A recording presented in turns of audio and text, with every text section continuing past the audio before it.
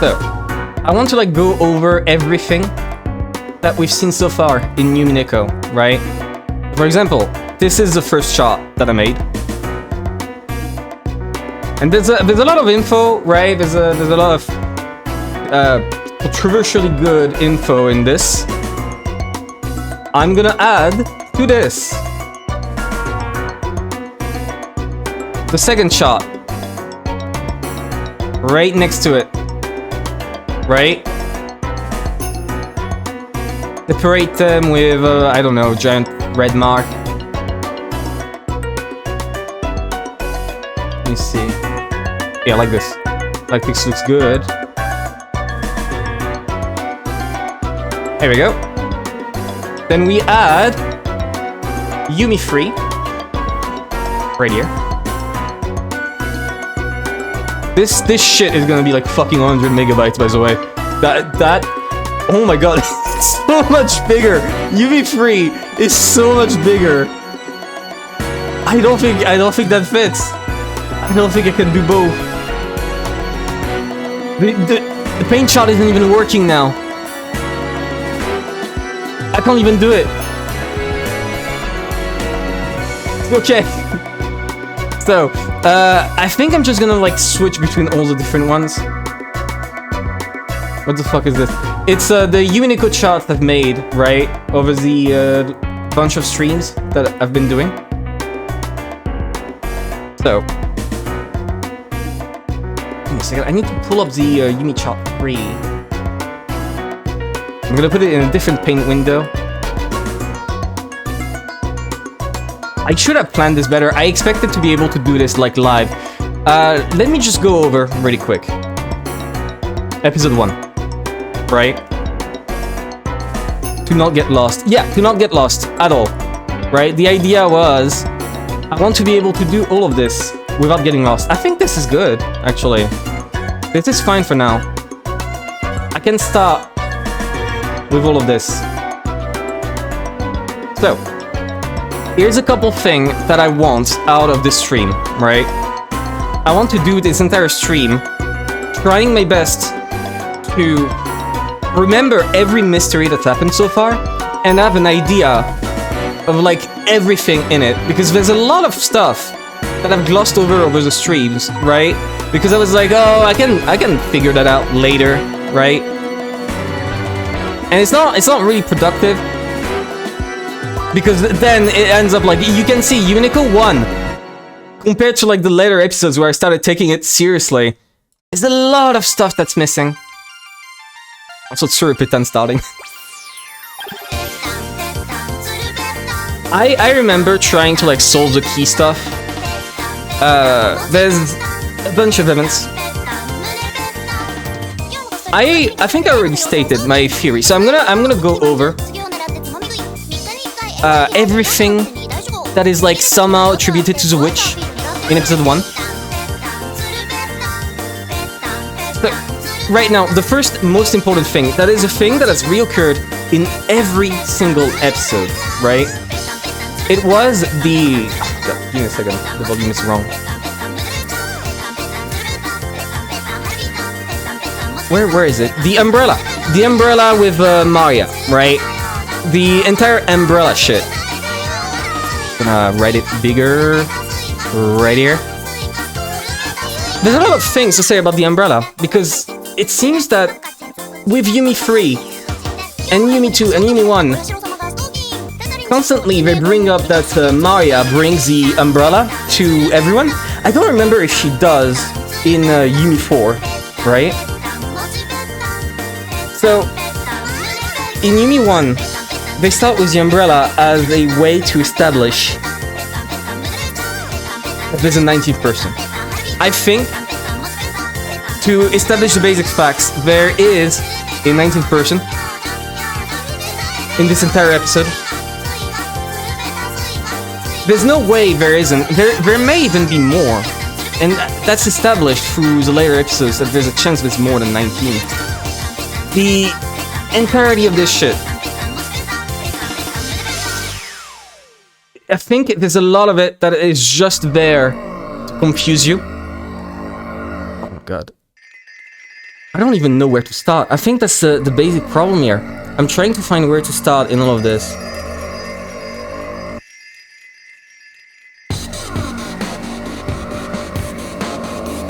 Right, I did go over this. In episode 1, I did go over this. I did wonder a lot about who it could be. About Natsui or Eva. And the problem was, throughout all of this, I was expecting to be exactly 18 because I thought, oh, there must be 18 because it's a trick by the witch, and I believe Kiri because Kiri is the bestie. The Kia Fisheye Maria. This one? Oh, this one. Yeah. This one is so good. This sprite, I didn't take the insane sprite. I think it was better like this. She sings about Betaman. In Tsurupetan, she sings about being flat as a board. I think that's what it was.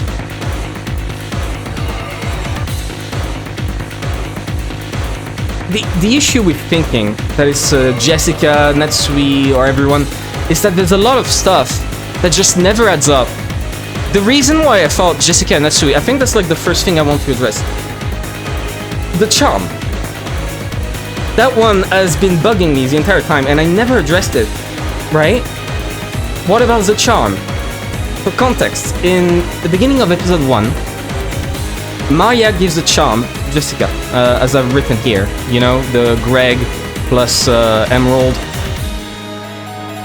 Fox Beto. And if we remember properly, in like the manor, give me a second to pull it up because I do have a layout of the manor in episode 3. Where is it? Right here. Wait, no, is it?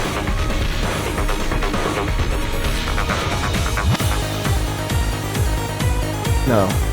Wait. My goodness gracious, I think I fucked. Oh my god. I want to pull up the chart for wherever my oh, question mark thinky tracks. Thank you. I'll add them to the list in a bit. Here we go! Found it. Let's go. We're rolling. We're rolling. Right here. This is exactly what I'm talking about. This entire thing. Which I'm gonna cut out all the unnecessary stuff right now. I think that's gonna be useful to have on the side. Around here, in episode 1, during the first night, we had every single adult in there, in the parlor. With everyone. Meanwhile, there was a Beatrice lurking about in the darks. A Beatrice that we don't know who it is, if it could be like one of the members, if there's an accomplice, whatever.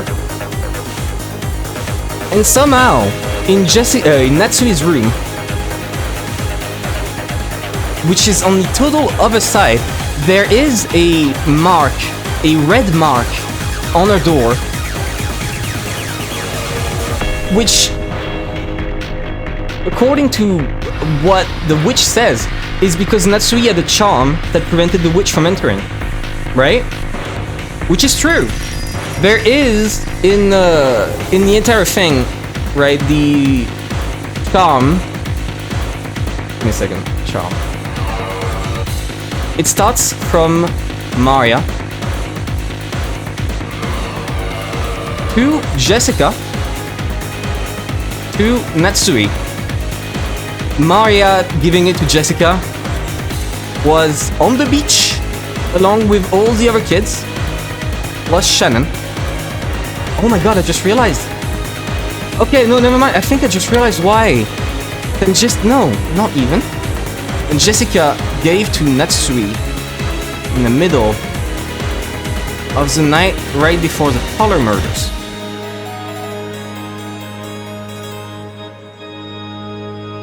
And then, once this all happens, during the night, wake up to red blood marks on the door to indicate Natsui had a charm, and thus the witch couldn't enter. This, the red blood marks, never happened again.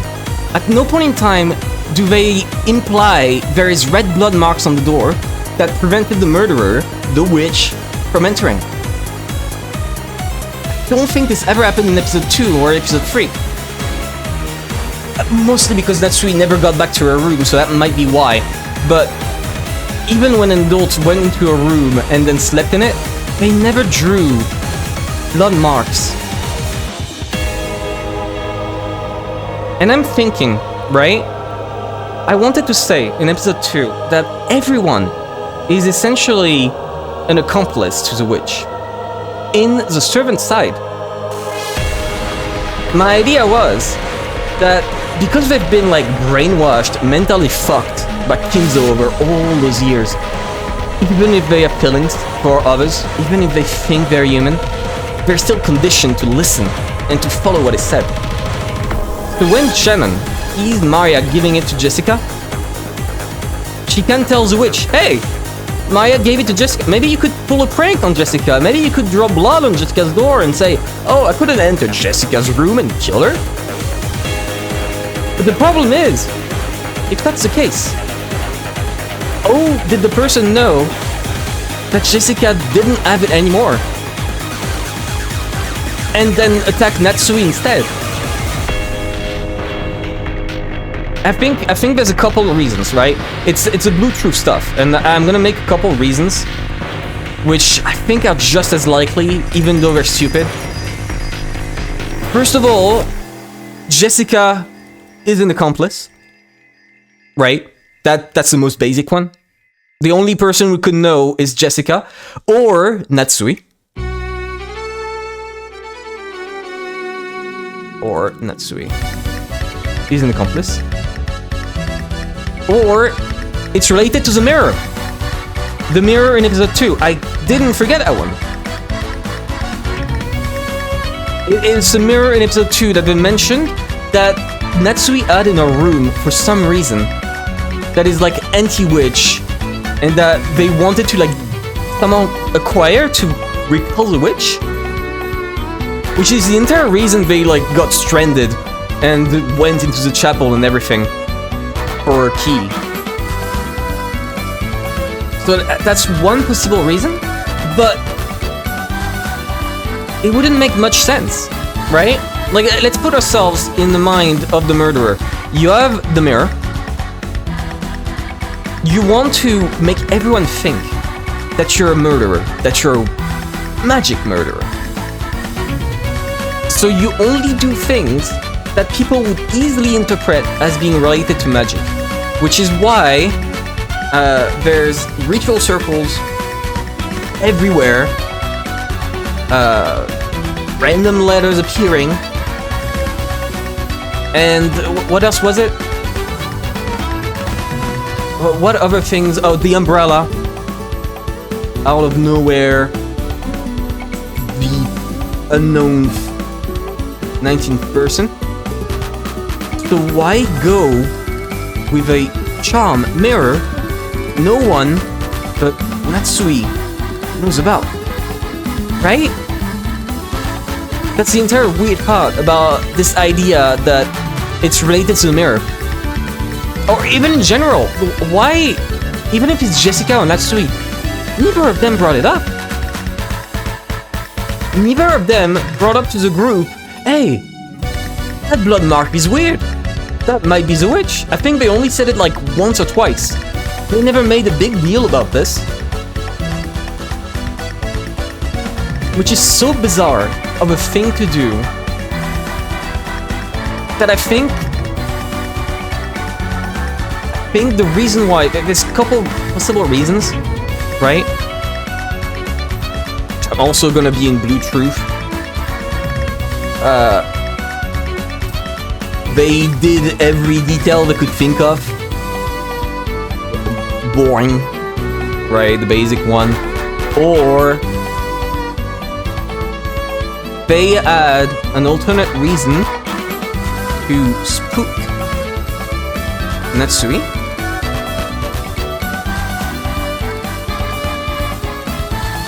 Or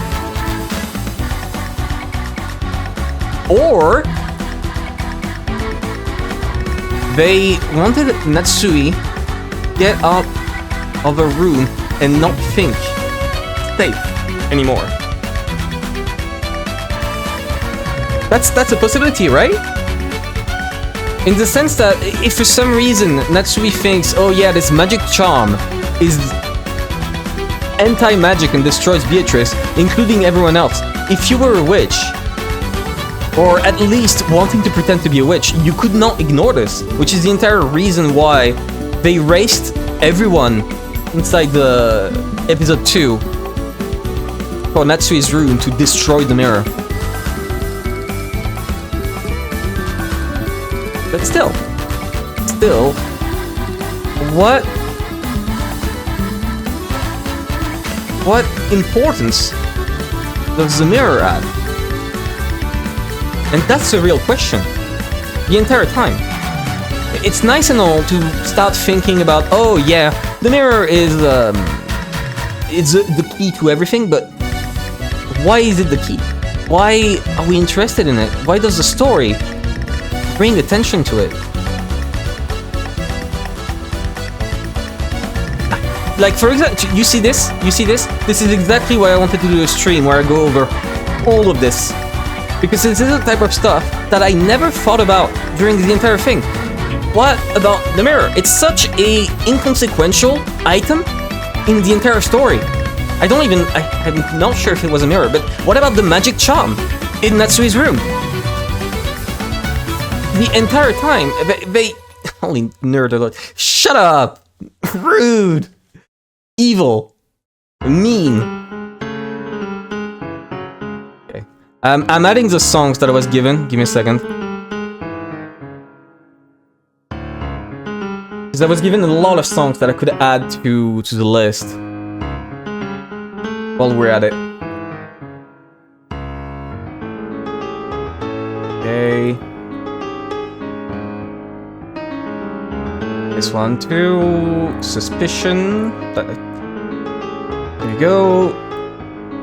Parallel, rhythm changer, and F style. That should give us a lot of variety. There we go.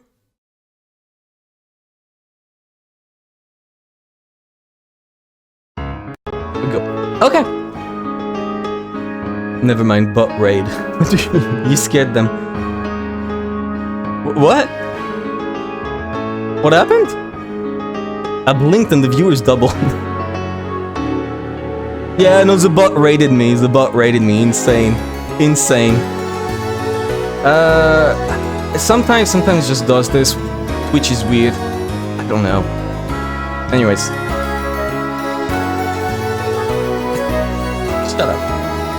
So, what importance does the mirror have? That's a detail that I think has a lot of importance.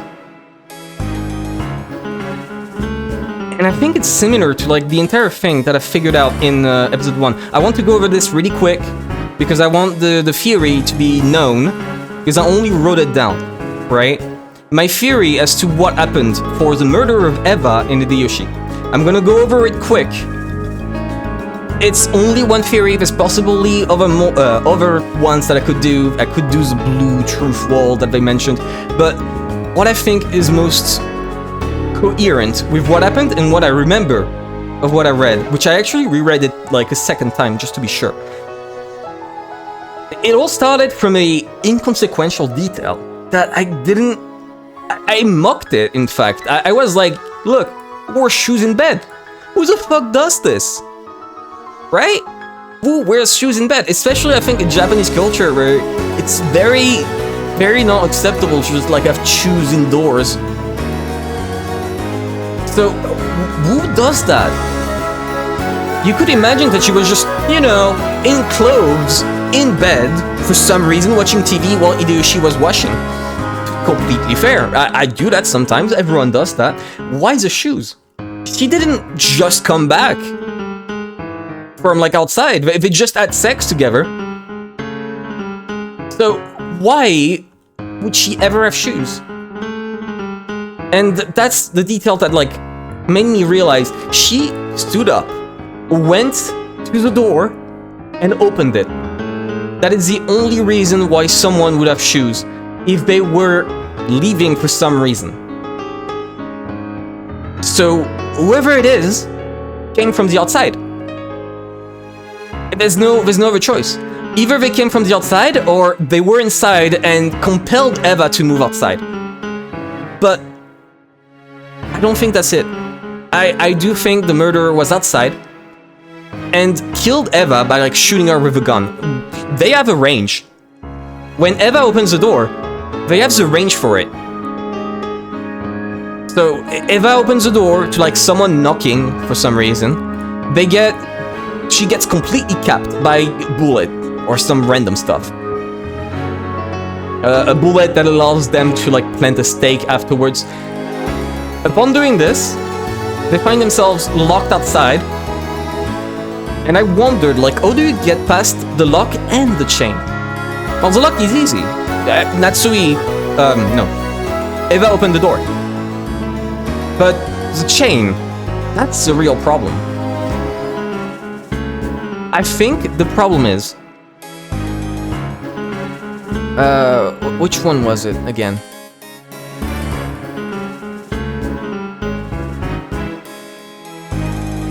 Oh, right! No, never mind! Never mind. Okay, so...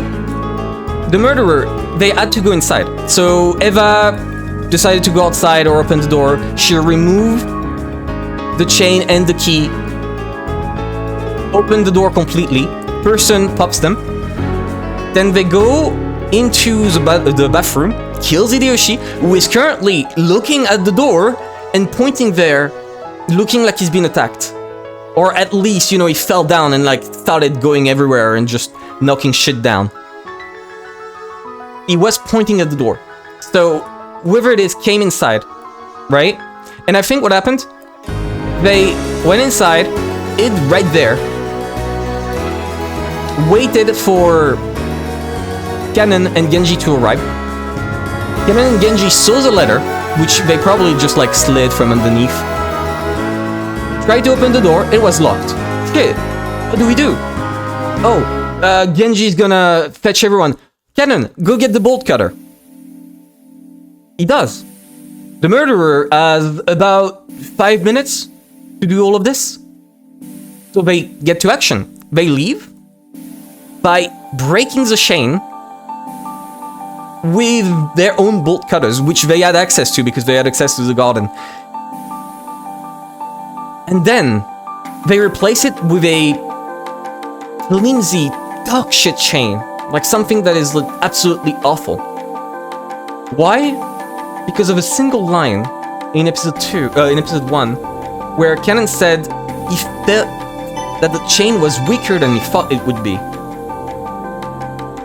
So maybe they replace it with like a awful chain after breaking it, off-brand one, or a paper one, or whatever. Because after like trying to open the door, they didn't try to open it a second time. That would be silly. And that's what I think happened the entire time. I think that's how you do it. And the witch was like, oh, I just sent the stakes through the gap and then closed it and everything. That's silly. I think it really is just like a clever play on that chain the entire time, which they replaced manually with a different chain. And this all started because of shoes. And I think the entire thing with the mirror is gonna be similar. I don't know why, I have a strong feeling this thing is so important. Or did the killer... Oh, but easy. They opened the door, closed the door from outside, or at least, like, you know, they came out of the door, right? Okay, there's so many fucking arrows. They came out of the door, by breaking the chain, which they had to have locked. Wait, what? No, you're right, wait. No, the problem isn't like opening the chain. If they were staying inside, the problem wouldn't be opening the chain. Oh, wait, no. Two possibilities. Two possibilities. I realized. One, they just opened the old chain, removed it, and replaced it with a longer chain. So that way it would be weaker, and it would allow someone to like open it from outside. You know? To close it from outside. So like replacing it with a longer one that has more give and thus is easier to break and wouldn't be noticed by someone who's in a hurry and not trying to reopen the door. And meanwhile they pop a tag on the door, you know, whatever. That, or, you know when they opened the door to kill Eva? I was like, oh, Eva just like was leaving, so she opened the door and then removes a chain. That wouldn't make any sense because Hideyoshi was showering. Why would she leave?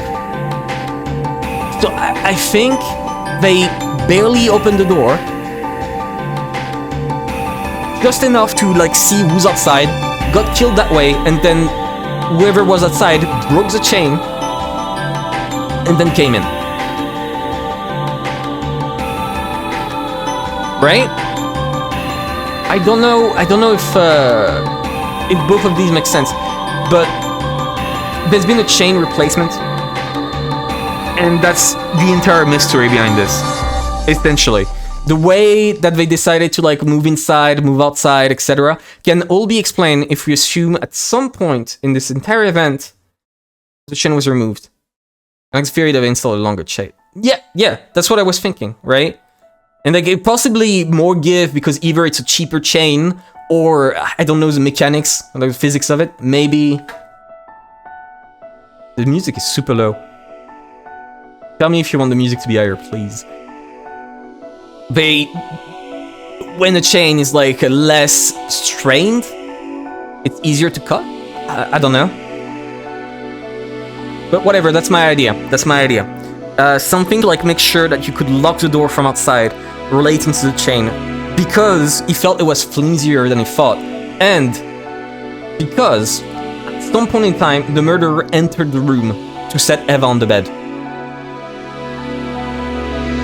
Because you know, Eva being on the bed is perfect.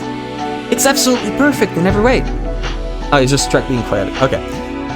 It's perfect in every way because you can say, oh, whoever was outside had no way to be like looking from outside. Anyways, so this is my idea for the first murder. I'm gonna move on from this.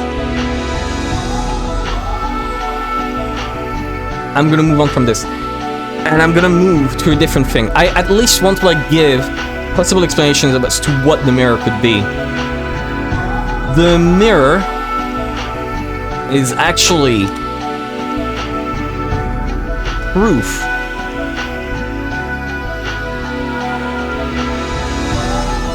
that the witch isn't real. I'm gonna write in slower text, smaller text, right? Or I just realized this. The mirror is actually the key to the riddle.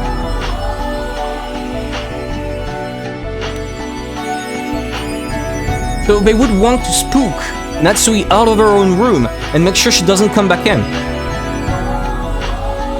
Or what other thing could there be? What other reason would you have to like focus on the mirror enough to try and scare Natsui away from it, or to bring attention to it and make them think that the room is not safe? I doubt the room is like much stronger, or at least maybe they couldn't rig the room to allow to set traps,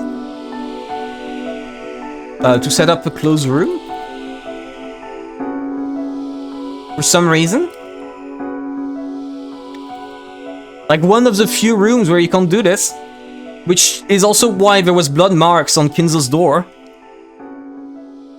And not on Eva's door, despite Eva also sleeping. That, or I think a final one that I could make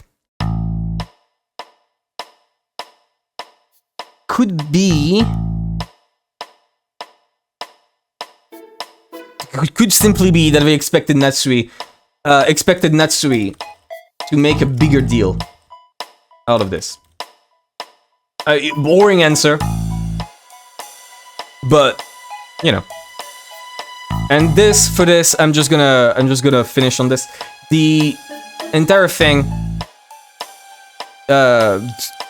somehow they spied and just saw give jump to Natsui. Here, I'm gonna move on from this, and I think now that I've started like going over all of this, I gonna really quickly make a list of the stuff in episode 1 that I should like write about, or at least a slight bit about. So, as I started doing it somewhere, but I removed it. Right, there's the umbrella.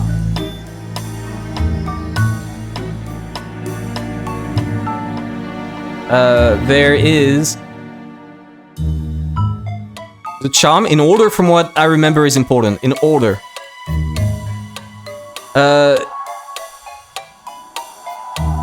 Then what was it? After the charm, they go to sleep. First Twilight. Second Twilight. Just the Twilights.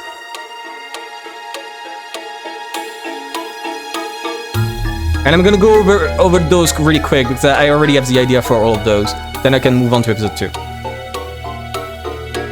That music is great. The music in Umineko is just really good in general. It's crazy. A lot of fun time. The Twilights. Then Kinzo's disappearance. He's dead. You know, that's already solved. And 19th person. Possible accomplices.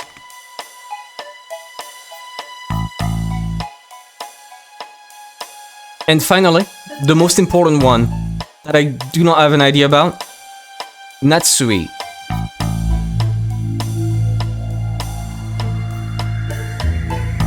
Is that true? Is that everything that there is? I read this like 6 months ago, by the way. The fact that I remember so much is proof that this VN has been haunting my mind, by the way. You have no idea how crazy it is that I still remember all this shit 6 months ago. Probably more. No, I started in like February.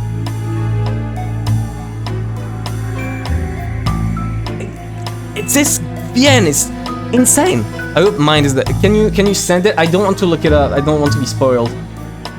Because no, it isn't. If you want the music to be added to the list, please send it in chat. And I'll do so. As long as it's not a virus. Otherwise, I would die. It starts with the umbrella, then the charm, then they start killing. They start in the parlor, they... Maria's letter! Or the, Kinzo room letter.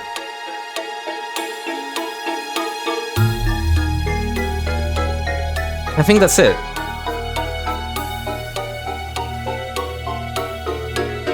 Oh, also... No, okay. So, I think I can go over this, all of this, pretty quick.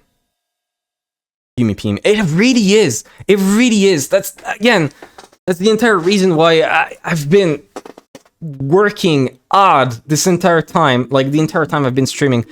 I've been, like, making all this. Like, you can see it. At first, I didn't really care.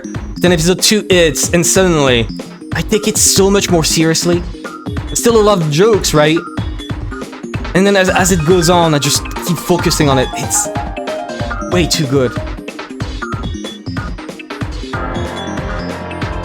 Okay.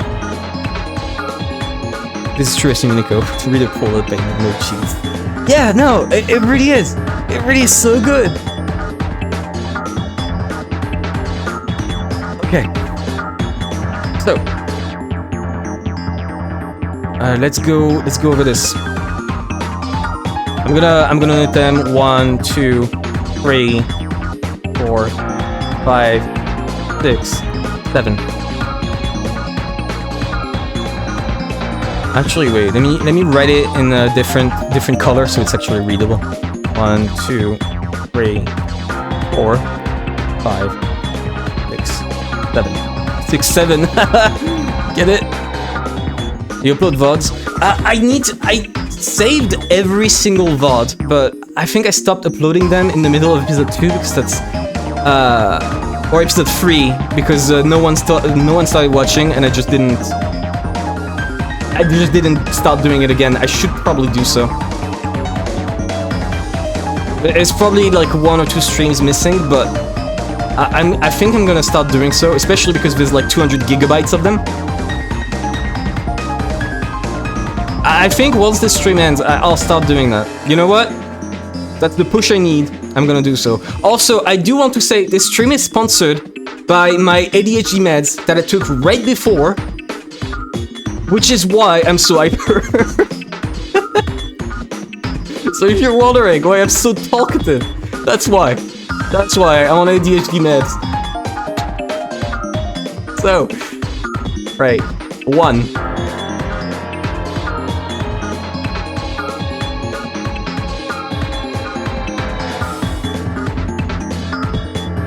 Umineko fiends like me. Oh, Umineko. Okay, no, I didn't. I thought you meant finds. Yeah, no, I know. There's that's a thing I've been told that a lot of people in the Yumi community just like look up other people's VOD to like see what they think and everything. Okay, so umbrella. A couple of ideas, which I'm gonna write much smaller. I think there's not even like that many ideas I could make, really. It's a 19th person. Fake Beatrice.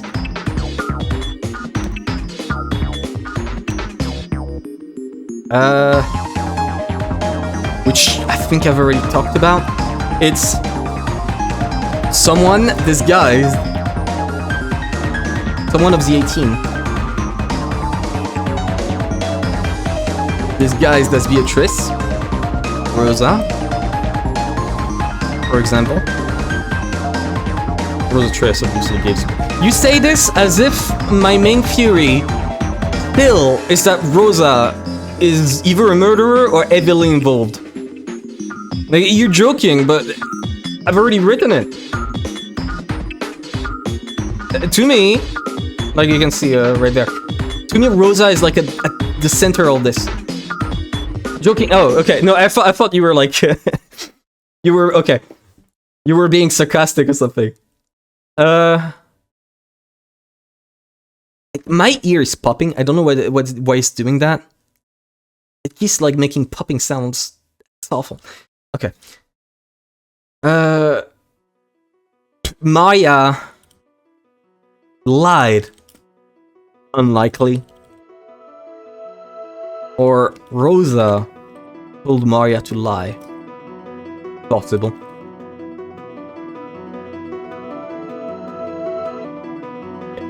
That's it. Right? It's simple enough. Simple mystery. 2. The charm. I've already went over all of it. See above. It's a key detail that is easily missed, in my opinion, and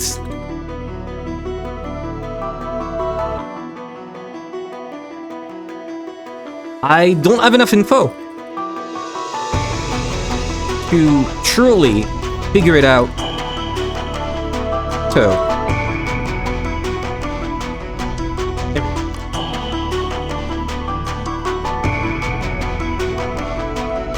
okay, 3. 3 is the Twilights. I'm gonna keep it for like below, right here, right? The first. Okay, give me a second. Let's do that really quick. If fucking things letting me switch colors. Thank you. Maya made up about her backstory so people would feel bad for her. True. Absolutely true. You know what? That's true. That's true. That's absolutely true. So, first Twilight. Simple enough. Rosa. Murderer. I'm just gonna write murderer because the murderer is the fifth option on this. First Twilight murderer. Wait, why are you doing this? First Twilight murderer poisoned everyone. Murderer killed everyone, bare ends, with accomplices? Unlikely. Or gas in the room. I mean, that would fit under poison, right? But gas in the room to knock them out. And then after this, for the entire thing of like putting them into the garden shed, they took the garden key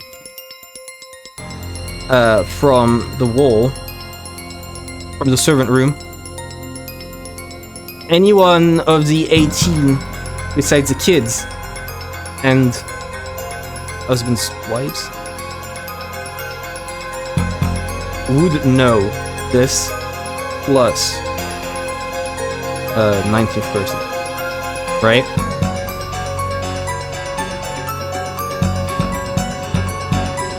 Let me write it lower size,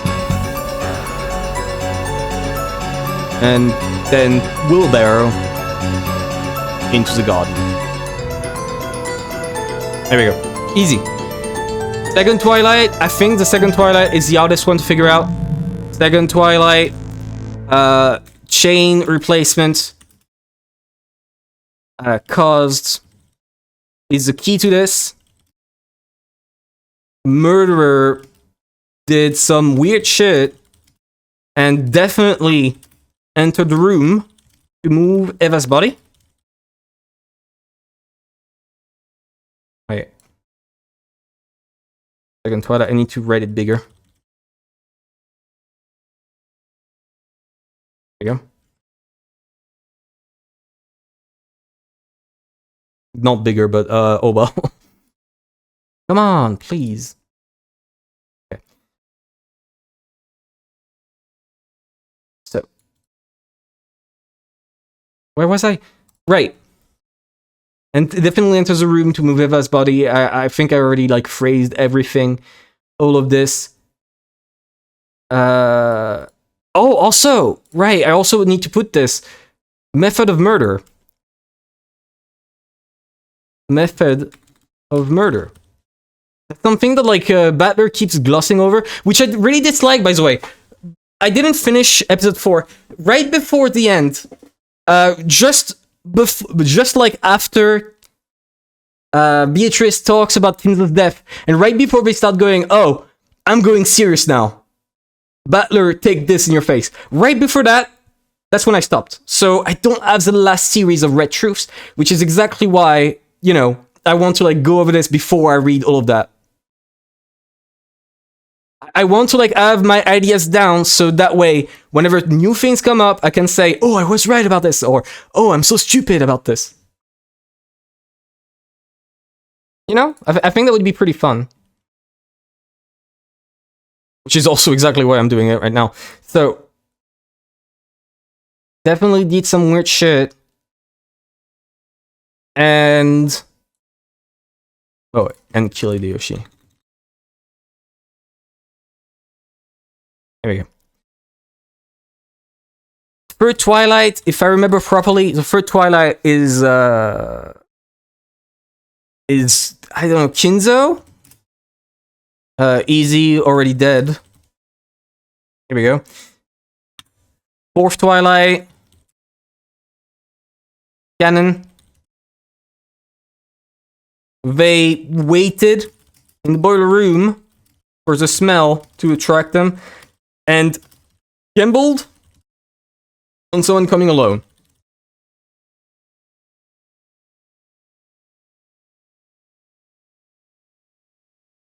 Okay. After this, if I remember properly, what was the fifth Twilight? I think, oh, by the way, the playlist. Yeah, you're right. I forgot to like turn it on again. I think I need to pull up Umineko. I forgot to do so. Save. And...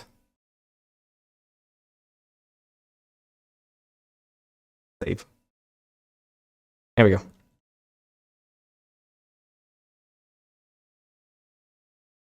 I don't think it's saved. Oh well. Starting the playlist again.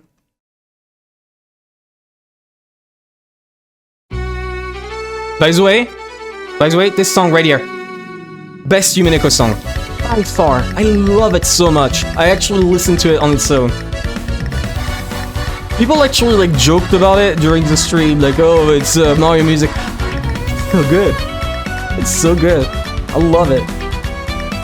Anyways, I'm gonna boot up Umineko because that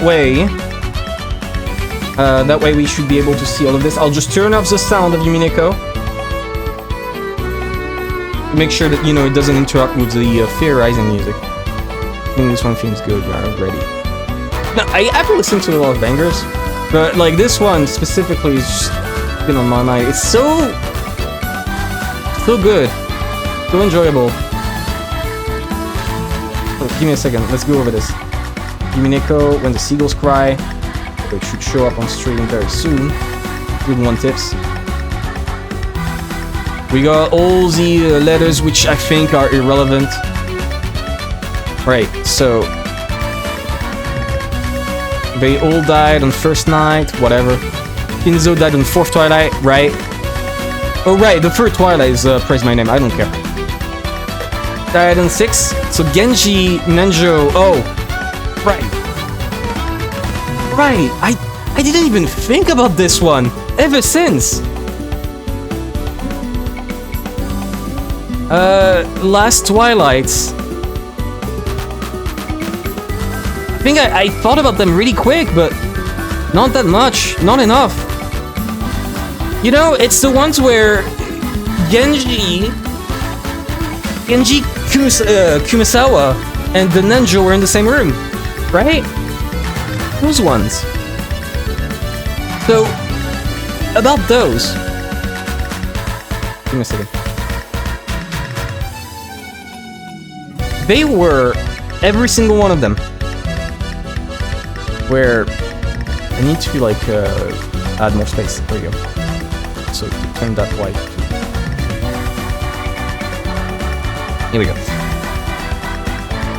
So the layout of the room, if I'm not wrong, the layout of the room is something like this. There's right here. I'm gonna put the chair here because it's relevant later on. There's a chair here. There's a sort of wall. Right. Color it brown for chair.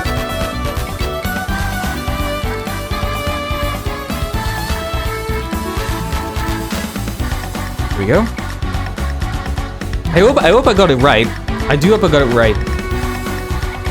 And then right here is the door.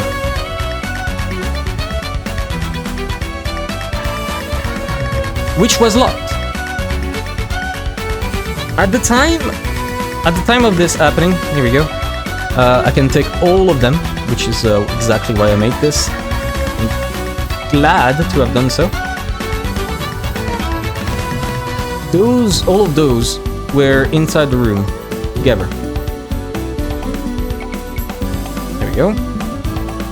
Good old Nenjo. and Maria.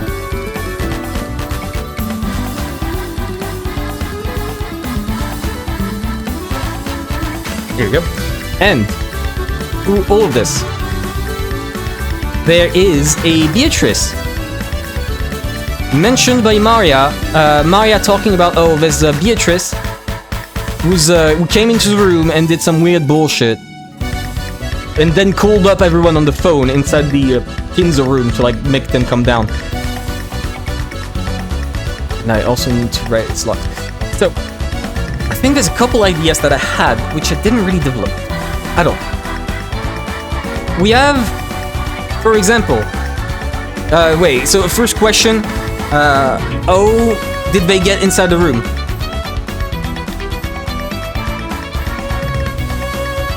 Right? That's the first big question in all of this. How did they get inside the room? Couple ideas. There we go. They were already inside the room. Knew this was the second safest place.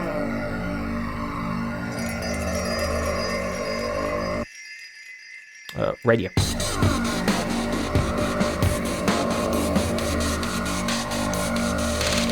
This one, right, for example, or they got the people inside to open the door and kill them. Was the door locked from the outside or from the inside? I don't remember that one. Ah, shit. Well, I don't think it matters because okay. I don't even remember if you can see this one. Does anyone remember if it was locked from outside or inside?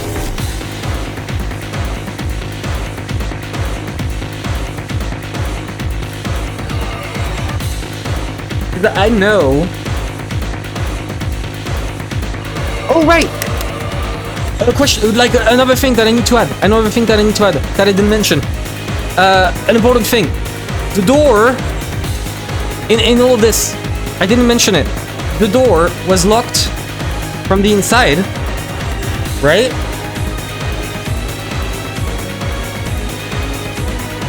But Kanon and Genji.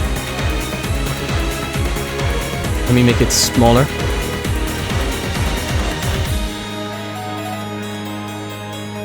Yo. Come on, what are you doing?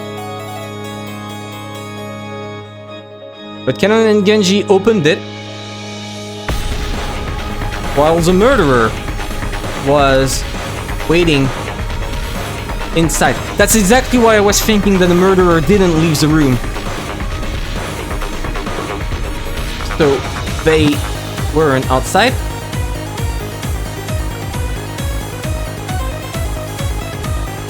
Yeah, I mean, obviously, I don't know why I'm writing this. There we go. Kanon and Genji opened it while the murderer was waiting inside, so they go, wow, it's locked from inside. Weird. There we go. And then they open the door, notice the chain. Holy shit, that's bad. Let's break them. They leave with the door still open and only the chain is left. Then the murderer does weird replacement shit and doesn't have to worry about locking the door from inside. Right? Like, do you see the vision here?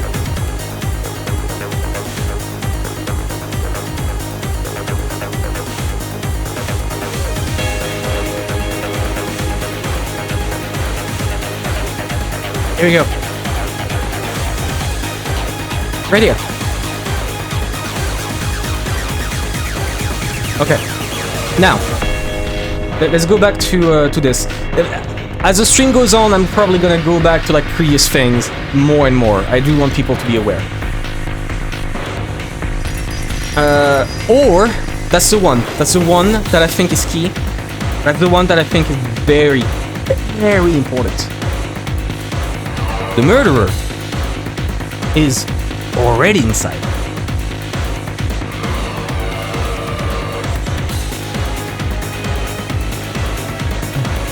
Which seems like I just wrote it above, but let me rewrite it properly. The murderer is one of the four.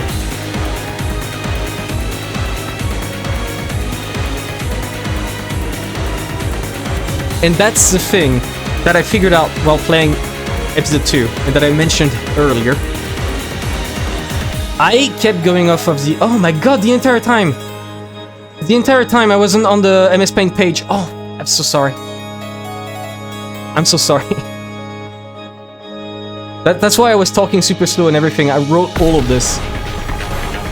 Do tell me if I miss out on this stuff, by the way. Anyways, keep going. So, as I said, murderer is one of the four. There we go. So what does that mean? This goes back to episode 2, where no, just the servants close to Kinzo are all brainwashed / conditioned and would follow his orders no matter what. Especially Genji. Maria could be told a lie and believe it because of magic.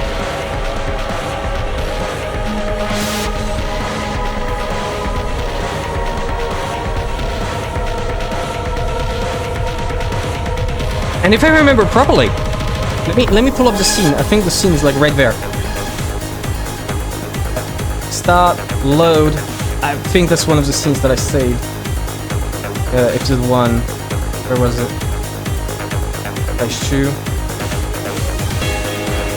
That's one of the few scenes that I didn't save. Oh, that's bad. Whatever. So, it's the scene where Maria is inside the room, and in that scene, that specific scene, Maria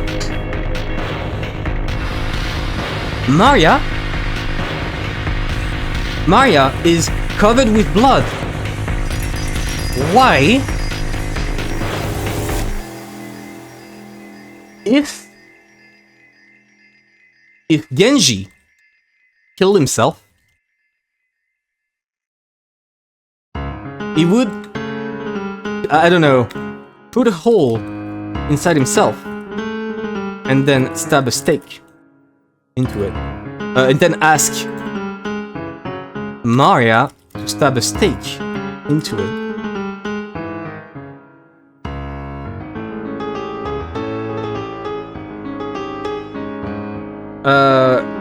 If Genji kills, like, one of the things, right?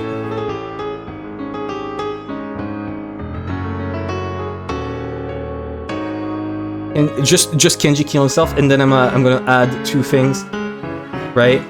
Remove this. Here we go.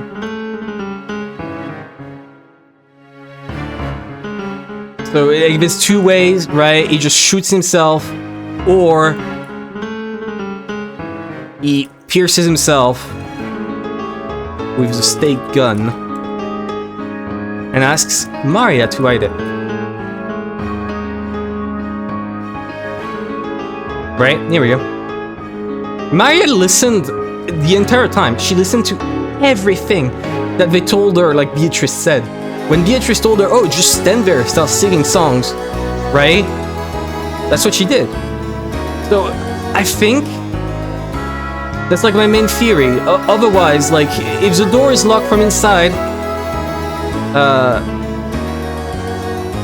if it's from inside, if door is locked from inside, the murder, suicide,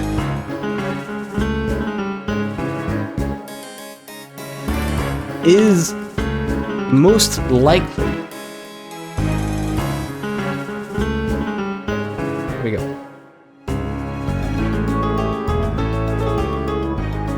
Perfect.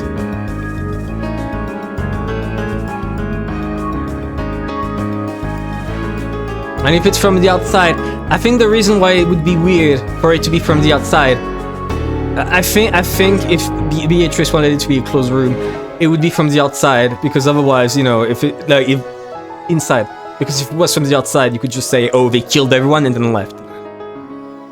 It wouldn't be a closed room, right? That's it. I think that's everything I can say about the Twilights of episode 1. There we go.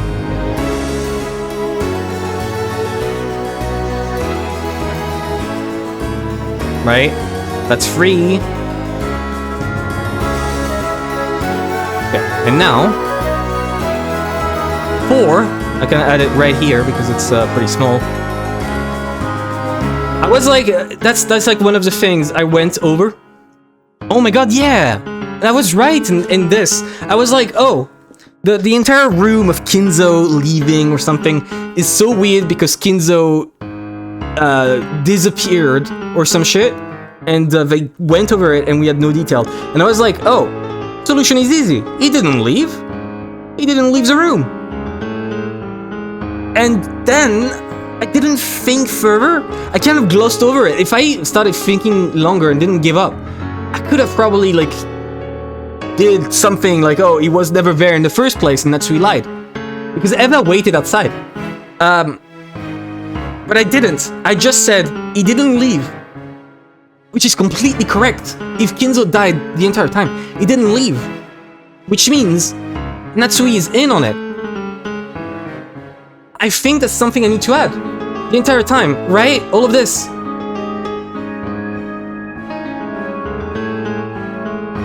I completely forgot this part. Natsui is in on the death of Kinzo, so she definitely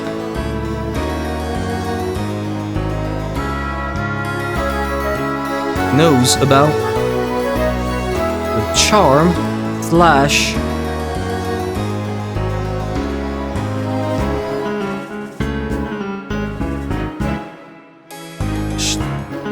mirror? Something isn't adding up. Something isn't adding up.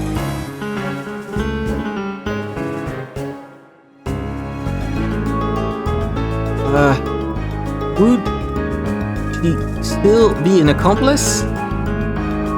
Or is Kiri right that they just did a death scheme about Kinzo? Dead in F4.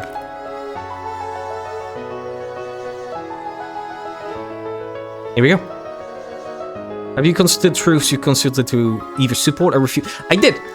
However, it is the important part. There is no red truth in episode 1.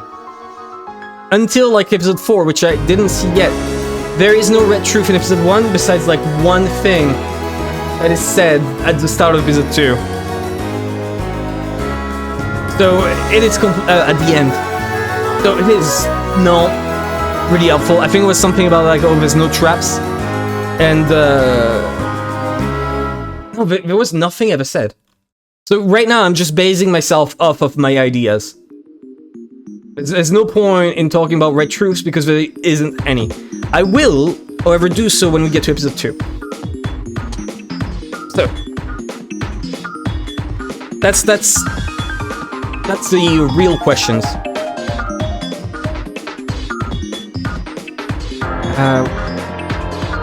This could explain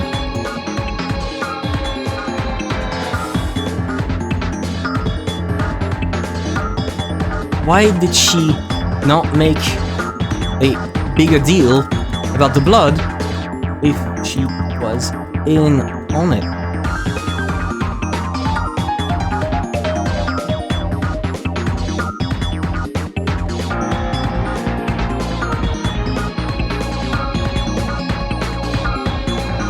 Why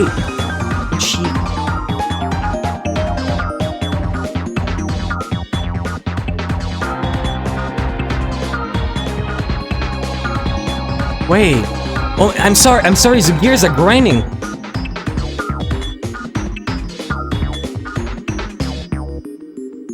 No, there's no way. Why? Oh my god. No, the fact that she knows about Kinzo's death means that her involvement is beyond just being a victim of all this. Because she went into the room and pretended he was still there. So why? What the fuck?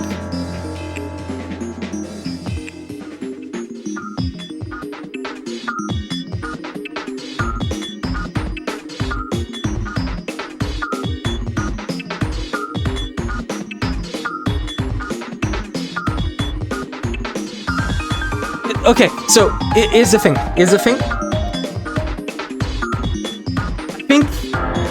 I think if she's in on it. Okay, if she's in on it, either she's only doing it for the scam, he's innocent,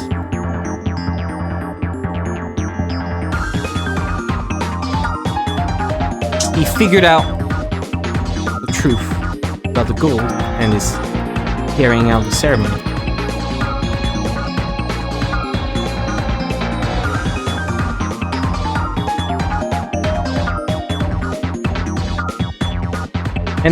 And he's helping.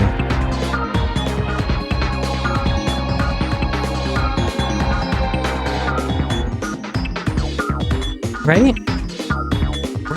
Okay, that should be in blue. I should be writing this in blue, but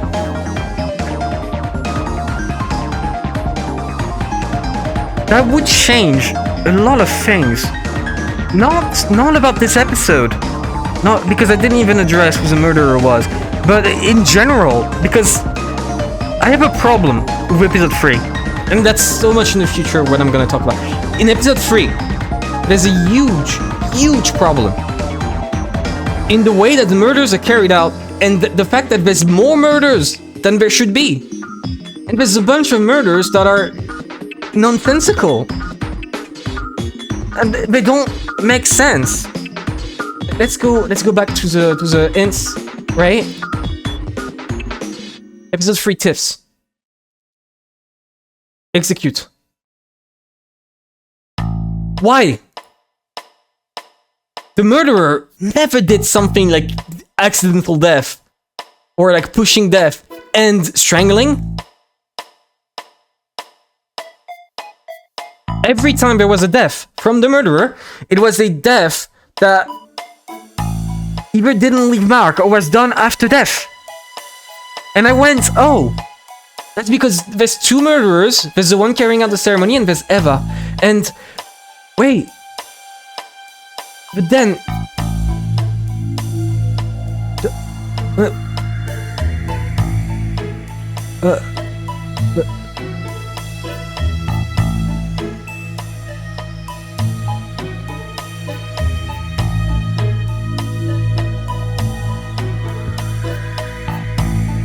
The new witch will not let anyone survive.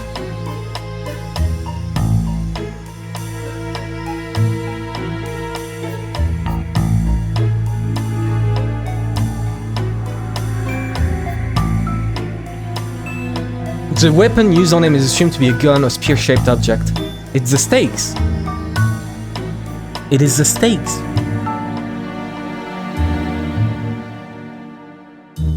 It's...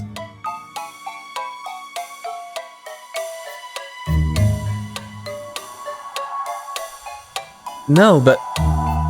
Huh? But... Oh, did George die? Oh my... No! Okay! I understand! So... This is so... out of order, but... This is important. I need to write it down for later. So, in episode 3, I'm gonna write it right here. Ep 3. because I want to remember it for later. You have, in order, there's a bunch of deaths. There is the 6 murders. 6 murders. Rosa, Maria, killed by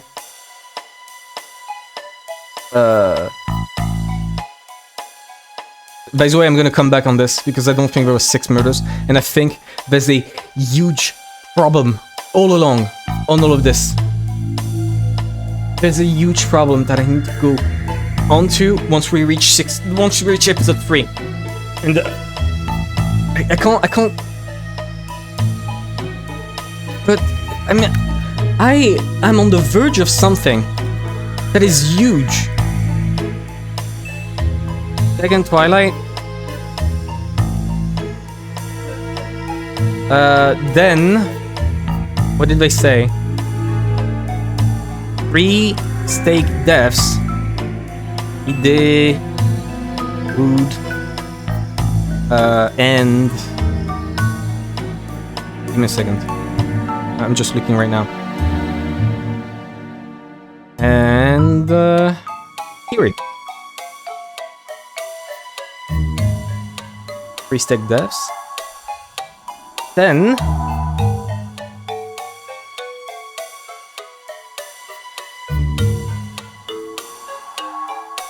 what happened? Right, Natsui can cross offered by Eva, right? Because there's different method of execution for all of these. I didn't need to click that. Give me a second. I'm currently looking at the game right here. The entire problem is, or did they die?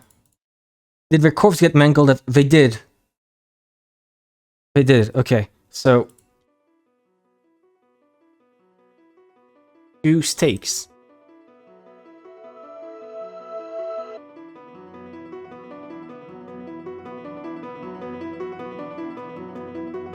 What does the epitaph say again?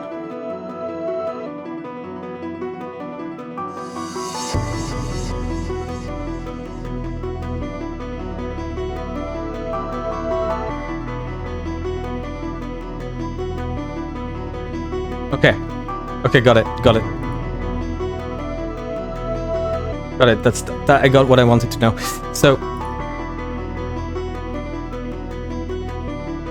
after this, right? There shouldn't be any more deaths. After killing them, then George, Nanjo, and Battler die. Nanjo and George killed with a spear, possibly a mistake.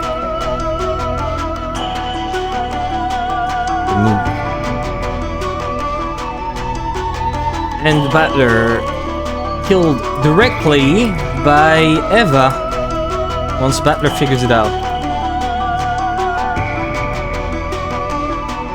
Battler figures it out.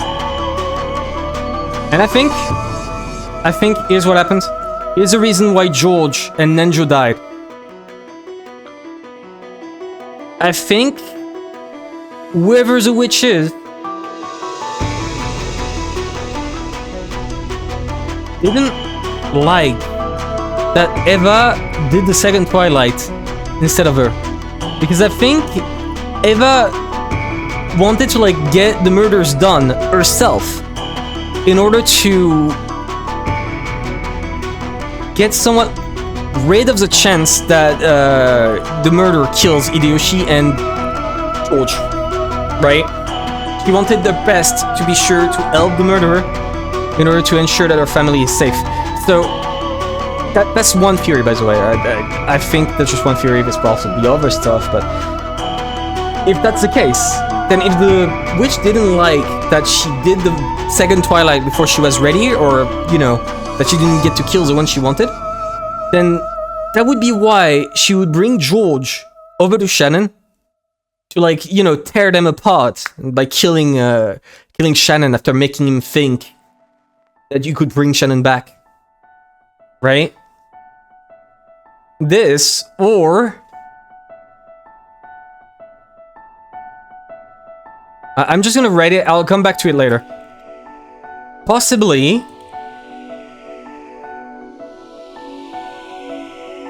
George, Nanjo were replacements for Rosa Maria, killed against the epitaph, the witch's will.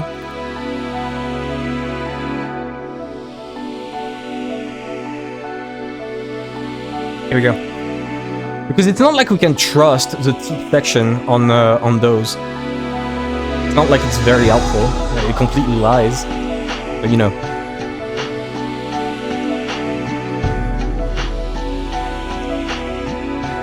Okay, so let's continue. I have almost finished episode 1. There's a lot of stuff that, like, I'm approaching episode 1 and I won't go over again in the future episodes.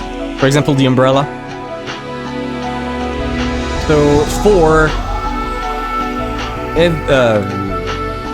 he's already dead. Natsui is in on it. The degree of which I don't know, and that changes who the murderer slash accomplice is. Enzo's room was always empty.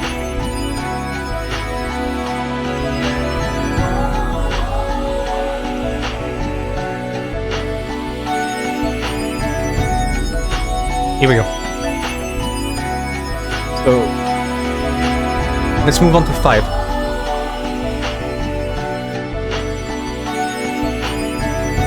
Once we're at 5. By the way, do tell me if you want me to move on or anything. I hope the stream is entertaining the way I'm just rambling on. 5 I should keep for later. I think 5 I should keep for afterwards because it's after, you know, the most important stuff. So let's go over Natsui's death. Wait. 6. Go. Natsui died, here we go, with a bullet wound to the end after reading a letter in the main hall and defying which went to the main hall and defied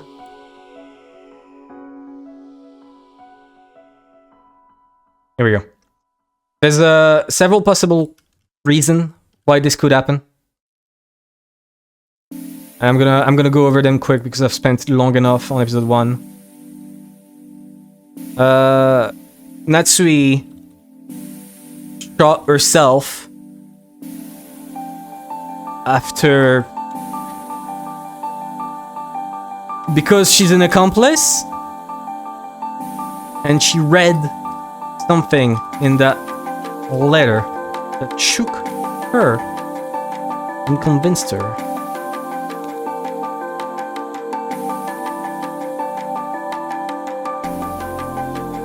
Here we go.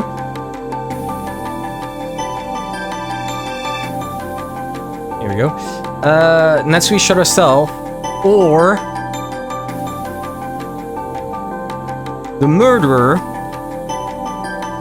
had a second gun. Possible. To F3. Right? The murderer had the second gun and shot first. But give me a second to pull it up because I think it's important. I remember something very important being written. It holds 4 + 1 round. Did they mention how many round was left in the shotgun? Wait, I'll just write that. I'll just write that because I was looking right now. They don't mention how many bullets were left. Maybe on Matsui's page once she dies. And Battler. No. Okay. So. And I'm just gonna write that. The amount of bullets left in the gun determines which is more likely.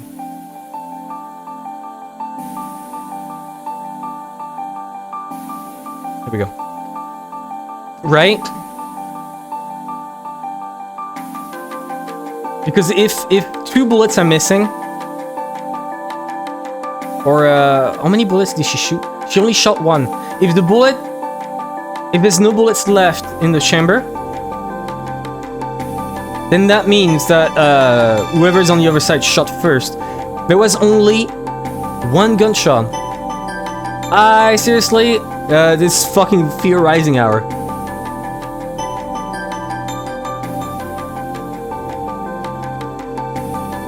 Here we go. So, I think this one, I'm gonna have to come back later in the story, because I don't think I have enough info on this specific one to be able to determine. Because I think there's a bunch of other possibilities that I've not envisioned yet. And also, there's a mystery that I need to address in the future. I'm gonna write in red. Later. What happens to everyone in the final Twilight? I think that's something I need to figure out later. Not later like later in the story. I mean later during this stream. Which is not while we're talking about episode 1. Because I don't think this is possible to figure out with episode 1 info. At all. Okay. That's it for the 6th one, right? Then there's Kinzo room later. 7.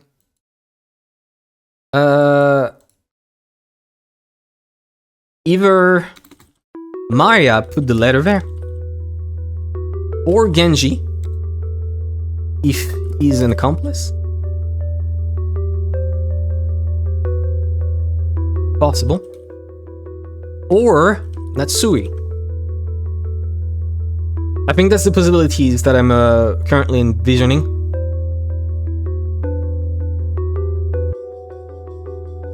Or Genji, or Natsui.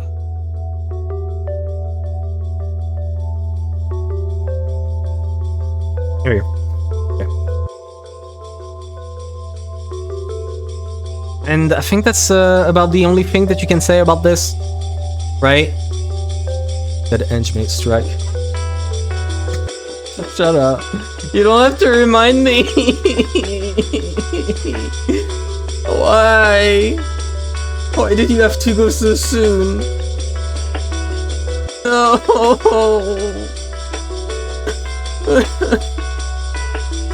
Okay.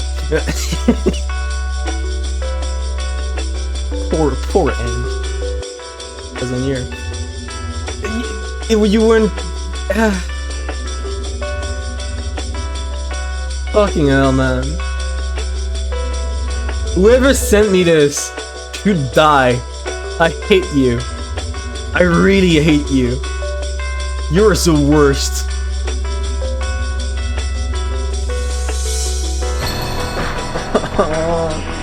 Okay.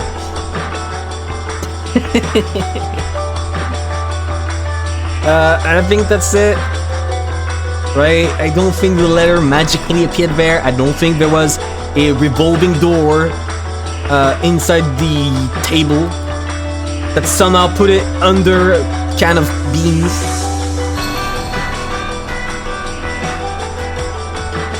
Thank you for not doing so. You should not say so afterwards because it really hurts my feelings.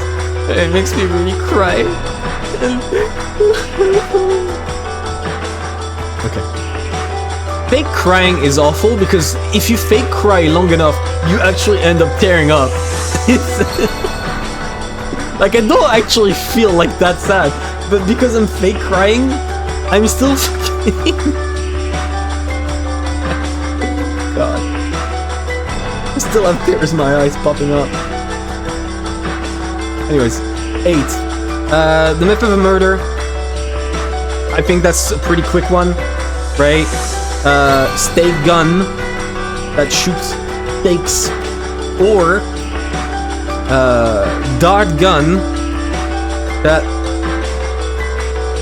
shoots poison, tranquilizing dart, puts to sleep instantly, and then they shove stake in. Possible.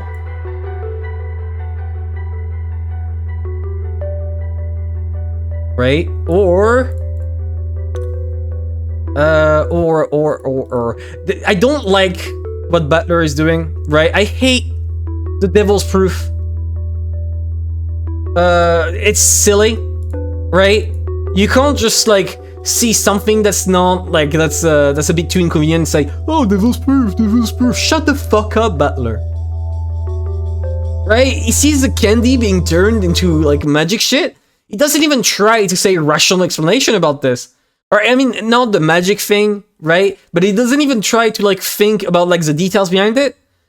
Because when you do magic, there must be a basis in reality. So, how did someone get a, you know, intact candy? That's a thing he could have addressed. That's the Devil's Proof. That's the proof that you need to debunk the Devil's Proof. But he never does that. Every time he says Devil's Proof, he's like, oh, there's a secret mechanism. I don't have to say what it is. Shut the fuck up. That's not how it works. I agree that it's a Devil's Proof. Like, here's the Devil's Proof. It's a real one. Stake gun that shoots stakes. Okay, describe to me exactly how the stake gun works. I don't fucking know.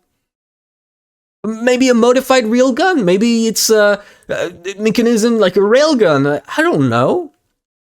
Right? It's something that shoots stakes. That's reasonable. But just simply staying, like, because, you know, a gun, you can do that. And I can imagine, you know, someone modifying a gun. You have people 3D printing guns nowadays that shoots random shit. I don't know their inner workings, but I know you can do that. Here you go. I think an important part is the stakes are very light. Makes them easier to shoot, or shows that the wound was done before the stabbing. That's a Umineko 4 shit, by the way. Right here.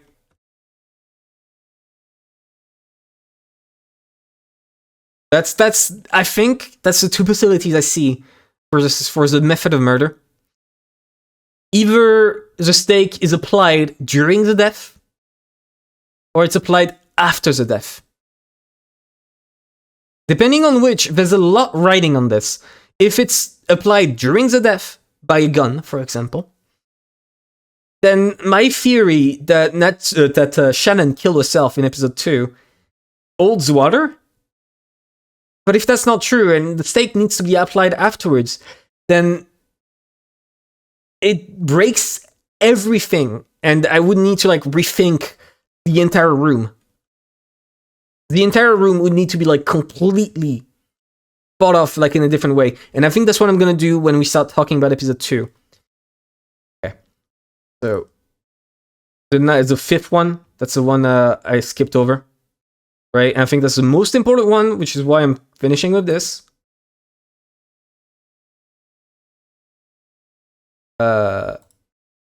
End result.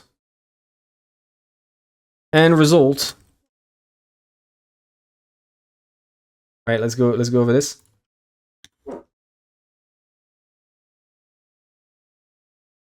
Natsui. Actually, there's a bunch of possibilities. Let's go over all of them. I'm getting lost in details. I think the problem is there's so many possible accomplices or murderers. I think I need to like go. I'm gonna say a murderer, and I'm gonna say what accomplice would be needed to accomplish result. Right? So Natsui, murderer, leads to. Right in lower size. Here we go. Jessica, Rosa, whatever, innocent. Genji and the rest still follow the ceremony, and her, if she found the gold, she would be the new Kinzo, right? And they would listen to Kinzo, whoever Kinzo is. They would listen to her. Because like they've already established in episode 4 at some point that Kinzo could be a title that's passed down, and Beatrice refused to repeat that. That's a possibility. I'm not saying that's exactly what happened. That doesn't matter. What I'm saying is the new servants would listen to the one who found the gold.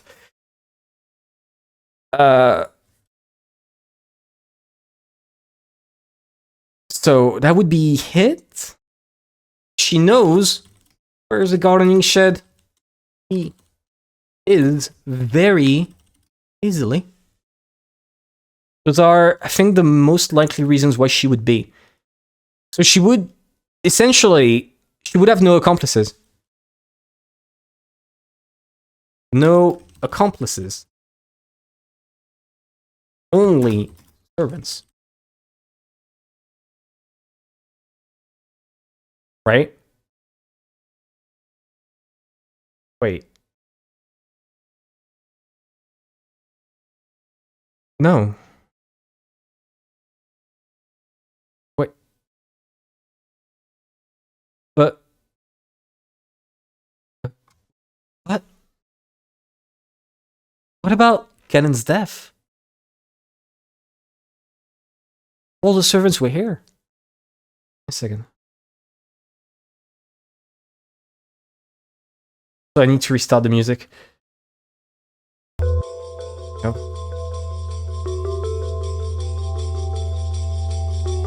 Yo, we're gonna open the tips again.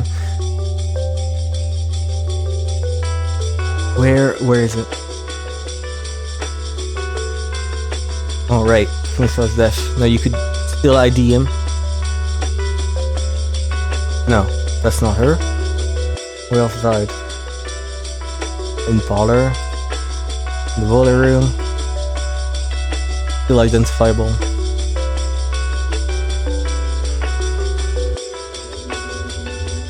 If Natsui is a murderer, then none of the servants, like the Genji would be an accomplice, but that's it. By the way, I need to modify this. Only the furniture. That's important. Okay.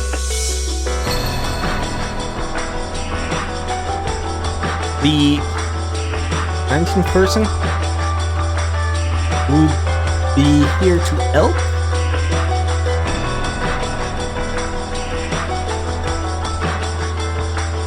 And right.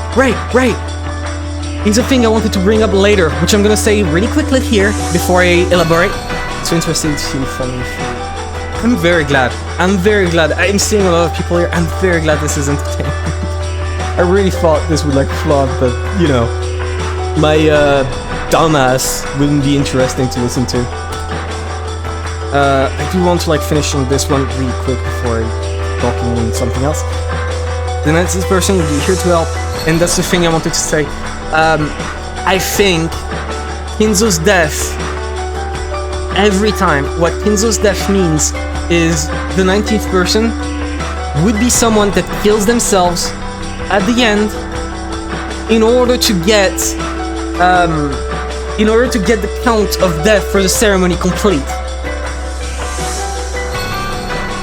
Because if Kinzo is dead every time, there needs to be a replacement to his death.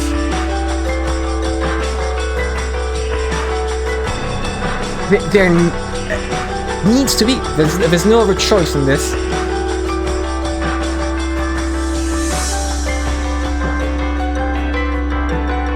Why?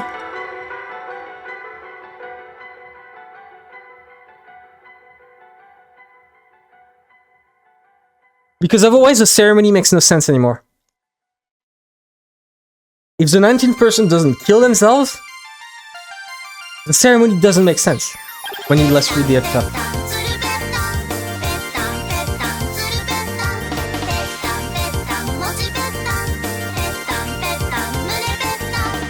Petan, petan, tsurupetan.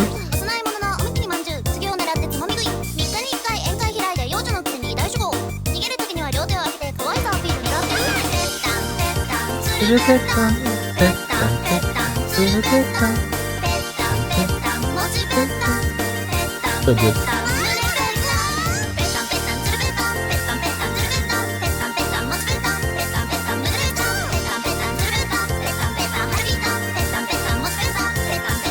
There's a sex chosen by the key for sacrifices. If the key would be the one who finds the gold,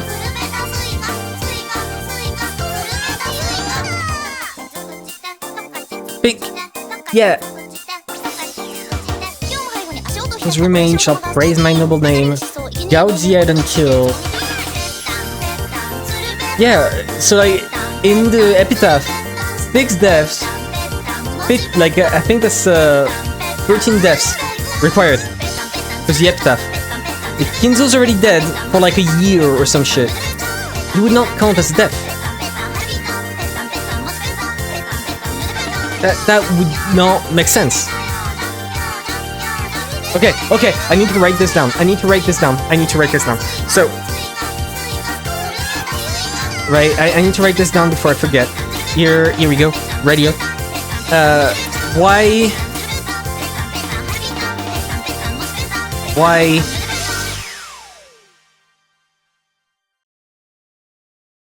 would the ceremony be broken by Kinzo's death? No? I think that's like the main question. Like, that's exactly what... Okay, that's what I wanted to bring up when we were in episode 4. The fact that Kinzo is dead. It's such a problem for the entirety of the fucking story. And Battler didn't realize that. Well, he dropped that when he got Beatrice to say, oh, Kinzo's already dead in red. This dumbass didn't realize that the entire ceremony doesn't make sense anymore. Because if that's the case, if Kinzo is already dead, if you count his death as not being killed, that leaves two possibilities. 1. The ceremony has always been bullshit. And so, listening to the epitaph does not matter. And it's all like a play. The murderer can cheat on the epitaph at any point in time. For any reason they want. And 2, an extra person dies during the series, during every game board. An extra person dies, one which we never see the corpse of. Or 3, Kinzo dead actually counts and whatever. This one's lame. I don't like this one. I think I need to write that one bigger in 48 size. There we go. This is early death.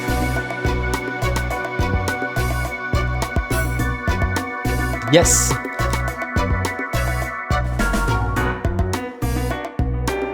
The murderer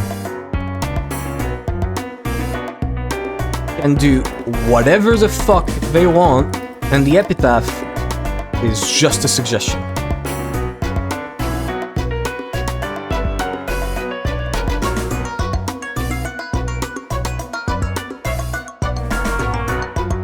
No, I'm gonna write 2 no's.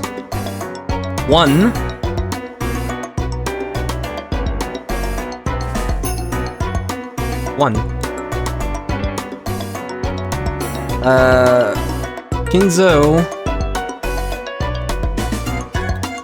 Kinzo dies before, or right before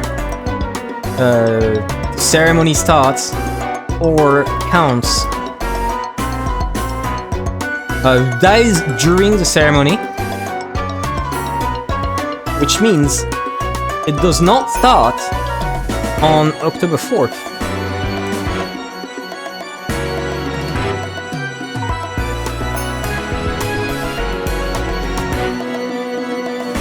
Okay, that has big implications too, and I'm gonna go over this. Murders work like Boston tables. Maybe, I don't know. It would mean too.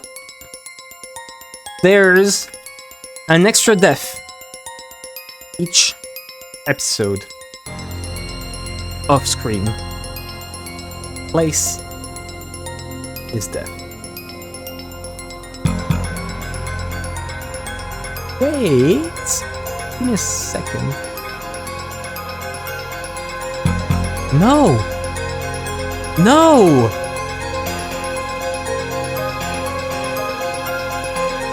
Or...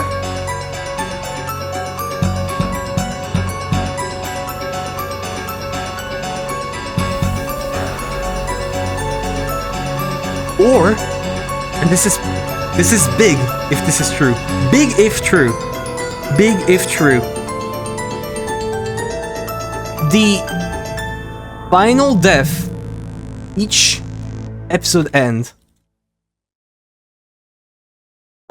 which I think was Nanjo, George. No, I think George was not one of the final death. I think George was a stake death. Let me check. Let me check the writing. Wait a second, it's taking a while to load.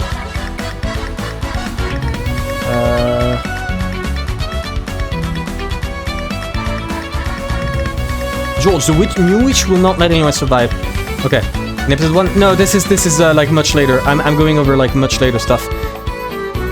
Right now, I've gotten distracted, so I'm going over this. Nanjo. Wait. F1, Natsui. F2, nobody.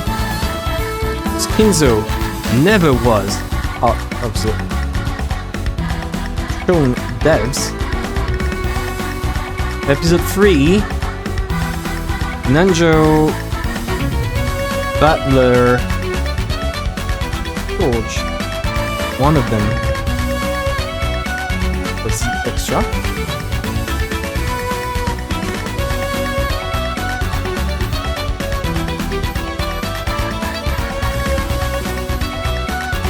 And episode 4.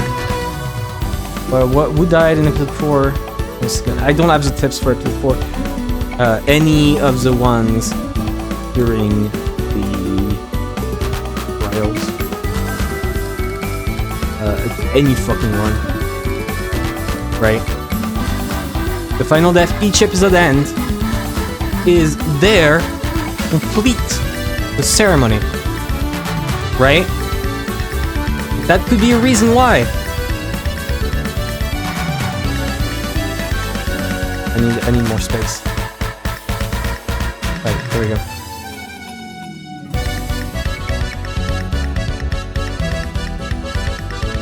There we go. This one I can put to the side.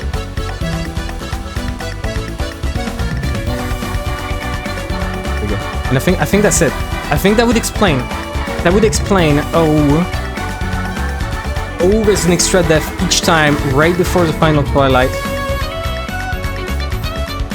Or if there isn't, it's, I don't know. I think that's what makes the most sense. I think if the ceremony starts, I don't know. Okay, let's move on. I will think about this further when we reach later episodes. Okay, so there's an extra death each episode, right?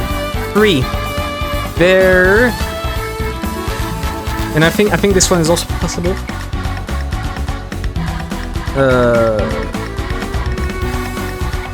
Whoever, someone else starts the ceremony in the first place.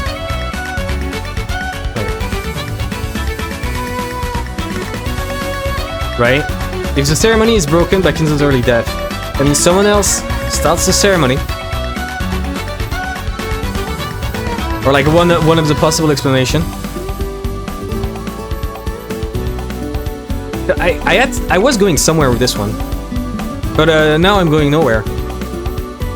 What did I mean by this? Someone else starts the ceremony in the first place. What does this lead to? I know this leads to contradiction and a problem that will explain things. If someone else starts the ceremony,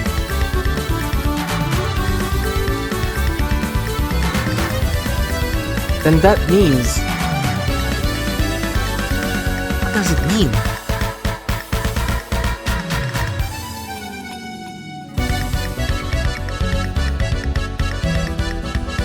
Right, no, this would just be directly from this, right? This would just be directly a consequence of this. Someone else started the ceremony in the first place. Right? No, it's... Okay, that's it. It's a consequence of two, where if there's an extra death each time, then it's not Kinzo who starts the ceremony.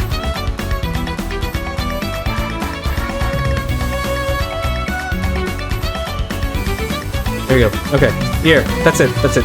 That's all I'll go over. And that's the problem with Kinzo's early death. And there's so much about this that has not been addressed so far, and it bothers me.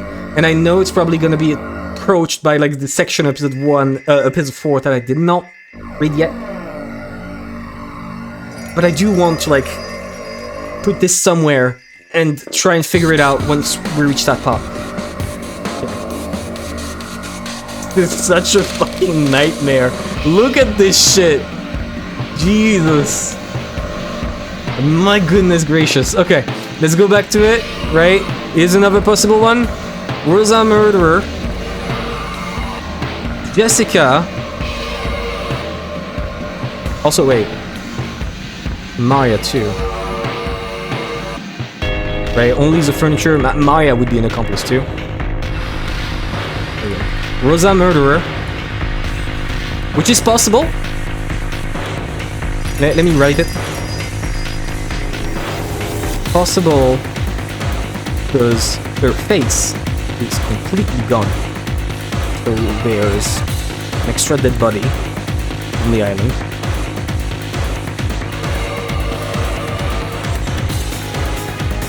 So there's a random dead body. Okay. What does this lead to? Jessica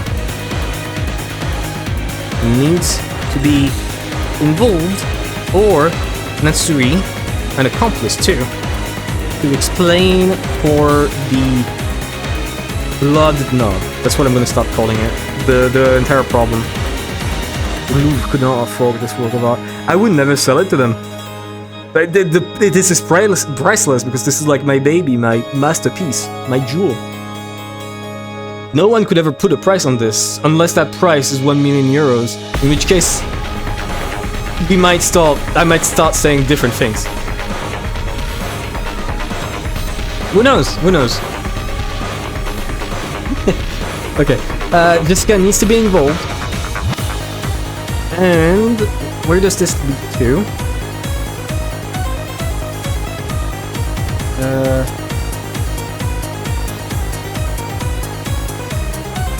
He would... Oh, right, there's another problem. Okay. He would know what the ritual circles would look like from Maria. He could easily ask Maria to hit for it.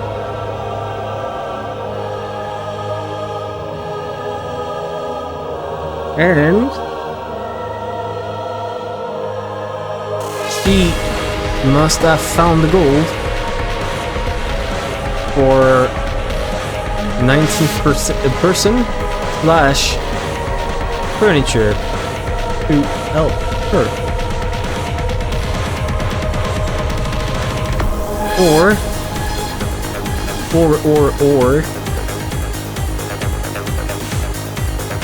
she was promised the gold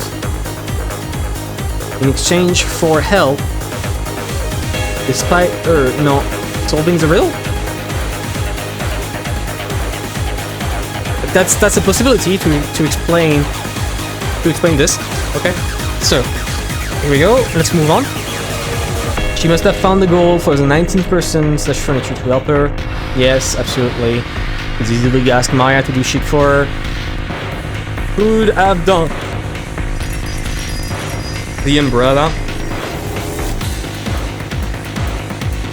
or arranged it for the 19th person. Right? There's a lot of things that her being the murderer would facilitate. Here we go.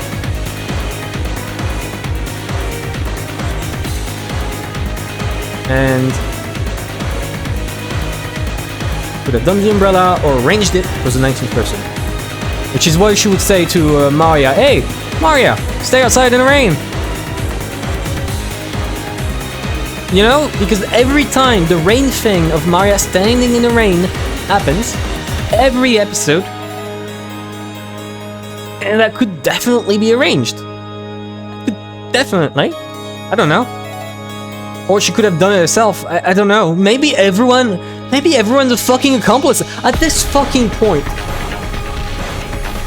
Maybe everyone in this fucking story is an accomplice besides Butler. I don't fucking know. Because everyone does it. So many actions that don't make sense. Everyone makes actions that just don't fit. Like, Natsui does the whole bullshit about lying about Kinzo and the door thing. Rosa does the umbrella and, like, you know, her face is smashed in, whatever. I mean, that's not her fault, but she has the most authority on Maria. It's not snitches. Absolutely, I do. Eva is just a fucking loser. We all know, like, how she is. Fuck her. And Kiri is probably the best one because she's new to the area, so she can't really do shit. I think the kids, Kiri and Hideyoshi are Hideyoshi, yes. Like, kids, Kiri probably not doing this. Wait! Why did Rudolph say he was gonna die?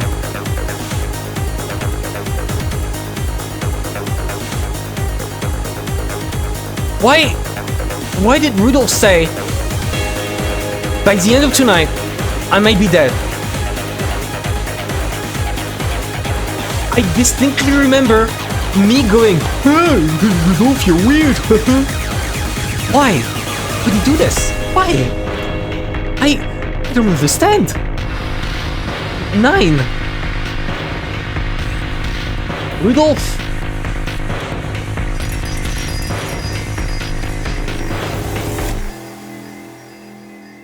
Rudolph predicting his death.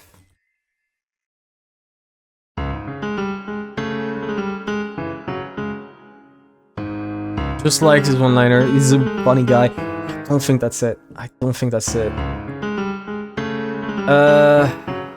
Fuck, no, I need to add something. 9.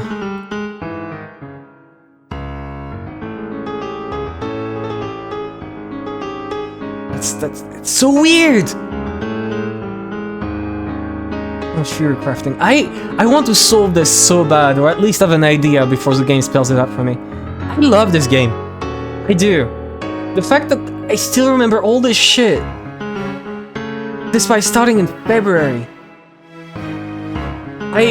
I'm fucking obsessed with this shit. It's too good.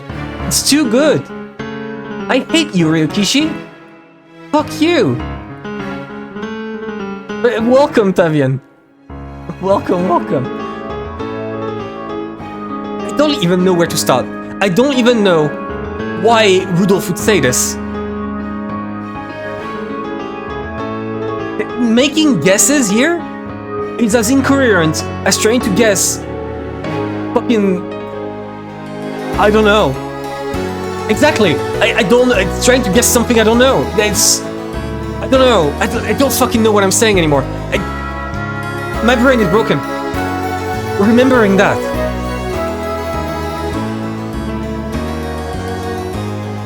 I'm pissed off now. Fuck you, Rudolph.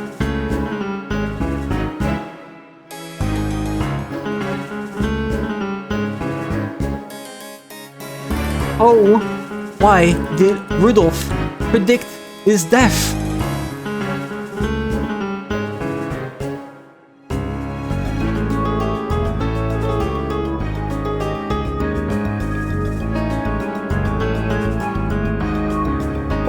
Was everyone aware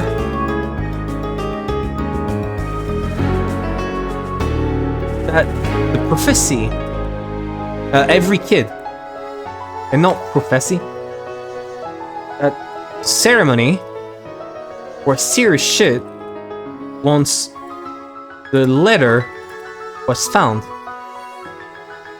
Every adult. Only Rudolph? If it's only Rudolph, there's a couple possibilities, right? A couple possibilities. Give me a second. Write them down. There are so many hints you see if you read Umineko several times. Yeah, I don't want to read it several times because I think it's silly. But I want to keep it like all on stream as much as possible. There's a lot of already written off stream, but I want to like talk about it in stream too because I want it to like, you know what I mean. So, if only Rudolph was aware, then did he know gold was found? No, I need to not write it. He knew the gold was found. I need to do the blue wall truth, something, whatever. He knew the gold was found. He understood this meant the finder get rid of witnesses.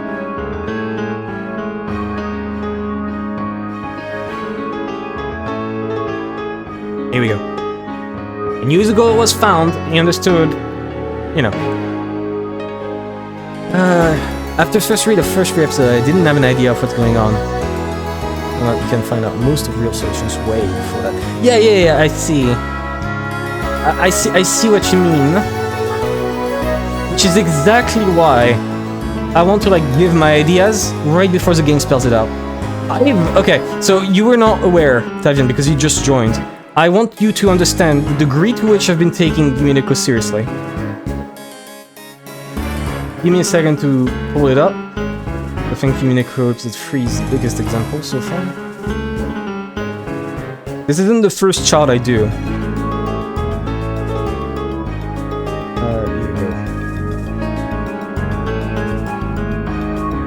Here we go. Look at this.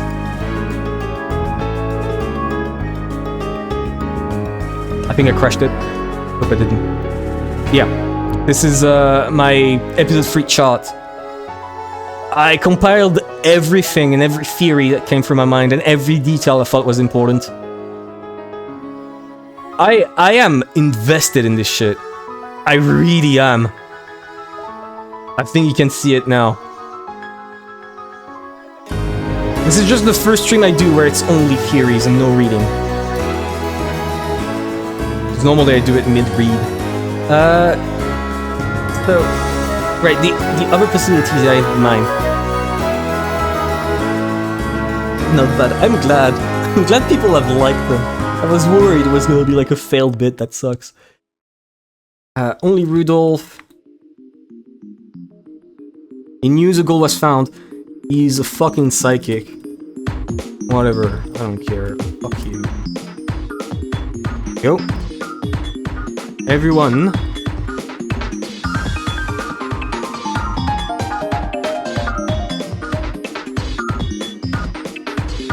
Everyone means they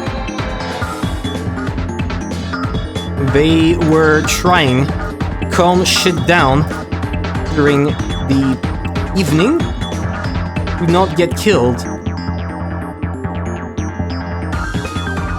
Refer to episode 2 because it goes back to the thing where everyone's in the chapel and acknowledging the witch that we've seen.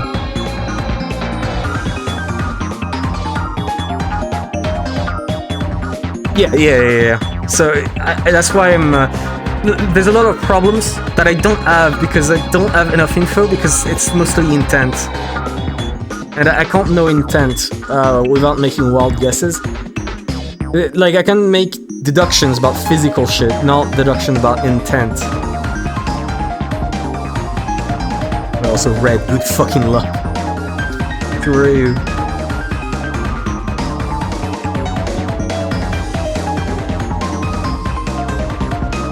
The chapel scene, that's what I want to address when we are on episode 2.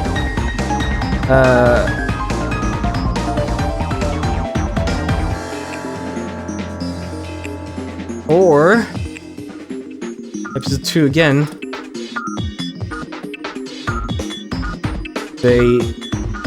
Gold was found, so they were forced to acknowledge the witch.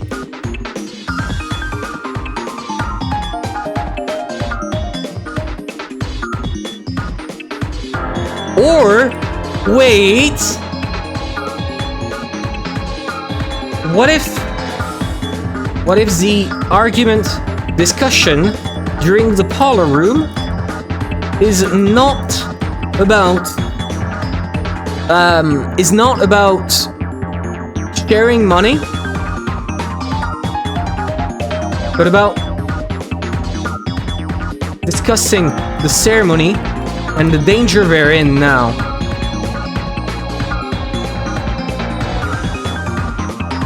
Something like this. Yeah, it's not an easy thing to solve. That's why I kind of like it. I've said I stopped Umineko in the middle of episode 3, and like 5 months afterwards, I woke up and I realized that 5 months after, I was still fucking thinking about episode 2, and I realized that if after 5 months I'm still thinking of this, I gotta finish it. I really do.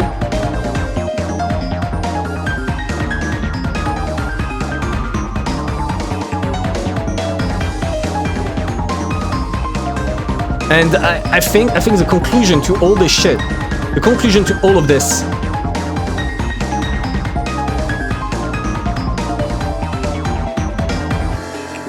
everyone knows a lot more than they ever voiced.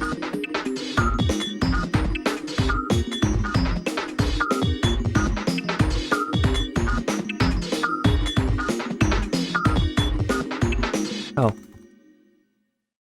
Ross already knew gold was real. Because yeah, he showed the Natsui's gold. Here we go.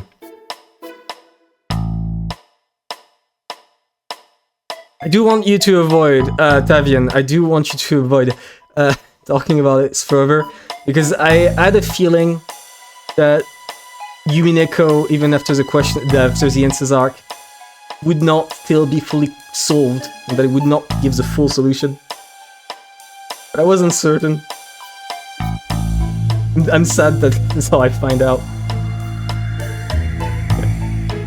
Or I'm gonna assume that just that you're saying that you didn't know until the game told you.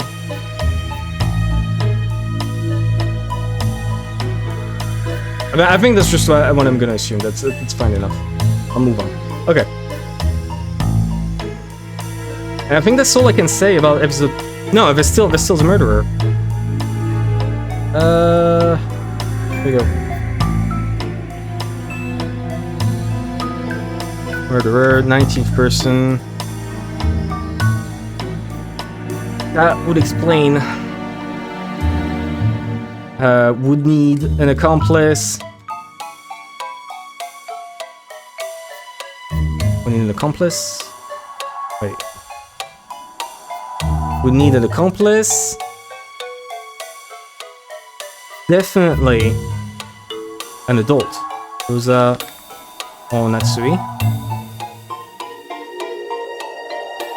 All furniture helps them.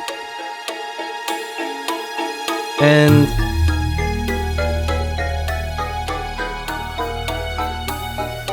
all furniture helps. But wait. I could do the umbrella. And I think like it's the easiest thing to blame onto them. And I don't think there's any other possible murderer throughout all of this. Right? I already said, yeah, if there's a murderer, it's Genji right here. And I think that's the only extra one, but it's because it's a murder-suicide. Oh, right, and could convince Maria.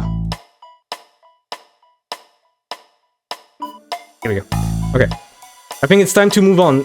Spent 2 fucking hours on episode 1.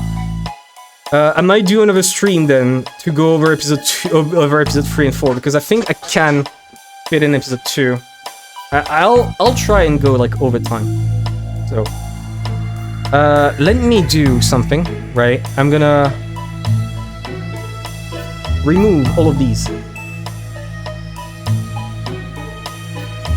Go.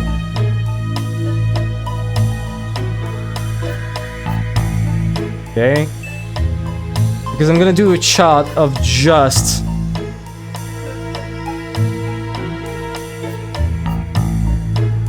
episode 1 theories, considering like right now, or at least I'm gonna like do all episodes individually to some degree. Right, here we go. Just in the same shot, but okay. I don't know. You'll see what I mean. You'll see what I mean as it progresses. Right. So this is Ep 1. Okay, and now we move on to Ep 2, which I'm gonna put to the right. I'm gonna put this right here while we wait. We took and crushed so many Furies, we just wanna... That's exactly why I'm making many at once. It's a blue wall of truth that, you know, they brought up. That's exactly why, even if I don't believe in it, I still voice it out. Sometimes I've already done things where like I'm voicing it out and I'm like, that's silly. And then I realize, wait, no it isn't. Right, because like the mirror, the second I pointed it out as maybe it's a mirror, and I was like, oh, why would it be the mirror? The witch doesn't make sense. But there's another thing about the mirror. I don't even remember if it's a mirror, but like the charm inside Natsui's room. That is so bizarre. And visibly more important than the story ever set it up to be. It only set it up to be as an artifact to fight against Beatrice, and it never set it up to be like anything more than this. I'm very tired. I'm gonna go drink right after. Give me a second. Okay. I'm gonna put this down right here, so that way I can like copy paste it later. And okay. I'm a fucking pro at MS Paint, you guys have no idea. Right. So this is episode 1. Why is this one so fucked up? I think it's because I drew it from like super far, so it fucked it up when I'm zooming in close. The first time I see the brush do this. Anyways, episode 2. For episode 2, I don't know how I'm gonna set it up because I need more space, I think.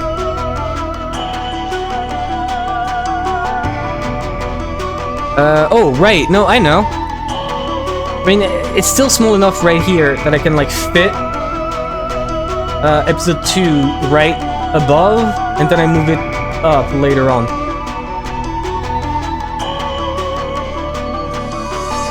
So I'm gonna do the same layout. I'm gonna start laying out the mysteries that I did, like, at the start of a discussion of episode 1. And then approach them one by one.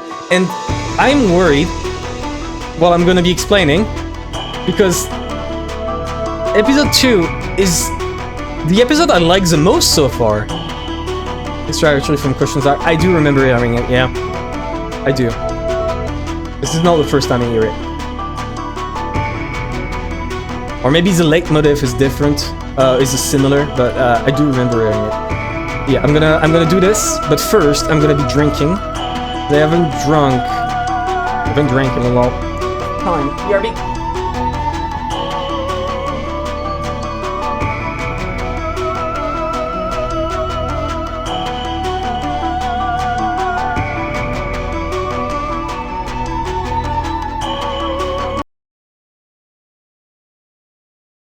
Right, I'm back. Hello again. I'm back again.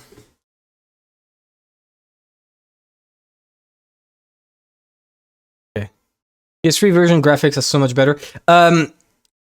Just to be clear, I am not using a Umineko project.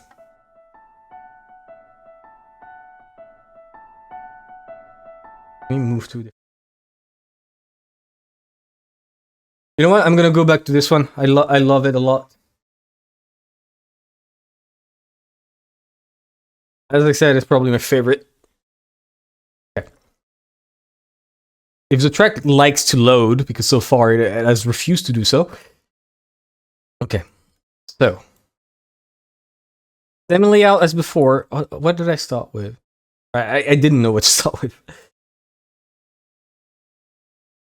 Let's start with what I remember, and then probably we'll remember more as the laying out happens.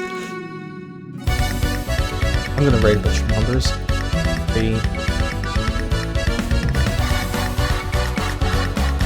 4. Okay. So, first of all, the Halloween candy. Bigger size, please. Halloween candy. That one is being repaired. There's a lot more red truths here. And by the way, just so we're clear, like look at this shit. This is probably the episode I spend the most time theorizing.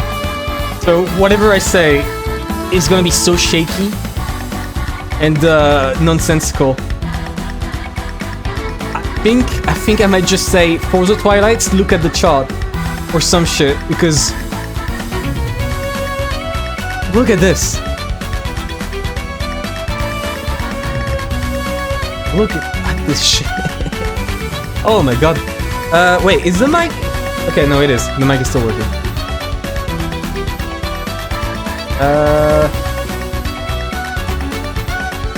Yeah, okay. Let's continue. So, Halloween candy being repaired is the first one that comes to mind. Then, chapel scene. Right? What the fuck was that chapel scene? Right before the Twilights. Umbrella. I'm gonna put Umbrella 2. Okay, no fuzzy Umbrella. Don't know if it repeats the same layout as episode 1 and episode 3 and whatnot. And approach them, please. Chapel scene, right? Or whatever events were there. That is incompetent, so true. I don't agree. He wasn't competent. He had the skills. He was just being led around by Beatrice. So, yeah, where the fuck is my realistic mystery murder? That was bullshit, this entire thing. Move it up. Okay. So, what else? After the chapel scene, I think is the first Twilight?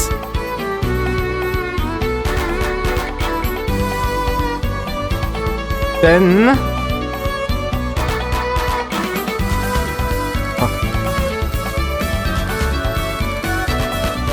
5. Oh. What are you doing? Please, Umineko. 5, 6, 7. Holy shit. 8, 9, 10. Doing it too big for those. 6, 7, 8, 9, 10. Like playing chess without knowing not only how figures move, but that you can move them. Absolutely. The Witch said so in color text. Yeah, but I've already talked about it, and I'm gonna talk about it in when I'm talking about the. I can bring it up now because we're finally tackling the red truth. It's the same as always. I'm gonna write it down right now. There we go. I'm gonna write it down. The red truth is not objective. Truth is in the eye of the beholder. Right? That's the most important part. Truth is in the eye of the beholder. Without love, it cannot be seen. You can't understand what makes magic false if you don't try to understand the magic.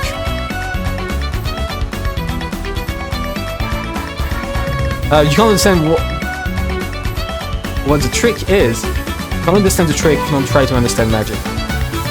Okay, so we can go home now. Yeah, no, it's always the same. Now that we have the red truth, I do want to state this is something that's very clear. This is why when Beatrice says you are incompetent, it's in our mind. Let's be straight up. What measure of competence are we talking about? It's a silly question, but it proves my point. When you say someone is incompetent, you are judging them subjectively based on your vision of competence, right? So it's objective in the sense that it does objectively fail her subjective criteria, right?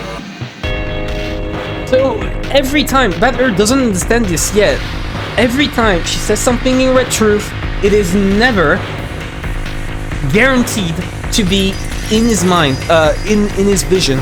And that's the most direct example I have is the fact that she alternates between his vision and her vision. When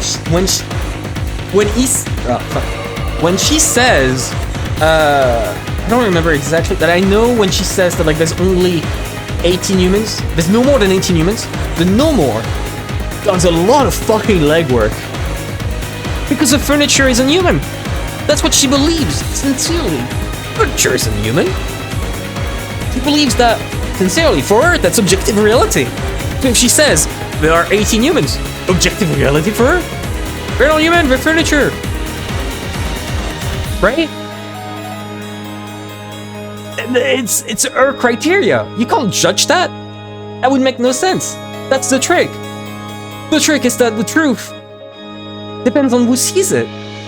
And that's what Onigiri, don't remember his name, brought up. That you can't understand, you can't accept, or you can't understand the truth behind the events of episode 3 if you don't even try to understand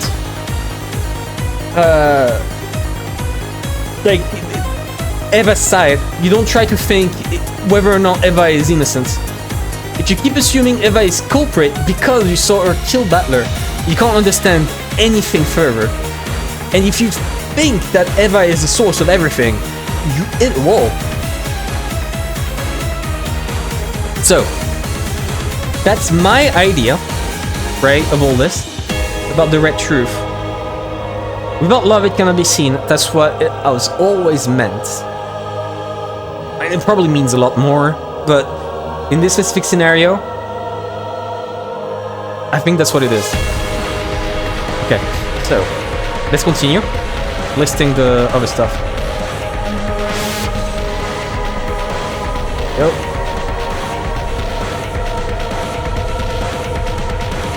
Okay. So after the first twilight, what happens?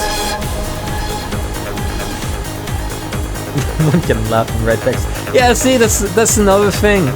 Red text doesn't even make sense sometimes.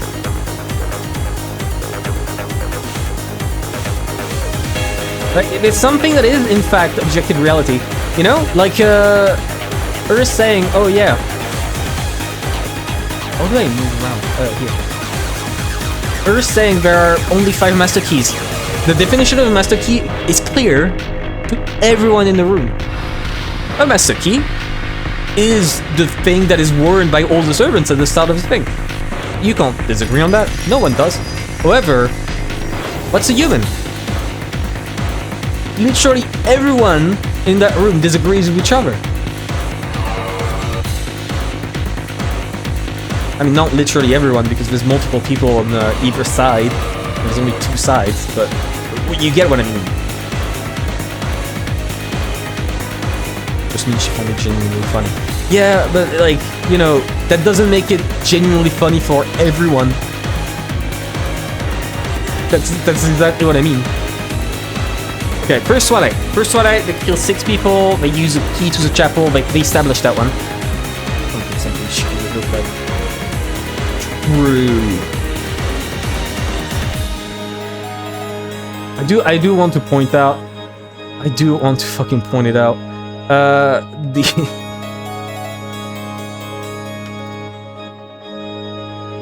me a second.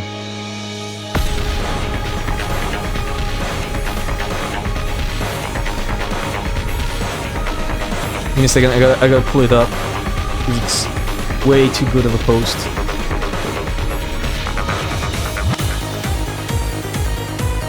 Oh fuck! I can't find it. It was a guy essentially going, yeah, no disrespect to Plato and like all the other Greek philosophers, but I would have figured the same shit out if I was the first person ever to. And like, yeah, he's right. I don't know, maybe I'm not smart enough, but you know, yeah, here, found it.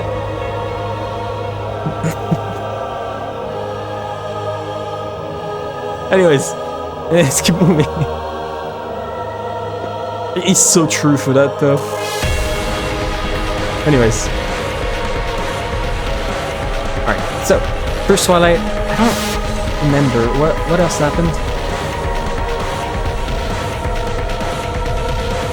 After the first Twilight, everyone separated. And who the fuck Beatrice is? I forgot that part. Who is the Beatrice? Shows up.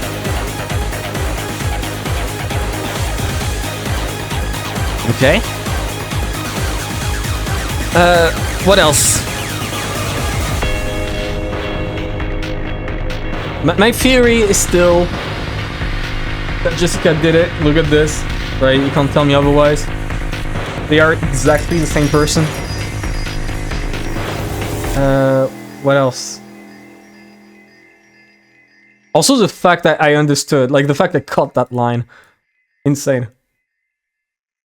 About like her having another daughter and we never saw Kiri's daughter. Those are at the end of episode 2. This is near the beginning.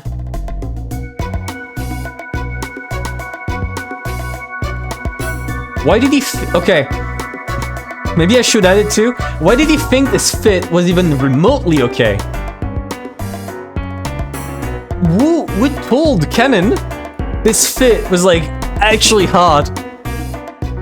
Who told him this is fine to wear? Like, that's a real question. That one still kills me when I'm thinking about it. It's crazy. It does go up. I'm sorry, but every time I see it, it just reminds me of this one picture that I'm pulling up on the screen right now. Because it's way too appropriate here. Around here. While I look up for it, I'm gonna keep talking. I don't even remember what I think it's directly into the second Twilight, right? When that happens. I think once you're into second Twilight, afterwards, it's mostly a matter of like who could have done it because they're separated from each other. But this game has problems with like too many totally different things with truth. Yeah, exactly. That's what I'm talking about. That's literally the point of like the entire episode 4 beginning. It's not a problem, it's completely intended. Right? At least as far as I see it. It feels completely intended for it to be like this.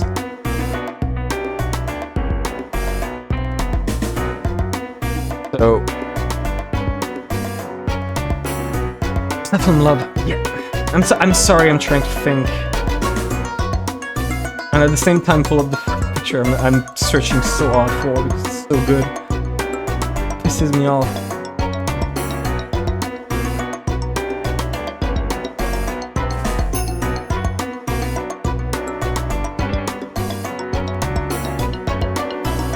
Okay, whatever, I'm giving up. I'm gonna give up. This shit is not leaning anywhere. So. Let's go back to it. I get distracted easily, in case you haven't noticed. Such a battler king to say. I am literally battler. I'm a battler king. Get it? The fucking kin thing. Jesus, I'm 26. I can't talk about kidding anymore. I'm way too fucking old for that shit. Fucking hell. Anyways. Ah, fucking hell. Okay, second Twilight. Did there... Let me look up episode 2 letters. Is there any letter that is... I remember letters being...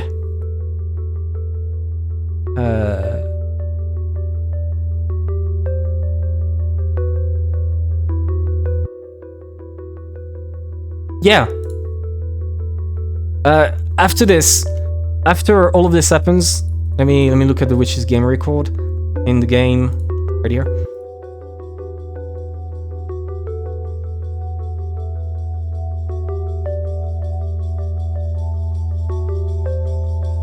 Huh?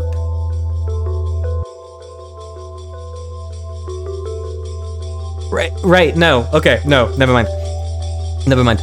Old Claire.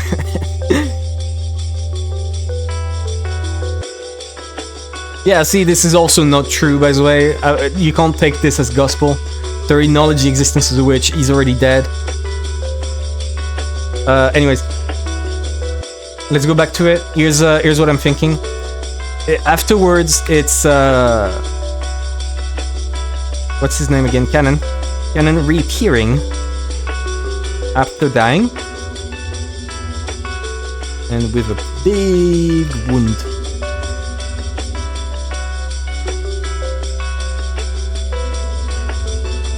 After this, I think that also covers the fact that he disappeared with a fucking cobweb. That should also cover it. Something that never came up again, by the way, is the cobweb thing.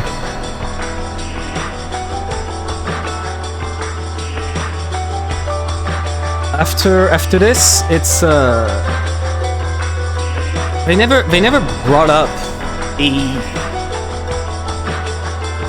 anything. I think Rosa was just panicking after seeing them all die. And just separated all of them. Which I think is when it leads directly to, What? Why did they know? What did they know? But what does a mirror do? Really? For them to seek it. I think it was a mirror again. I don't exactly remember. I would need to, like, look it up again. I can't do that. Not in the middle of the stream. What does a mirror do? Really? Canon. Buddha. George. Beth.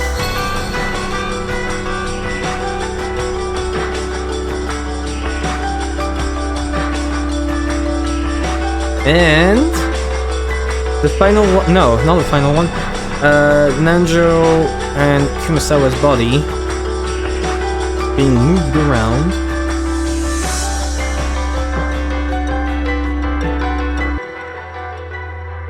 And finally, the letter in the parlor.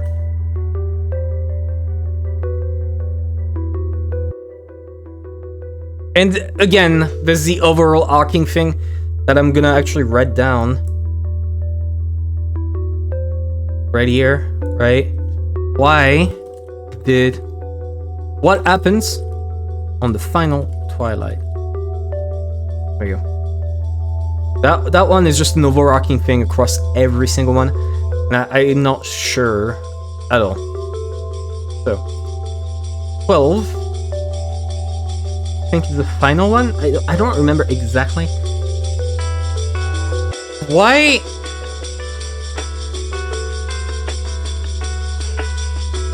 Why was Rosa running away?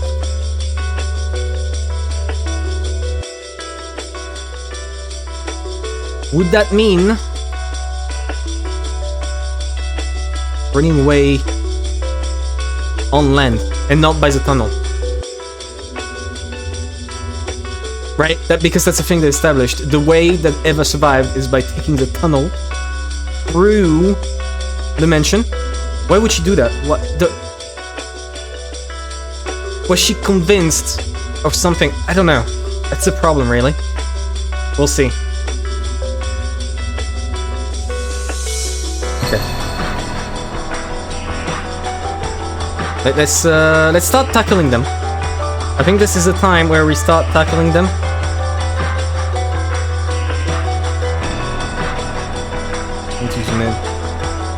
I'm trying to like replace everything so it's movable around. I can like, you know, fit it. Okay, let's start. Let's start with the first one.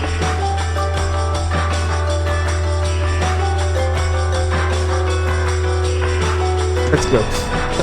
Here's what I noted down about the first one. This is like the time where I'm gonna start pulling up actual things that I noted down, because I wrote a lot more than I did episode 1. Episode 1 I just joked around, except for a few cases. We had all of this, right? There's the fake candy that somehow, like, not fake, but like hidden candy that Maria gave to her, or at least that she acquired through Maria, either by Maria leaving one behind or whatever. The only person who saw what happened with the butterflies is Rosa. And I said she's in on it because that would be the only explanation where she would talk about the butterflies. But okay, let's actually tackle this, right? There's multiple things about this that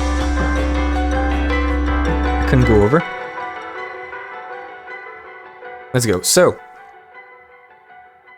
where... I mean, I can't say that... I can't make the assumption that somehow she actually fixed it, because that would be magic. There's no way anyone could physically repair whatever the fuck happened to that candy, because Rosa stomped on it really hard. So, where did Beatrice get the extra candy? I think there's a couple ways. You have the easy way. Maria gave it to her. Lower text, please. This I also need to lower because it's a bit too big.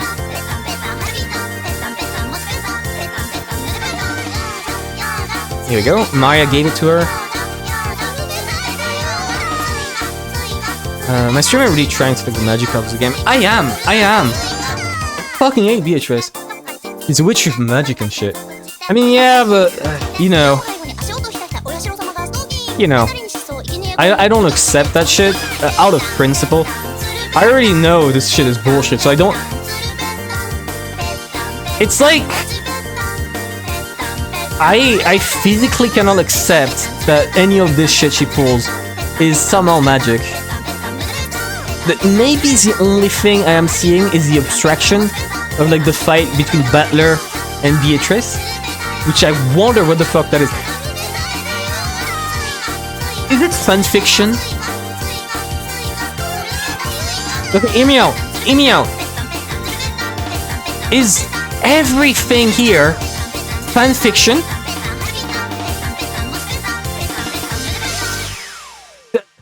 So, okay. Picture this. Picture this. Okay? Okay. Okay, you're picturing it. You're picturing it. Visualize the apple. Alright, you started here? Okay. So, Butler and Beatrice are fighting an actual chess game, which is just role play, chat role play with dices and whatnot. No, it's just chat role play where Beatrice tries to set up something Butler can't explain. None of this is actually happening. They're just communicating with each other with letters and whatnot. It could be a test from Kinzo to determine which of the two is supposed to be successor, right?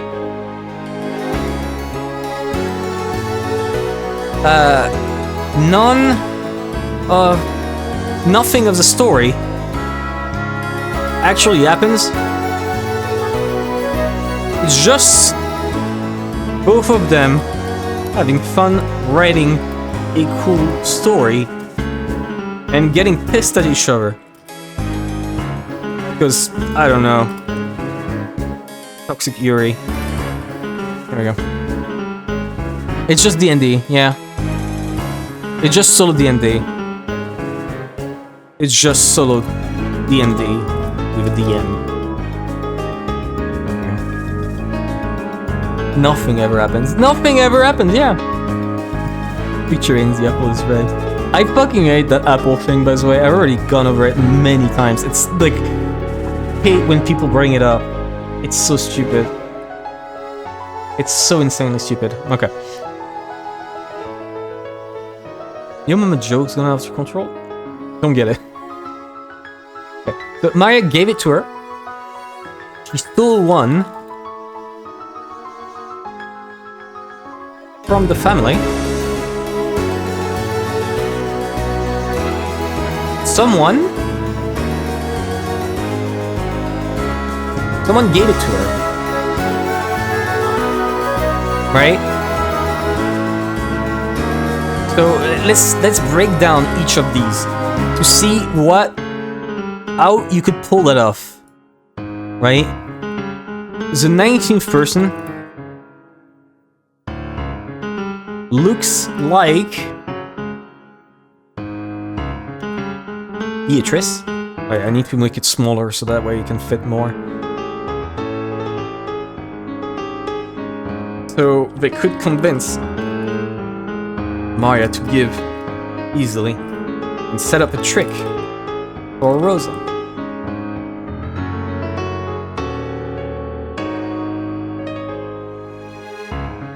Here we go. Wait, give me a second. Okay, perfect. So here's one Fury, which I think doesn't deserve other extra Furies to explain things. So, if they don't look like Beatrice, if the 19th person looks completely random, they look like a member of the family, and therefore Maria gave it to them like they gave one to everyone else. There was also this theory that like, whoever it is, could be an old servant that worked like at the mansion before, and it is only showing up like now.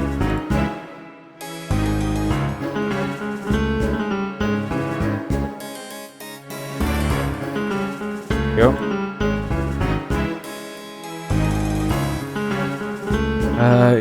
Give me a second. I need to like make it smaller. 12 is too low. 14. Okay. Move this. And here you go. So, here we go. I think that's the best I can do on this line of thinking. Right? Again, a blue wall of truth. Right? That's what I'm trying to pull off. She stole one from the family. It's established further that they managed to steal the envelope from Maria for the chapel key. Right.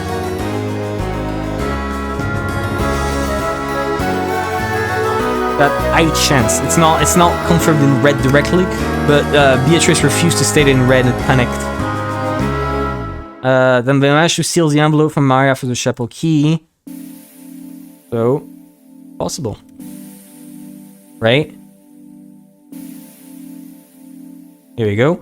Then, another possible one. Let me see if I could make another one.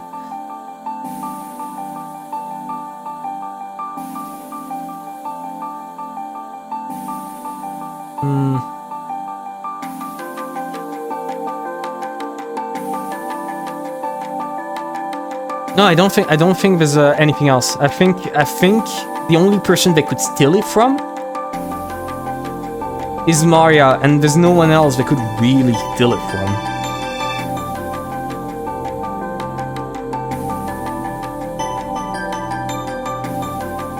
Okay, so either it could be Rosa in on it and explains how she saw magic.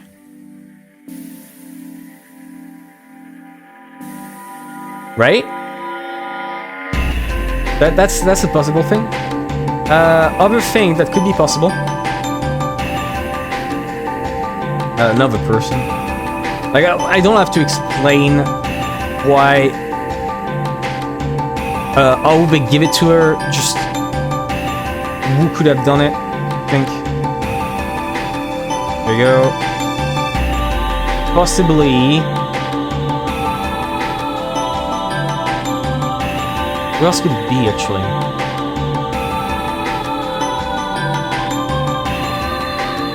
Servants. The servants could be it, right? Or at least furniture. Servants. Furniture. Because they are loyal.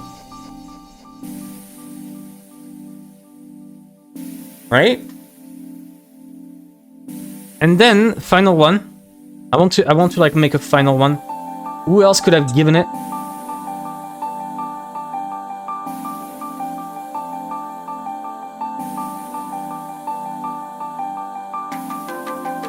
I don't know. I mean, let me look at the list of people here. Who could have an incentive to give it to who is potentially the murderer? Kinzo can't.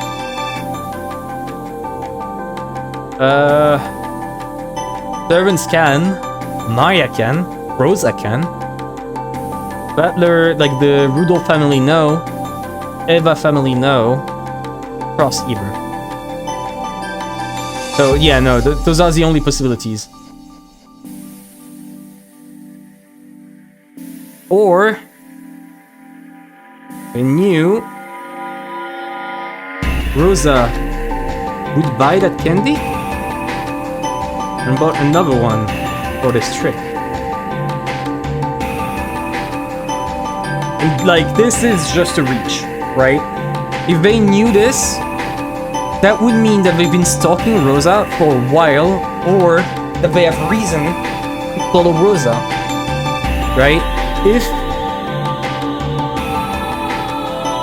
this would mean that they think Rosa is important enough to wow her and manipulate her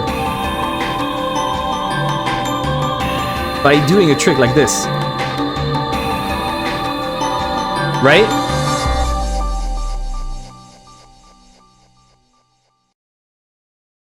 That's what I'm thinking. Excuse me, I actually bought it at the company. Yeah, exactly. Like, you're joking, but it could be important if...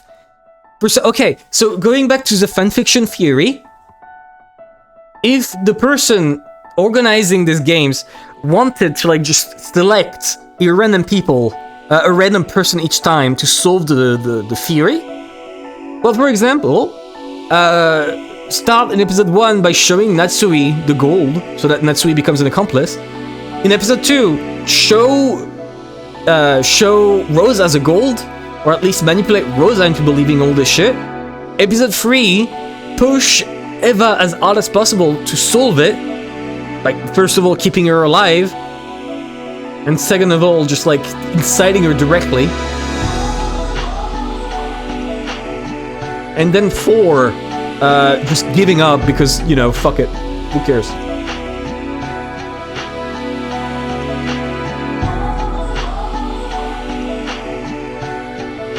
I'm gonna actually add it. But why would she be important enough? Wait, yeah, no, wait. Just in general, that's the bigger mystery here. I'm like, where did Beatrice get the candy? No.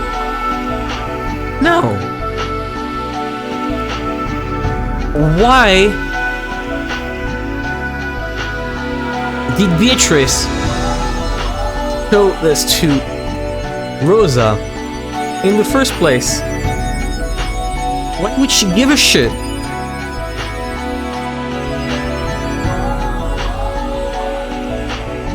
Right? You following me, right? I think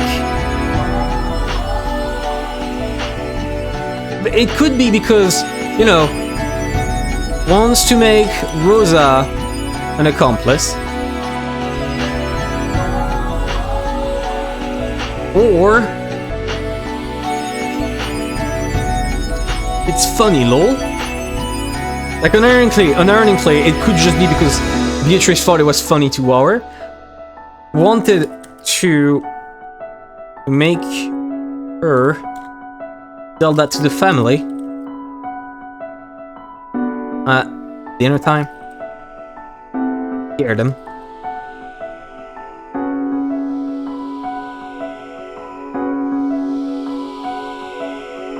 Here we go. What else?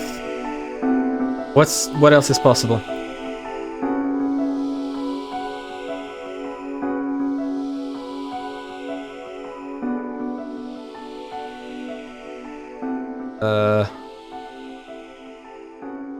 This never happened.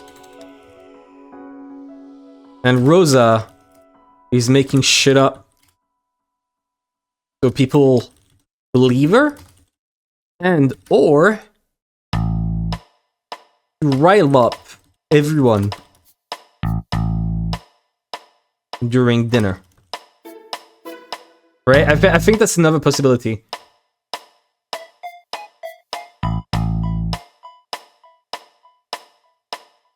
And like, the whole thing of, yeah, bought the candy and bought another for this trick. Like, they stalked Rosa, but like, to some degree, maybe they didn't stalk Rosa, but they directly went to Rosa on this. It's back to the same thing with, like, the charm, right? That I brought up in episode 1. Why was this important enough? Is this one of the mistakes we're talking about, where, like, they're directly... The mistake that Beatrice does is trying to, like, prove that she exists, but in a way that is way too specific to make sense. Right? Like, this is something that, like, Battler never heard of. Or at least if you heard of it, it was super minor. Why would you spend time and effort doing this if you were trying to just, you know, convince everyone you're a witch? That is the smallest shit possible. Death is more convincing. This didn't convince anyone. No one cared. In fact, when at the dinner, everyone was like, well, yeah, it's a trick. You just swap the candy around. Right? Which, yeah. It's nonsensical. Unless she was specifically targeting Rosa, because Rosa would see all the butterfly shit, right? And Rosa would be the one like, no, it's not a swap around, guys. I saw butterflies. And everyone would just be, no, you didn't. Stop being stupid, right? It's special attention that doesn't make sense. And I'm gonna write it right here.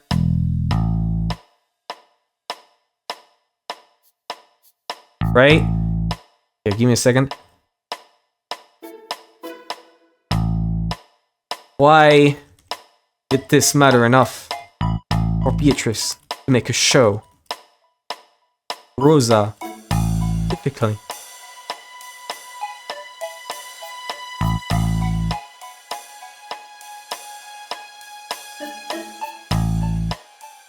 I'm gonna put it lower size because it's a bit big. About the entire size, right? And I think I'm gonna combine this in the section about like everything somewhat important. That's cross episode 48. Why all the small proofs of existence that don't matter, like Natsui's charm and Rosa's candy?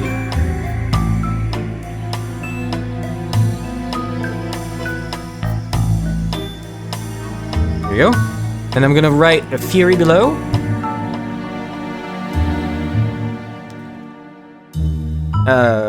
Beatrice is trying to convince someone individually and or doing a show for Battler. What's her intention? And I'm gonna come back to this later.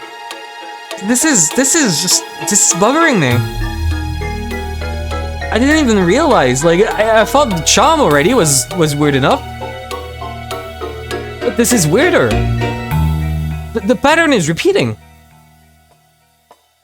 It's when it starts being just like an individual weird event and it starts becoming a pattern.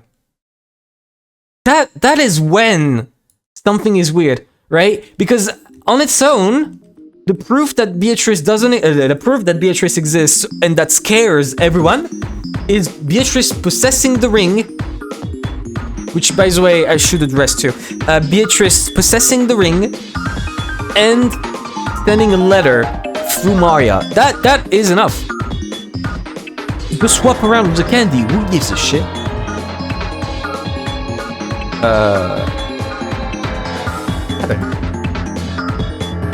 This means something important.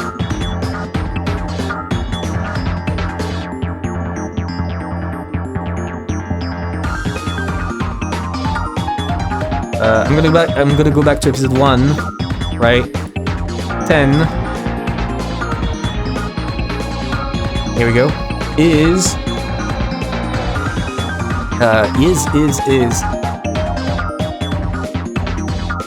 Kinzo's ring, and it doesn't sound like that important until you think about it. Where do I put it? Where do I put it?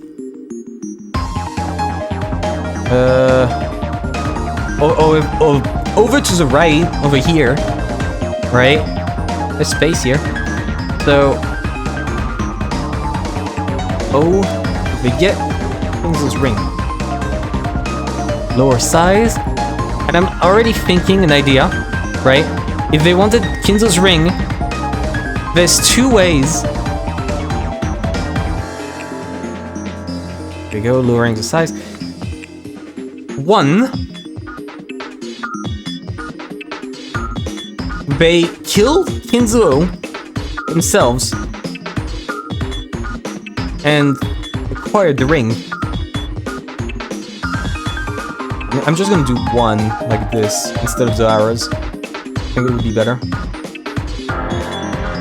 There's a lot of possibilities for this. It's a much more important question than it seems, I think. It seems insignificant, so you could just wave it off as, oh yeah, I just took the ring. Or someone gave them the ring, or whatever, but like, why? Why is the important question? Or 2...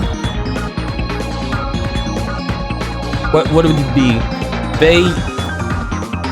Kinzo died, and someone gave them the ring for the purpose of the ceremony. No, just someone gave them the ring, and I'll write a why theory. Kinzo died, someone gave them the ring. What other possibilities are there?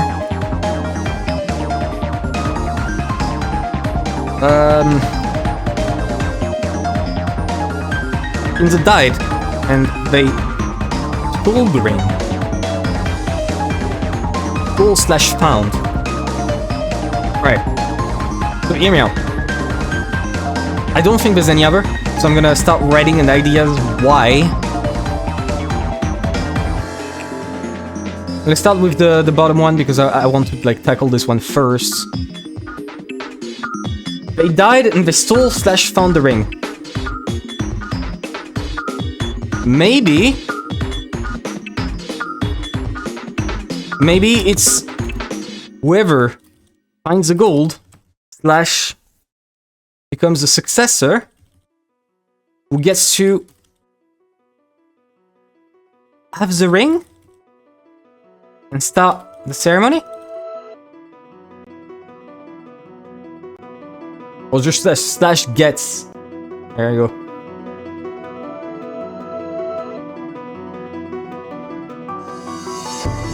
I think I should like separate them. Here we go. I'm gonna like lower this one later. For later. Go. Or another possible one. The ceremony started without anyone's approval, and the servants which rolled with it. Which I doubt, because a lot of this would require a lot of prep. But maybe this would require a lot of preps that servants couldn't do, but maybe they just rolled with it? Or given instructions on the day? This would be weird as hell. There we go. Other one. Kinzo died and someone gave them the ring. It's Beatrice. They planned that after his death. Whatever.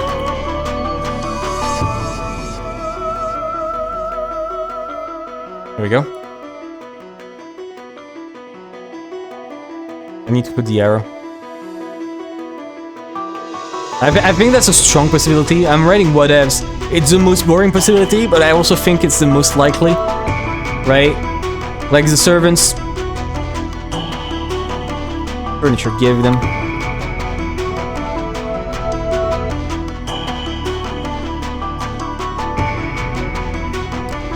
Right? Here we go. Okay, and now, for number one, the kill kings themselves and acquired the ring would explain...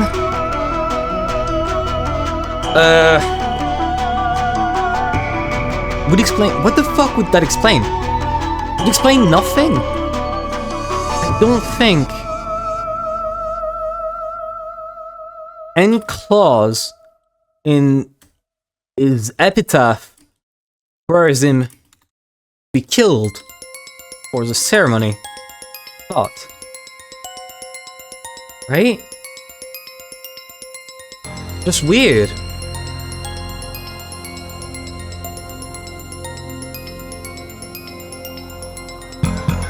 Okay, and I think that's it. That's all I can say about the ring.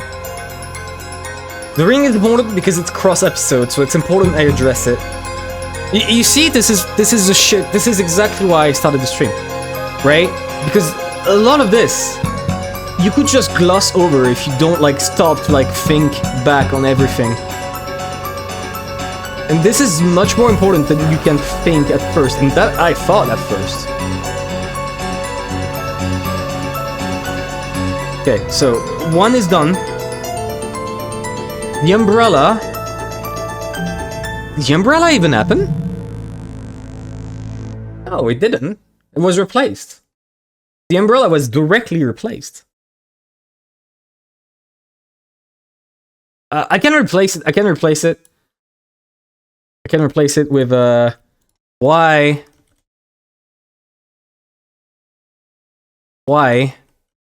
compel Shannon to break that shrine.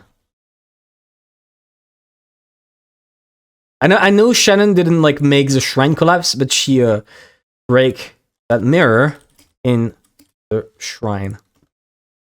What purpose was that? And I already know what I'm gonna write for this one. I already know what I'm gonna write. Okay, watch this. Watch this.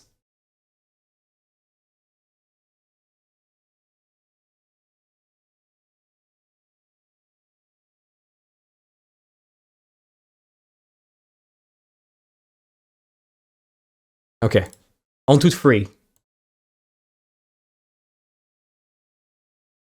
So what is 3? Chapel scene.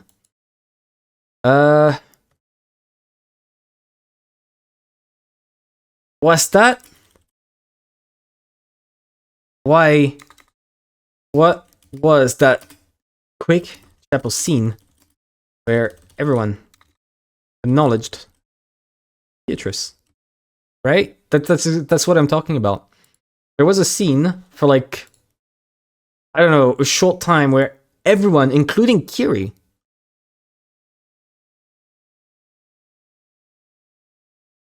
there you go.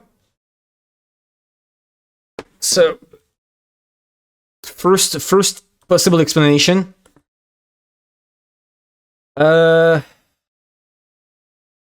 were thinking potential accomplices. Wait, I need to lower it. Size. And showcasing them the gold directly was the most effective way. Right? 2, they wanted to incite them to search for the gold? But why do it like this so directly? That's especially if they murder all of them right after. Right?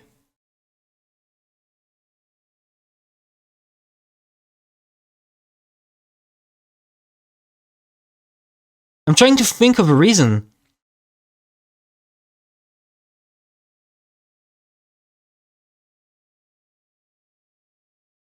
But I can't.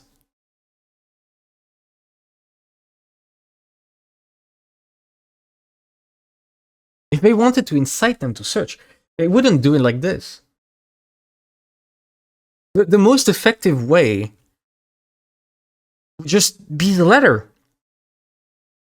Or at least, you know, Rosa, like, okay, the most effective way to do this would have been for, wait, most effective way would have been for Beatrice to give an ingot Rosa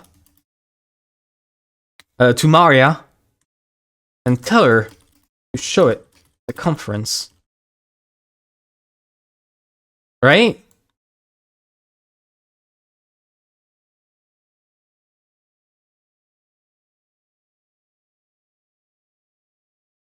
So, if the most effective way is this,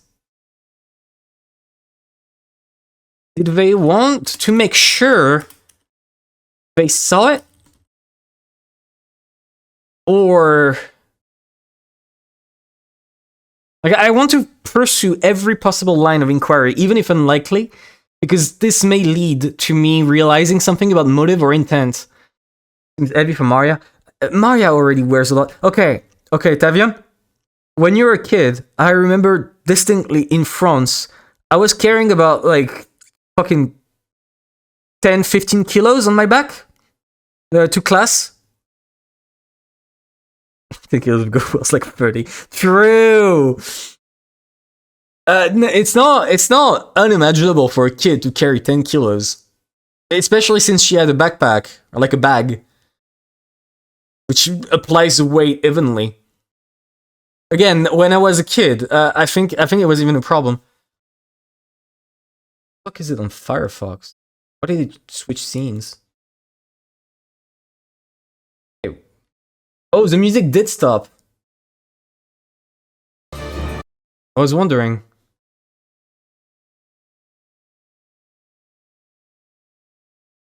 Yo. Start the playlist.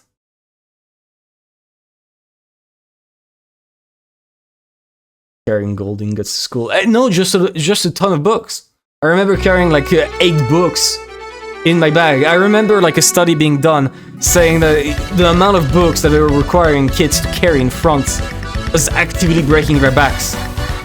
It's not a good thing, but Maria could definitely carry it for like a short period of time.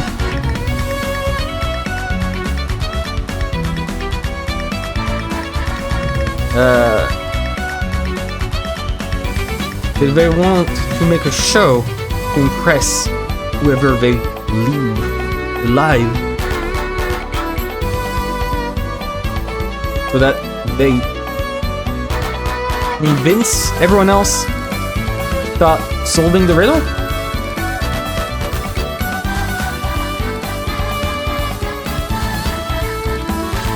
Because even like this, what I'm writing would also apply for number 1.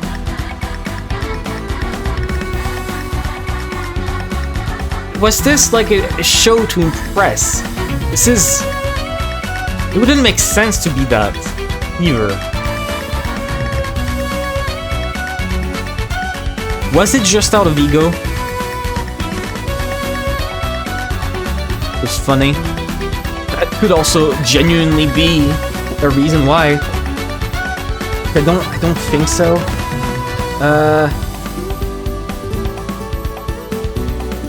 What else could there be?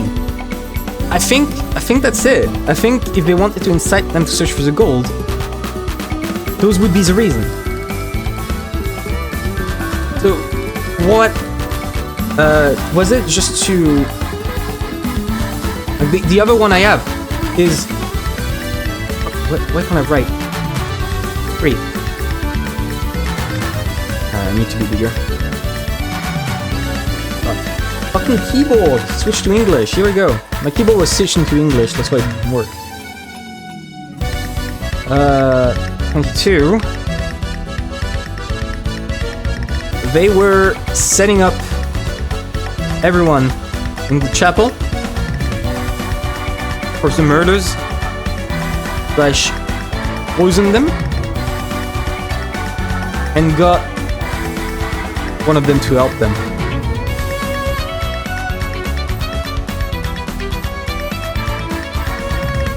I think that's also another possibility.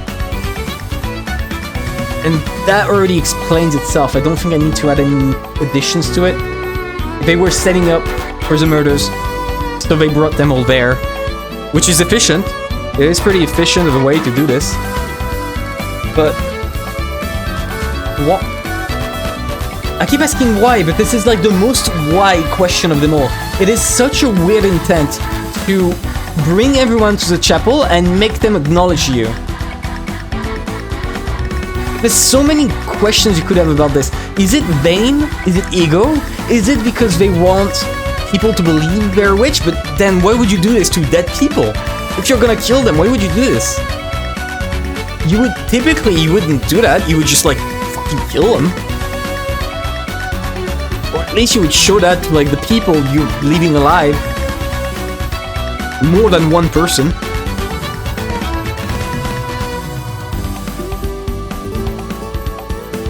Incomprehensible motive. What the fuck? No. Why the fuck?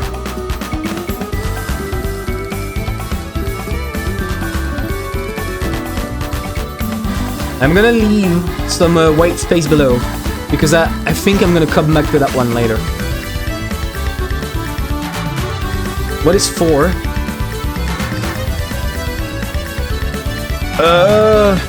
No, let's do 5. 5 is small enough. Probably gonna be small enough. 4, the first Twilight's gonna take a while to go over. Never stop asking questions. Yeah, I feel like this is a time where I move on and come back after like approaching more of episode 2. I think I need to like figure out more of what they did to wonder what the MO is, right? What's the motive? Why is everything set up like this? What's up with that? Along with this, there's also a very important question, right? Which I didn't write down, but I probably should have. Give me a second, I'm gonna pull it on screen.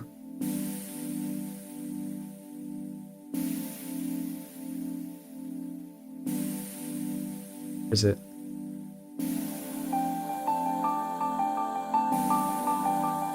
God, where is it buried?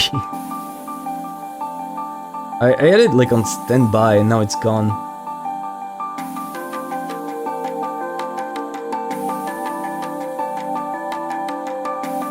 Dude.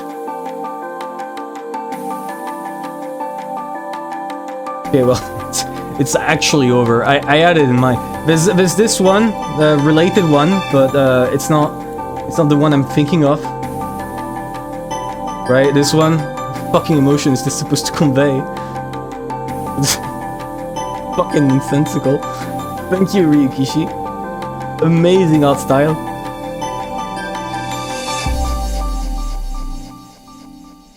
And the bit is ruined. It was a pretty good bit in my mind, and now it's gone. So I'm gonna move on. Let's go back to where we were. I'm just gonna leave this one on screen. Fuck it. This is gonna be part of the layout. Yep. I'll make it smaller. I could just do this.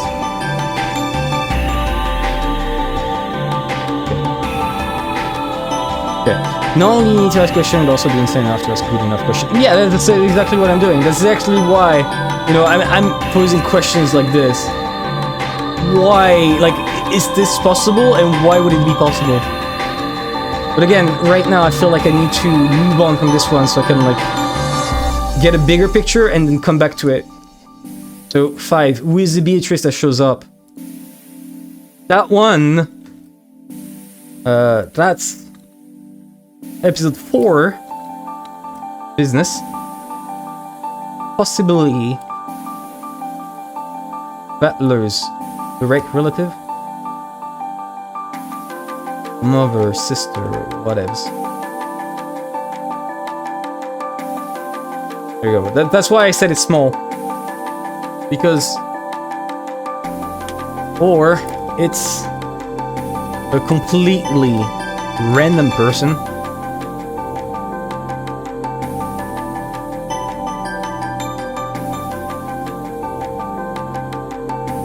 Fucking hell. Dude, let me write! What's happening? Oh, here we go. Or it's a completely random person.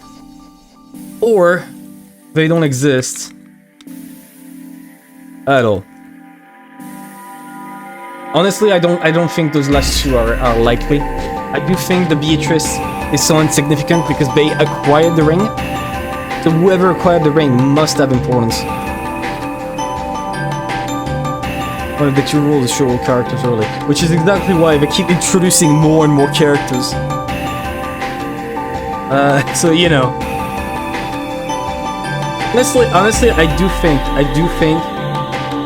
like even when they introduce more characters in episode 4, I think those more characters exist and they're an int on top of everything. That the definition of human is flawed, and Battler is getting fooled based on that alone. Because he can't conceive of something that isn't the objective truths that he sees. Right? Okay. So let's move on to the first Twilight. The first Twilight is kind of a mindfuck. Most of them, I don't believe it. I don't think that's accurate. Like, I know you're trying to eat me somewhere, you know? But, I also think that every magical character introduced is a hint to some degree. It's not like nobody. It has importance. What the... Yeah, I should have also put that as a mystery. What the fuck is this Endel god with a gun? It's so silly. Terrible gun shape. So, okay, here we go. There was the chapel, where everything was set up. Altar was filled with sweets, disemboweled, every bullshit in the book. Maya was given a letter with the key. I had made a bunch of theories that turned out to be wrong. Wait, what did I write? Rosa is the one who killed them all in the church, along with Beatrice. We're working together here. Because she needs a lot of money right now. She goes sure and sowing doubt and bullshit. Okay, yeah. So essentially, it's the same as me, but less wordy. The envelope I handed over to Maya and the one Rosa opened is the same thing. We definitely entered through this front door.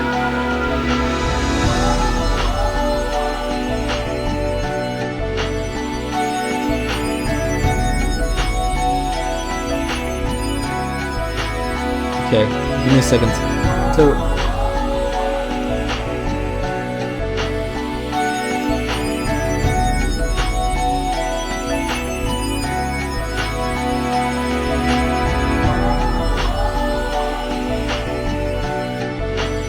Was it ever established that the door is locked?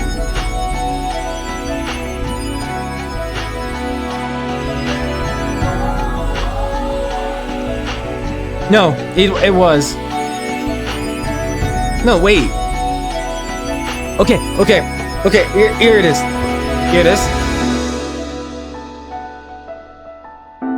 The problem is, when whoever opened the door was Rosa. Or I think one of the servants, but then Rosa came up.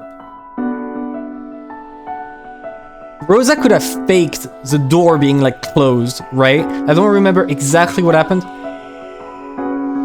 Let me write it down.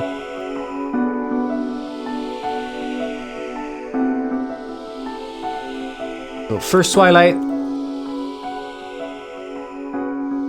There we go. So, 24. Rosa... That's not 24. Whatever. Rosa... faked the door being closed.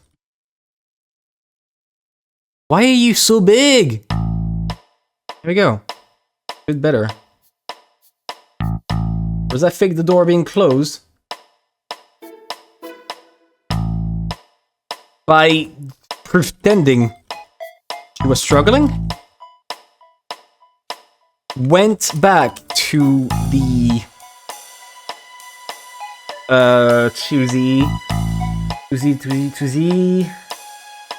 to Maya's room and unlocked the door that way, and unlocked in quotation mark. Here we go. And this would directly mean, this directly means Beatrice faked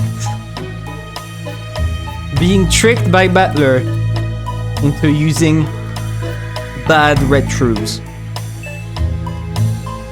Right?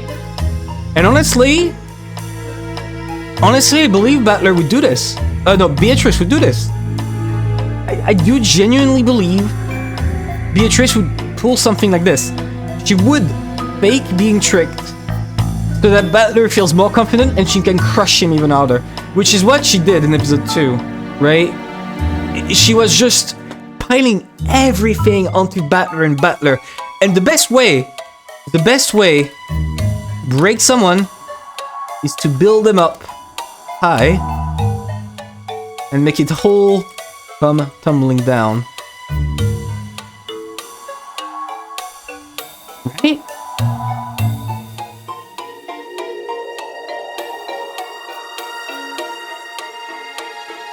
Okay, if Rosa faked the door, I would need to check again. I would need to check again whether that's actually true, or if like one of the servants pretended.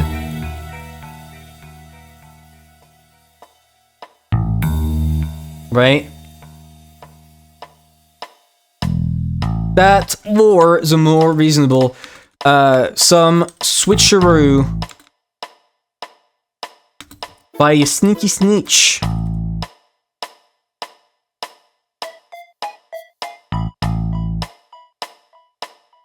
By Kevin McLeod. There we go.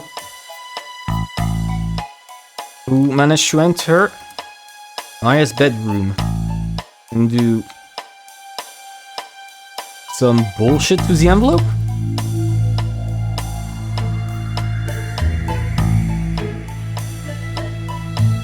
Here we go. Right? What else?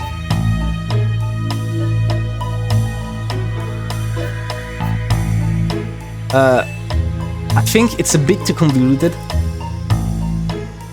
I remember people like being mad at me at the time because I noted everything down, right? I noted every red truth one by one and tried to theorize on top of this. And I was actually upset that the game was like being too forward and telling me everything directly. I remember being upset by this. But I was doing the same as Battler. I was taking it like uncritically. The need to take red truths more critically and not follow the logic set up by Beatrice so clearly here. Right? So it possibly is like some very, very wrong thinking of me. And in fact, Beatrice did fuck up. But I also think that it's good for Beatrice to like, Beatrice is good enough to pull something like this. She pulled the old Beatrix like in episode 3.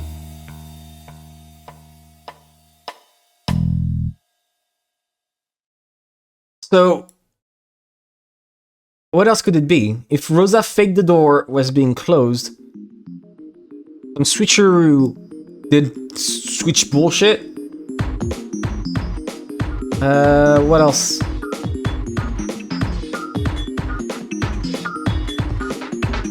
Six. Okay. They say the 6 definitely entered through the door, but what about the 7th?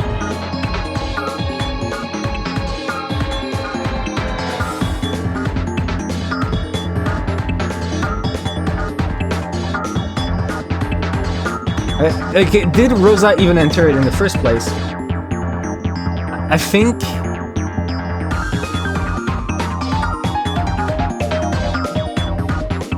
No, it wouldn't mean anything. I'm trying to like think of a way that Rosa would not enter and that would lead to something, but no. No, it's silly. Unless... it's entered. Maybe...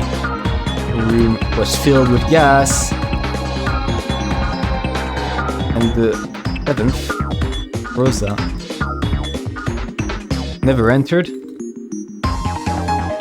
Because she knew.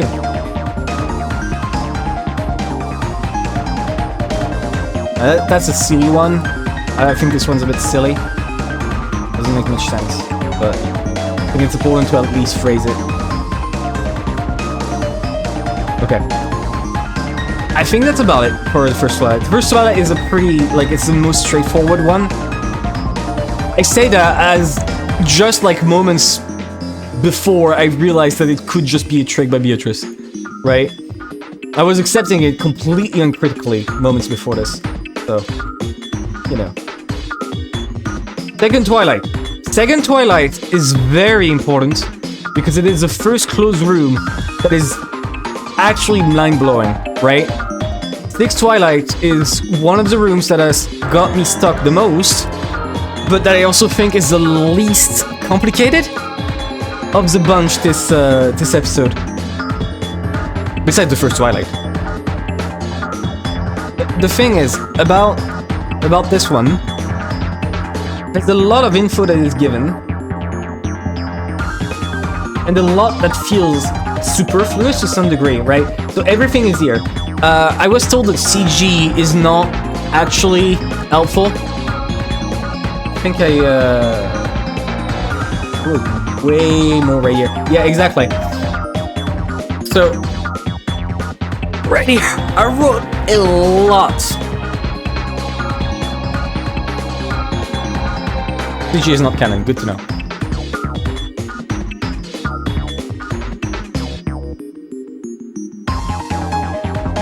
First Twilight, Rosa is an accomplice. Kinzo can easily bring the family there. Canon kills Jessica, then leaves. Canon comes back with Halloween makeup, fake wound. Or actually died, but like that contradicts the red truth. After station Andrew and Furusawa, Canon murders everyone in the cell. Yeah, it's Give me a second, I'm gonna write it directly.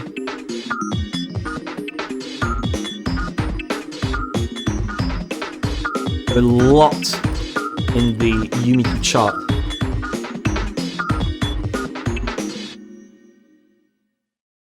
Here. Possibilities. Possibilities that I thought of. You asked that was there.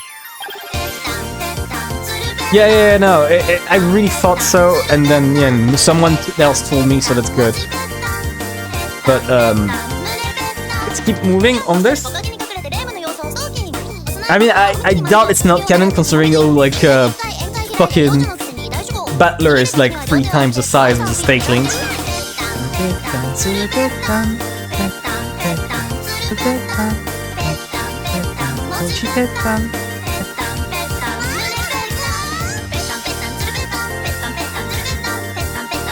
I got completely distracted. Okay, so here's like the theories I had so far, right? For the door being locked. No, let's start with the basic thing. Oh, did Jessica die? Yeah, completely. I remember something like this.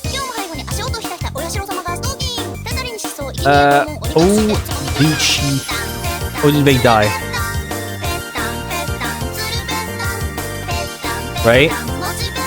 Jessica? Let's start with Jessica.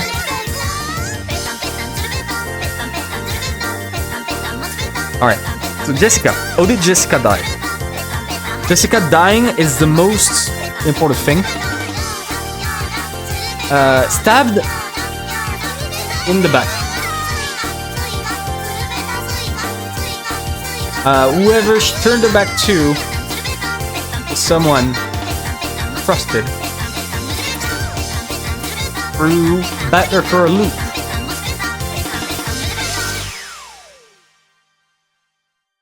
And I think this means, right? There's 2 possibilities from this.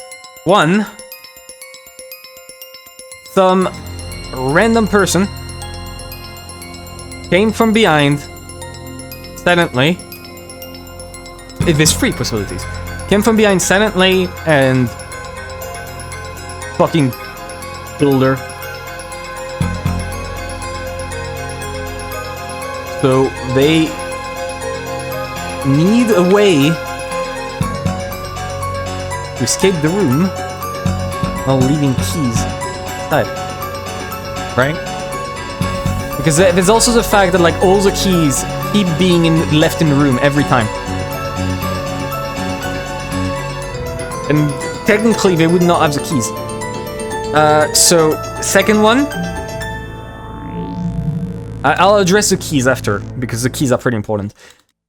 Give me a second. I'm removing this.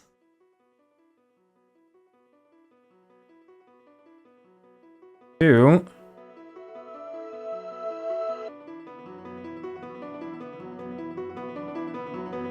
I'm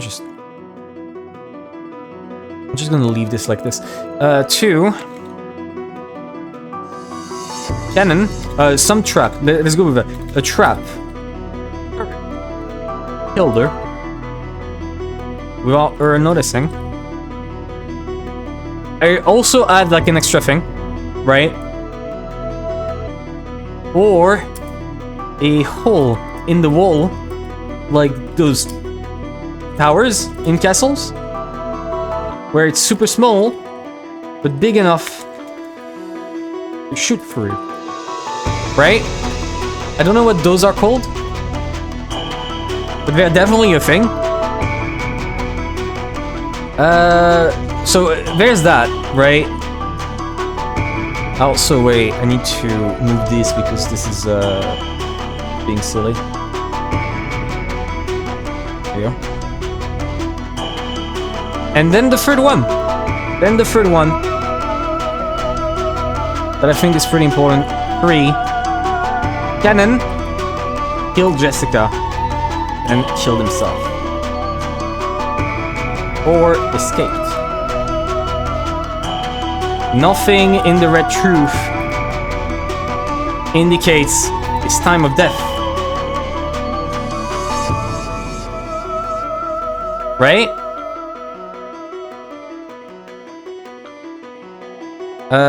Cannon loves her, but he's still furniture and brainwashed. That's the stuff I went over multiple times.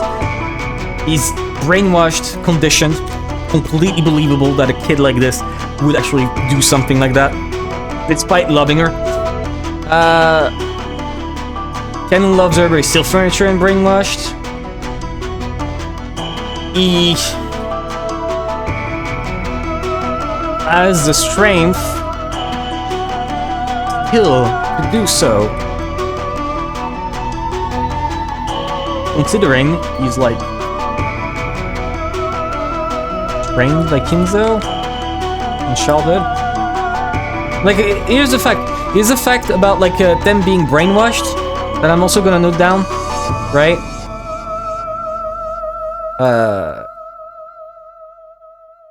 Brainwashed furniture. Brainwashed furniture. They all lied.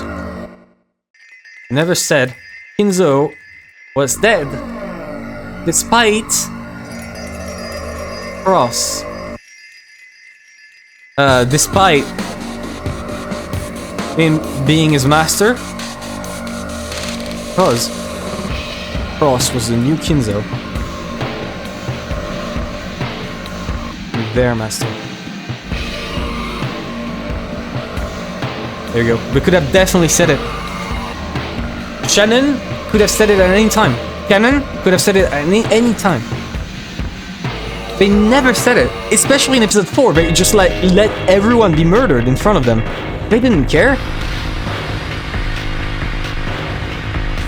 I think that's important to note down, right? Here we go. Okay, so once we've got that down, right? Those are the 3 means I see, and all of them could make equally as much sense. So, I don't know why I wrote for Jessica, because however she died would also be the same way that Cannon died, right? So, what about the keys? That's the new one, right? What about the keys? I think it's pretty simple. There's a couple possibilities, right? If they murdered from outside,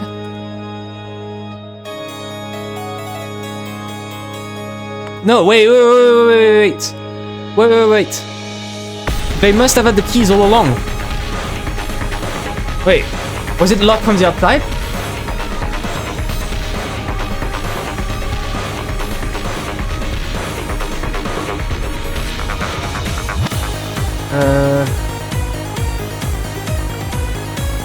The door is locked.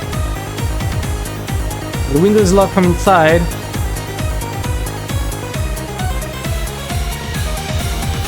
Did she state?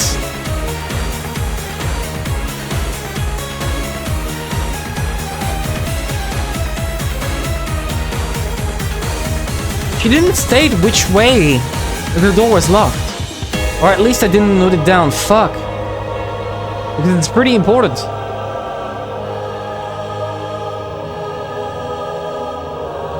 I remember being like, it being locked from the outside.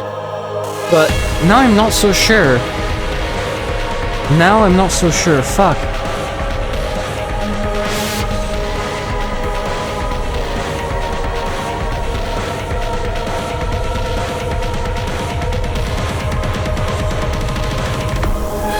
Absolutely no type of hidden door. No trick could have the effect of locking the door. At no point does she like explicitly state that the door is locked in this one.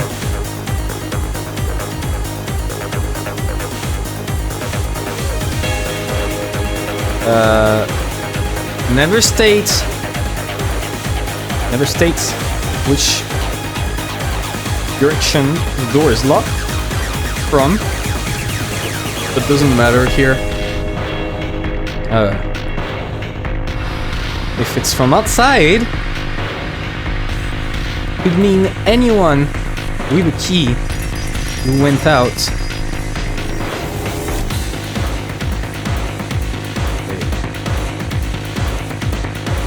Never states which direction the door is locked from. If it's from outside, it can mean anyone with a key who got out, locked it behind them.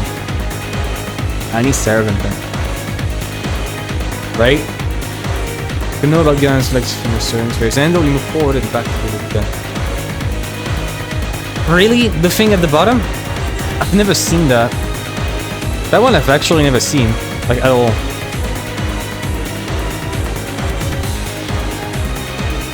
Oh my god. I am getting very tired. I think I'm gonna stop after explaining the second Twilight. Because I think I need to, like, review the third Twilight and the fourth Twilight. Because that one is by far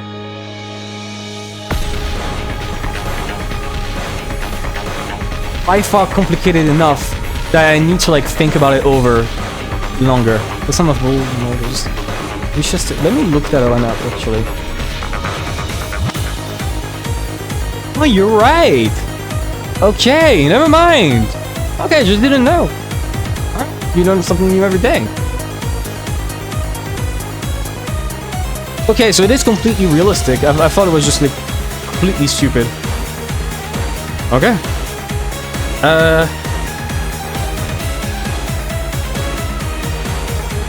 So this means the only matter is where they source the key other than Canon and Jessica's.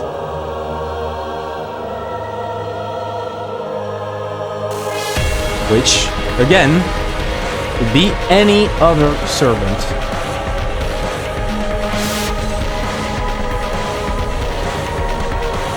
It doesn't matter. It doesn't matter if like the person is locked inside. If the person was hiding inside, right? Although they'll need to be locked in. so that Jessica doesn't notice.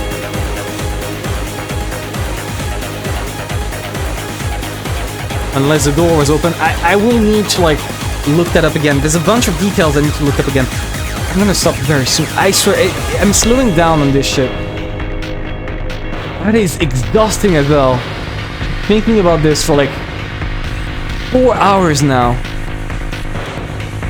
It's a lot of fun. It is a lot of fun, but I'm losing steam very fast. Okay. That means the only matter is where they source the key. And then Canon escaped. There we go. Okay. And last one. Last thing to address here.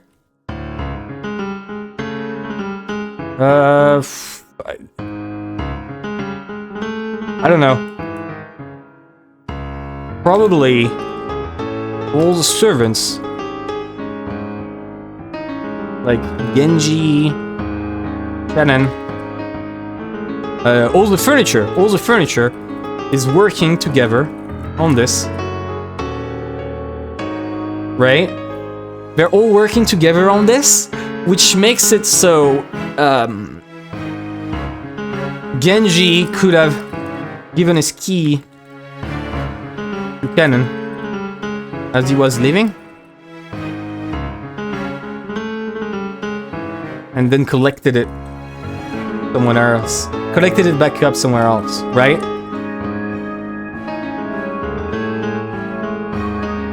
Genji Kennen could have given their key to Kennen as he was leaving and then collected it back up somewhere. For example, Kennen drops the key in a hidden space next to the door. No one notices but Genji, who pockets it and is now able to say, "Hey, look, I got my master key. That's so weird. I have my master key." And no one will notice. Not arouse suspicion. Right? I think that's completely plausible. Jessica? They collected it back up somewhere to not arouse suspicion, as Kennen fled from the back. Right? That I'm assuming here that like Kennen is involved. If Kennen isn't involved, whoever did this managed to steal a pair of key, place it back somehow.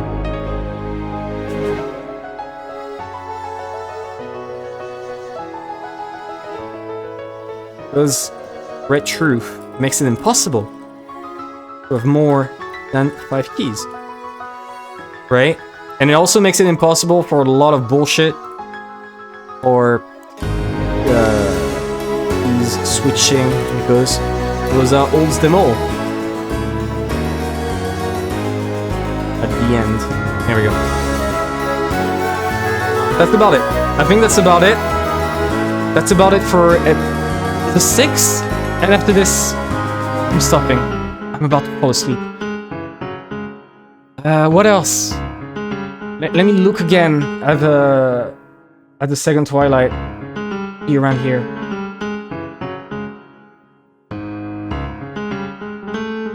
This one is easier than Nanjo and Kosawa, and after this, it's a fucking mindfuck. So.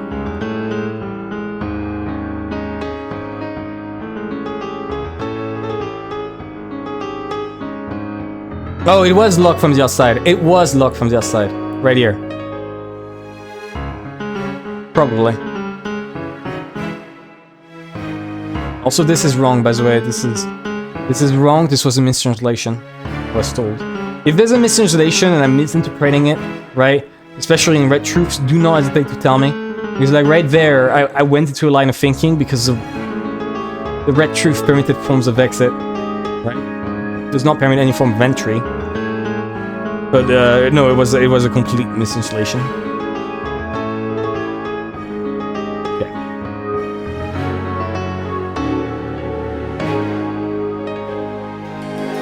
Oh right, I also forgot. Let me lower the size. if it's a 19th person, whoever the fuck it is very competent. Because how do you pull this off?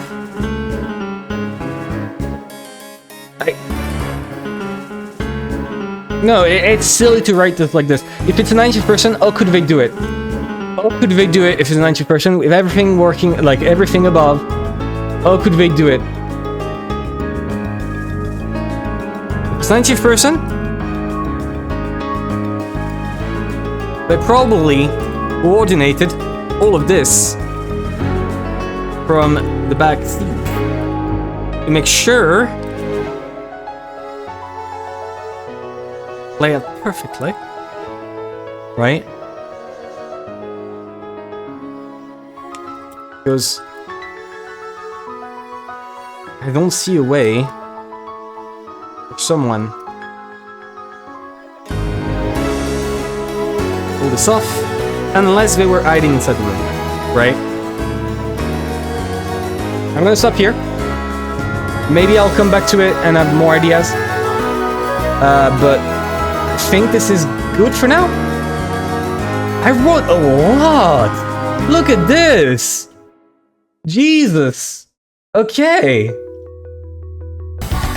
I already started thinking about things again, right? Because that's what people do.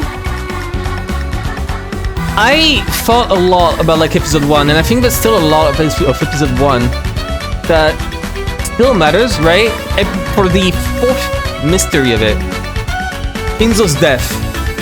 I kind of glossed over it because I was like, oh, Beatrice told us he's dead. Cool. But that's not the end of it, right? And that's something I didn't really approach, because if he's already dead, then what's the method of murder? And not in the sense of oh, did he die before the games, but oh, does his apparent death, the gouging as a stake, come into play, right? So this doesn't actually matter. All of this is silly. Yeah, he's already dead, Natsui's in on it, cool. The real problem isn't that. The real problem is... Let me just write it down in lower font. Twofold. So, when did he get put in the boiler room? Right? That's the first thing I thought of when I started pondering it again. When did he get put in the boiler room? Because that's something that's never truly established. In fact, I distinctly remember that when they talk about the boiler room, they say that the way it's been cremated, we have no way to know whether it's been hours or minutes since he's been inside. Because the smell could have propagated itself over a short period of time or a long period. I said something along those lines, so let me just write it down. Right? Don't know.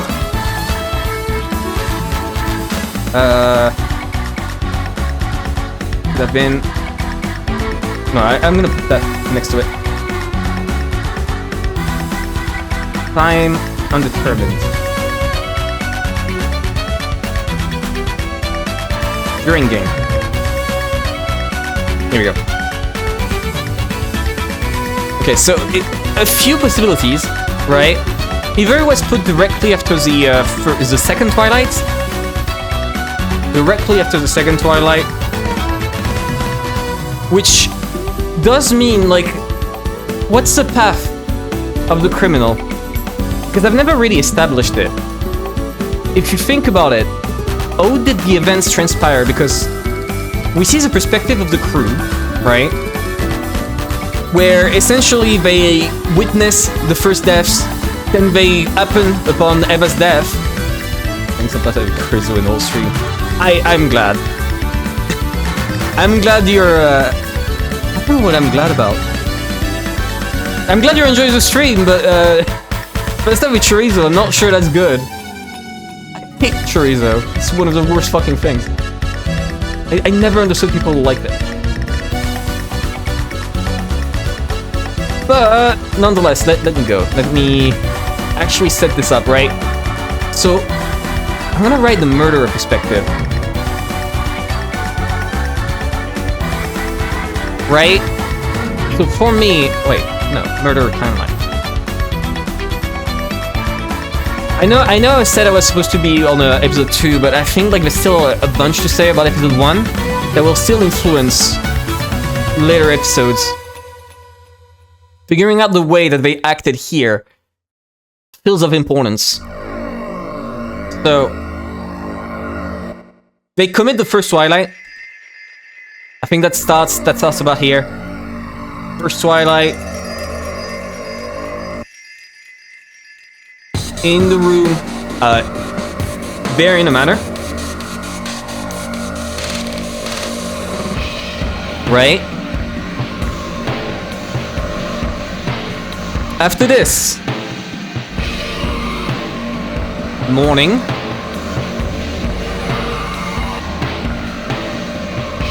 Let me just write night. They hide inside Eva Hideyoshi's room. I think that's it. I'm pretty sure that's it. I'm pretty sure I think that's how it pans out, because that's like the most logical way to set up the room with my chain replacing theory. What is the pronunciation of chorizo? Is that not how you say it? Chorizo? Also, wait, where's my phone? Give me a second. And I do send the sicarios a proof. That's how we say it in France. We say chorizo. I thought we say it here. Oh, I was supposed to say it. Chorizo. Or whatever. Chorizo? What do you mean? What do you want out of me? What's the issue with my pronunciation? I don't get it. Okay, I've got brain hours. Hi, Trev. What's up? How are you doing? Right, I do want to finish it. I could try, because like there's different possibilities, so I'm gonna write different ones.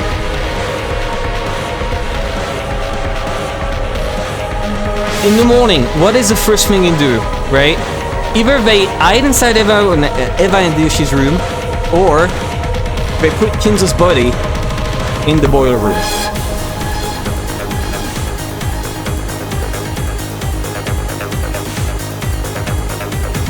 I took my lunch break eating chili, and this is my terrifying. Eating chili, what do you mean by chili? Just like chili con carne? I found out chili con carne, you're supposed to put it on rice? Because when my mom did chili con carne, like during when I grew up, it was just the beans and the chili and the meat. There was no rice along with it. Honestly, I prefer it that way now, but I was pretty surprised when I found that out. Turns out my mom is not the best cook in the world. That shattered my world. Okay. They put Kinzo's body... The American thing. It's some chicken carne, but not... I see. Kind of the same as, what's the name? The Chinese rice, like Macedonia? I don't remember. There's a specific rice meal that is like framed as a asiatic meal, despite the fact that it has like absolutely no relation to Asia whatsoever. I don't remember, but I think it was like they essentially put cream, put meat, put other things into it just to make sure that Americans would like it. So at the end of the day, it has nothing to do with it anymore.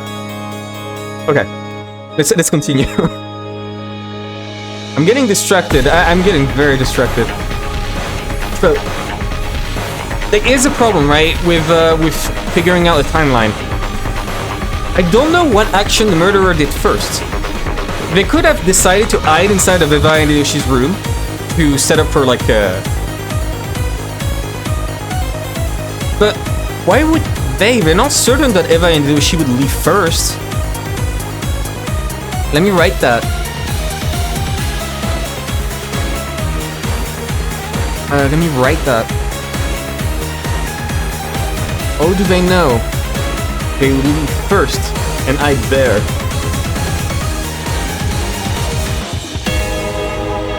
Right, that's the first question. And I've always like assumed that somehow the murderer is super intelligent, right?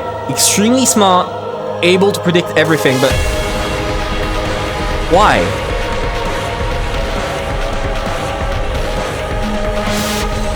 In fact, if I remember properly, I don't remember it. Was there claw marks on Eva's room too? I don't think there was. I think there was only on Natsui's door and Eva's door, and Kinzo's door.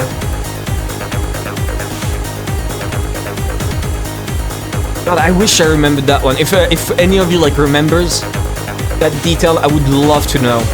I would not mind being told that one. But because if are we back to episode 1? Yeah, because I wanted to like finish on this because I did not say that, and I think that's very important. Like, did you tell again? During episode 1, anywhere except I remember there and marks on Kinzo's door too. I remember there being some on Kinzo's door that Genji comments on. But I don't think anyone else like cares about it. So not on Eva's door. Okay, thank you for telling me that one. So let me see.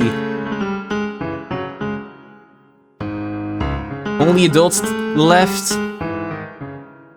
Natsui's room made unsafe with the mark.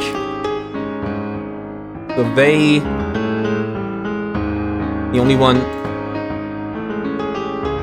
feel comfortable leaving.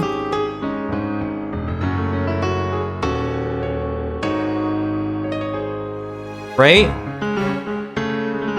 I think only Natsui. Huh. So that makes things even weirder.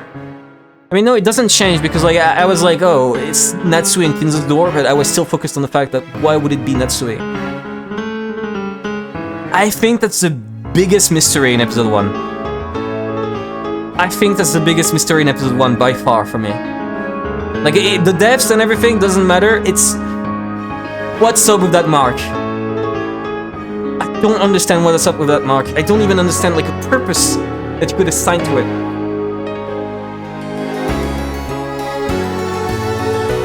Because it's not as if they put that on Eva's door to spook Eva too, or on the parlor door. I also need to put mark on door.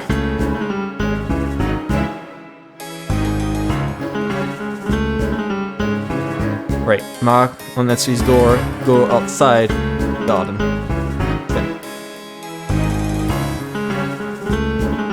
Okay. So, there's the two possibilities right here. Don't see...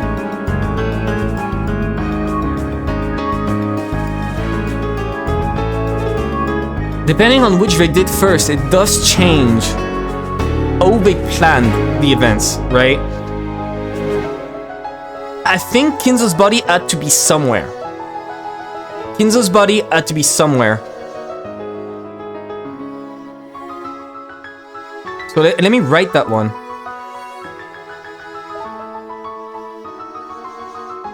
Kinzo's body had to be somewhere. Why not the boiler room? Where no one. But servants and...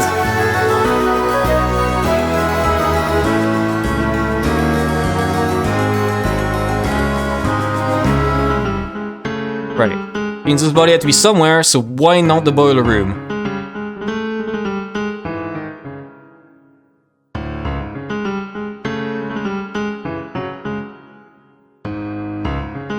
Right?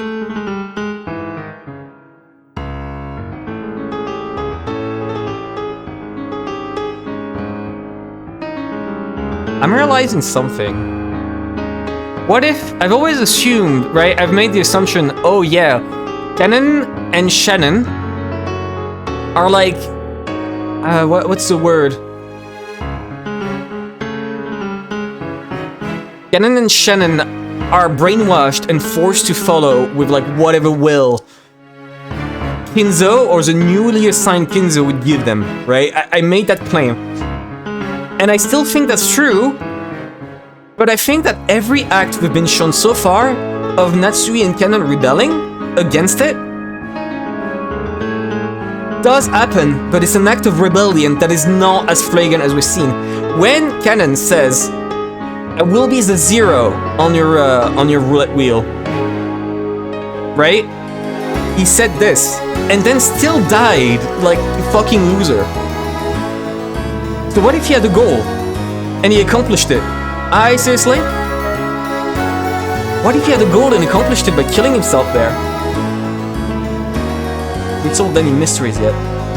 I've created new ones. I said I would come back and like, you know, start solving everything again, but then I just... New fucking mysteries. Just doesn't know it yet. I hope I solved everything. I'm trying to like, I think, figuring out what the mystery parts are of each episode is as hard as actually solving them, because there's so many things that kind of get glossed over really fast in the story.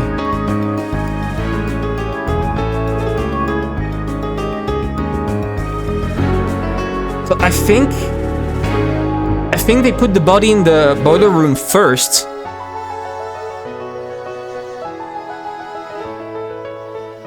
But we would have... They had put Kinzo's body in the boiler room before Natsui Eva woke up, because that's when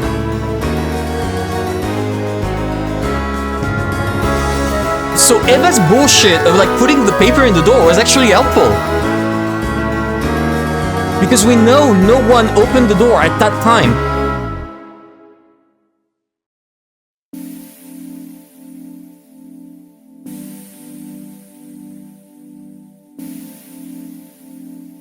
Eva wins again. Yeah, besides the fact that she sucks and I fucking hate her, but, you know, she does win.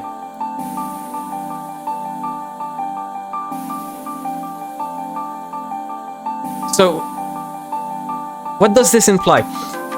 Timeline-wise, let me write a timeline, like, you know, the night.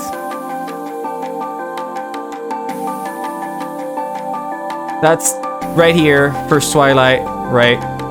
First,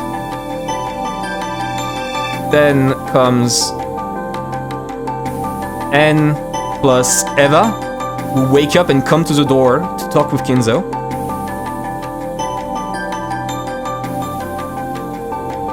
Up you. Come to the door. During that time, the door is trapped. I'm gonna over with a here. Door trapped. There we go. And then after this, right? After this is like the parlor scene, and then second Twilight.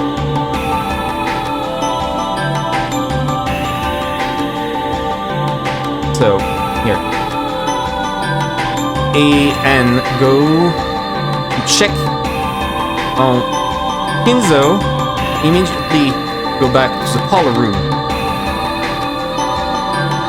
Discuss it for E plus H leave. Right, that's that interval of time right here.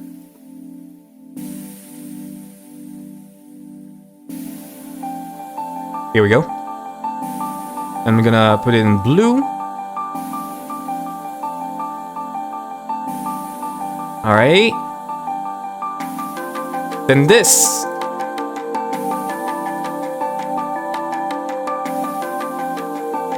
This would be start of second twilight.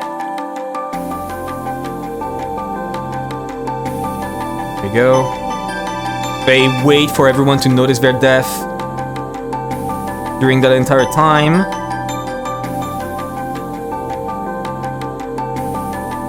And then they notice the death. There's like a short period of time where they get out, and then the boiler room is discovered. We're talking about like a period of 5 to 10 minutes. Max. Right here. So I'm gonna put it in orange.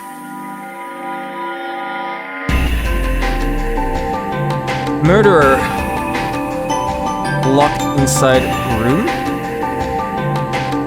Question mark?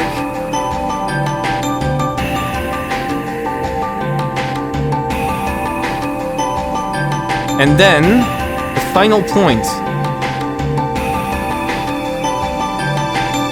Wait. Kevin's death. Inzo found. That's the end.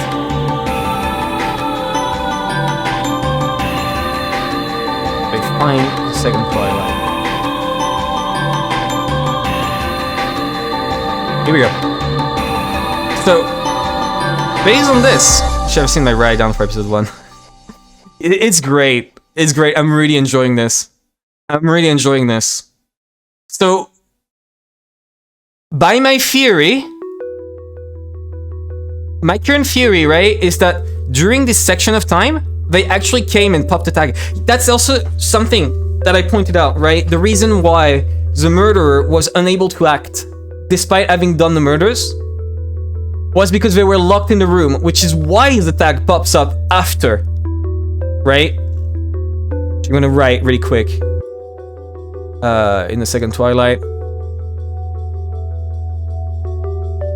Shinzo, easy, already dead. No, shut the fuck up, Al. Shut the fuck up. Also, the door has a tag here after they opened the lock and left the chain.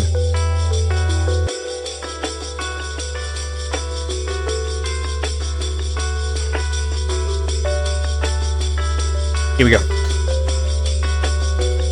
6 pages explaining episode 1. Yeah, it seems like the easiest one, but because it's the first one and there's so little red truth, it's so much harder to like notice what actual mysteries are pointed out to you. Episode 2 is brutal in difficulty, but it's much more upfront, I feel. This is very much very subtle shit so far, right? So like, reasonably, either murderer put his body in the boiler during the night, add an accomplice, do it, or never was locked in EH room. Right? That's all this implies right here. Because the door is trapped, no one could have entered and moved the body if it was still inside. Right? So it means either here, or there's an accomplice that did so. Which would be the 19th person.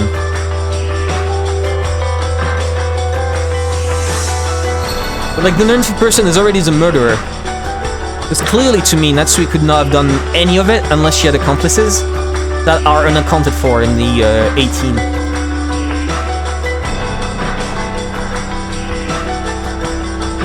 I'm getting lost now. Right, so...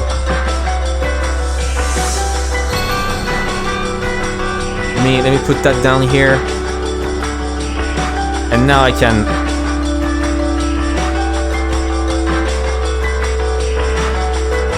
add a before here.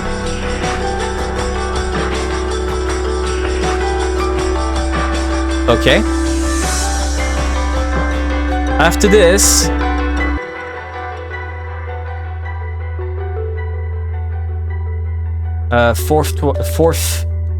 fifth Twilight.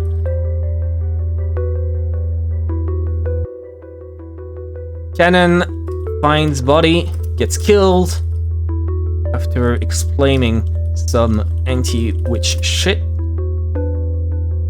and Kinzo's body is found. I want to fix my sleep schedule, meep. Aww. I mean, no, that's a good thing. That's a good thing. Don't ruin your life just for a stream. You can still watch the VOD if you want. But thank you for passing by. Have a good night, Eve. Very appreciated. Your presence. Bye. Cannon finds body, gets killed after explaining something to what shit. And Kinzo's body is found. After this... What's after this, right?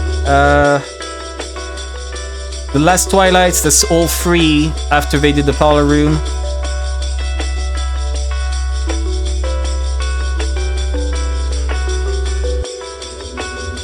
Murderer slash accomplice escapes from the back door.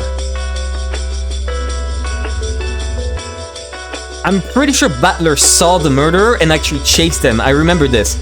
Battler saw the 19th person escape. And everyone was accounted for at this point in time. Because like, it was not just the servants being alone together, right? You could say, oh, if Genji and Shannon were alone together... yeah, we're talking about episode 1. If Shannon and Genji were alone together, well, one could have lied, and the other could have went to be the 19th person. But no. No, they were all like in a group of 2. There was Kumasawa and Cannon, and I doubt Kumasawa did it, because Kumasawa was behind Battler when he started running forward. And Cannon was dead. Okay, after this...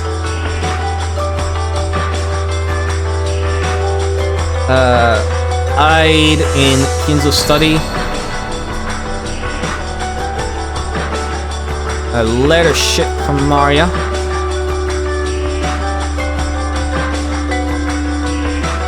And now...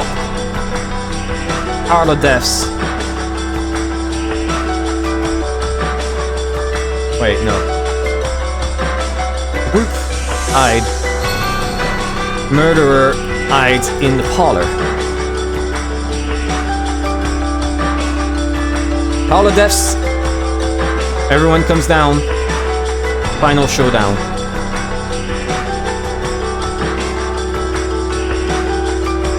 Final Twilight is a bunch of question marks because I still have no idea what the fuck happens on that one. Alright, that's it. I think that's the timeline. It doesn't explain much, but I can always come back to it later. Right, so we've got the murder timeline, we've got a bunch of mysteries put together. I can't really, like, write... I was hoping, by the end of this, during these streams, that I would be able to, like, finish a episode and be able to say, like, one coherent thing. But I'm realizing now, as we go forward, that there's no way to do so.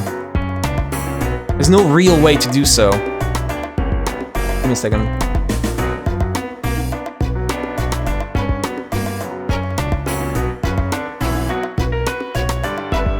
So, let me check. How do they know where... How do they know they'd leave first night there? Man Gambit. And the final one. Final theory. How do they know they'd leave first night there? They didn't.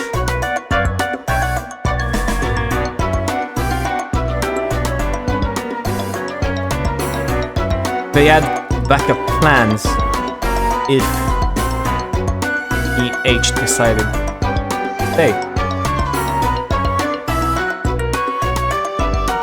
Now the question becomes, what are the backup plans if that's the case?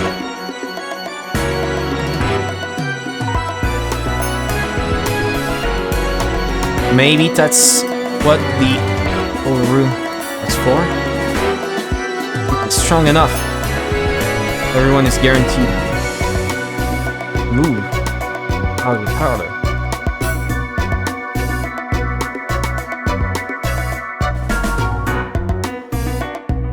I think that's it, right? They stayed in Eva and Hidoshi's room, and if they figured out, oh, they didn't come, it's been a while, they haven't come, and there's already the smell, I'm just gonna leave now.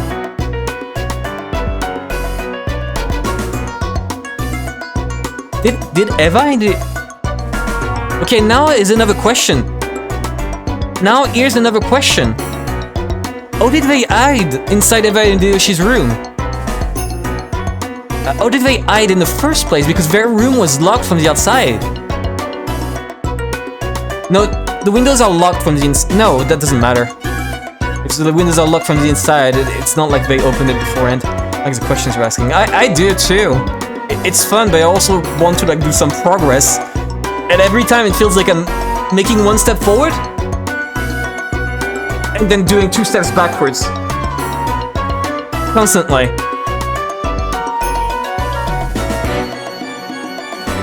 So where did I put all of this? I don't think I did much. I'm gonna write it quickly. Out of exit, replaced chain. To lighting them. Door. The lock. Right? Or did they kill? Waited for them inside. It's peak. It's peak. I'm afraid it's peak. And oh, did they enter?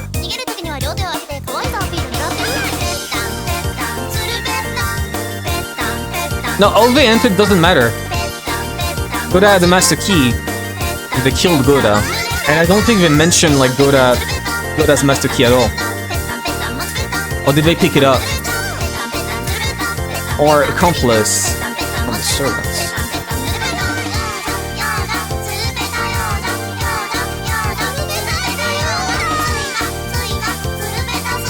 Or accomplice from the servants. Plus put the keys back on Canon if Canon gave them. I guess. But no!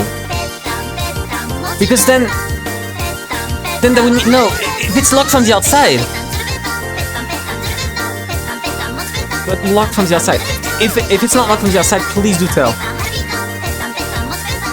Like, when Eva and Hideyoshi left, did they lock it? I'm pretty sure they did. Like, they must have, otherwise they would have noted, oh, we left the door unlocked. This is fucked.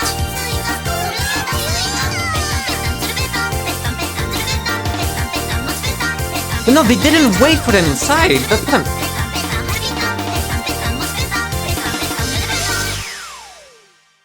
No. Okay, no, I got it wrong. How did they enter is actually easy. Knocked on the door. So they didn't need to know. They knocked on the door, got Eva to open.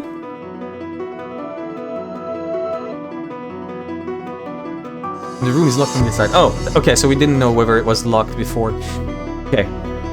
Knock on the door, got Eva to open. Oh. Entered, then... No.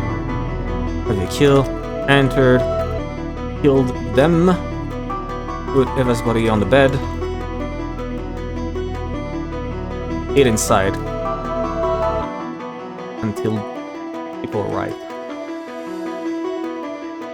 And how did they enter?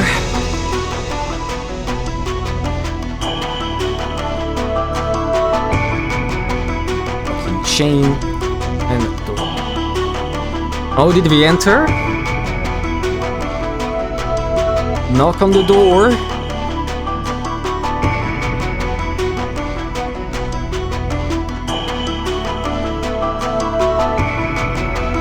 They enter the devil's proof. I don't want to do a devil's proof. I had an idea of how they opened, of how they entered.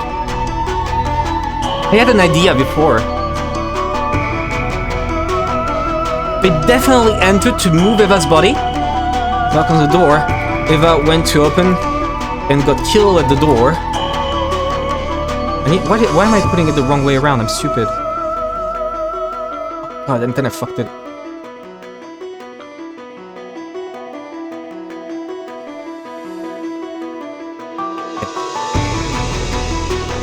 Oh, did they enter? Knock on the door. Eva went to open and got killed at the door. Or waited for Eva type to come out.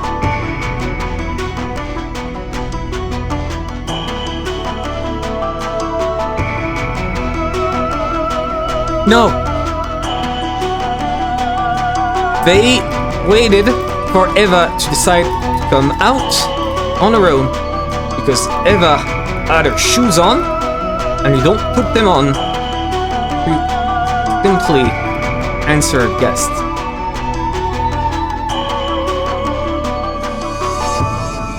Right? Because if they knocked, that's what was bothering me. If they knocked, Eva would have opened the lock, pulled the door, and asked to speak to them while the chain was still there. The music picking up as I figured that one out. So they definitely waited for Eva to decide to come out on her own, because I don't see on what other occasion you would put your shoes on, right? Like, if you put your shoes on, you have a reason. You don't just do that because someone knocked on the door. That would be stupid. So maybe they wanted to fetch something.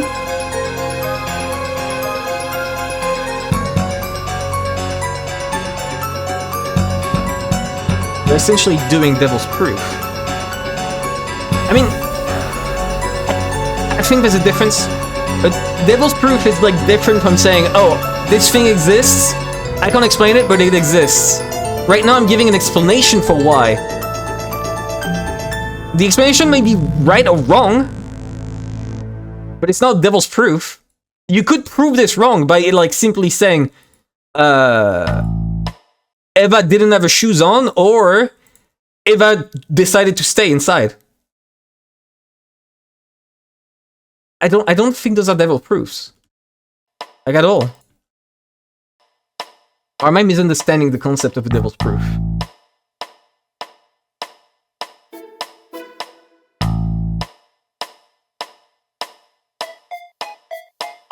Or knocked on Eva's door. Door to open. Reason.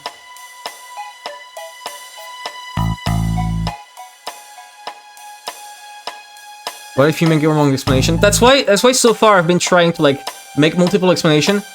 But I'm not gonna lie, for episode 2, I don't see anything else, right? That's the reason why I don't make any other explanation, is because I feel like I've explored every possibility for this second Twilight. Not episode 2, second Twilight. I feel like I did everything, so if that's wrong, then I'll have to revisit it. I'll just write that. If it's wrong, I'll have to revisit it. Because I don't see any other possibilities. Second Twilight. 3 dots.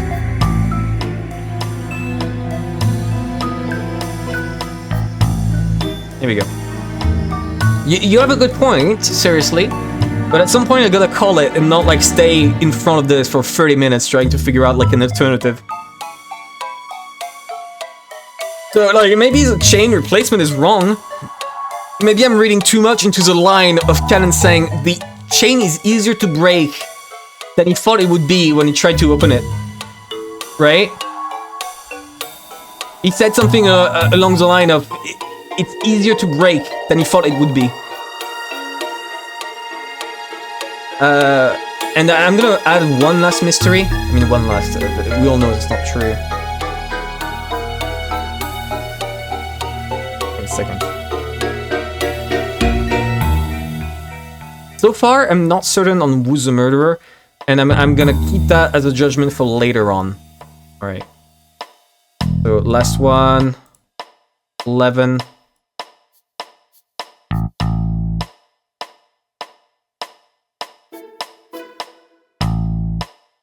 Go. What was Canon on about with the 0 right wheel? I'm gonna put that one out here.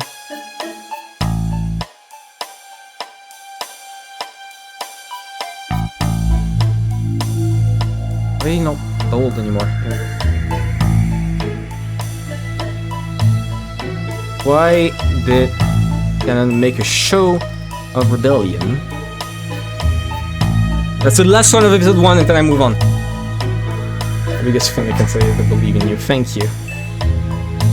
I do think I may come back to it, but I do want to move on for the purpose of the stream, essentially.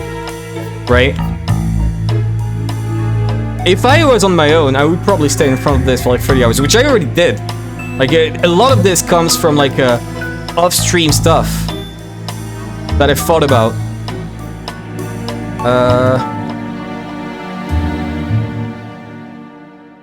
It was all fake. Wait. One possibility is it was all fake. He never did that. And let himself be killed.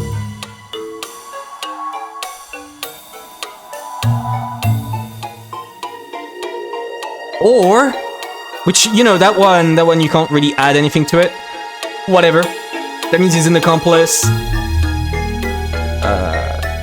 Then you just add that. So he's a total accomplice.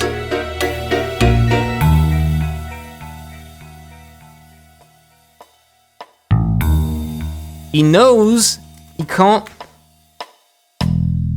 can't not follow orders. So he tried to fuck things up for them.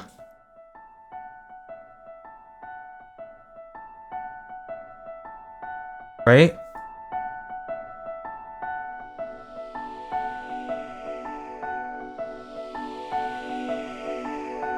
Or, wait, no. He wasn't aware of anything and tried to fight back genuinely. That's a possibility, which I don't really believe, because if he did that... But then... I'm thinking narratively, why would this happen if it's just to die instantly? But then, why... Why would that scene happen? Did Canon utterly fail? And it was pointless? And it was a pointless act? Like, this is thinking from the meta-narrative right here. Why would this happen? If that's the case. There we go. Now, next one.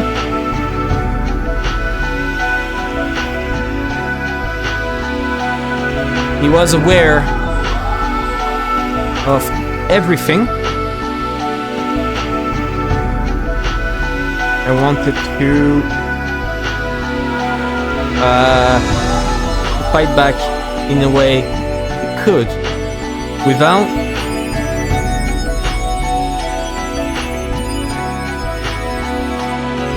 so he has to follow orders, but he tried to find a way to inconvenience them so that others would lose, so that the others would understand something. Right? And what I mean by this, what I'm imagining when I say this, I'm gonna lower the size of this big dick. What would it be that he tries to make others understand? So, number one, he's a loser who can't accomplish anything, even in death. That is a possibility, and that fits directly with the point above. Two, he died despite the murderer needing them alive.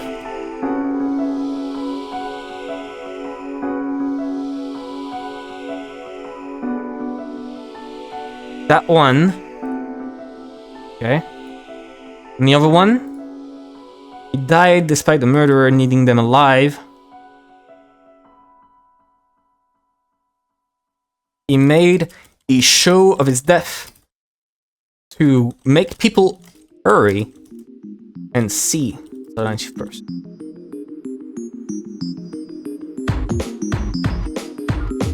I think those are the three possibilities as to why you would do this, unless he just genuinely failed. If we assume he succeeded, then either he died against the murderer's will, or his death was much more violent or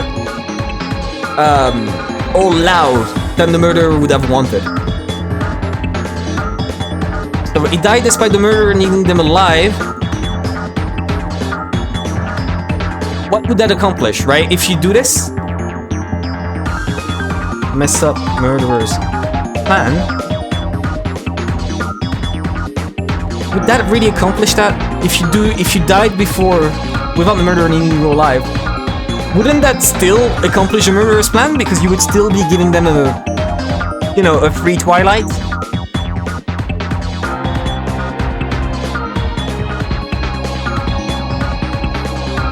Don't think that would be it, right?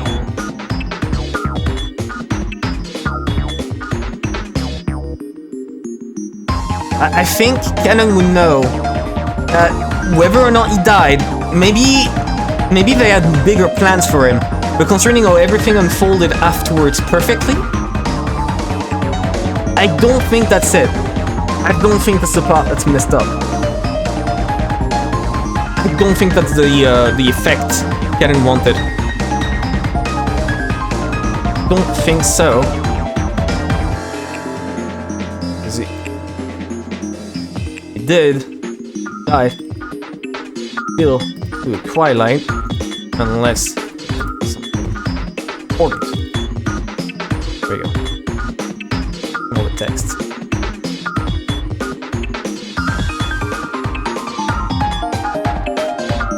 So he made a show of his death.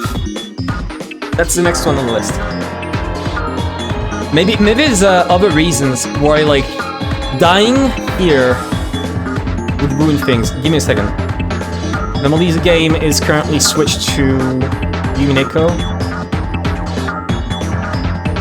You can check that really quick. Then one tips. Execute cannon.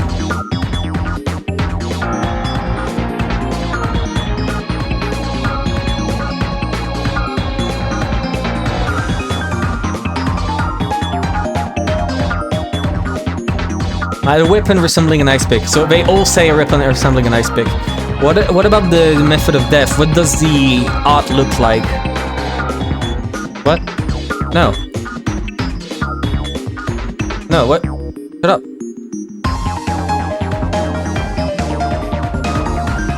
Hey, Ron, congrats on finishing Umineko no Kikoroni. I wish I did. Actually, I don't wish so. Never mind. Okay. Tips. Give me them tips again. Execute. We already have them dead. So they all died in a similar way? Their calf had a weapon resembling an ice pick sticking out of it, and her face had been smashed. I don't think that's important. His face had been smashed. I think... Why would they do this with them? And not with Eva and Yoshi? Why not them? Is...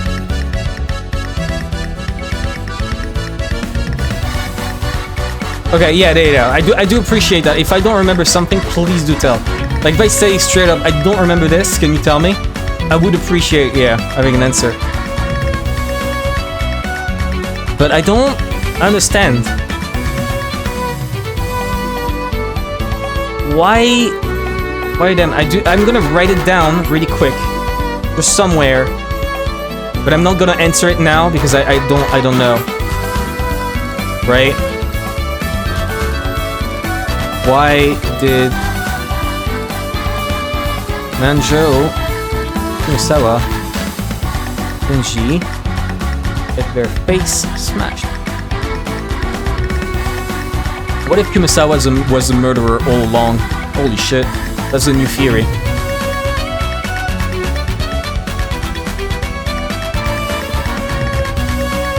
I'm gonna write that in red so I can remember to like answer it right later. Okay, here we go. 11.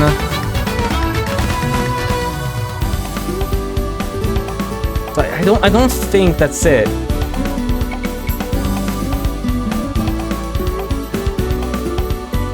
I was like, maybe because they did this, he wasn't unrecognizable, so they couldn't put the blame on him, right?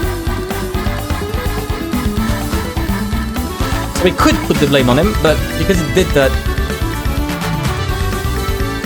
or let me write that. Couldn't erase its face. Potentially put the blame on him. That was a murderer. Right? Okay, that's the last idea I have on this line of thinking. That dying bothered them. So he made a show of his death to make people hurry.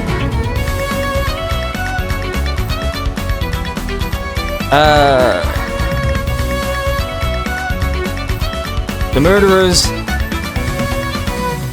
Wait. The 19th person no longer elusive. Battler seized him.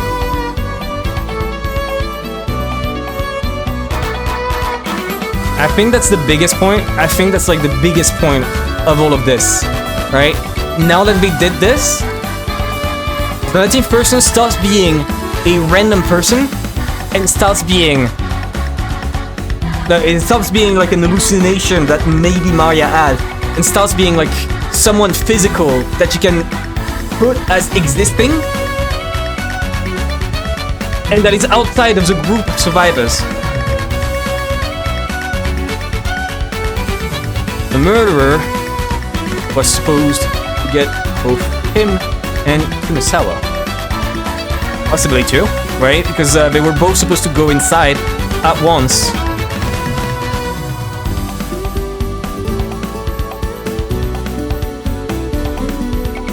And I think that's it. I think that's both options for me. Either he prevented him... Either Cannon prevented the murderer from getting more, or he prevented the person from staying elusive. Because I don't think this entire act of bravery, right? Because he did a really cool act of bravery. It was like, I will be zero on your roulette wheel!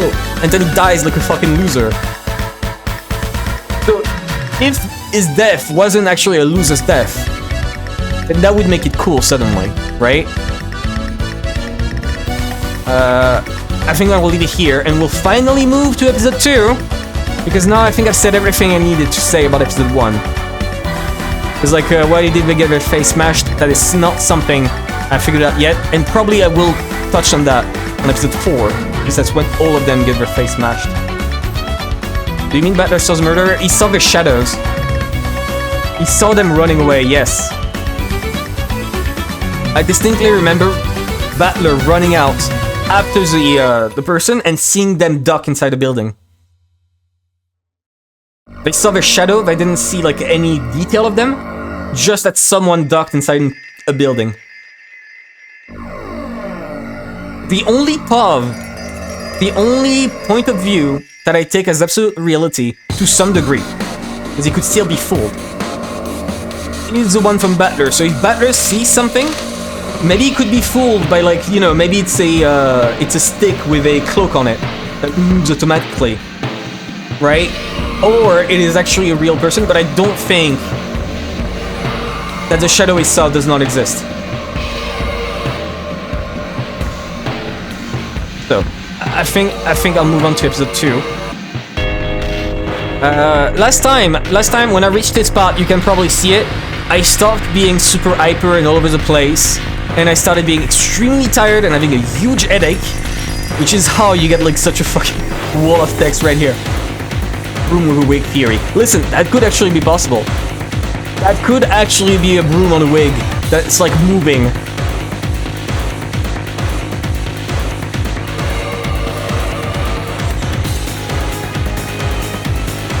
Okay, actually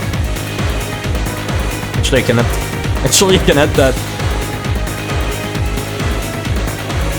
And thus, possibly the person that was so run away was in fact the broom with a wig. Which, you know, it would make sense, right? Because the people who saw the body first were Genji and Kanon. If we assume that they work together and that there's like somehow a broom with a wig that's, you know, moving on mechanical threads, just a robot doing that shit. If we assume this, we could straight up imagine that like Kanon went inside the boiler room, killed himself, the wig started doing the show, and then disappeared so Battler couldn't find them anymore. And then suddenly Genji is able to kill everyone else. If you assume there is no 18th person, I keep calling it 19th, but after episode 4, you know it's 17th. I could just write that really quick, right? If no 17th person, if no person, easy guess. Servants.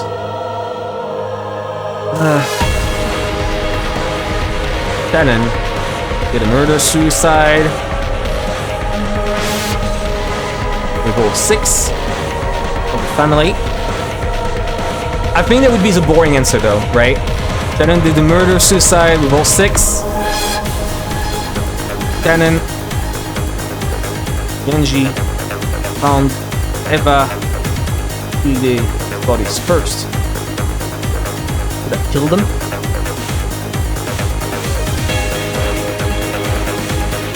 Right? And then Kanon killed himself after putting his body in the boiler. And then the final one, Genji puts the letter inside the Kinza room and does a murder-suicide on all 3 with the collar. Right? That is the easiest theory. Genuinely, if you assume there is no 19th person, it is as easy as that. I'm gonna actually make it bigger just in case. This could easily be refuted by one red truth, obviously. But without that extra red truth, this is... At that point, Dynasty Kids are still alive though. Yeah, what's your point? Oh, you mean...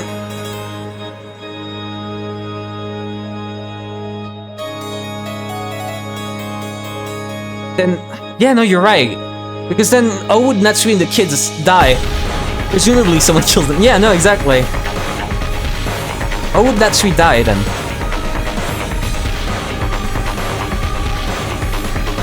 I'm just gonna write, easy guess is all servants. Right? Then 19th person comes in only for Natsui and kids, which revives.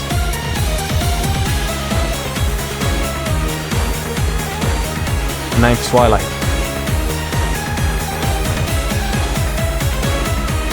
Right? But every time I'm trying to think in a way that doesn't necessarily involve the servants.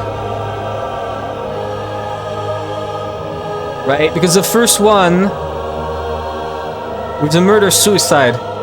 Even the murder-suicide would not make sense because with Shannon, that would not explain the charm. Right? If we assume it's all servants, then an extra 90th person, Beatrice maybe, like a kid Beatrice, that would not explain the charm. That would not explain Natsui and Cross's involvement in all this. Nor the umbrella. And it would not explain how she smashed her own face. Right, it would not explain how she smashed her own face. Wouldn't work. She can't smash her own face. Especially since you can identify her face. But like, still, there's problems with this. But I can already see it, but that's the easy guess. Okay, episode 2, episode 2, episode 2. I'm not coming back to episode 1. Episode 2. I need to move on. It's been an hour. I need to move on. Jesus. Okay. We've got the episode 2 chart above. What did I even write? I wrote about First Twilight, right? I talked about whether the switcheroo is real with the key in the chapel, which is a complete possibility, by the way. Give me a second. No amount of questioning is, I mean, fair, but I do want to like approach more things. Make the stream move forward a bit. Then I can go back. Like once I did everything, I think I can go back at that point. Or if I figure out something important, which I think I did when I realized about where was it? When I realized about Rudolph predicted his death in the middle of talking about episode 2. That one was pretty important.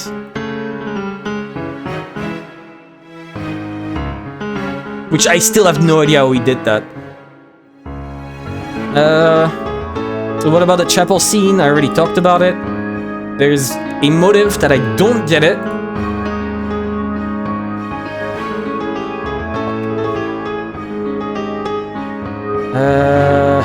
Where's the Beatrice that shows up? I think that's episode 4, yeah. I think I was right on that one. The First Twilight, he faked the door being opened by pretending that she was struggling and went back to Maria's room and unlocked the door that way. That all with the help of one of the servants. Right? Because I think only servants and Rosa touched that door. Which I think the trick would be that Beatrice faked being bad. Or there is some switcheroo.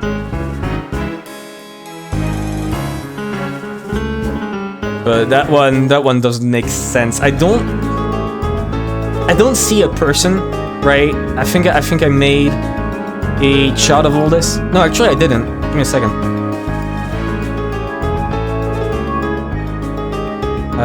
Give me a second to grab that.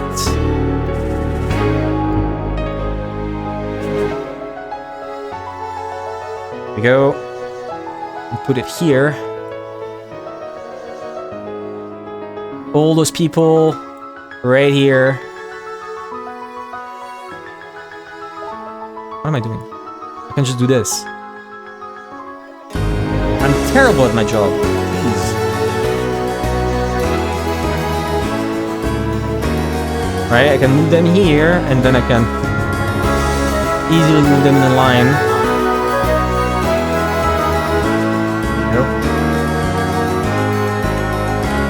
Okay. Resize them to be much smaller. We put them in the chapel. Alright, during the night, that's where everyone was. Or at least at some point, that's where they all were. Then, after this, outside of this, in the manor... Wait, who was in the manor? Who was in the guest house? He was in the guest house. They were in the guest house. Then George too. I think Genji, Kennen, and Shannon were together. Or Shannon went to the manor like in episode 1. I don't remember. those guys... Well, that guy's dead.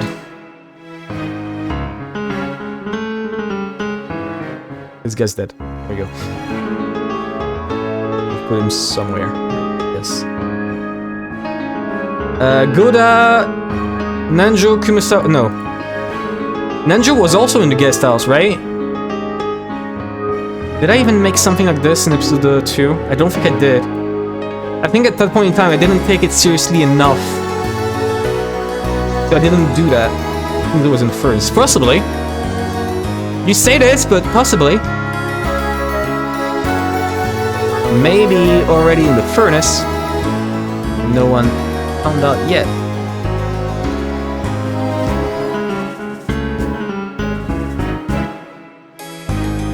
Wait, actually... Episode 2. Execute. Enzo. He was crushed to bits. So, okay. So he was crushed to bits, it's not fire. At least it doesn't look like fire, because E2 died. Oh, no, missing.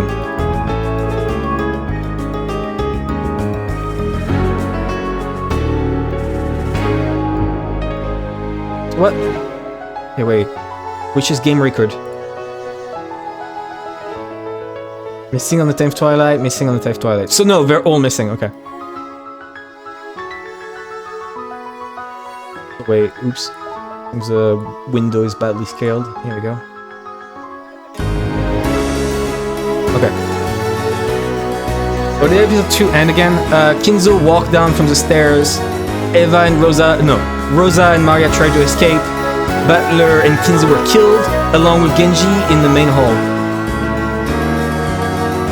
Only part of Oni I haven't read. Episode 2? You didn't read episode 2? There's no way. That was actually... It's my favorite part. That is actually my favorite part. The end of it. Real? Why? You read everything except the end of episode 2? But, I think those are the starting conditions, right? Those are all in the parlor?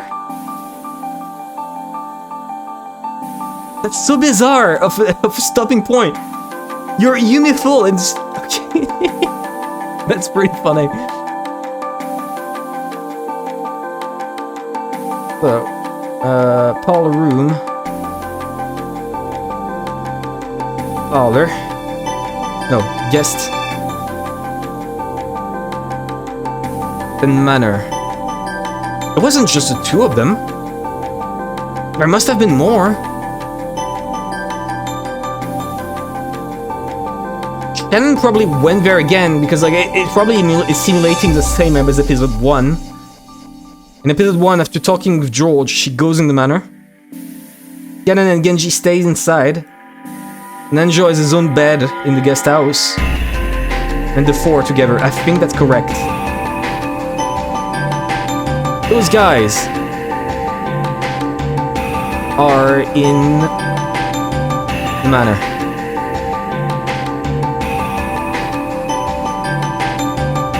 That one still not here. And you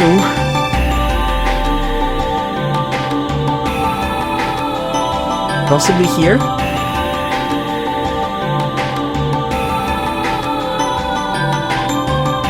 I do think there's a Beatrice. I do think there's a Beatrice, but she's a human. I started watching Joe play episode 1, got bored, and then randomly started watching episode 3, and so which isn't that hut? Oh. It's a shame you didn't get to the end of episode 2. You're missing out on Naked Butler. Which I think is on the chart somewhere. Yeah, right here. Right... What? I'll click on the bar. There we go. Right here.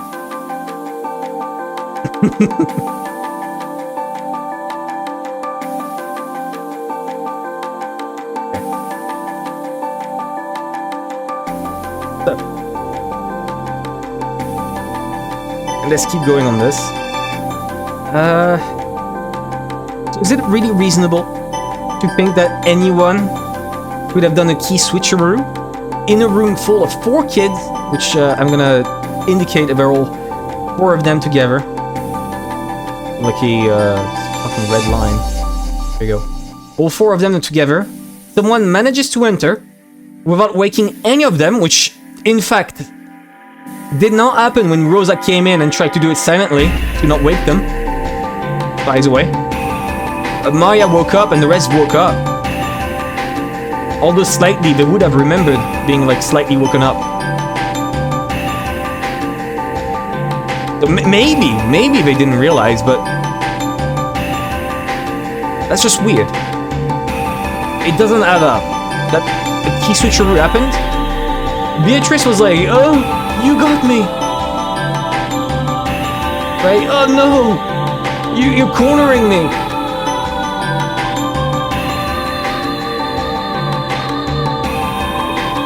Let's move on from that one. I think I've laid that out. That's good for later, in case I forget. I'm gonna lower it right here. That down a bit.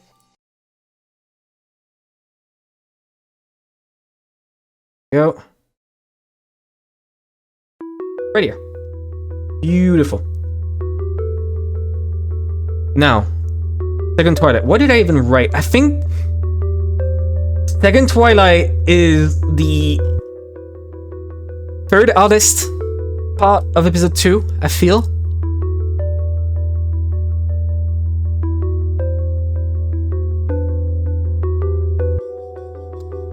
Will I compel Shannon to break the mirror? I don't know.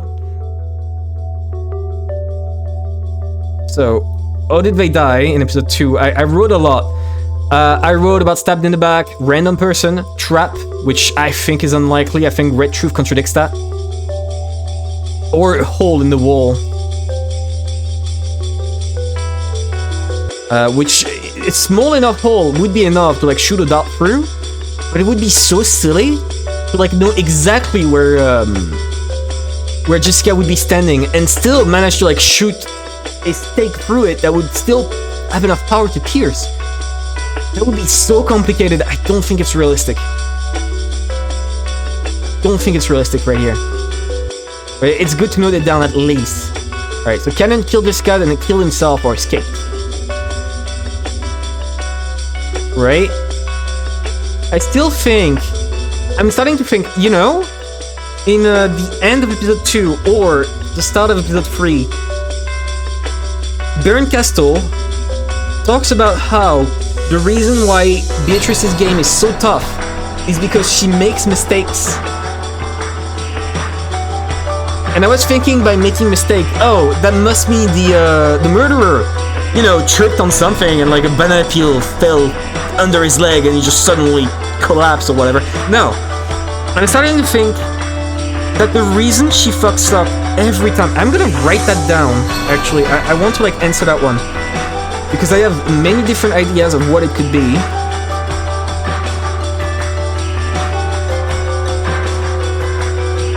What are Vito's voluntary mistakes that makes the game harder?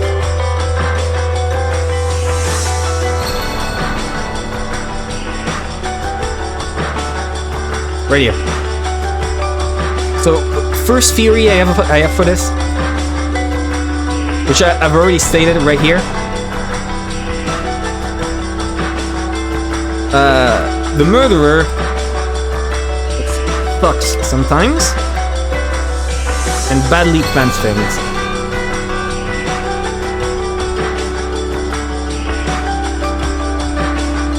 Or some of her pieces, furniture, still have their own will and can slightly fight back. That's that to me. Currently, there's probably other explanations, and I think I had another one. But right now, or unintended closed rooms caused by their method of death. Example, wanted to lock from outside something. Prevented. unlocking from inside. What I'm thinking of when I say this is Natsui's room in episode 2, where one of my theories for a moment was if there was a turret inside, there was a pattern in episode 2 where everything would be closed from the outside and the murderers and the keys inside along with the murderers, right? That was a pattern that was established. So I was like, the one that's broken is Natsui's room. So if you think about it, that must mean the method of death caused the problem, which would be that Goda stayed against the door. That was my guess, right? Goda, when dying, fell upon the door, which for some reason prevented the murderer from unlocking it from inside while outside. Like, set up their bullshit.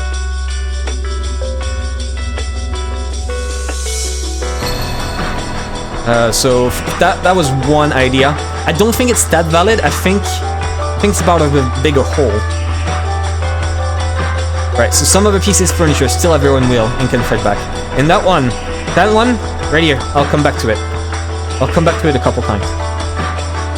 And right here, for example, Cannon killed Jessica and then killed himself for escape. Maybe his escape is not part of his murderer's plan.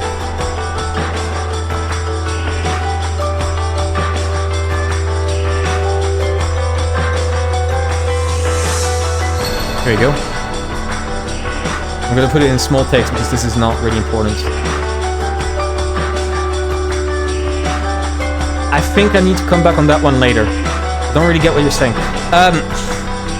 Okay, so let me put it another way. I'm sorry. So look, right here, right here. My guess was if there's a turret behind the mirror, and maybe it's a key. Maybe there's a mechanism that allows someone to like unlock the door from inside and open it so the murderer can come inside and set up the room, right? So like for example, the turret or a aim kills everyone in here. And then Goda falls upon the door, preventing it from being open from the inside. For some reason, that was my first guess. Right? Here we go. Both with his key in his body, Goda locks the door from inside. And that's the one break in the pattern. Whatever had to happen in closed doors, thanks to Goda. That's what I wrote. So I was like, whatever happened, Goda being against the door must have like blocked the murderer's method to do the same setup, right? Goda being against the door prevented it from locking from outside. So it stayed locked from inside, and the murderer could not unlock it and set it up properly, right? Which was my first guess as to what the mistake in episode 2 was, right? Because this is a one break in all of these. However, now I'm noticing. The second thing I noticed was, instead, that Shannon was facing the mirror when she died. When Shannon faces the mirror, you could assume that, she was shot from behind or she was shot from like somewhere in the room by someone else. If it was a person in the room that shot her, that person would have to be in that area. Right? It would have to be to her left, to her right, behind her. Those are the 3 directions that are possible. And, other variants. So, how is it possible for Shannon to be stabbed from the front and the stake to fall behind her? With her head slumping against the table. There's 2 options. One, the murderer was inside and moved the body. But if he moved the body, that would mean he had found a way to go outside whilst leaving the door locked from inside. which with Red Truth makes it impossible as far as I know.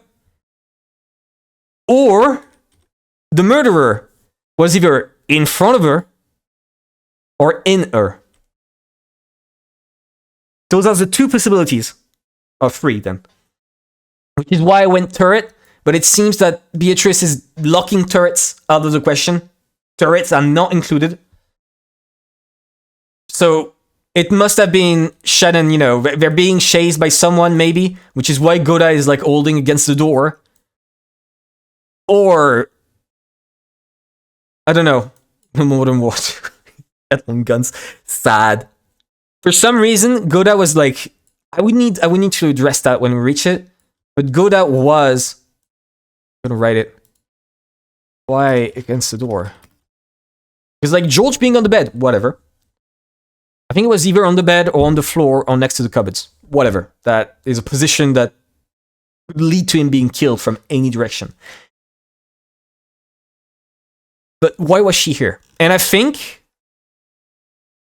that was my second guess for voluntary mistakes. And what I meant by unintended closed rooms. But now I'm thinking, instead, that some of the pieces, some of the things... Oh my god, the music is off.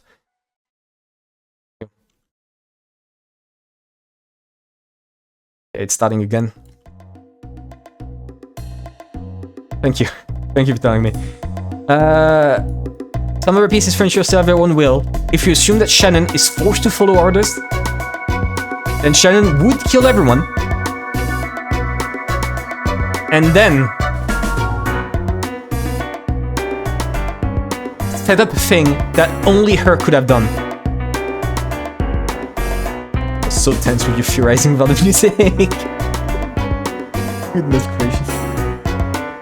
Yeah, I feel that's what I meant by mistakes. I feel that's one of the possible interpretations. And for now, I think that's the best one I have. Let's finish the second Twilight. Let's finish the second Twilight, and then we can move on to the third. The fourth. So, what about the keys? That one I figured out must be, you know, any servant or an extra key sourced from somewhere, because at this point in time, Rosa does not have all of them. Any other servant has them. You could have just, like, you know, left one behind. They didn't check the keys until they were all in Cannon's room. Right? So as I said, one possible way... did I put that somewhere? Yeah, exactly. Genji Shannon gave the key to Cannon as he was leaving with Jessica, and then collected it back up somewhere. So for example, Cannon gets the key. Cannon gets the key. Cannon gets the key from, I don't know, the Shannon. No, Genji. Genji would be more likely. He leaves. Cannon. Let me make a knife. With blood.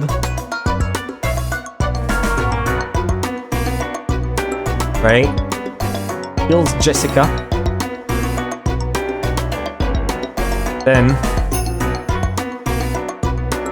Cannon leaves.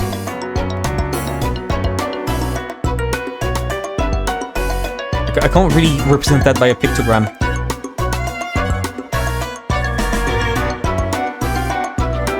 Cannon hides the key nearby. Then Genji collects it as everyone is heading inside.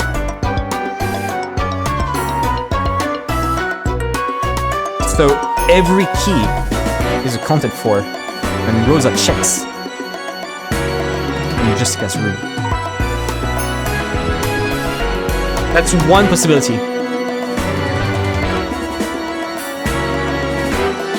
Okay, so now, if Cannon is involved... Right, then there's this possibility right here. Holy shit, it's time.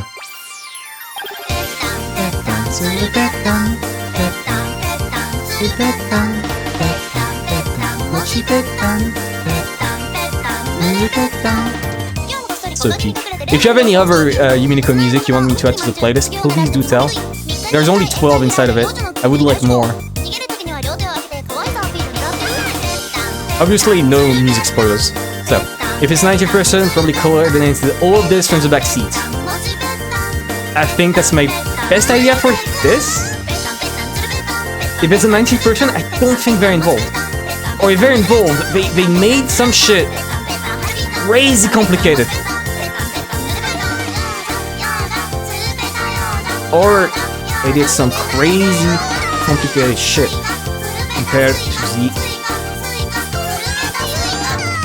simpler solution above.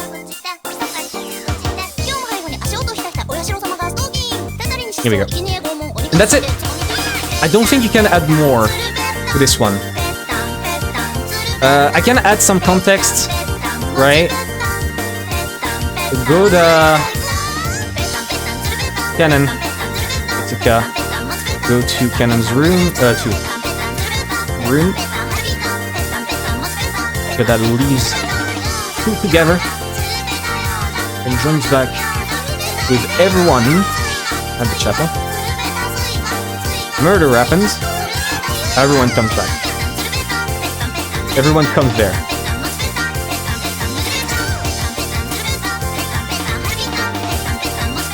Fuck. I didn't mean to actually write it like this. I wanted to expand the window. And just... room. Together. Everyone. Chapel. Murder. Everyone comes. That's the info that's important. Those are the position of everyone.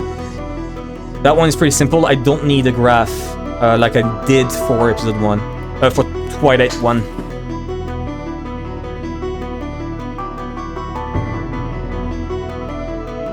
Okay, here we go.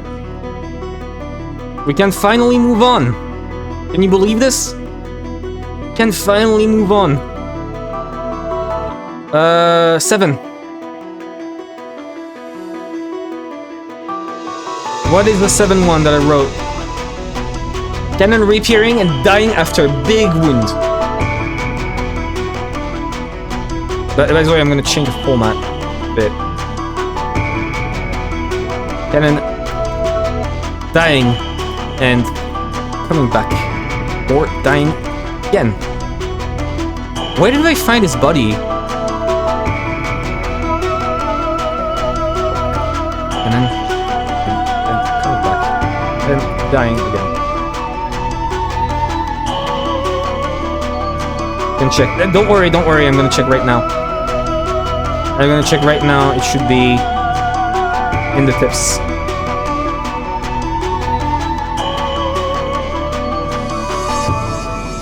Right. There's no corpse and he's dead. So there's no corpse ever. Never mind. His body was never found.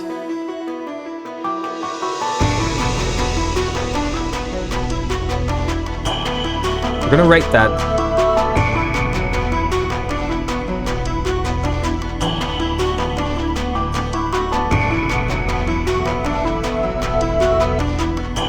So.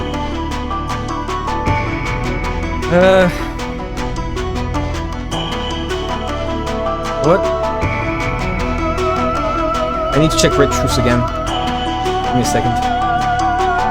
For Nanjo and Kumasawa, did she state straight up? Did she say in red, Canon killed them? No.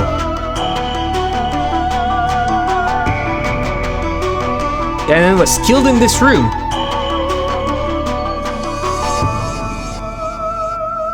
Okay. I'm gonna write it, right? Canon killed in Jessica's room. I should have written that in blue to like indicate.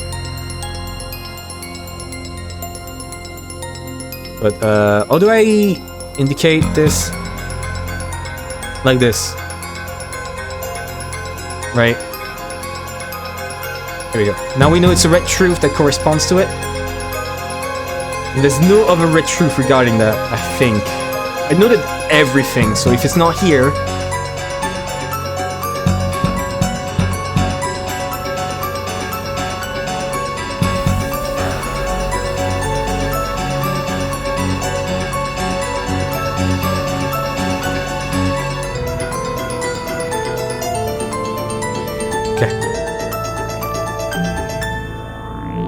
So there's multiple questions here. I think I need to ask the questions. 1.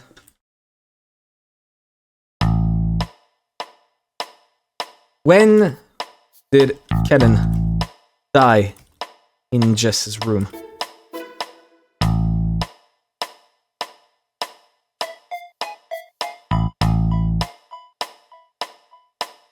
That's the first question. There you go. First answer, easy one. He died along with Jessica. Killed her or got killed with. So far simple. Which means 2 things. If this is true, then that leads directly to another person comes inside to clean his body out and locks the door behind. Right?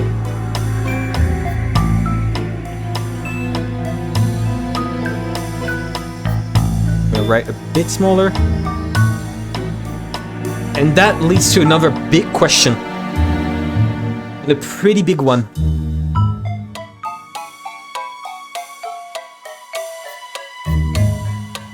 Why is he the only one who is here? This. Wait. Why is he the only one murderer made disappear ever?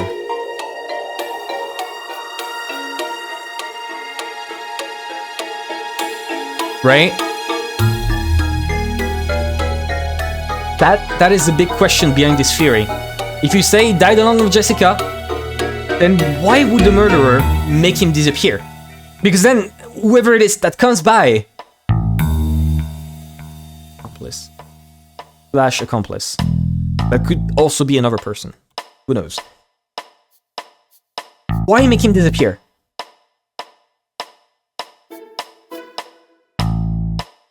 That is the important question.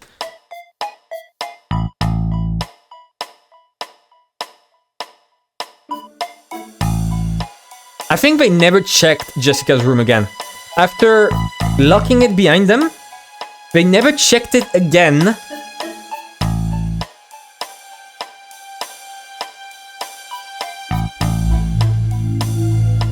That's tough. Wait, no, one thing at a time. One thing at a time. Another idea as to why would he be the only one the murderer made disappear? So maybe because they wanted to spook the rest of the family by making them think he's the killer.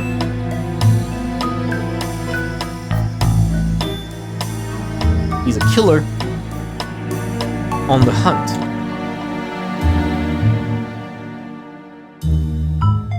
Right? That, I think to me that's an idea as to why they would do this. Another one. Let's think of another one. If they didn't want to make him look like a killer, what reason would you have to make them disappear? If your goal isn't for everyone to go, wait, Cannon's not here? Then Cannon must be the murderer. Which is exactly what Rosa did, by the way. What incentive? I'm not seeing an incentive behind this. Did they want it?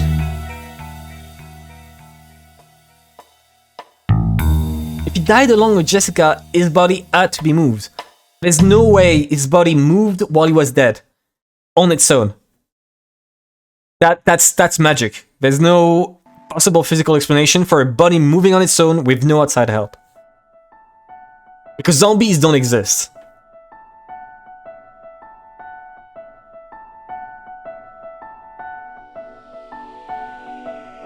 They wanted to use his body to scare the others in the servant room.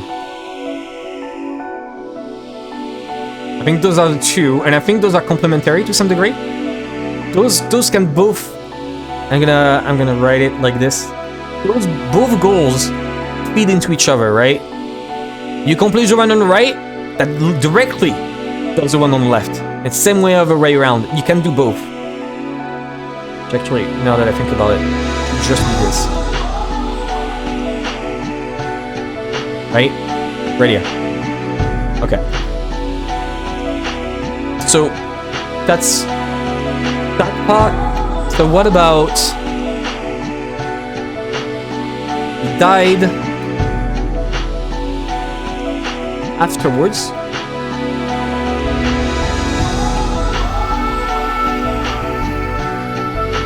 The body was found.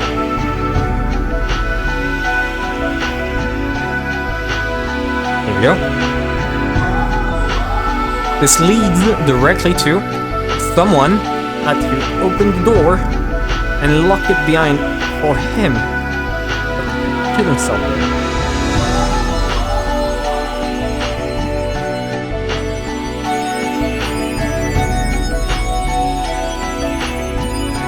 Right?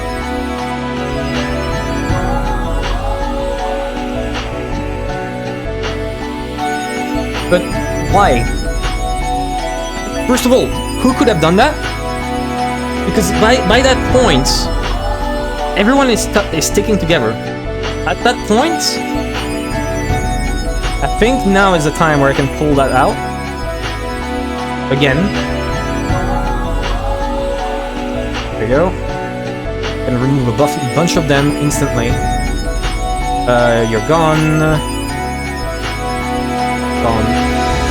Gone. Oh, you don't matter. You matter. I'm silly. You all matter. You don't. And I think those are the only ones that matter now. So I'm gonna lower the size because we're too big. Here we go. So we first got the parlor room below, right? This is a parlor room. I'm gonna put all the parlor room people in there, which I think is the kids. And Rosa.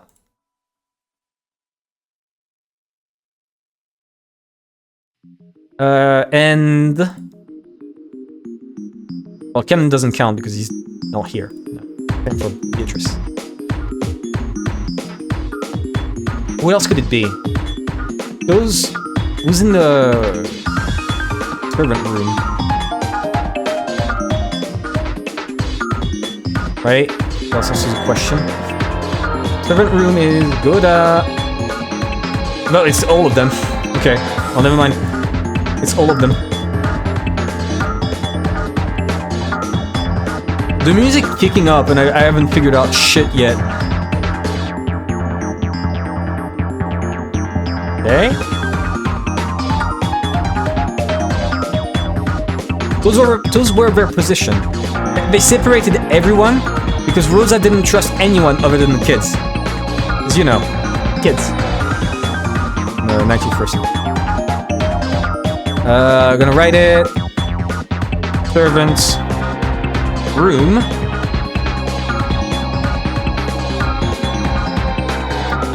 And parlor. So here's the issue. If we assume that good old friend Kenan did his murders, came here, check, check, check, check. Shannon does some woo bullshit. He disappears into the ether. Woo! And then leaves the room in a puff of smoke while Goda is looking on bewildered. Proceeds to leave the room. And then goes into Jessica's room.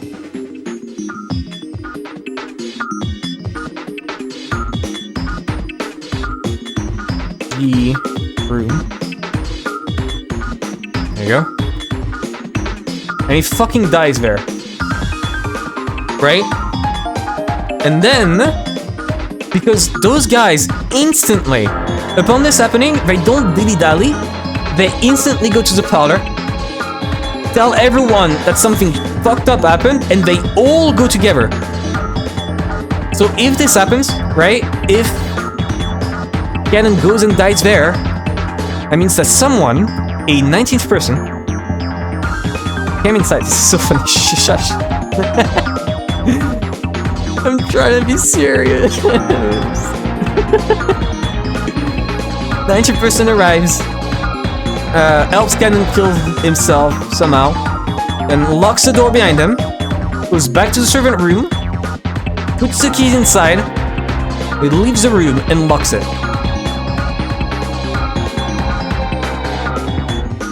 So I'm gonna write that. Right? I'm gonna write that right here. Murderer had to leave. Had to stop the closed room, make everyone disappear, and lock Cannon behind. Before setting up. Make everyone disappear and lock Cannon behind before setting up servant room. It's such a short time frame. This is a really, really short time frame. Like, think about it. Think about it. If this was the case.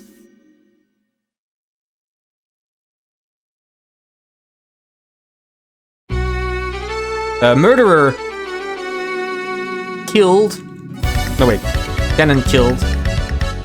20th person comes behind to make everyone disappear. Wait, no.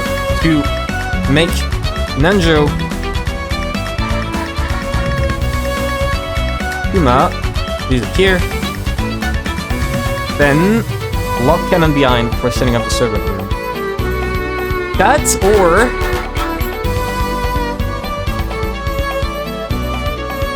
we don't need to lock Cannon behind. It's not like they came back to try again Jessica's room. They didn't try to go back there. So the only thing we need to do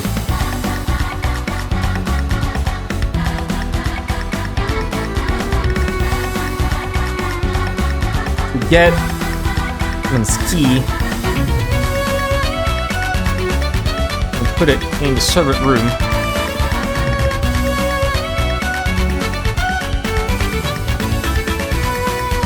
Cannon kills.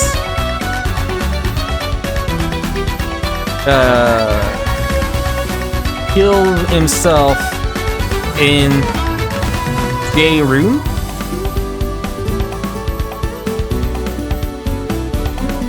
Here we go. Right? That would be the only way to set that up. How the fuck could you do this? All this in the short time span between SGG going to the parlor, then coming back,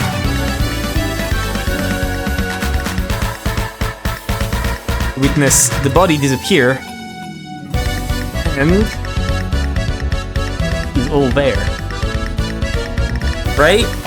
You would need like superhuman strength to pull this off.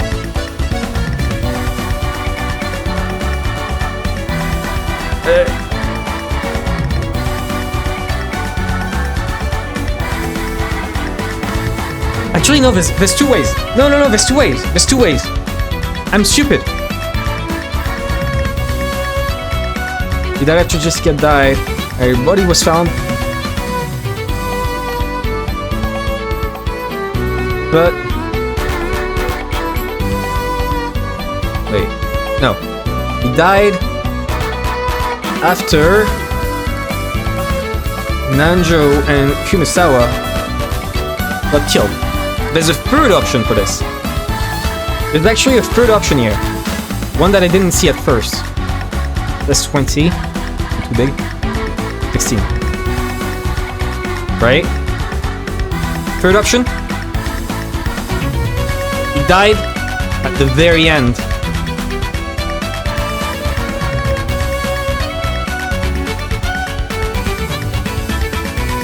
And a way to see it would be he kills himself in that room in honor of Jessica. Or because ordered to. And by that, when I mean at the very end, that means he stayed around the entire time, right? Until the 10th Twilight. He gets the keys back from like dead Eva. And he goes and kills himself in that room. Or he breaks down the room. Who cares? After it's set up, no, I mean the Red Truth cares, because if he broke it at any point, then that Red Truth would be wrong. No matter if the game is already over, that Red Truth would be wrong if he broke it. So it is definitely... He definitely must have gotten... give me a second. Which means... he must have gotten the key from Eva, from Rosa, after she dies of 10th Twilight. Right? This is a possibility. And thus, this also implies the 90th person, or whatever, happens on the 10th. We go. God, I love Luthier God. And by love, I mean I hate him, he's so stupid. But he is very funny. Yeah. The 90%, whatever happens on the 10th, collapse, is delayed until his suicide.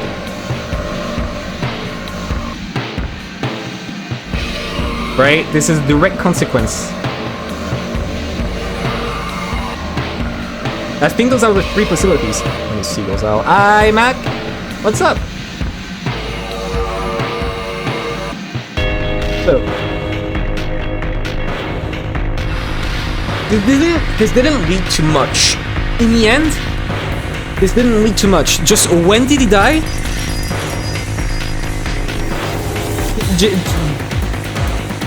Beatrice never said in red, Kemen died along with Jessica. Beatrice only said Kemen died in that room, which is very unspecific time-wise.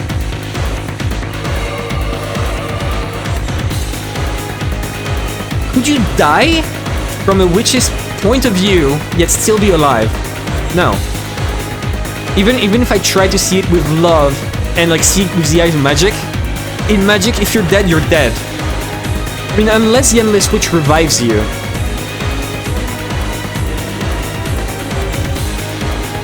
Or, let me try and see it from the witch's point. Again.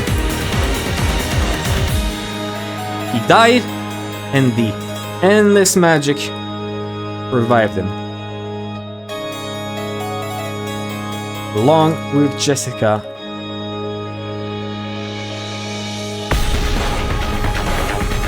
What would count as endless magic? What endless magic could be replicated?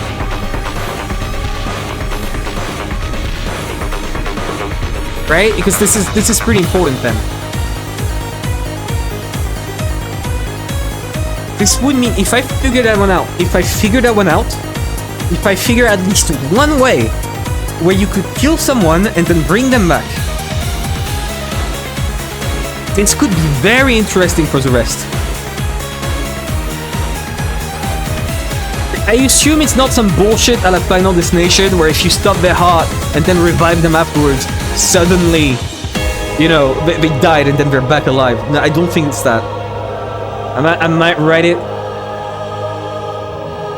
Heart stops, then restarts. Momentarily dead. Which I assume is not, it's not that at all. I really don't think it's that. But I gotta write it just in case, right? Or, because I forgot the endless magic allows you to revive humans. Now that's a big point, like the entire time. The entire time they've made a big point, a big deal about being able to revive humans with endless magic. And I've always went, oh, that means nothing. That's just make-believe. Is there a way to kill, then revive? Is there a metaphorical way where I can kill someone and then bring them back? Or for someone to do this to themselves?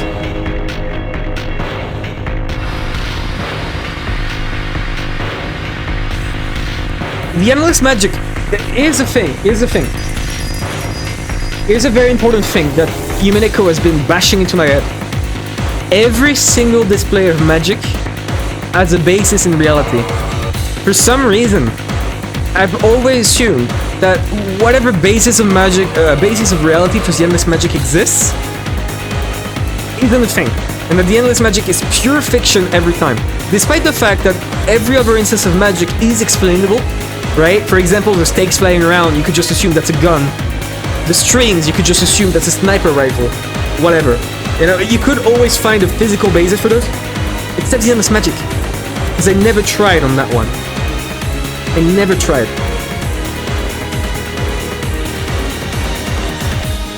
Canon comes back. Canon comes back, but with a hole in his body. Is it adrenaline keeping him going? Somehow. And death is... He got dealt the killing blow in that room. And not...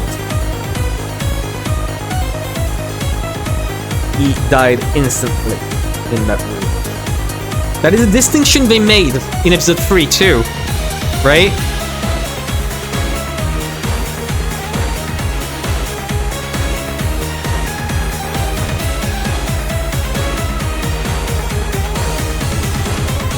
I don't see how you... Oh, adrenaline. Like, adrenaline is cool and all, but adrenaline is not like some magic drug, especially considering the fact that I think between Canon's death, between the killing blow that Canon would have taken there, and the moment where he reappears next to Nanjo and Kumisawa,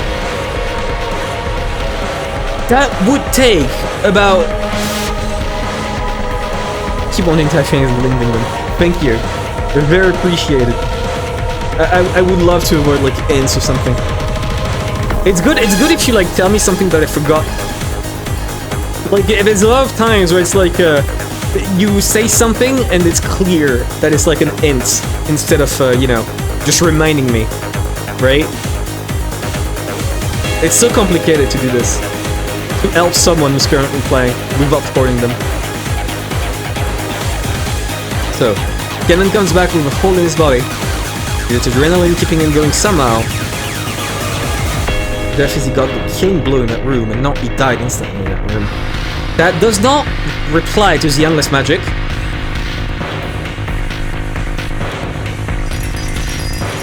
That is not endless magic. But if this is the case, if this is what happens, then Canon could still do all the setup bullshit of leaving his key behind and locking them with like someone else's key. Right? And whoever tries to open the door fakes the door being closed. Like, that's also a possibility. So...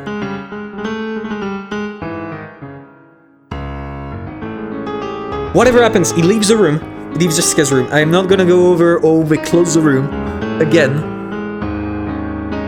But he leaves that room and then comes back like an hour or two later, still bleeding out from the wound. And then tries and does kill Nanjun Kumasawa in that like weakened state.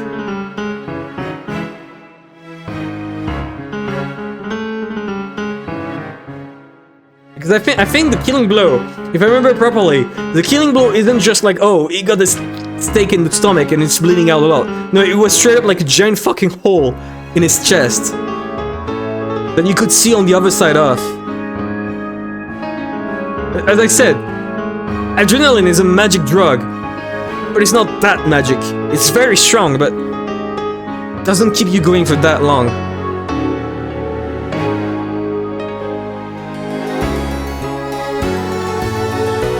Adrenaline is not that good.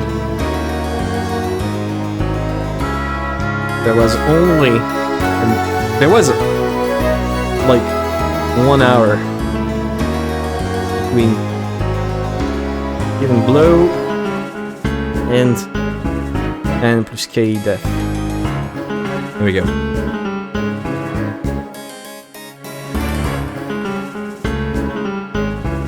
I think that's it.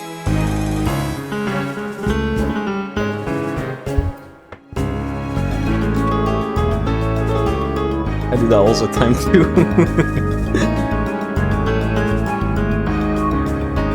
Adrenaline is not that good. So what else?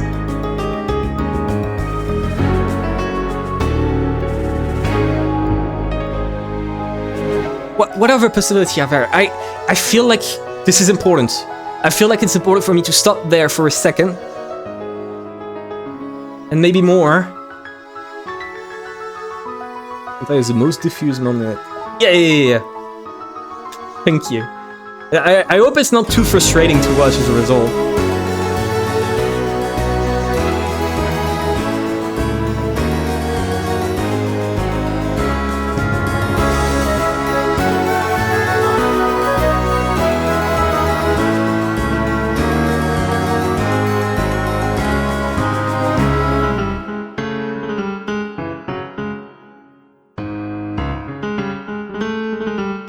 The title of canon gets passed on.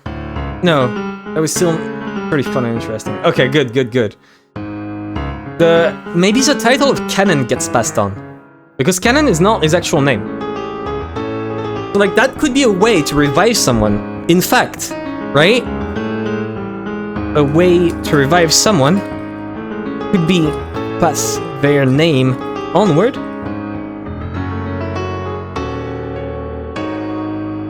Like,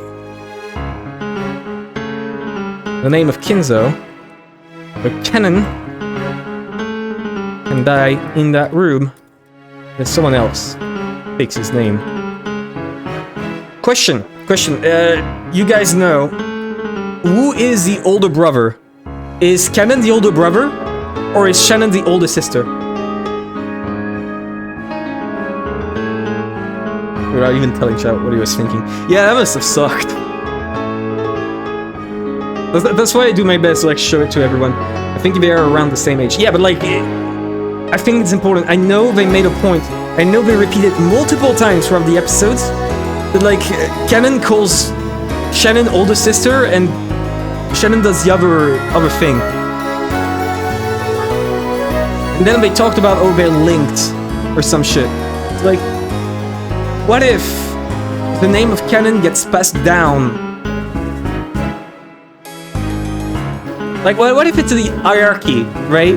What if it's a hierarchy of servants, and whoever is the oldest is Genji, whoever is the second eldest is Canon, and whoever is the third eldest is Shannon, no matter the gender, right? So when Canon dies, Shannon will move up one rank and become Canon in title, while still being Sayo, and anyone that isn't Sayo,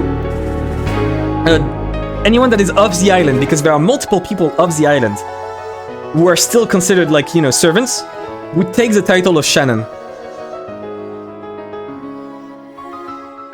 So Canon can die in that room, yet come back later on. But that doesn't solve anything.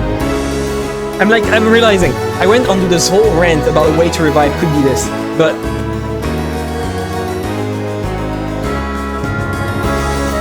that doesn't solve shit in this case. Whoa. Right, I'm realizing this now. I went onto this whole rant, and I'm realizing it doesn't actually lead anywhere.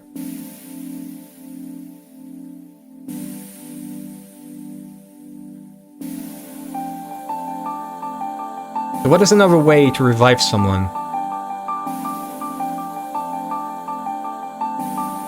Technically, endlessly leaving would be to transfer your name forward, on and on, right? And that's what I was thinking, and I think that could be a very good interpretation, but while it could come up in later episodes, I don't think it matters in this episode specifically. I don't think it has relevance here. I don't think there's any play on names. Right? They don't say... She never said, right? Maybe this line of thinking would have been interesting if they said... Or I mean, if Beatrice said, not they. If Beatrice said that in... The Nenjo plus Kumasawa... Where is it? Where is it? Huh.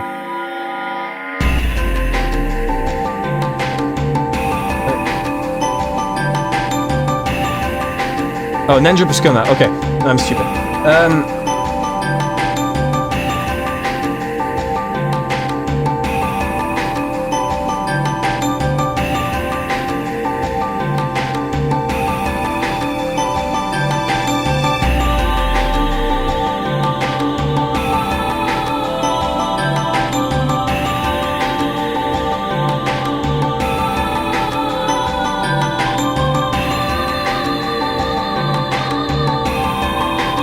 Oh, also, right, no human exists that you are not aware of. That could still involve, like, self-described witches and servants. You know? If you consider yourself not human and a witch, you could say this red truth while still being correct. Despite no one knowing you, but,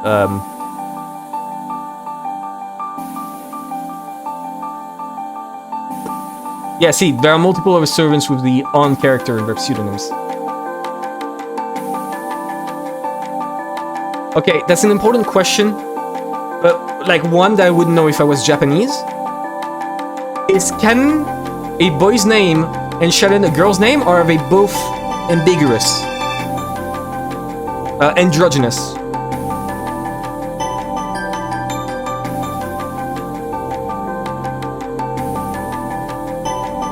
Apart from that, I don't actually see anything else. This is still a mystery. For this one I have no answer. I don't think he died along with Jessica, and I don't think he died after Nenjo and Kurosawa got killed. And dying at the very end is very unlikely. And being revived by the endless magic, I have no idea. Either of them are common Japanese names as written. Okay. So they could be nonsensical pseudonyms. That's good. That's good to know. So it could genuinely just be titles. And I could be right on that front, and the title of Shaman gets passed down to the next servant in line.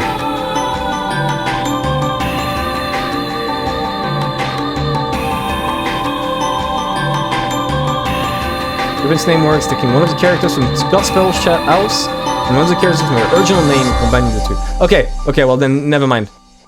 Never mind then.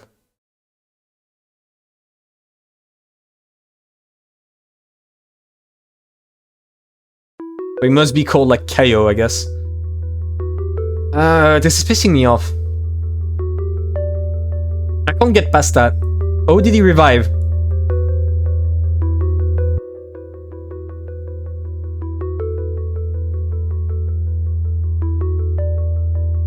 Like, even in the case where I got killed with Jessica, that means someone else did the killing in the servant room? I don't see what that could be. But that doesn't matter, we're not on that yet. I still... Yeah, I'm gonna move this to a better place. I think right here is better. Right?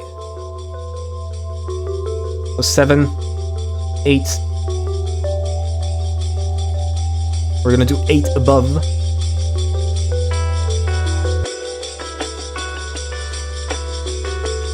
Alright.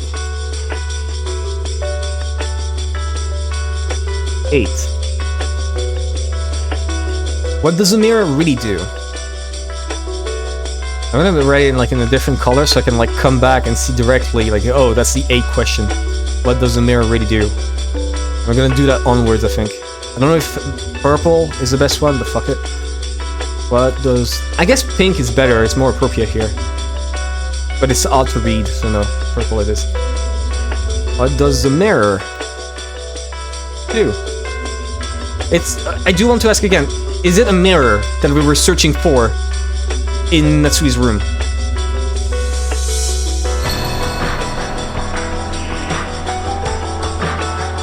Got it.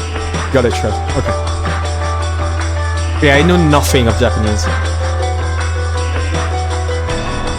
Okay, is it a mirror or a nondescript charm?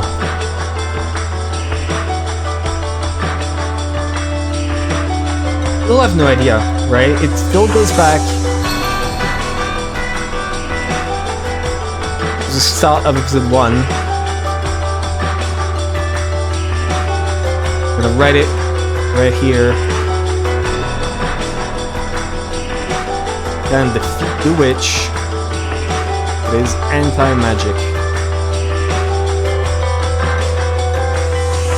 Yes, it's a mirror. Okay, so yeah, what does the mirror do then? Then defeat the witch. It is anti-magic. First easy one. Obviously, starting with the easy ones.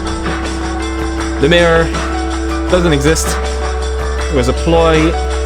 Get them inside Natsui's room.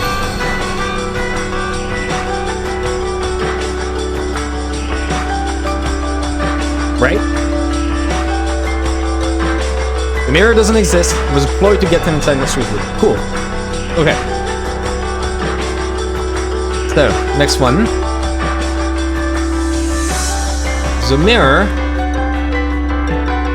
somehow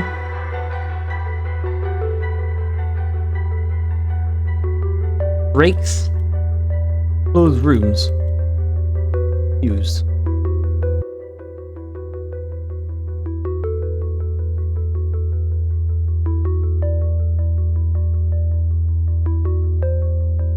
I don't see how that's possible, but I'm seeing this and I'm thinking, what if? What if that's the case? What way could the end mirror have of doing this? I mean, reflecting spells, I guess, but...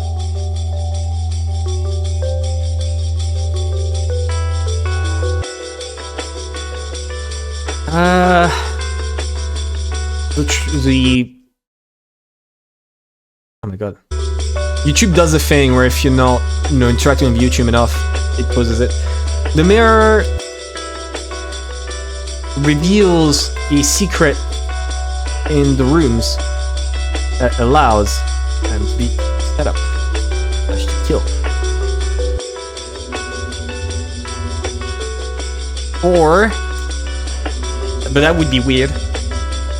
What other way could it have to break? If it doesn't reveal a secret, but it still breaks it.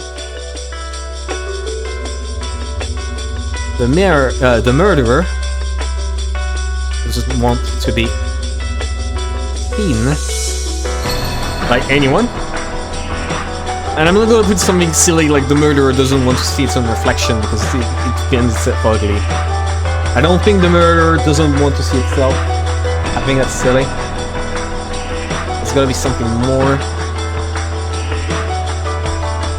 Because like this fiction of the witch only matters to outsiders of the family. The only ones who truly know about the charm are the servants. The ones who know about the charm and care about it are the servants and Maria. That's it.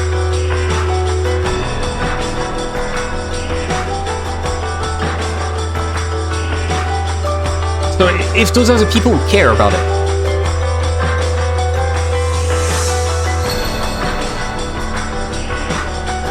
Why? Why does it matter? Why is this a focus in episode 1 and episode 2? It didn't come up again in 3 and in 4, as far as I remember. It didn't come up again. But 1 and 2 had a focus on it, especially 2. But you know, what came up in 1 is something that keeps coming back to my mind. If it was just 2, I could have said, "Oh, it's a MacGuffin. It doesn't actually matter. Who cares?" But it's cross-episode, which means it also exists in episode 3 and 4.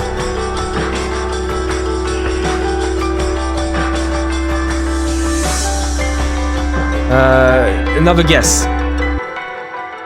Another guess onto this. The mirror doesn't break the closed rooms. It's not a ploy, but the mirror proves something about who the killer is, or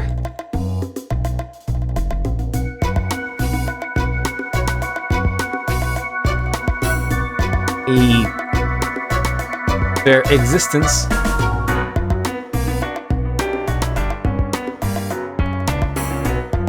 slash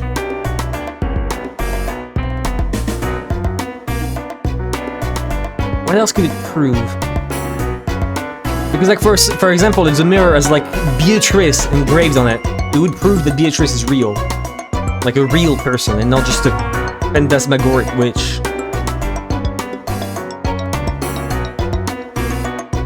Who the killer is slash her existence. I don't think there's a third thing that it proves. Right?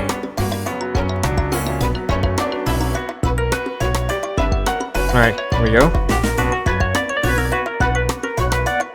I don't think it's that important. This doesn't come up in episode 2. I don't see why they would rush for it. Right? I'm gonna write this actually. But why would the servants care? Wait, no. I do.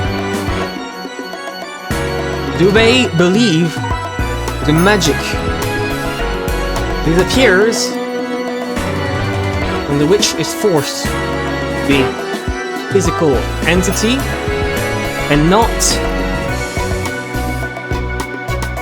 just a phantom murderer? No one knows. They are not.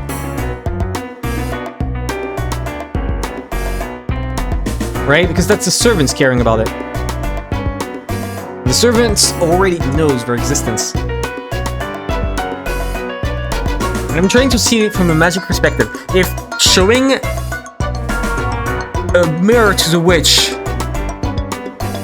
Let's assume that showing a mirror to the witch makes the witch, for example, look at it and it's like a vampire, but worse. Where they see they're there in the mirror and that just breaks them. Right? There would have to be a physical equivalent to this. I don't know. But what that corresponds to the physical world. You know. I love when they misspend dust us for no reason. What would this do? World. Alright, and final one. The final one I thought of. The mirror is the key to the riddle slash the key. I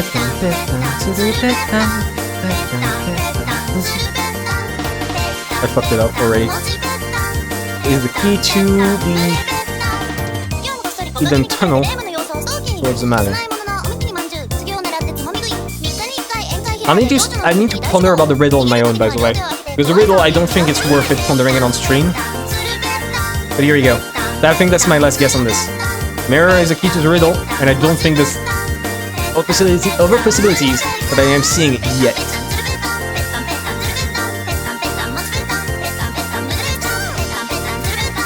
Oh, so much info.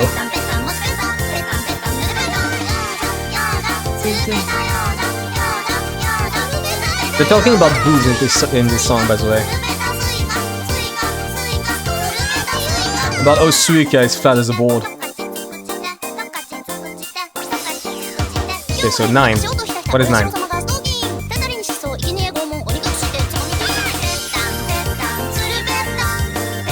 Oh!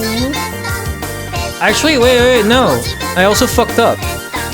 After the mirror... Okay, so this should be 9.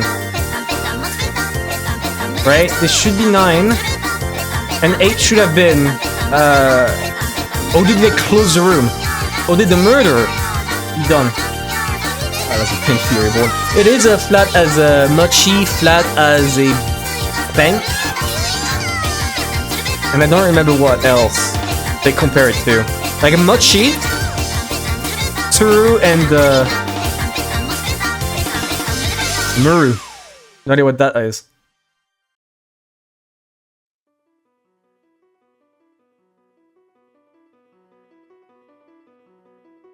Fuck. Well, let me add it then. 13. That, or I could just do this. Wait. The big move.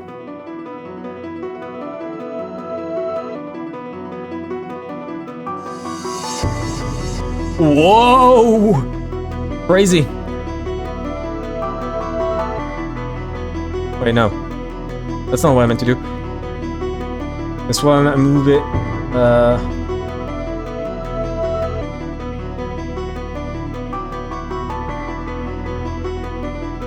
Holy shit! I'm trying to do a thing, but it's not working. Here we go. Right? Now for number 9. Here we go. Number 9 is Nanjo plus Kuma dying and servant room locked up.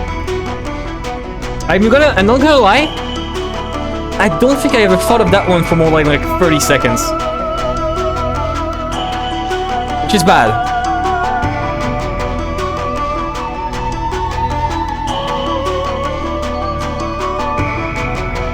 Okay, I don't actually know what to say about it.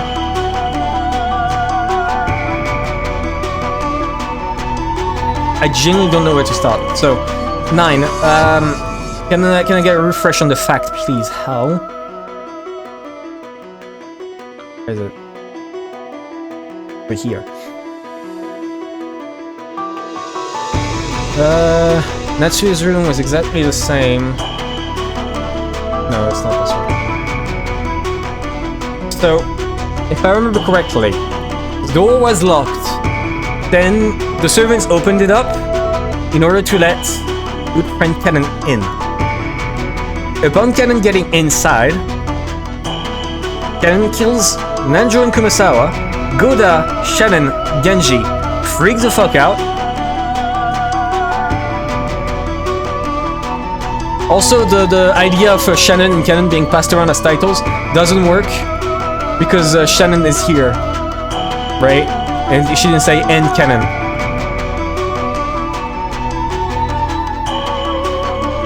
So, okay, let's move on. It's impossible to unlock the door without a servant room key or the master key. Sure.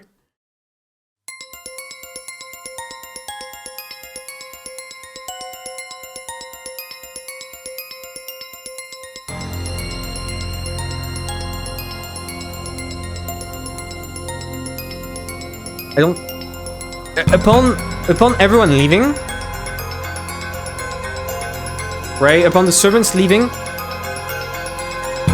Every single servant room key are inside the key box that is locked. What is the key box locked with? I don't know. I don't say exactly what it was locked with, but it doesn't really matter. All the servant room keys are inside, so we don't care.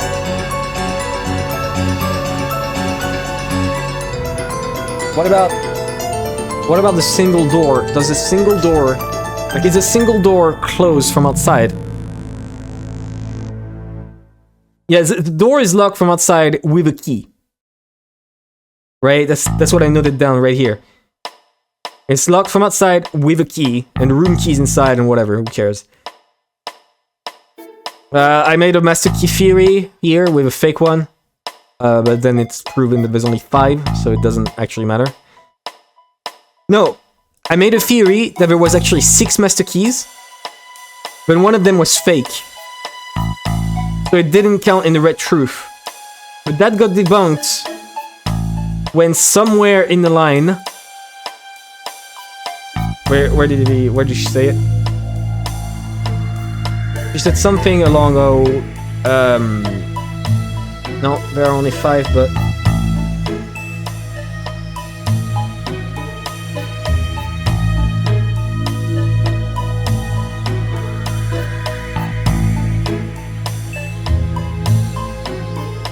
Where is it? She said in red... she said in red that Rosa has all the keys.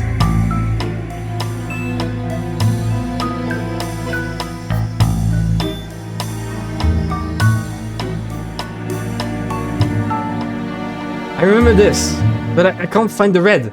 Did I imagine that red?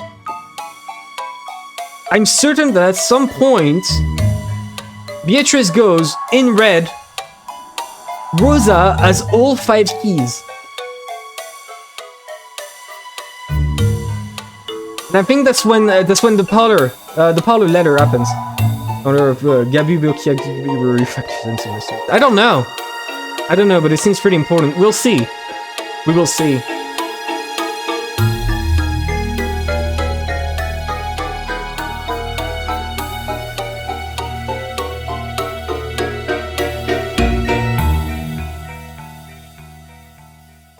I'm not seeing it. I'm pretty sure it must be noted down here.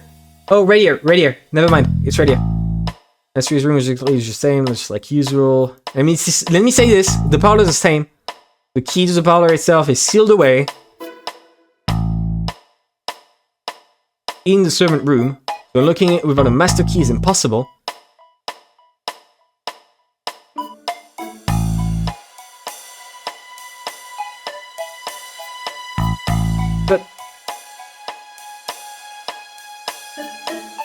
But she mentions the parlor room, but I distinctly remember them going, oh yeah.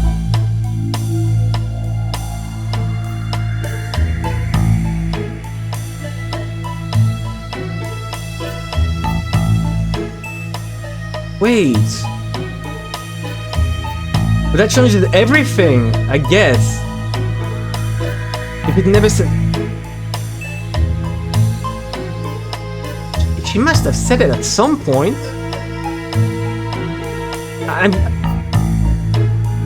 Can someone tell me? Like, this is one of the things I would like to be told. Am I missing a red truth in this list? I am certain that there is a red truth that I'm missing somewhere. Let me check. I'm checking my original documents for me too. Seeing if I didn't miss like a part of it. I have no clue. Oh. Awkward sauce.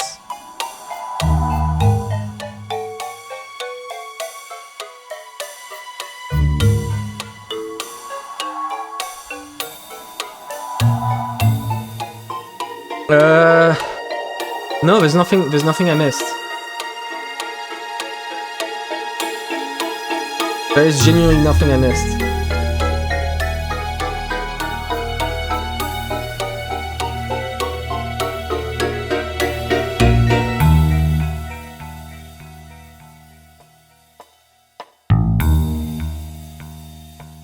I wouldn't know. Yeah, right, because you didn't read. But I remember this being like a big reveal. I remember this being a big reveal where in the middle of my fake master key theory, I was like, wait. This one is so hard to figure out. I told you, like, okay, I do want to point out the reason why I'm struggling so much. Episode 2, I was pondering this one for months. Episode 2 was on my mind for fucking months.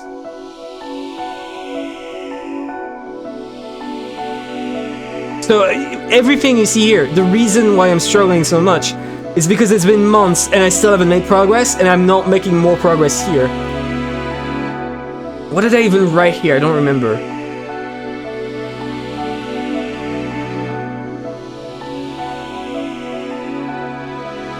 Right, I wrote this.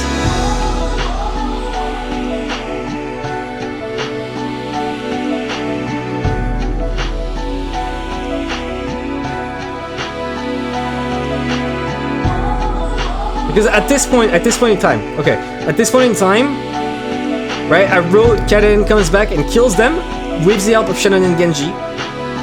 Then he goes to kill himself after stashing Nanjo into Masawa's body away, right? Which afterwards, Genji would be able to set the body up, because Genji has been left alone for like 3 years.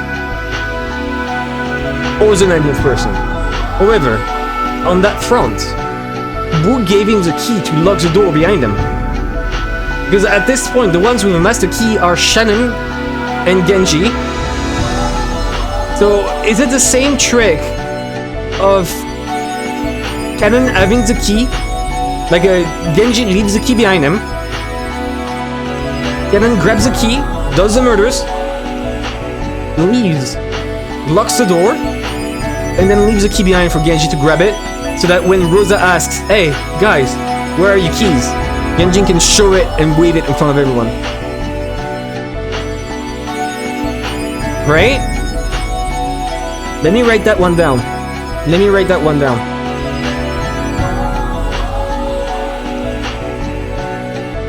That one should be 13.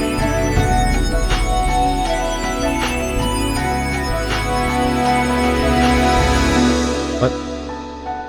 That one should be 13, don't delete it. See it?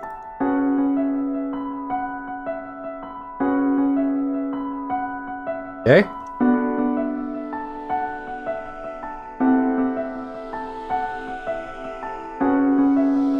So, Nanjo plus Kuma.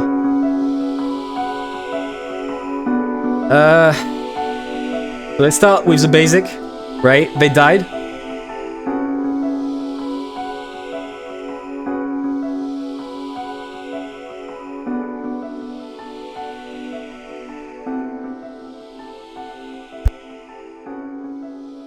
Jesus, a big sneeze. Big sneeze. Just happened.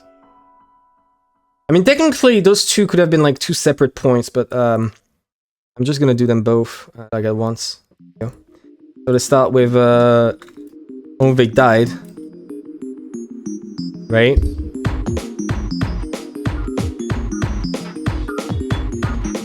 Okay, so how did they die? As far as we know, as far as I know, story says, Kaden slashes them, then gets turned to dust.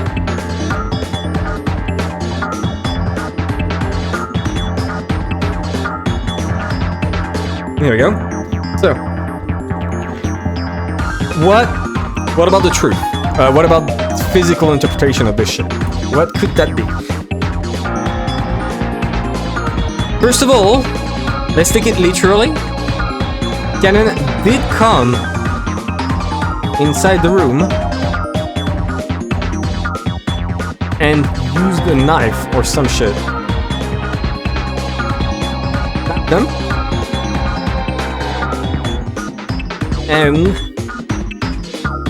get rid of them before leaving. Right, here we go. That's the easiest solution. Like, who did that? Kaden, Genji used dead Kaden as a puppet while they committed the murders. They fooled Goda. Right? To me, that's two possibilities, but Karen did come inside the room, use the knife, some shit, stab them and get rid of them. Then Genji used Dead Cannon as a puppet.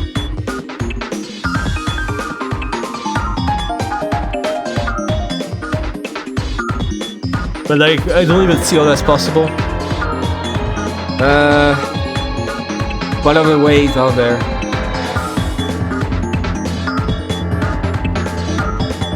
Just died like that. No integrity. No. No, it isn't.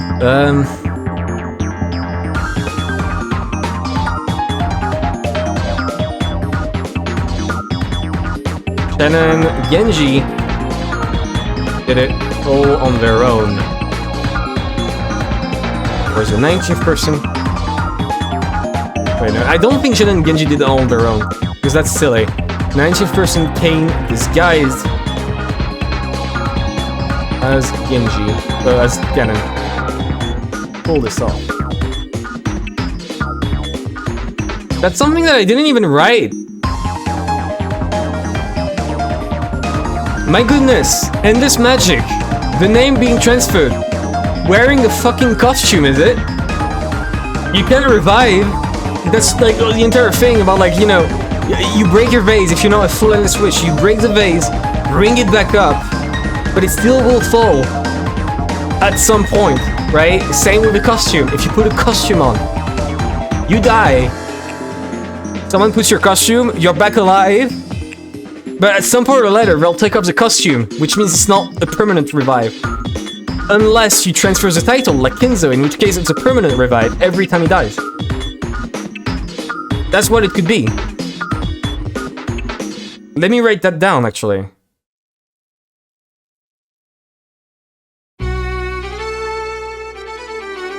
There we go, Peak is playing. Oh, where did I put it? Here, I'll put the text here. I did die in the room, and someone else came to wear his clothes. Pose as him.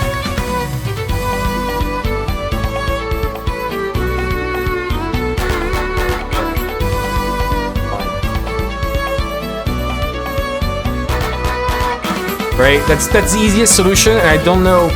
I did come up with it in the past, and I think I just dismissed it because I'm a dumbass.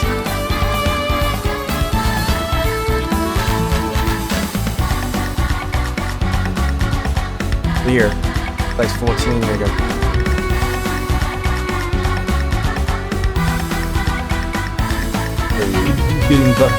Wait, maybe it's on my side? Is it on my side? On my side it says 0 drop frames and 6000 bit rate. So it's not on my side. Plus we're on 720p. So that's just Twitch being annoying. Thank you for putting it out, just in case. I've had times where I did work completely my fault. It didn't last 2 hours. God damn! Is there no way for you to lower the resolution?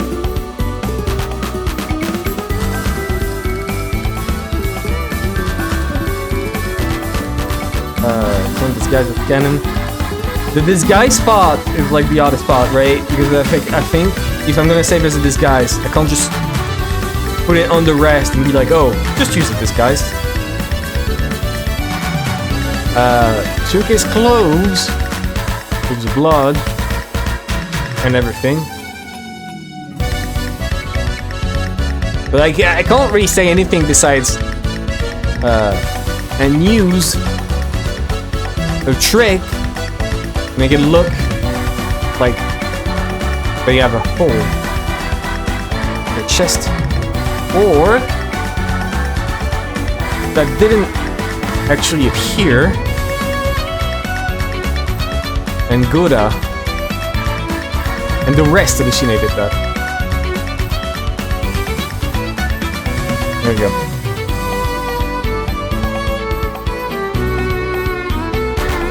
This turning black. True! Good point. You make a good point. You know what I should do? I should like I should do something like this, right? Where I turn everything black.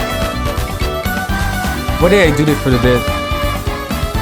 The window has frozen, right? Yeah, so I turn everything black and then I start writing in white. Like I make boxes, right? And I like the boxes turn into other boxes. And then that way I can probably put like a voice filter on too to make like people think I'm cooler. And I'm just, you know what? Give me a second. I'm gonna look up online what the solution is. I'm gonna look up online what the solution is so I can be able to like tell you everything. Obviously, pretend I didn't say that, right? Oh my god, I just figured it out on my own.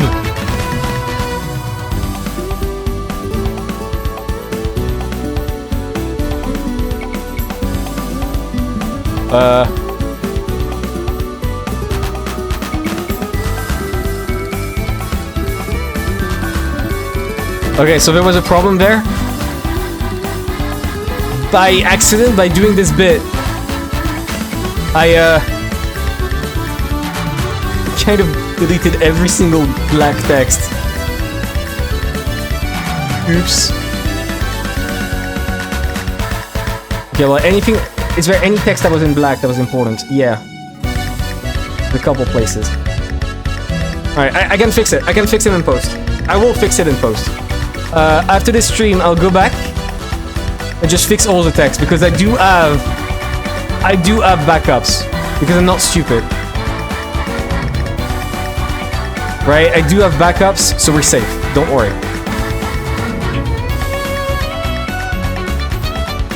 Because like I tried to go back, right? But I can't go back. I did the pirate software bit fucking corrupted my file. Fuck you, pirate software. Jesus, even after his downfall, he still sucks ass. Are you serious?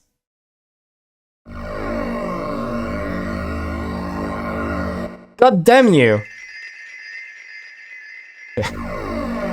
At least it didn't mess up any of the other text though, right? At least it didn't mess up anything else. Besides this, but this I'm removing it anyways, right? This entire thing is getting removed. But it doesn't matter if that's fucked up. Anyways.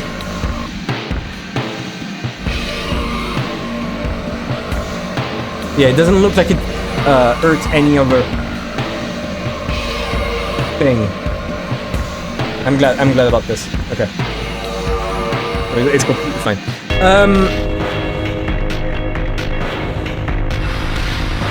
The anxious person can disguise as canon to pull it off. Yeah. We're allowing mass hallucination. It does sound like magic. I mean, no, I am allowing this. I will allow mass hallucination for one reason only. You will not convince me that there is any way you can explain that Kumasawa turns into a young lady who proceeds to summon Gungnir and use the Twin Towers against Beatrice. You cannot convince me of this.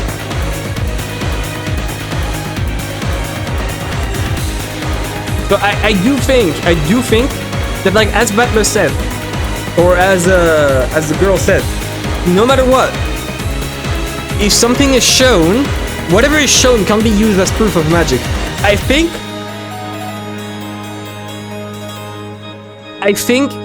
the parts where I disagreed, right? The part where I disagreed with this and the fact that, like, you know, Butler gave up too fast, like used that too much, was on the candy, right? If you read about the candy that I put here, which I think is still a very important point.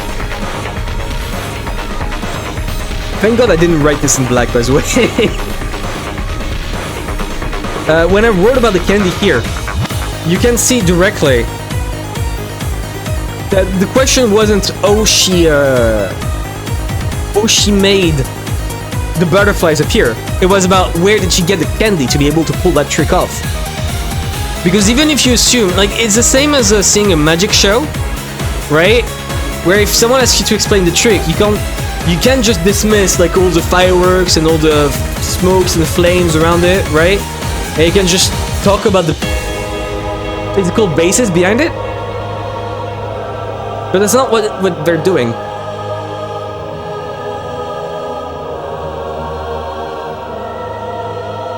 Are you following me? Not sure if I'm being clear. I'm essentially saying that that they're right in the sense that mass hallucination can be allowed. Not following at all. Okay, so let me rephrase. Mass hallucinations can be allowed because of that one argument that what's her name said during episode 3. The girl with old Beatrice. Old Beatrice. Right? Old Beatrice made an argument that whatever you see is not... Virgilia made an argument that whatever you see is not, like, complete truth, obviously. And I agree with that. When you see the Twin Towers fighting each other, that is, in fact, not true. That is, in fact, not what's happening. Twin Towers are not happening. The ground wasn't shaking anywhere. Butler was right. He should have been woken up at any point during this fight.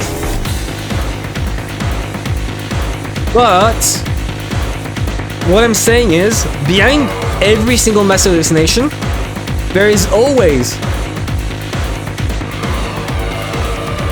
No one saw that happen. I mean, yeah.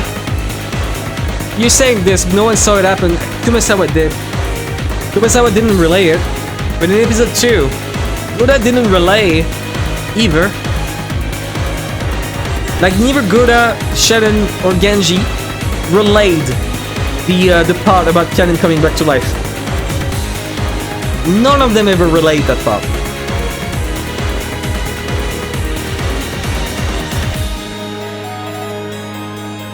So, it's as valid here, I think.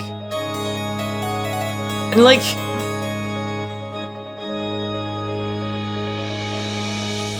Yeah, there's a lot of problems. Honestly, this is like one of the things that makes me stop thinking. Because I'm like, oh, am I supposed to prove anything when the game shows me rabbits shooting bows with golden arrows, and I'm trying to prove there's something physical behind it, and you tell me everyone saw it? Or...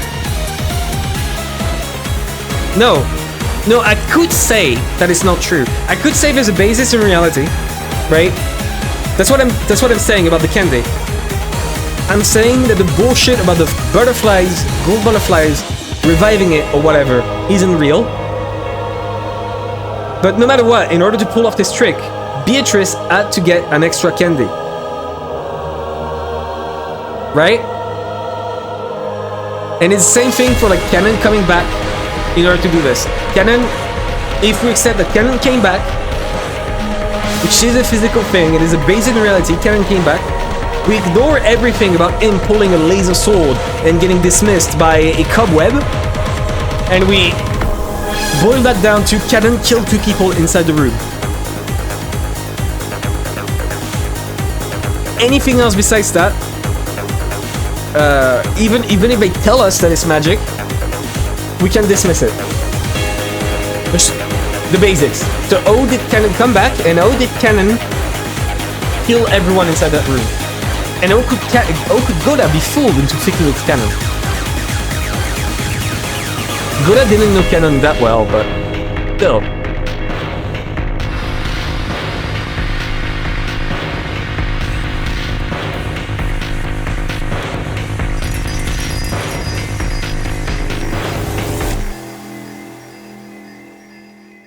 I'm not gonna lie, thinking about this just got me stumped completely. I haven't stopped thinking, sure, but like there's a degree to it. Like, there's a point where I'm just like, dude.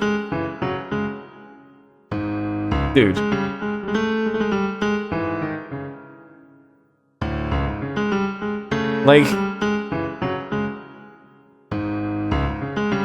what am I even supposed to say? Really?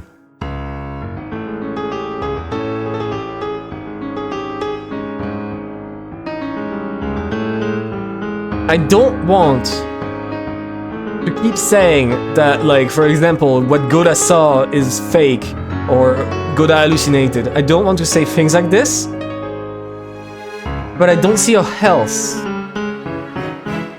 any of this could be possible.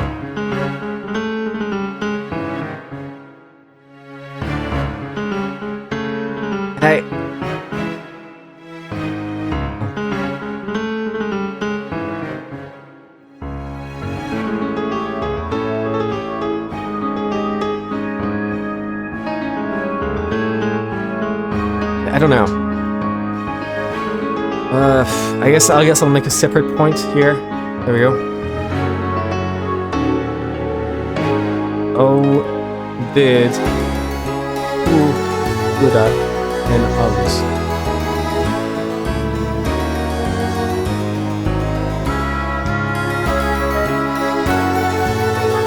I don't know. I think, okay, for this one, I need to make an entry here. I might stop soon, especially since like people are starting to leave too, and the time is running out. I want to make an entry here. I have not advanced much today. I'm realizing this. I thought I would like at least touch on episode 3. I have still not advanced at all, whatsoever so far. I think I wrote like 5 words, and that's it. I'm starting to feel ultimate despair, like Danganronpa.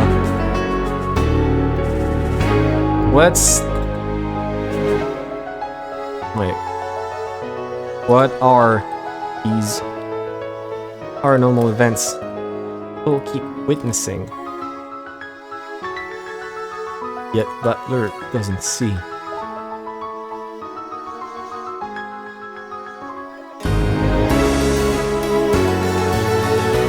Events, you just don't realize it. I don't. Yeah, I really don't.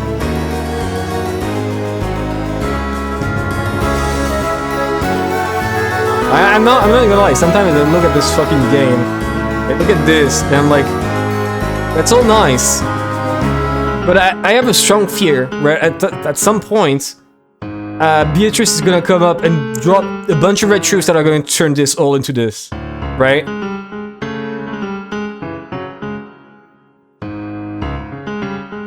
And like, it's fun, but that fear does sometimes, you know, endure me from like taking this as serious as possible, because I'm always like, oh, what if, man? What if? Which is why I try to make so many different things, but I still think that like, there's a chance that it's very easy to like go down a certain line of thinking, right? Which is what I'm doing right now. I start from a point, I start to try and see different thinking. But sometimes I just start doing that, and then I go from one, and then keep going from it, and I don't go back to the start to explore the others.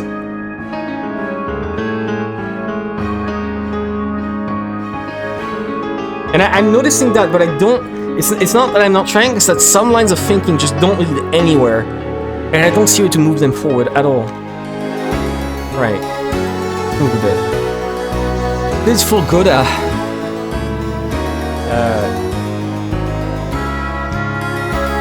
Possibly the same way that magic fools the eyes of everybody. It's Butler. Does Butler have mirrors in his eyes?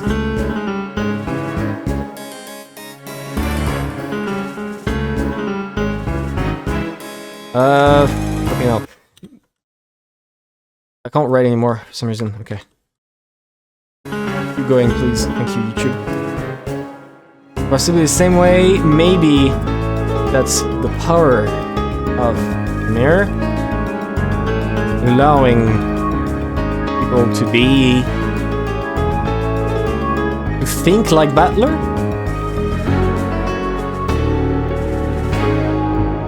To see like Butler. Like I was saying this as somewhat as a joke. Not as a joke, but like not really serious. But maybe that's what the power of the mirror is. What it corresponds to in physical term. Gotta make your theories bulletproof. You're asking me... Here's the issue with that, right? It's like I'm having fun, you know. I started drawing. I started, you know... Ooh, I'm having fun drawing stickman, right? And then you tell me, oh, are you having fun drawing stickman on men's paint? Alright, well... Give me a second to pull it up. Draw this. Please. Do the same. You know how to do stickman? Do this. This is how it feels when people tell me, oh, just make theories bulletproof or whatever. By the way, this is in MS Paint. There's a time lapse on this. This is entirely made in MS Paint. That Santa right there.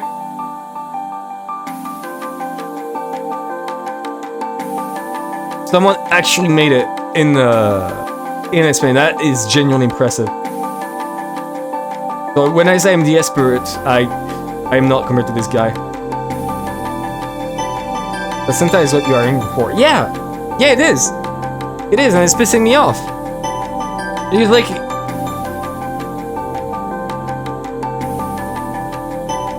it's silly, but it's not like I see the point of making a theory if it's only for it to end up like, you know, being absolutely bullshit. It's not like there's an in-between, right? It's either true or false. There's no in-between state of like true, false. This doesn't exist. Have true, have false just means that like some part of it was false, some part of it was true. It's not in a state of both.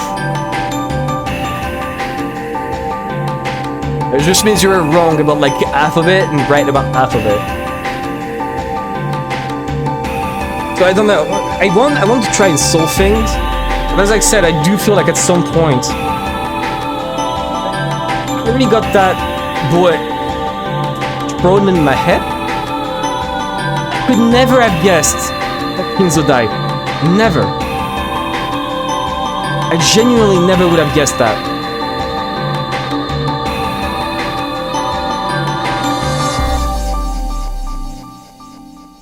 Like, I think I could have guessed something similar, but never that he outright died. And I feel like as I go along, there's gonna be a lot of times where it's just gonna be like, I was close to it, but I didn't even get close to actually getting it, right? I'm gonna stop here for today, I think, because I don't even see how to move forward, right? Oh, did it feel good? Sure. Oh, did they close the door then? Right? Okay. Let's at least do this. Oh, did the door get closed?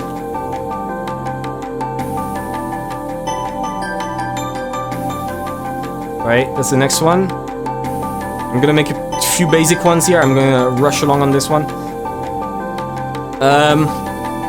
Oh, did the door get closed? I'm not even certain about the keys at this point, right? I noted all of them down. I made a theory about fake master keys. I should write that one out again.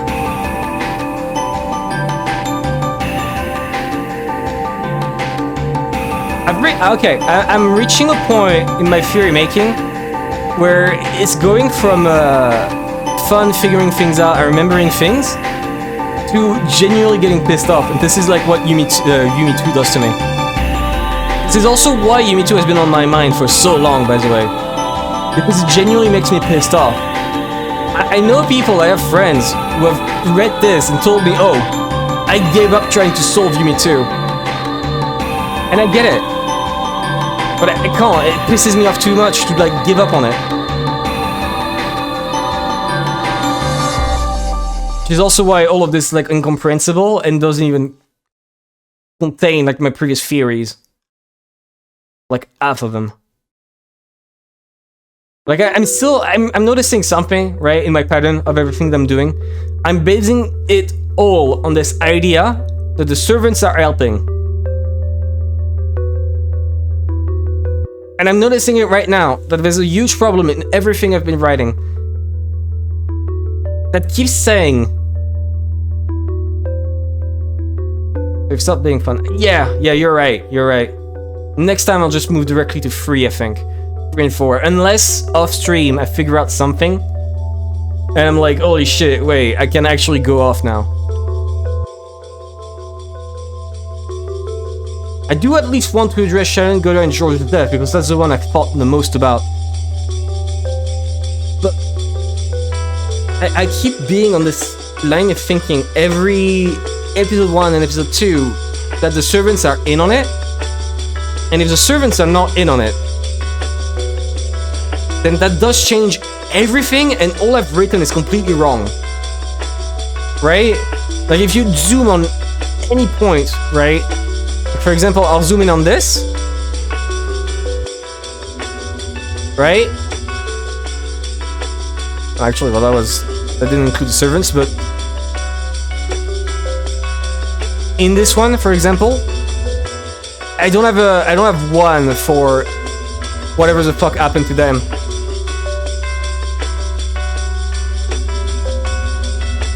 If Genji is not like the criminal.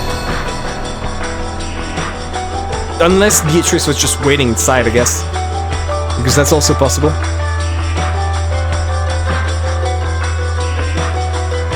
I also need to remember if that door is locked from inside or outside. Because of that I don't remember.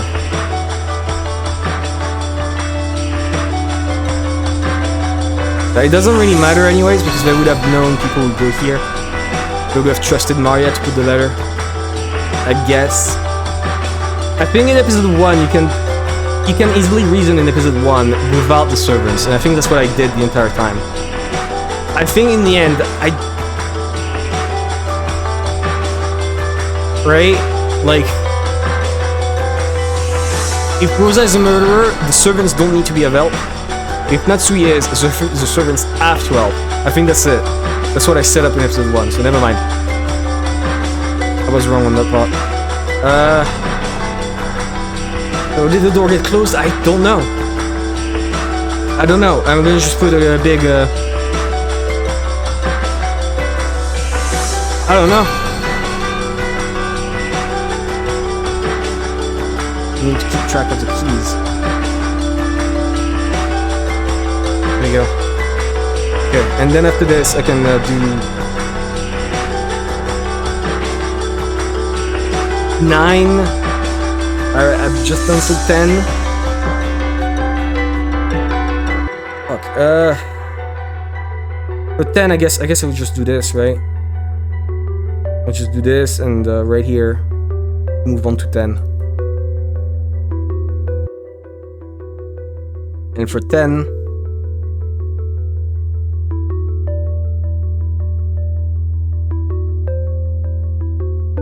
I've went over it a lot out loud, right? I don't even think I'm still close to it.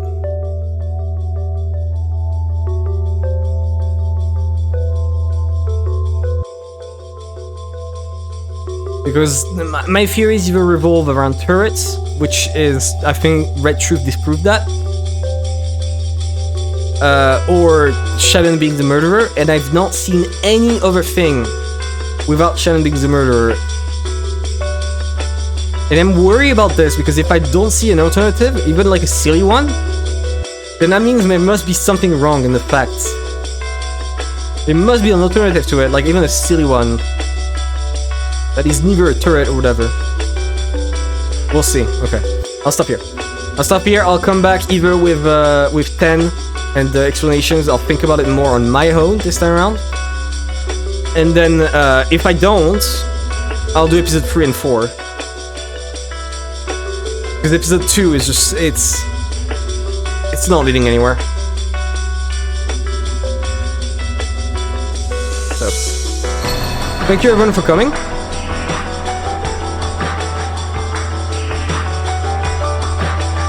I'm gonna end the stream here. Thank you for coming. I hope you guys enjoyed the stream, even if at the end it became a bit down on the mood, I will say. But it was still a fun stream. I'm gonna ask on my Discord channel and maybe on the. We're back with Umineko. We're back with some theorizing. I went ahead on my own for like the past hour or so. You're unmuted. Yeah, no, I know I muted myself for like a second to plug my phone. I went ahead and like wrote a tiny bit on my own. Enough so I could like, have a sort of guideline so I don't lose myself and I won't end up like last stream where I was just completely lost. Especially with all this bullshit. I also repaired this chart, right? I repaired the entire chart. So that it actually works. Because last time it was completely ruined. And we're back to where we were. So I went ahead and like had a breakdown upon reaching Nanjo and Kumasawa's death, because I was like, what the fuck? Oh, is this possible? This famous conspiracy board chain. It does! Like, especially now, because like now, there isn't much jokes. This is mostly just me like thinking and trying to figure out the entire story, right? If you read all of this. Which, I don't know, maybe you can't because it's 720p. And I'm not streaming in 180p, but... And now should be good, right? So... As I said, last time I had a bit of trouble. I was so confused about this entire thing, right? Oh, they died, and like the lockup afterwards. And I was like, what the fuck? Oh, is it possible if Canon is dead for Canon to come back? Right? That was the entire issue at end. Let me check, okay. Everything's good. That was the entire issue that I was going through. And this is just, honestly, I think this was a moot point that I spent way too much time over. I'm here. Audio only, Trevor Key. I mean, that's completely fine. That's completely fine. Mostly because I'm just yapping too, and I'm just writing out what I'm yapping. But you know. I feel like that may be the best experience, watching it like a podcast, you know? Okay. Nonetheless. So I went ahead and thought about it a bit more, right? I actually got someone to help me check what is the orders of the keys that were like throughout the story, and I'm gonna write it down right here in red. Who had the keys to our knowledge? There's probably some swap around in all of this, right? But this is what I wrote. And it got fact-checked by, like, Yumi Full people. So. Right? There we go. So this is a they, not her. So I feel like this is pretty important. There we go. I'm gonna add this to the chart. Keys. And it's just factual bullshit about, oh, for example, Canon's key was always on Jessica, and apparently she took it before entering their room, right? Then after this, once they find the body, Nanjo grabs the key, not Rosa. I thought it was Rosa who grabbed the key, but no. No, Nanjo grabbed the key along with Kumasawa, so Rosa had no keys at this point in time. And then only, we have like in the servant room, all the servants, all the people who have the master keys are inside the room. Then Rosa flips the fuck out, tells all the servants, give me your keys right now, which they do. And at this point, the last few are done all without any keys in play, because Rosa holds all of them. And I found it, right, the red truth relating to this. Right here, Rosa was holding all of them. Written in red. Especially in episode 4 too. She actually restates it in episode 4. She states, and I quote, all of the master keys were under Rosa's control. Right? So...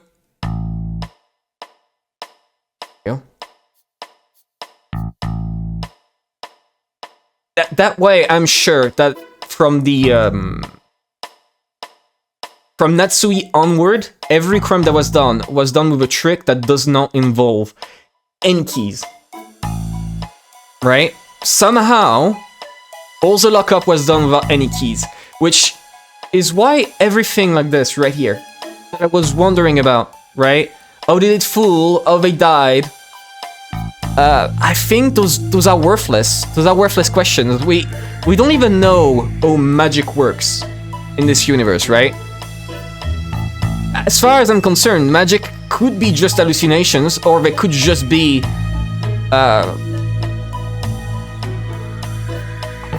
honestly, I don't know. I can't tell you. Maybe it's okay. So imagine let's say that the story is written from a third-person perspective. Like, for example, there's a sort of historian that's overseeing the entire scene, right? That's overseeing the entire world inside the game. And they write out what they think happened, right? Like, say for example, some guy sees all the events, sees this guy died there, this guy died there, this other guy died here, and he goes, okay, well, I'm gonna write out a story about how this is possible, right? Let me actually write that, because I like this idea that I'm going with right now. Like, here. Right here. I actually asked the question too. So, what if?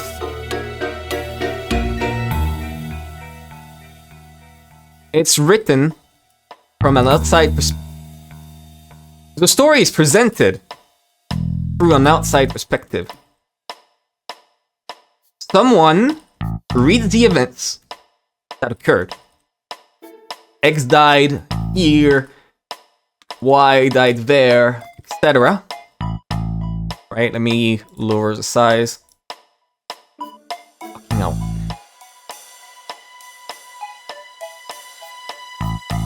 I really hate when it just decides to autocomplete. Stories presented. Right, everything again. One reads the events that occurred.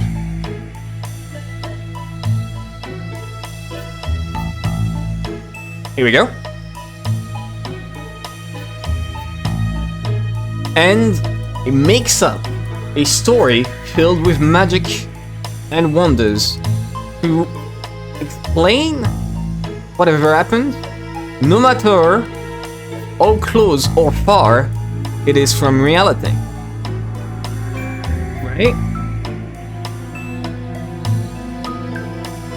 Which would explain bullshit like the Twin Towers or Gungnir, the Divine Lance. They're all made up shit that a guy made to explain, in quotation marks, what happened on the island. Right? However, this does not change that the story or that the events that this story, in quotation mark, is based on still happened in the real world. Therefore, a real, physical, non-magical method. A method means murders occurred on the island. Right? This is what I'm thinking. And I think that might be an explanation of everything that's going on in the game. Right? This whole thing of, oh yeah, so someone is essentially writing the events. It's like those movies that are like based on the real story or based on real events. Then it's nothing to do with it. So this would imply a lot about the rest of the story too, right? If you see it like this, if you picture it as a story that someone is writing to try and explain. Let me...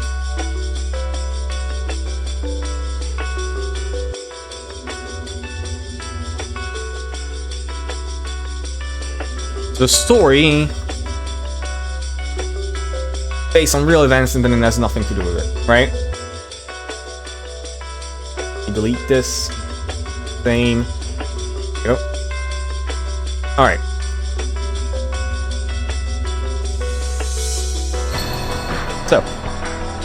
from this directly leads to what the game actually is, right? And by the game, I mean the chessboard. The chessboard is a fight between two people to determine the truth of what happened. I don't know who the people are. Honestly, at this point, I don't know who the people are. I don't know who the Beatrice is or the battler is. One asserting wild shit in their story, and the other trying to find a real relation to it all.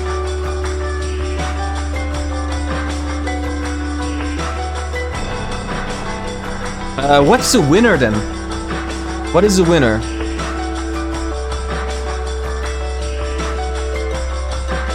Who wins in this story? In a case like this? What the winner wins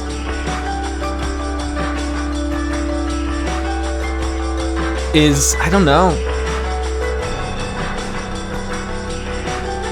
Because like the entire point, right, of the games is if Battler wins, none of the events happen and everyone goes back home, right? So if Battler wins, this means he has found a way to prevent any crimes that occurs on the island be done in a way that seems magical, therefore ruining the entire point. Ceremony, right?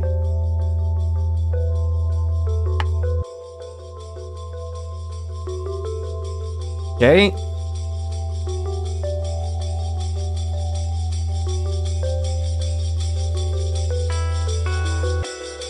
And maybe, just maybe, I give up on it. And everything goes back to normal. Right?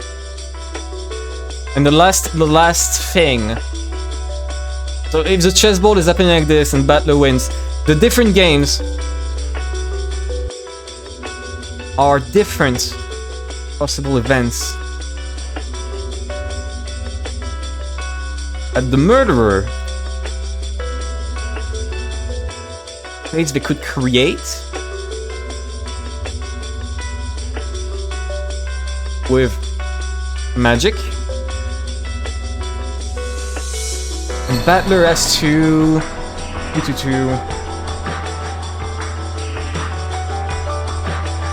wait, so would that mean the scene is... Wait, so this would directly imply, from this theory...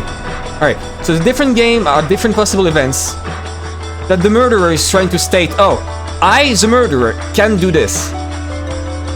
And the way I can do this is magic, and Battler has to defend and explain the exact way they pull this off. Or they'll go through with the plan? Because this would explain why in episode 3, this is what I'm thinking about, episode 4, near the middle, you have Ange finding the 3 bottles, 2 of them describing the events of episode 1 and episode 2, and 1 bottle describing the events of episode 3, right? It's the scroll that we see at the very end, written from the perspective of Maria, which is actually just written by Beatrice.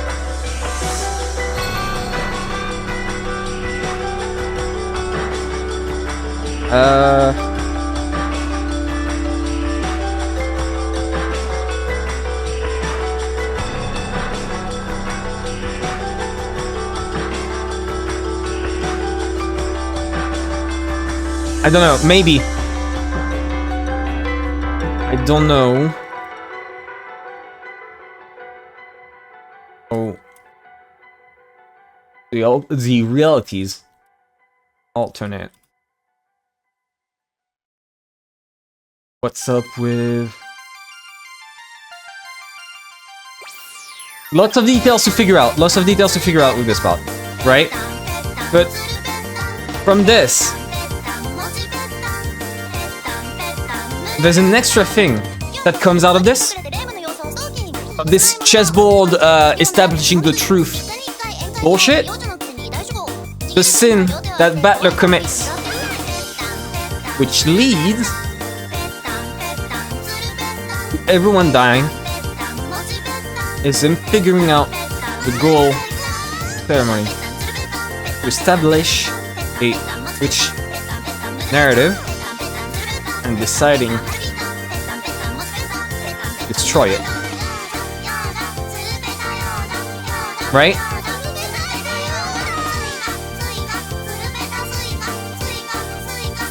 And this does not involve Beatrice whatsoever. That was the problem, the entire problem with trying to determine the sin.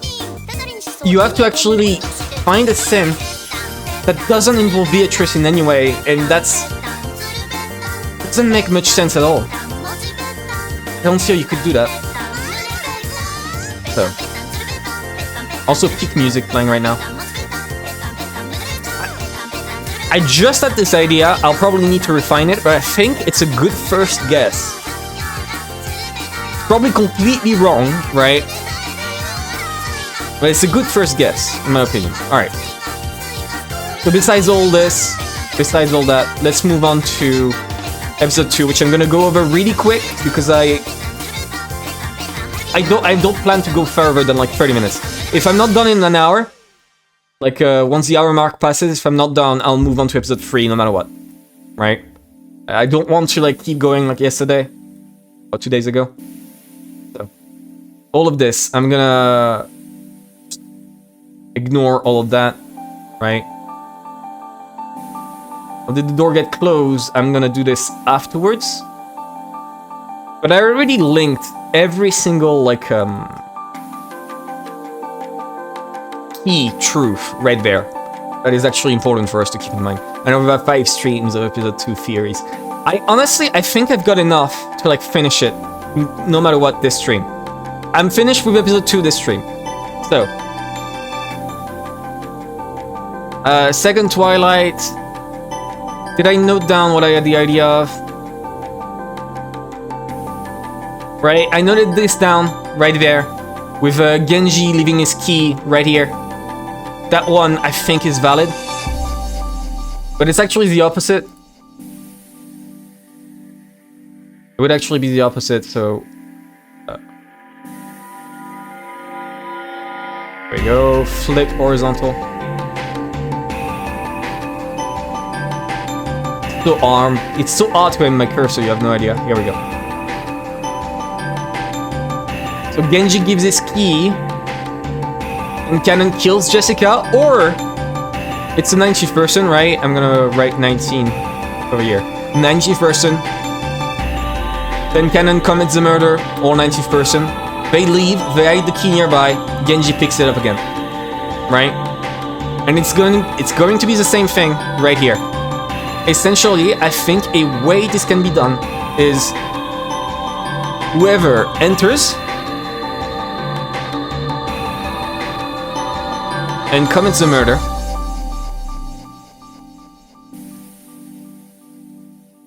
correctly is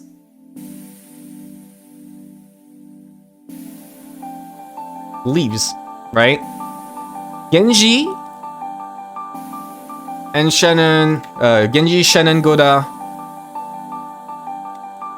panic, but Genji leaves his key behind, right?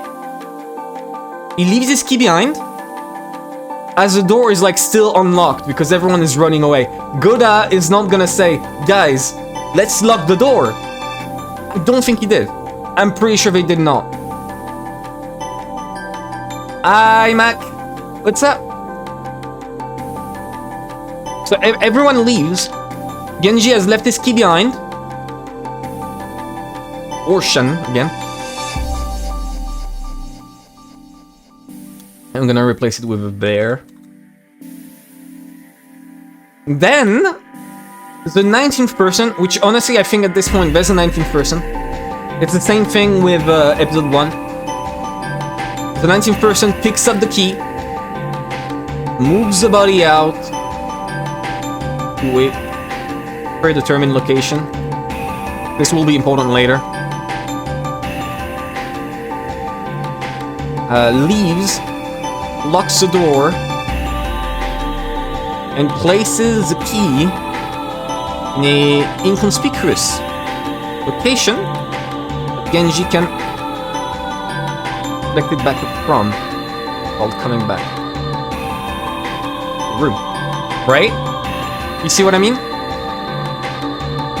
Essentially,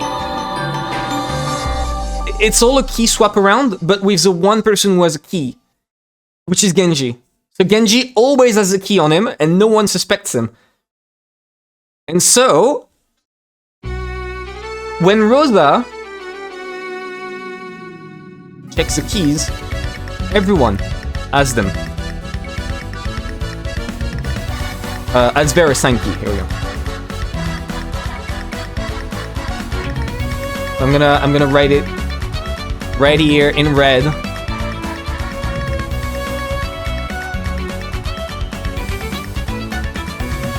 And so this checks out. With a theory like this, you could actually explain, oh, Genji has his key, yet all the bullshit about getting corpses out and locking them back and whatever is shown like this. I don't see another way, and honestly, I don't think I'm gonna try finding another way. I got one shot, and I thought about it, right? I thought about it. The entire problem with Red Truth, when you compare it to like episode 1, right? Look at my theories for episode 1. I was able to write about a dozen different ways for everything to happen. Why? Because there's no Red Truth. On the other end, you look at this. Everything here. There is so much Red Truth that it ends up being a cage.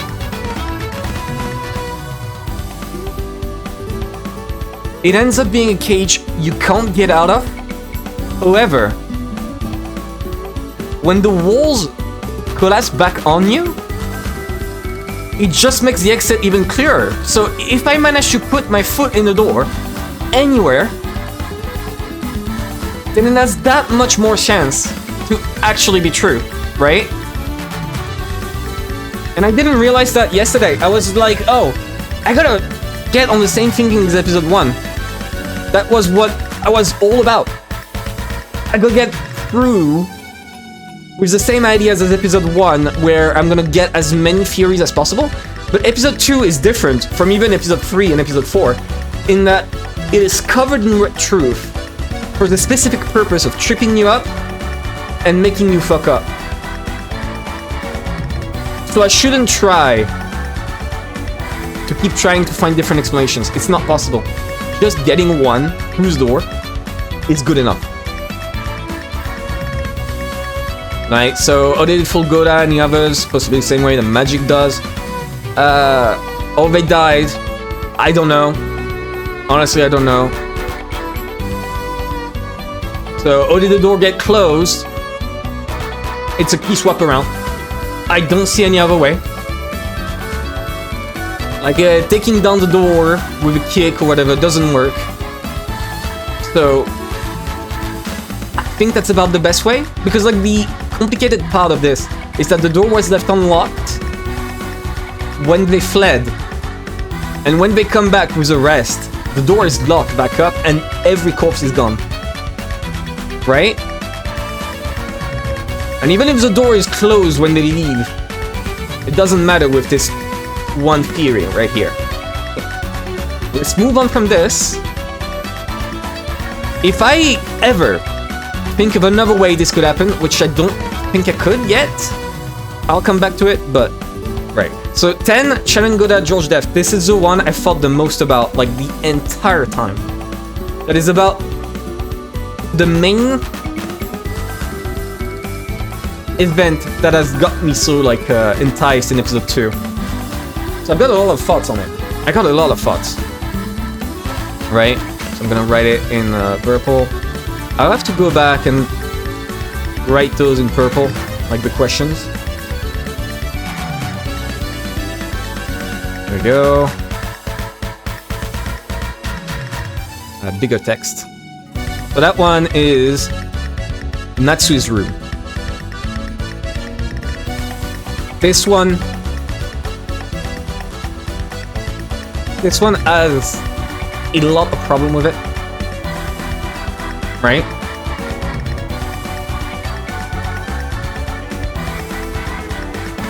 Let me write it properly at the proper side. Here we go. So, let me see what I wrote about this, because I wanted to write about it.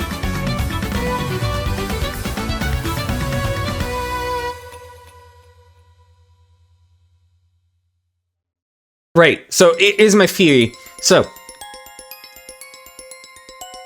let me write this down, first of all. Door locked from the inside.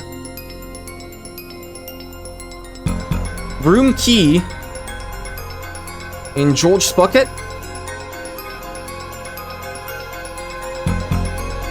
And Goda locking the door with his body.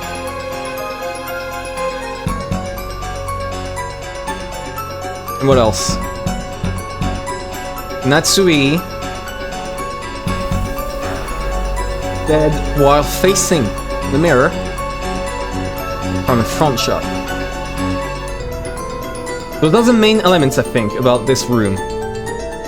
The main thing to remember. Main things.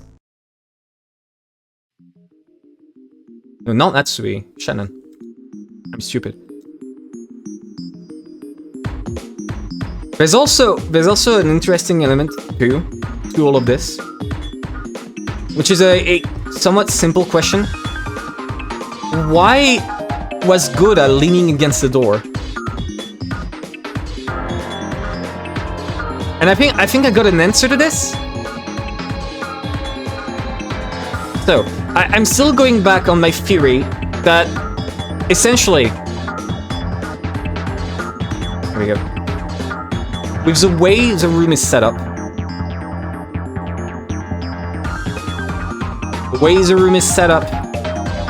there is no way for anyone other than people inside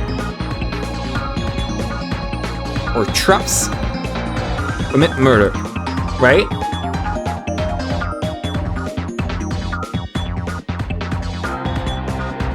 That is the first assumption I'm making. Because considering it's locked and that Goda is blocking the door, if you imagined, for example, if you imagine there's a trick that I've been missing the entire stream and since the very beginning that allows you to phase through the door. Right? A trick that I don't see that allows you to phase through the door, I don't think it would be possible because Goda is blocking the door. Right? So even if the person could like get a what's the word? An extra key or whatever, they would still struggle to like set up everything because Goda is locking the door. On top of this, the way Shannon dies leads to 3 possibilities. And I'm gonna note that down right now. Here we go. So, number 1, easiest one. The murderer entered the room and set up the bodies precisely. Give the illusion 2 or 3. That is the easiest assumption. However they are set up, it's because the murderer wanted them to be that way.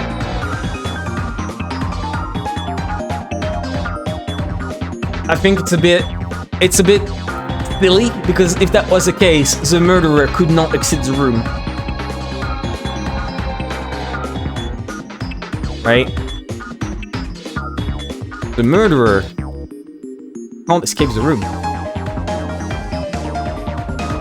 If he enters it.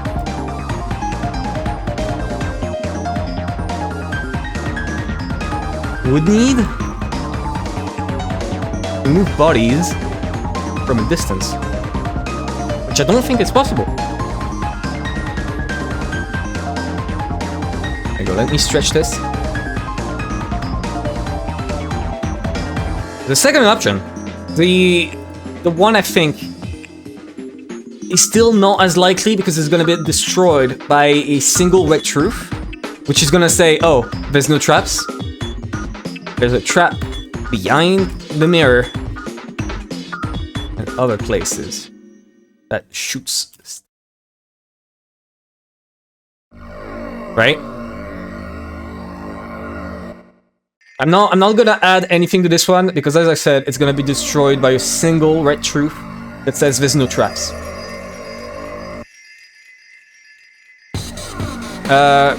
However, this does mean an extra question, which I'll bring up afterwards, right? 3. Shannon, kill the others? Herself.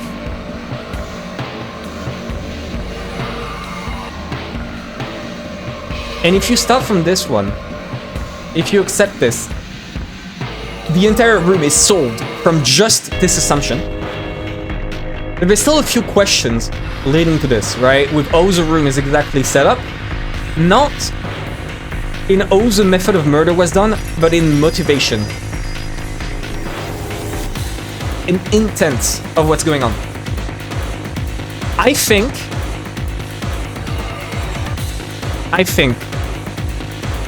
essentially there's still the same problem. Shannon and Cannon are brainwashed and conditioned to follow every order that's given to them, right? However, it's clear through all of episode 2 that they are essentially somewhat fighting back against this mental control, fighting back against this programming that's been given to them, and so they're finding any way to fight back against the stuff they have to do. They were told, right? So Shannon set up the room to prevent any intervention. Right? Shannon set up the room to prevent any intervention and modification from the murderer.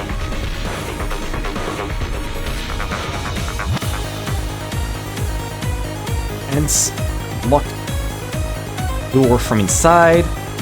Good, blocking the door. And her killing herself in front of the mirror. I think it's an act of defiance. I think all of this. Shannon was forced to commit murder-suicide. Or just murder. Shannon was forced to commit murder. But in an act of defiance, set up a room with the murderer could not tinker with.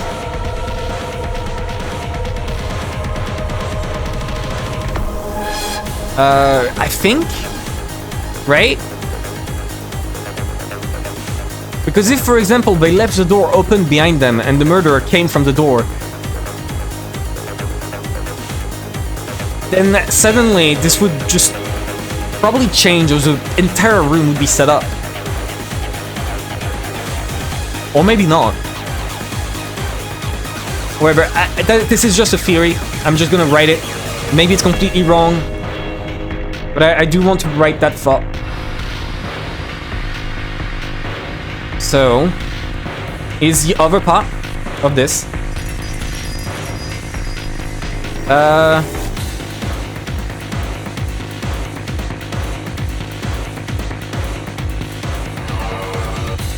This also leads to the question, the extra question. which isn't as important. I've already talked about the mirror. I know she's like searching. They're searching for an end mirror.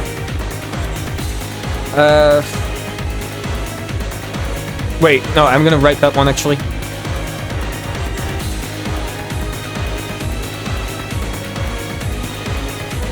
The end mirror was possibly a made-up story to convince Golden Goda to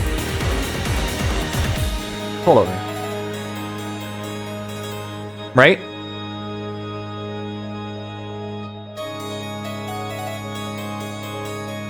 That is a possibility. Now, the final question on this event. Why was Goda locking the door?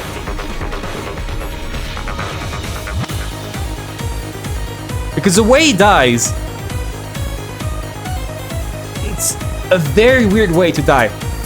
In that position specifically. So either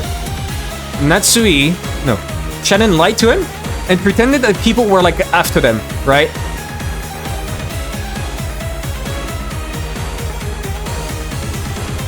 Told him to block the door before killing him. For example. Or Shannon moved his body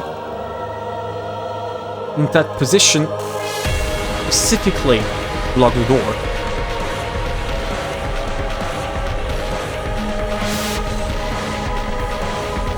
Right. And finally,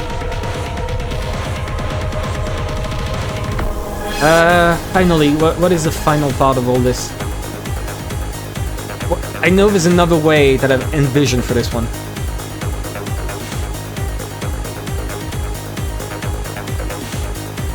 Something truly was after them.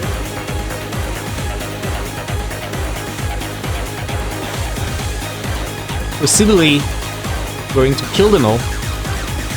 And Shannon took the initiative. Right?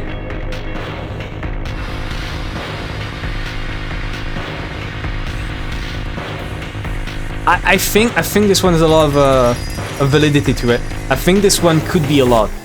Right there. Shannon taking the initiative. Because instead of the lie, Shannon could have been trying to protect them. Shannon could have been like, okay, it's certain we're gonna die, so let it be on my term, and make sure that people understand this is not a witch. Ironically, this made me think, like this was the closest to making me think that this was a witch. But I think that this entire room is essentially the key. The gift that Shannon gives the reader, for the reader to understand that this is all a lie, right? And that magic is not involved whatsoever. And I think that's it. I think that's it for Natsui's room, entirely. It's much better when you're like in a good state of mind and you're able to think. So now I can actually move on to much shorter events compared to this one. Also, the music stopped. Please start again.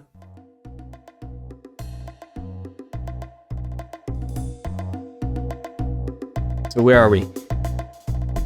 We were at 10. Now it's Nanjo and Kumasawa's body being moved around. That one is pretty easy, right?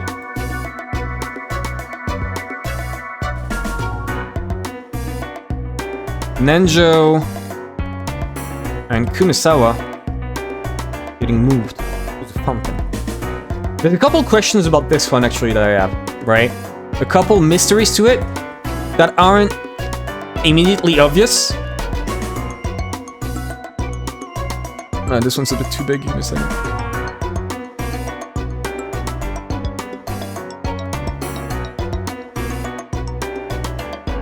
Let me just write move to the fountain. Here we go. Here we go. So, following like my previous theory, of how it was essentially a key swap around and the murderer left the bodies in a predetermined location. If I keep going with this one, Genji, who was left entirely alone, out of suspicion, goes to the predetermined location. Predetermined drop-off of the bodies. Here we go. Don't say predetermined for some reason. Predetermined drop-off of the bodies. Here we go. I was really struggling with that one. He then sets them up on the fountain for the purposes of the ceremony. Here we go. Genji stabbed the correct stakes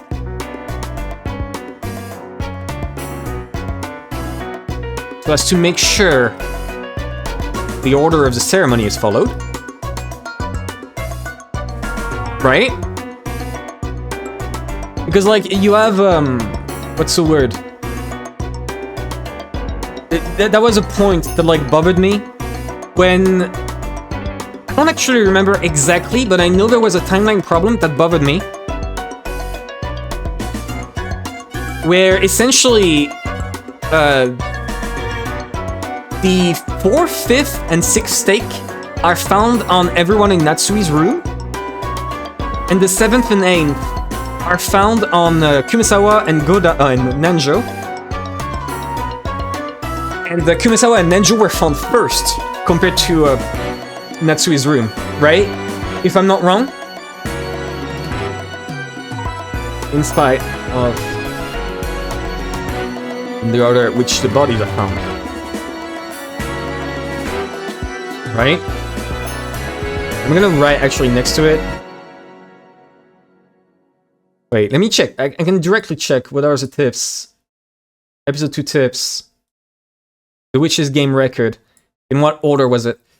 Shannon, Goda, George. Right. Shannon. Go. George. Into Nanjo Kumisawa. I think that part should have been the biggest hint too. That the order of death is independent of the order of stabbing with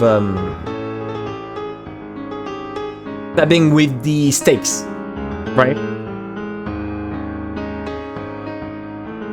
There we go. This does lead to another question though, and I think that's the only question I can't answer in this entire thing. How did Genji know when Shannon was done murder of everyone in Natsui's room? Right?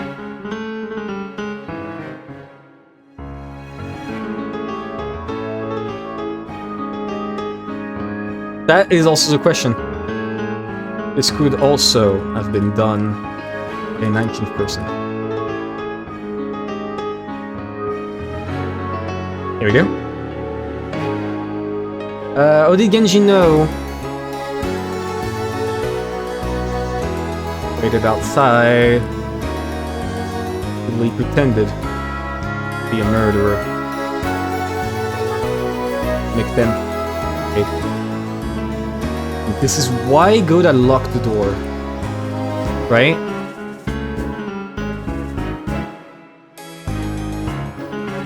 Here we go.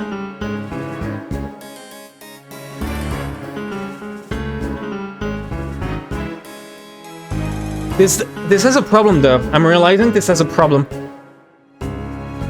I'm realizing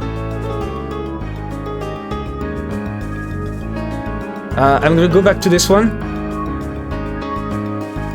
What is the murder weapon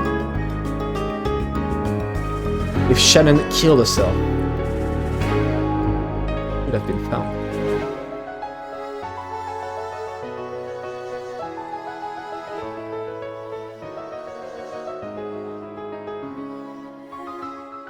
Right?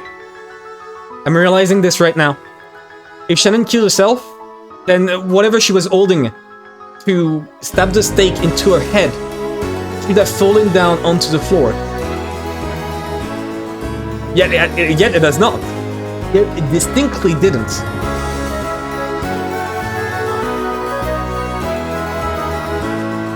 So what could it be? I think again the murder weapon is something that I can't figure out for now. But whatever it was, it should have been found. So maybe someone passed by behind them to pick it up again. Or the weapon is like so discreet that no one knew it was a weapon. I think that was also a reason why I thought it was a mirror, now that I think about it. I was like, oh, it's gotta be a mirror, because if it's a mirror, that would explain why no murder weapon was found. I forgot that detail.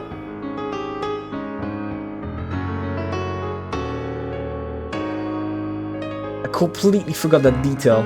So, maybe... I don't know, I'm gonna write one guess because I don't see anything else. The murder weapon.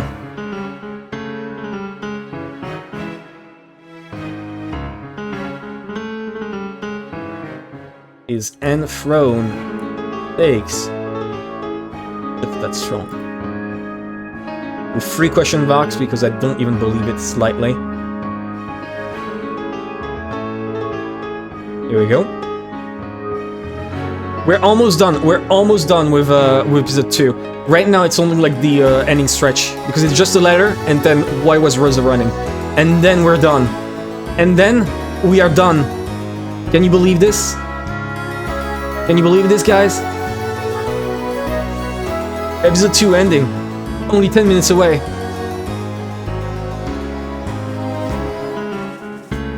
There we go. So, what does the mirror do? And I'm gonna put a 12 right here. Go. So 12. Letter in the parlor. Letter in the parlor is, I think, irrelevant. Mostly because there's not enough red truth to actually determine a proper thing, because there's so many possibilities that I'm gonna write out. Letter in the parlor.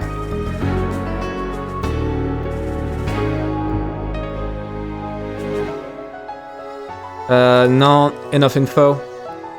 Not enough info at all.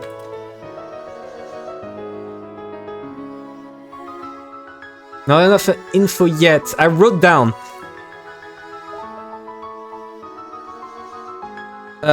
Red Truth. Red Truth does say something interesting right here, right? And I picked it up when I read again on my own. Right there. Let me say the parlor is the same. The doors and windows were locked from the inside.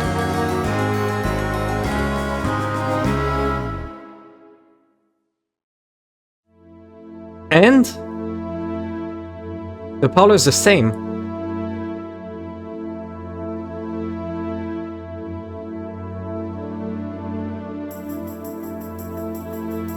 Unless it's a mistranslation. It is possible that it's a mistranslation. When they say the parlor is the same, they probably mean just like the parlor is the same as the other closed rooms, and not the same as Natsui's room. But this was in the same sentence, or in the same monologue. So I'm not sure. I'm gonna write it down right next to it. Okay. Either mistranslation, bad context, or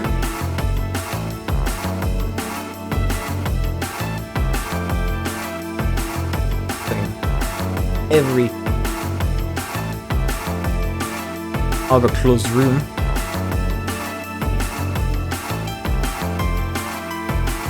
Or it was locked from inside. If it's locked from inside, it does have some question, which I don't think really matter.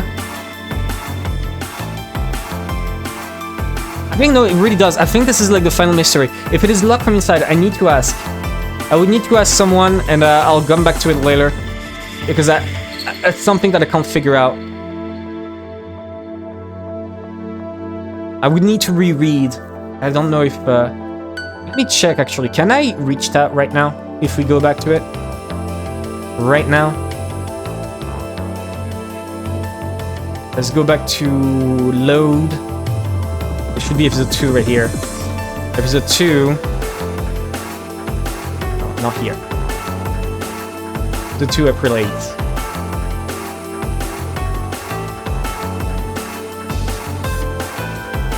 Just rush through. Don't care. I wish there was chat to select, but in this mod there isn't. That's why I haven't ever used it to like check info again, because I can't really do that. Okay, where is it? Where are you? Hi, Aunt Rosa. I don't care. Shut up.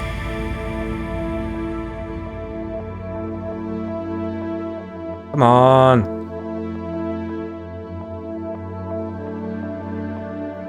When are you doing the thing? It's gonna take 30 years, isn't it? Because I think if we check this one looks like it's further down the line.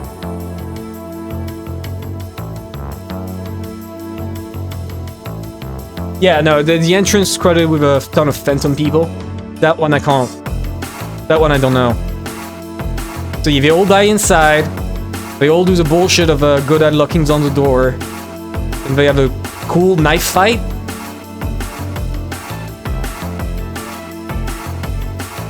Wait, Kennen comes back in this one? I think that's important enough to like put it there.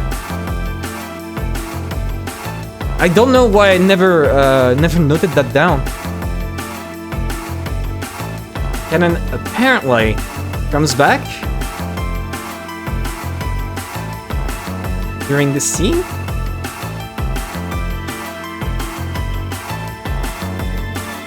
Here we go.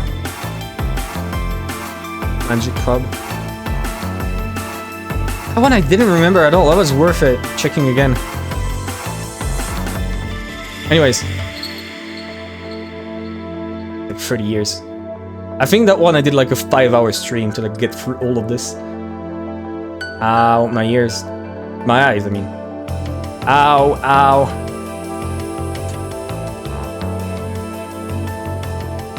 You guys have probably spared the worst of it, but on my side I was like absolutely awful. Okay. So.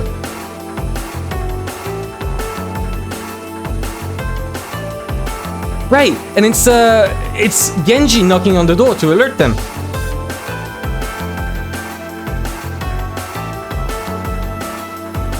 Right, here we go. I'm gonna write that down.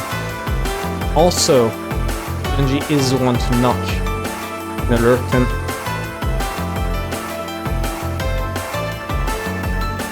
And alert him to the body location.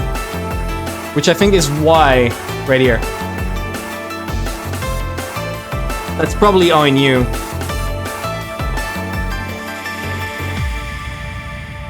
Here we go. Because at that point, if you had all the time in the world, you could just do that. Wait. It fell to me to remove the barricades. We opened the door. In the courtyard. What does Rosa do? Let's check the doors and windows of this room. Wait a second. I've already been checked once. Got kind of unpleasant.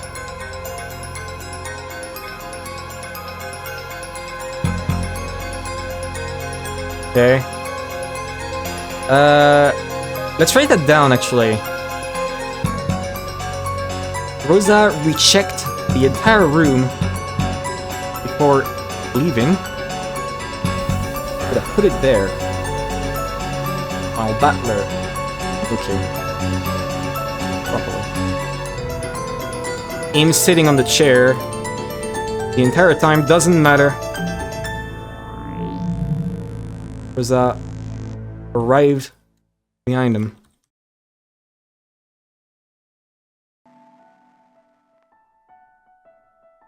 Right? Here we go. That's the first thing I'm noting down. This one I really needed more info because I don't think I ever cared too much. Only like later down the line I realized, oh, this is actually important. So, you recheck the entire room, so she could have put it there, right? If we still assume there's a chance that Rosa is in on it, considering like the scene in the chapel, maybe the scene in the chapel told Rosa, hey, you're gonna give all those letters and I'll let you escape with the gold that's on the table. Right?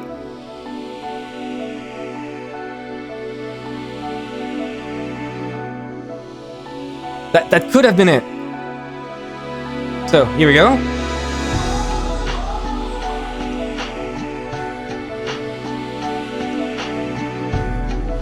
So, Genji points out the deaths. Then it's on Natsui's room.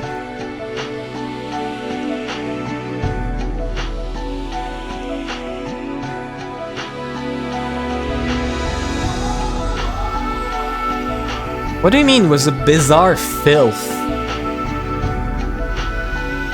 I'm gonna write that down too. That stuff I should have written down, my god. But I don't think that's important. I don't think that's important. The fact that this filth, who cares?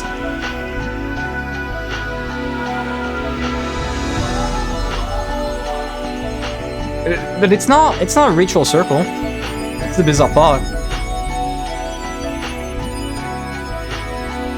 So let's keep going.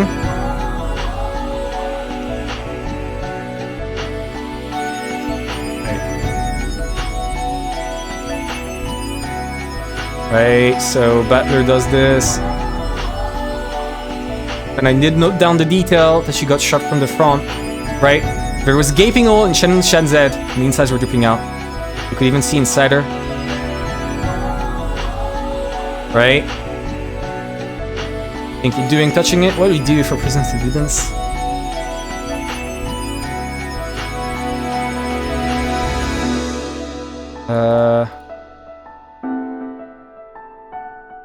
Does he look? I remember distinctly them saying that like she got shot from the front.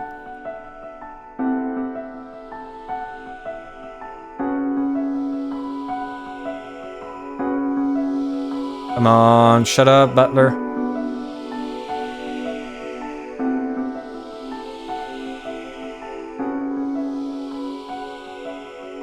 Come on, Butler. George had been holding the key to Aunt Natsu's room. She also collected that.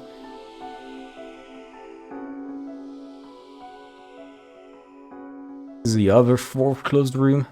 Sure, I guess. I didn't see the line of dialogue I noted down about her being shot from the front. I'll have to like recheck on my own, because if this is wrong, I mean, not necessarily. This could still be correct. Like this Shannon's suicide could still be correct. If she got shot from the back though, that would be a problem. Right. Shut up. Move on. Return to the parlor. We didn't find anything like that. Was it locked from the outside or inside? I don't think, please excuse me. Right.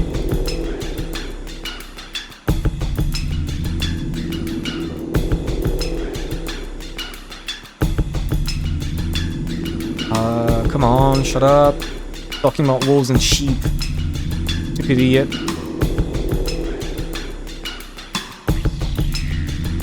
We're almost done with the time I assigned to myself about how much time I should take with episode 2. So I'm done with it. So just check this. Oh, is the door locked? Come on, open the door already, I don't care.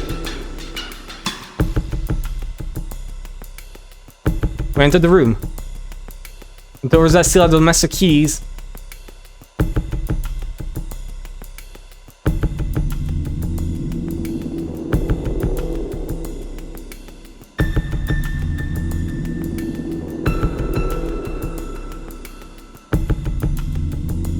Right, here we go. So it was unopened letter on the place, which again, Rosa could have put there.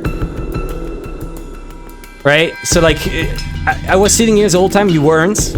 Rosa passed behind you, Battler. Plus, it could have always been here and you just didn't see it. There's a lot of other options. Make sure this room was safe. Check the windows were all perfectly locked. We locked it up, came back, and the window was still locked. So it was locked from outside.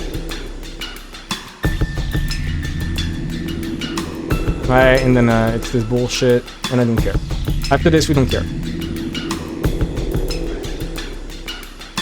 There you go. Let's go back. So it was not locked from the inside, I'm pretty sure.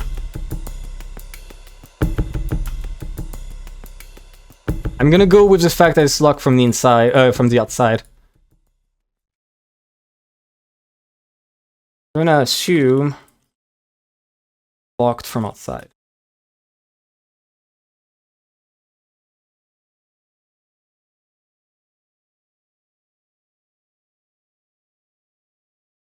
Go. So, Rosario checked the entire room, so she could have put it there, right? There's a Maria could have done it too at any point. Battler could have been blind. Secret mechanism.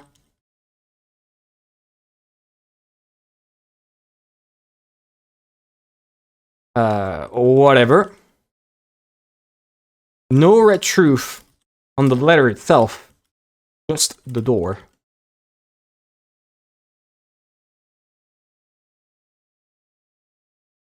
This does mean that an outside person did not put the letter, unless they found a way to get a key from Rosa back.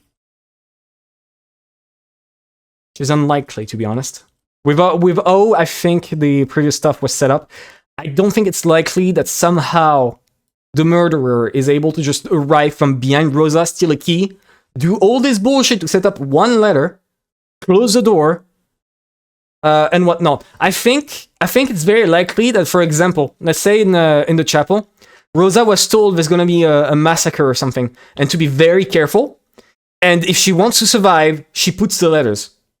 Rosa, being a fucking coward, goes, okay, sure, I'll do your business. And so she set this shit up, especially to implicate Battler right at the end. Say, hey, Battler, you did this. Get the fuck out. I'll stay with my daughter. So that way, her and her daughter are completely safe. So, I think that's it, right? Here we go. The letter in the parlor. That's got to be Rosa. And the final one, Rosa 13. Why did Rosa run? Off the music, start up again, please. Okay, I'm gonna start from this again. Normally it's supposed to play randomly, but it's not putting random songs. Go. Why did Rosa run on foot? There we go. And I think the easiest one is she didn't solve the riddle. She was promised the gold and didn't trust.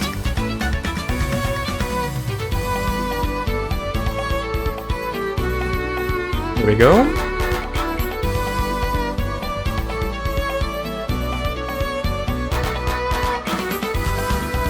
I think that's the first one you can think of.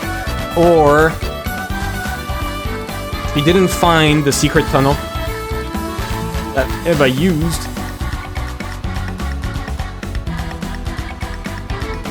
Right? Or final one, he tried to escape in any way. People were super swinger.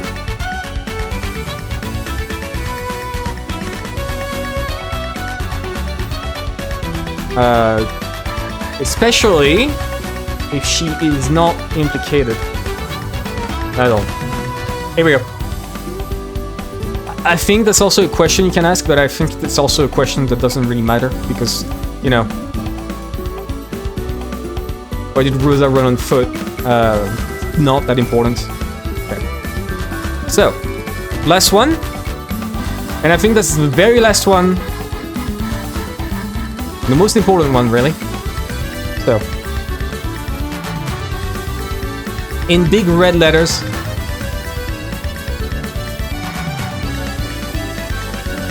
or big purple letters, we've done it.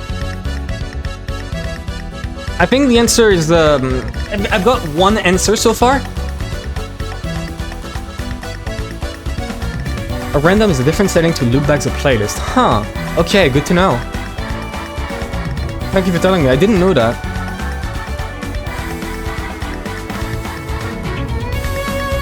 Okay. I've upped the sound a bit because I think it's a bit low. Tell me if you want it to be lower. Alright. So, I'm gonna write my first guess.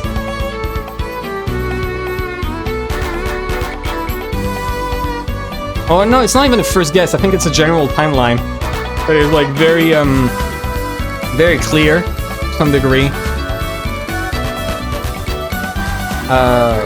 So wait, let me just like copy paste what I wrote.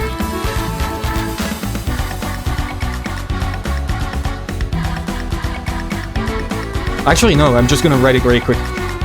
Genji. Cannon. Possible 19th person.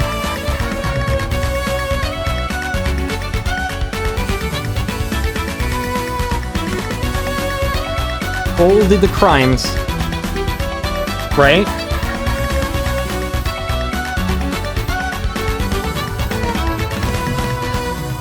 There we go.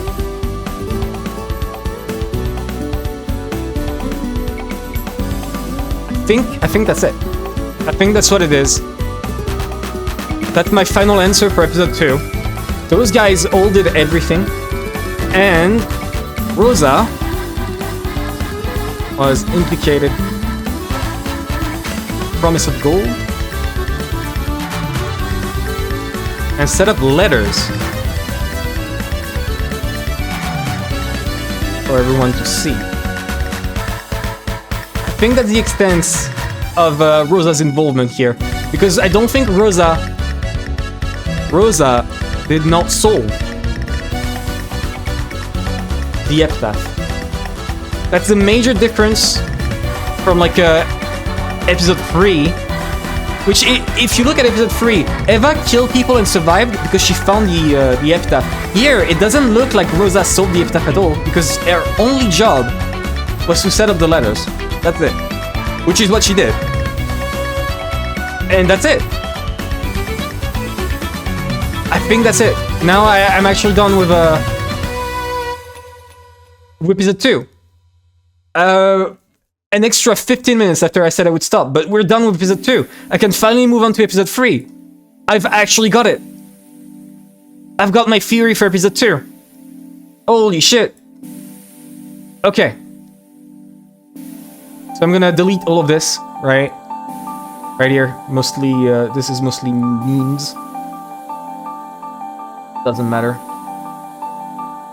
Because this is all in a separate shot anyways, so, you know. Go. Alright. Delete.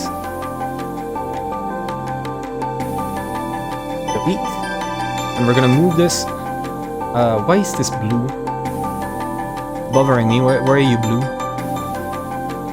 There we go. We move all of this up.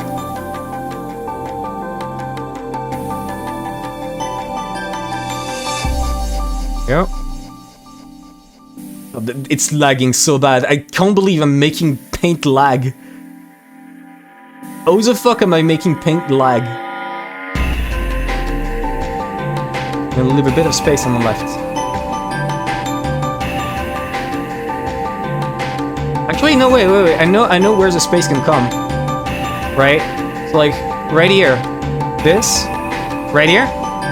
This should be at the bottom left with all the general truths that apply to every game. Right here.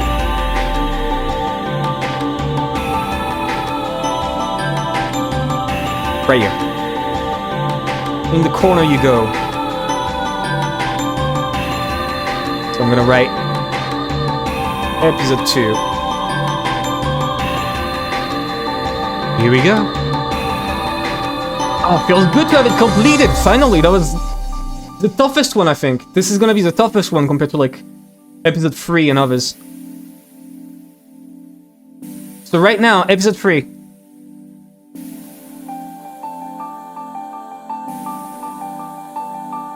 I think episode 3, for the episode 3 one, I don't think I can use this chart. I think I'll copy paste it to this chart later.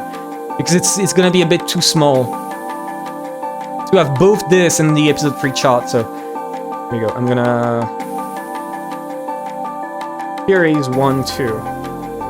Paste. There we go. Now I open a new MS Paint chart.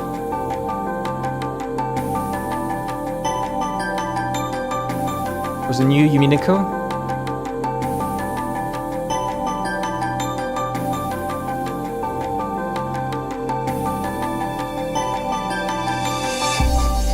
Go.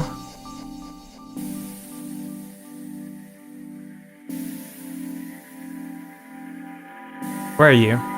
What are you doing? There we go.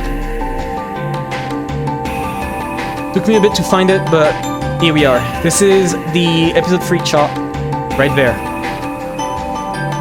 And it's time to somehow expand it beyond its limits. Which, I don't know how, actually. Can't really decide what size paint takes. Oh, wait, no, never mind. I can add 20,000, 10,000. There we go. It would be better if I put like 30,000.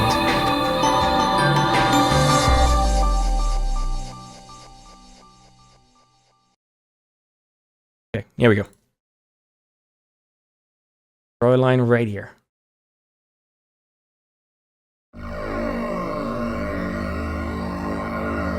Episode 3 Theorising now.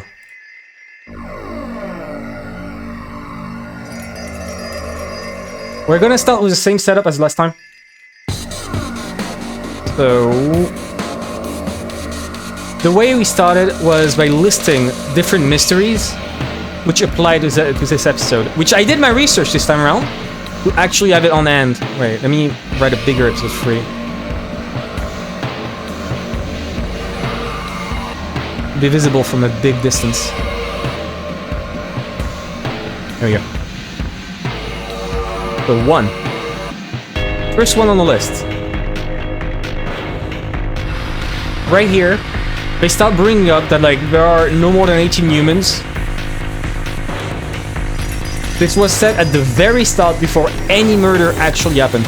There are no more than 18 humans, and right here,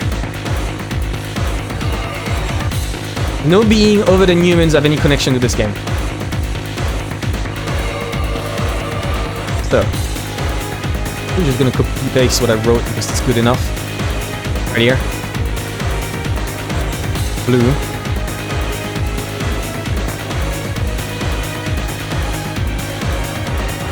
Okay.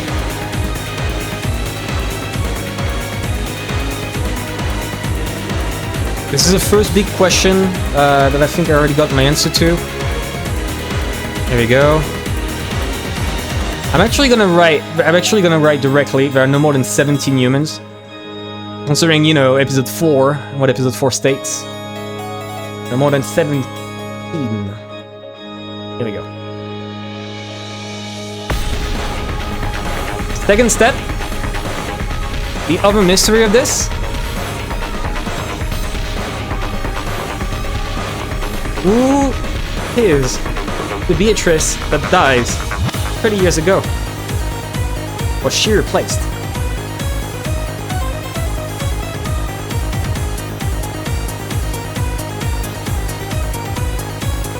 Here we go. I think that one's a big one too. It says like we got a few red truths about it. About oh they actually had a conversation and she actually existed and then died due to Rosa being a dumbass. As per usual. 3.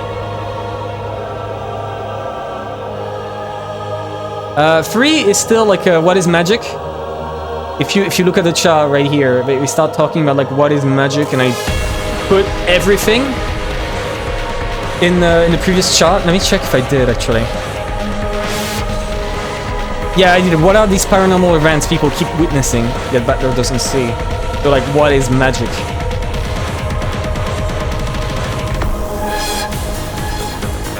Let me still put it. I think it's still important to some degree.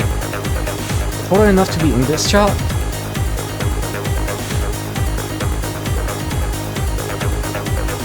What is magic? I guess. No, I think that one I should keep for like the other chart, which I'm gonna make a new tab for.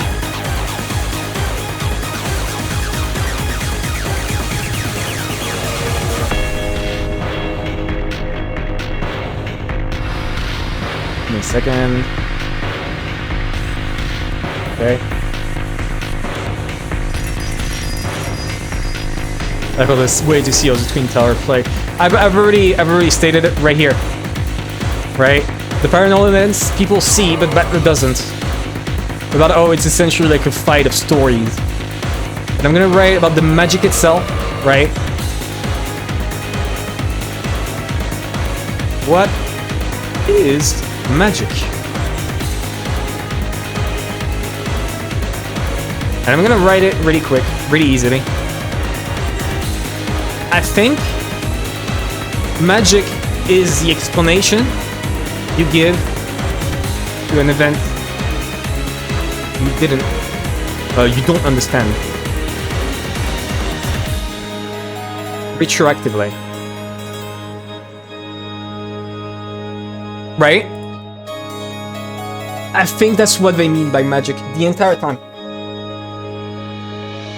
The entire game, every time they talk about magic, every time Maria talks about like the magic of how he was able to summon candy or something. Essentially, our magic was like, oh, I want candy. I'm gonna make magic until I have the candy, and then I can say, oh, that candy that I just got, that event was the magic I used.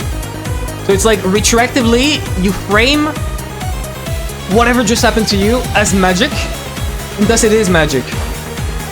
Right? In the same way where, for example, some guy can just like pretend to read your mind by using priming questions and you know, whatever. And then you look back on it and you're like, wow, this was magic, or did he guess? Until you actually look into it and you figure out that, you know, he played you. And every question he asked was essentially leading question, where you gave more info than he gave you, and he let you interpret what you wanted to hear. That's how psychics work, by the way. When psychics talk to you and like read your mind, they're essentially just asking questions that are directly caused by your reactions to everything. So it's just the explanation you give to an event right after it happens.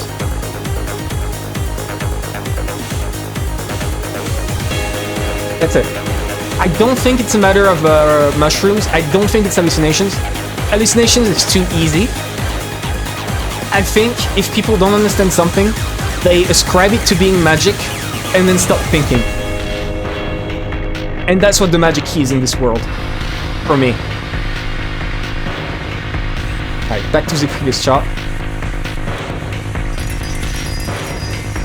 So, besides this, the first twilight. After this, it starts directly into the first twilight, which is probably the exception to this entire case, right? Because if you look at everything after the first Twilight, it has no correlation whatsoever.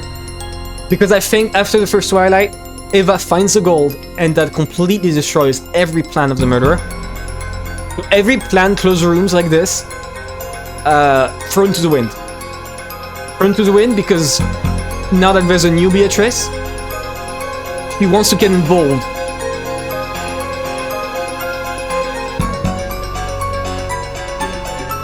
Right? Okay. So, second Twilight. Second Twilight is Maya and Rosa's death. Which, like, how the fuck did they die? And I think that's pretty easy. Eva killed them.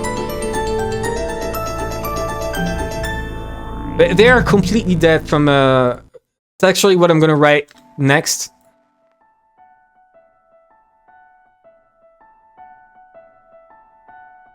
Why are the kill methods so different? One murders precision, takes the other brutally.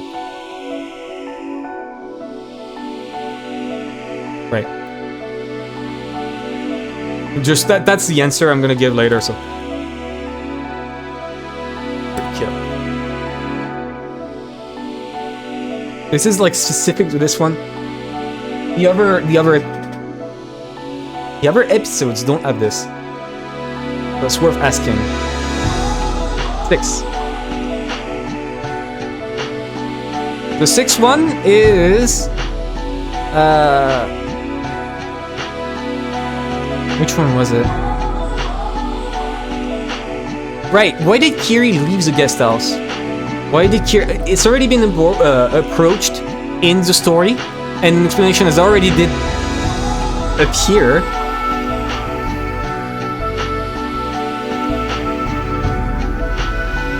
There you go.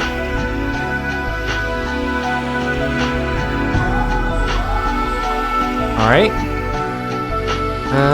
What's the name for this one? I'm gonna call it...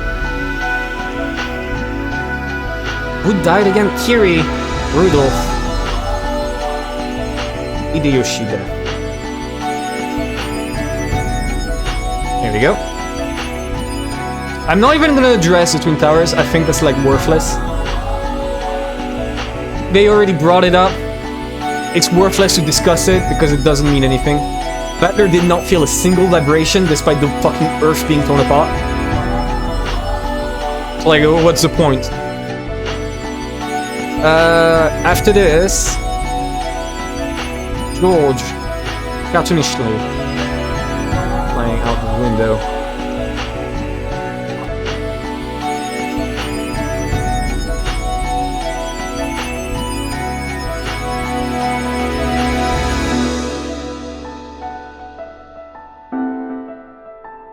There we go.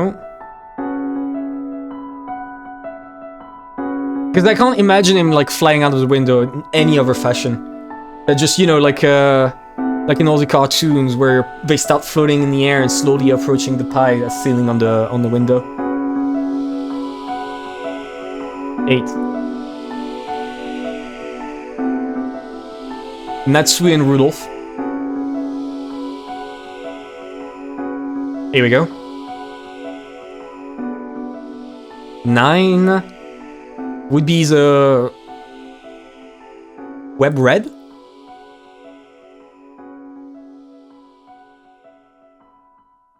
Right, the web of red truths. Oh.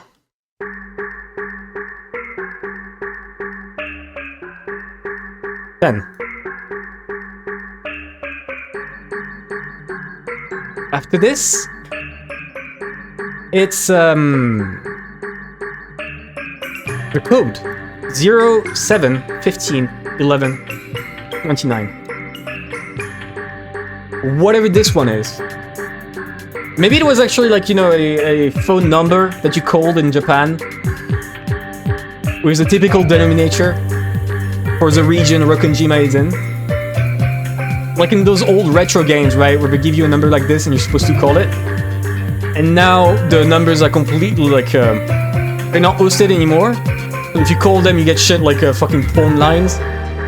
I remember distinctly a YouTuber talking about it, one that I watched, where he was playing a Roger Rabbit game.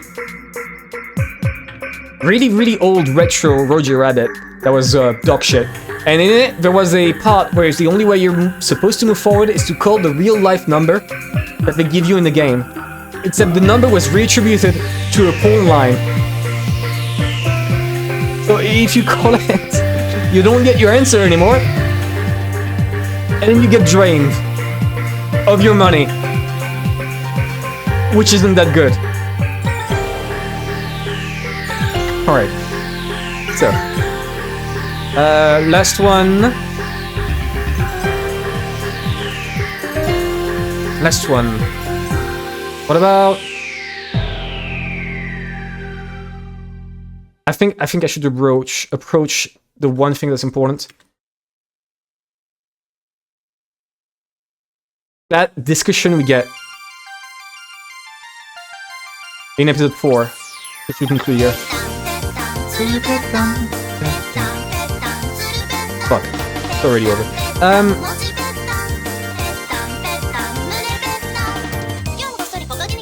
What was it? Maybe something went wrong. Means that survived. This was said in episode 4. This is not episode 3 stuff, but this is episode 4. So this is important to write down. And 12, the most important of all,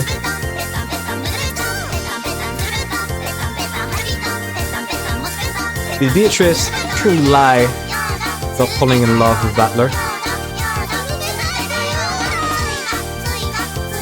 Those I did not give much thought, by the way. Besides, very quickly, I prepared a lot of episode 2. By a lot, I mean like an hour, maybe.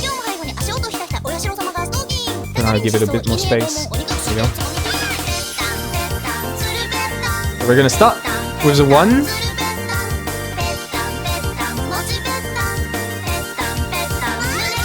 Give me a second for this. So it's way too big of a 1. Please.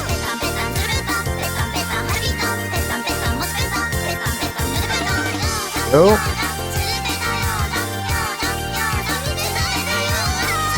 Where is it? Where is it? Here we go. There are no more.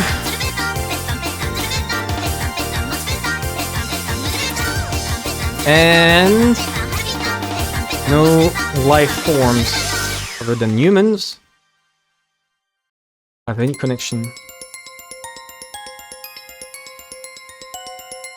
Here we go.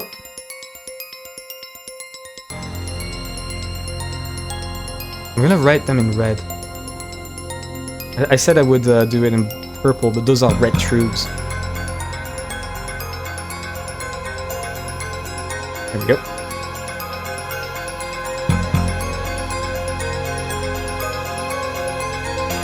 So for this one, I've already emitted a couple theory. I'm gonna start with the basic one, right? The basic one is... this is correct. From our point of view, means there has never been an extra person, but sentient thing on the island. Besides family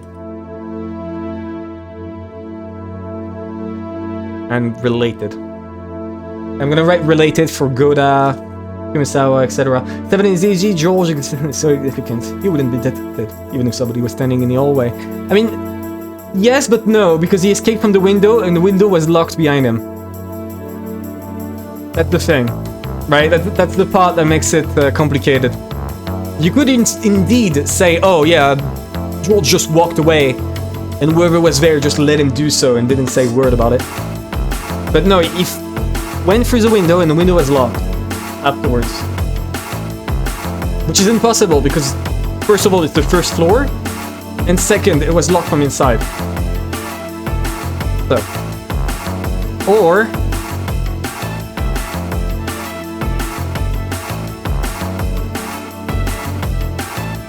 I need to like add an addendum to this. Couple questions in the 2.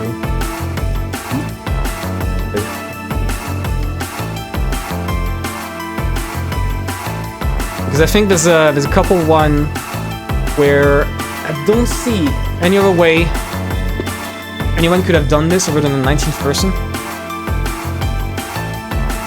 Do I? No, I think I do. Never mind. Just in case. I'm gonna write 1 and 2. Okay. Or, and here's the other one.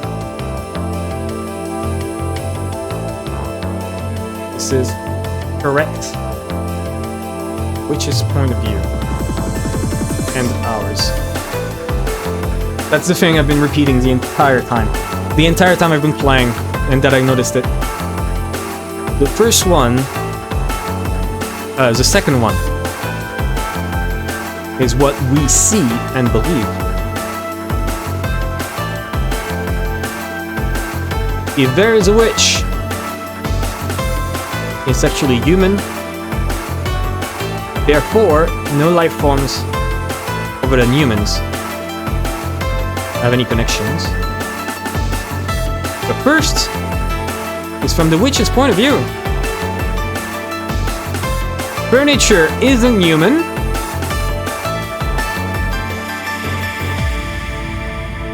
And witches aren't. Furniture and witches aren't human, therefore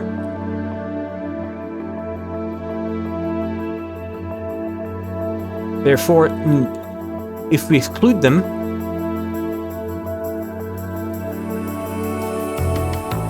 there are... Let me check the family again. Excluding the furniture, there's Kinzo Cross, Natsui, Jessica, Nanjo, Eva, Hideyoshi, George, Rudolph, Iri, Battler, Rosa, Maria, Kumasawa, and Goda. 15. There's 15 included. No, 14. 14 because Kinzo is dead.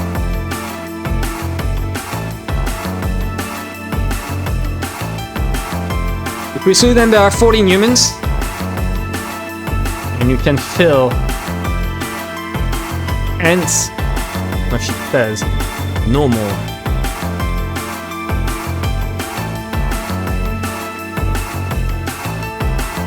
Here we go. That's it. Now I've actually put it in writing somewhere. And I can check it later. And if it's wrong, I'll write a big red cross like this, and I'll be very, very sad.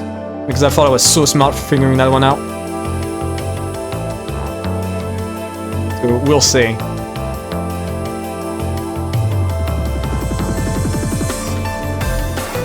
This means we can add as many extra hands possible. Long as the witches.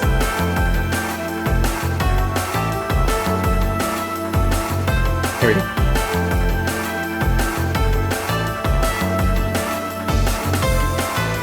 Okay, number 1 filled. We can move on. Much faster than I thought. There we go. I'm probably not gonna reach episode 4 this stream, right? But I should definitely reach episode... I should definitely finish episode 3. Or like be halfway to finishing it. So who is the Beatrice that dies? Right? This one is also important. This one is also one that I haven't really thought of, besides my first assumption. Who was the Beatrice that died 30 years ago?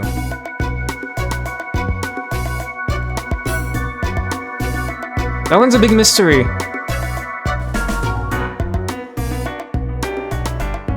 That one's a big mystery that I've not approached every angle, right? Because there's multiple angles. So, first of all, you could say...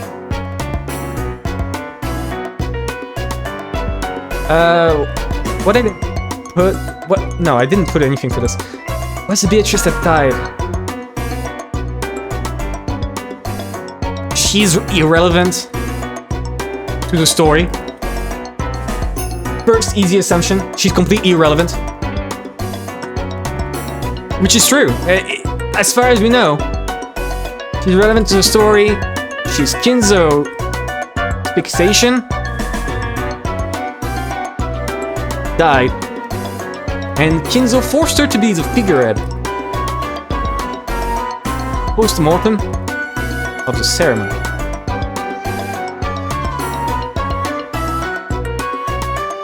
There we go. That's an easy one, but I don't think that's true. Obviously, there's more to it. I really doubt that's just it, otherwise that would be lame. Or... she somehow survived, despite the red truth, and came back for vengeance. The games. As the person.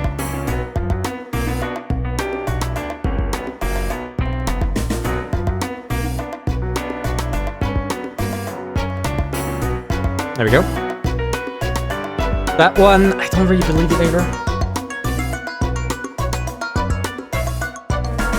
That would require quite the trick with like the words. I don't really see how you could twist them. You could say, oh, their definition of dead is different from ours, right? You could say something like this. I don't believe it. I think that's silly if you start saying things like this. Twisting it a bit with definition makes sense, right? Especially for here. But for death, that would be pushing the limit. So no, it's not that. So, here's my thought, right? It's probably a common thought. He is the mother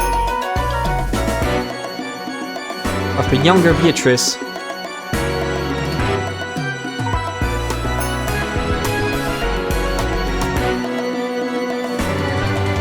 Kinzo.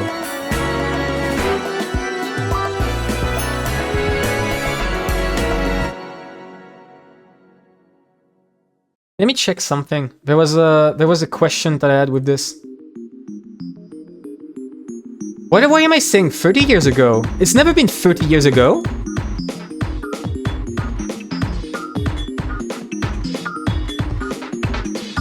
It's never been 30 years ago. What am I talking about? If we look around here. What time is it again? Did this happen? 19 years. 19. So, okay.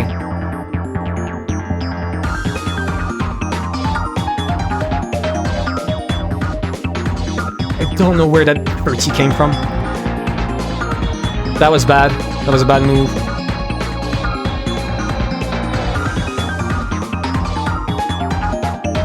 As I said, this could coincide with Battler's birthday, right? I put that in episode 4. The theory that she also gave birth to Battler.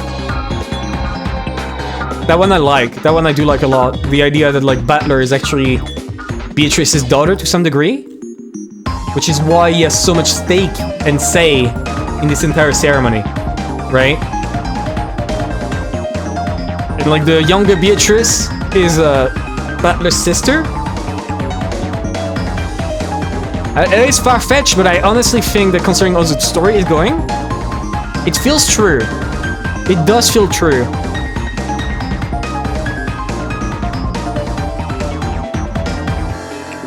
Likely, considering Kinzo's experiments with summoning magical beings with human shells. Right?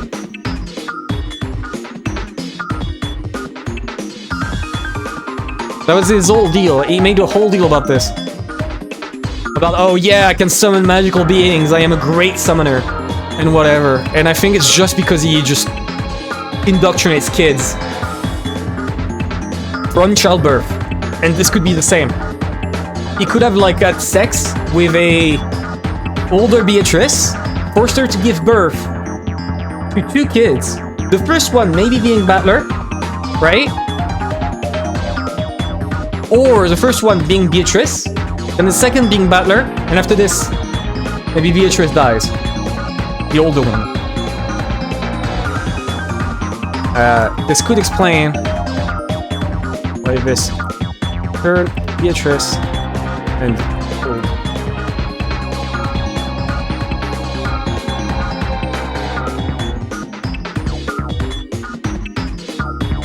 There we go. Okay. On top of this, this could be the 19th person, 18th person, who has strong enough reason to experiment.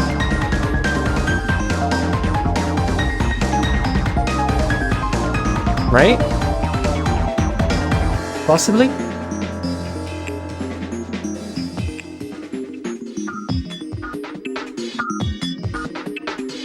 Okay, final one. I think there's a final one I could put here. If she was the mother of a younger Beatrice, let me check. I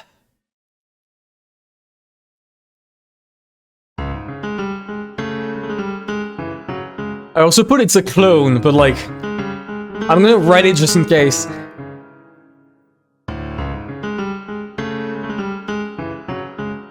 Maybe they have cloning facilities. Lol.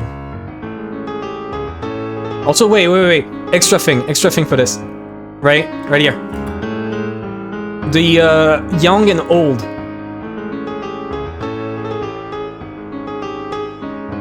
I think that one's important to add.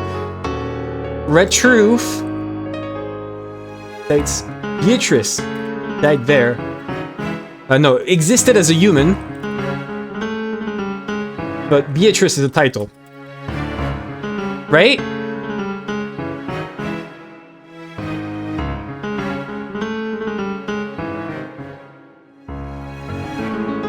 Because that could be something Beatrice retorts, right? I didn't say Virgilia, I said Beatrice, that is me, not Virgilia. But clearly, especially since shown with Evatrice, Beatrice is the title, not the name. Like, you know. I think that's over for it. This is over for it. There isn't much to say about this one, really. So now we get into the meaty part of episode 3. That one I don't really know. Honestly, I've thought about it a lot. I don't know shit about the first Twilight. The first Twilight is so out there that I think I'm not gonna try for now. Because I genuinely don't see how the fuck it could have been done, right? There's a lot of problems, mostly in the Red Truth. Because, like, the whole thing about, Beatrice couldn't say everyone was killed by homicide, right? Beatrice couldn't say that because Kinzo didn't die by homicide, I think. Like, that could be a reason, since Kinzo died prior to the games. So, first Twilight, there we go. That one's big.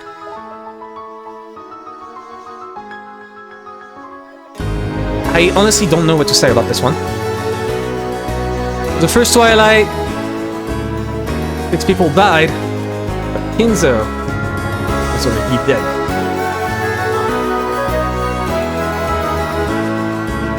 The problem is with this entire thing, right? If you look again at this, I think I put it in the chart somewhere. Where is it?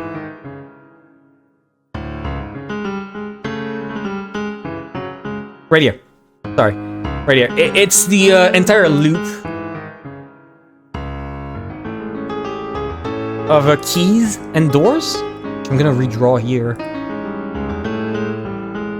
I'm gonna redraw it really quick.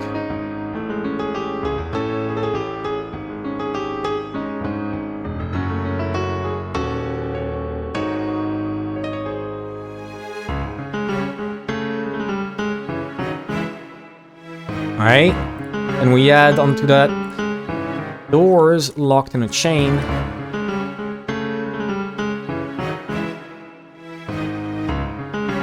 Each following key in the previous room.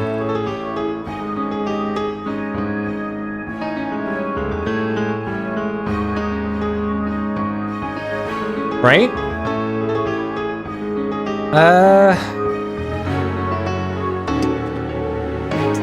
Battler approached two things. First of all, Kinzo died, so the way his body was set up implies nothing, because it's clear, I think, that the rooms were arranged that way posthumously. I don't think they were all led there. They were all led there or some shit. What happened to the music? Shut up.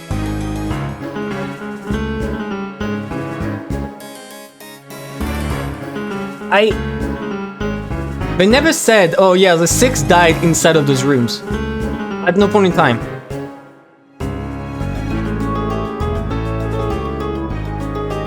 Let me put it down.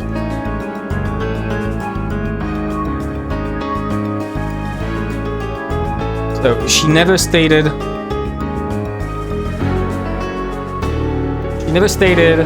if any of them died in those rooms. That's the first clue that we have. I put that they didn't say in red that those were closed rooms, but it's worthless to go, oh, you didn't stay in red. That's boring. I think you just assume it's in red. They were all locked from outside.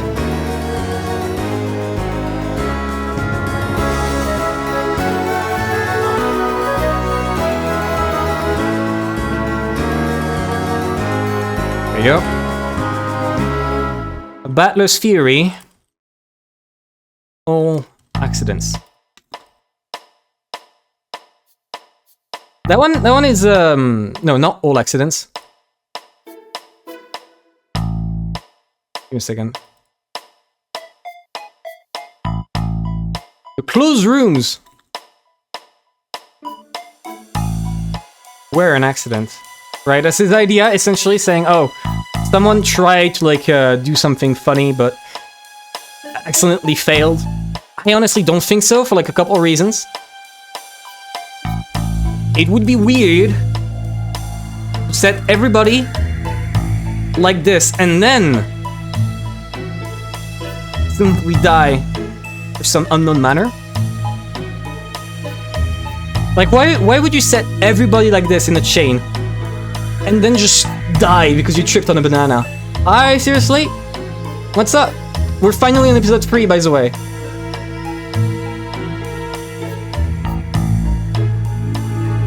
Alright? Then, the next question. The next problem I have with this.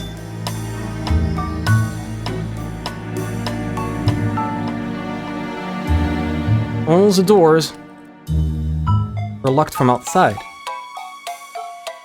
Someone died inside.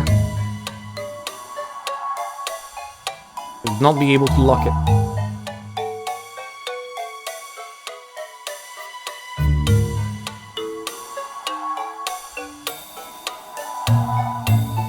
This. I'm pretty sure of that. Were they all closed from inside? Let me see. Were they? The term closed rooms refers to something. There are no gaps. It's impossible to interfere inside.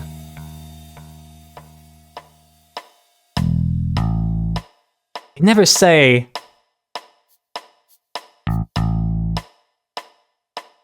Never mind, they never say whether or not it was closed from inside or outside. They never said that. Huh. Right, well, let's set that up. So that's wrong. Doors weren't stated what direction they were locked in. So it's a bit weird to, so it's possible. Open these locked ones. It's a bit weird that none of them pointed it out, right? In fact, you would think that Beatrice would have said, unless Beatrice wanted to trick him into thinking he had like a... It's important to note that Beatrice throughout this entire episode was trying to trick Butler into getting some like confidence in himself. So he would trust both witches. Some shit like that, right? I'm gonna add this. Beatrice was trying to make him like her. There we go. Beatrice was trying to make him like her, so she purposefully didn't state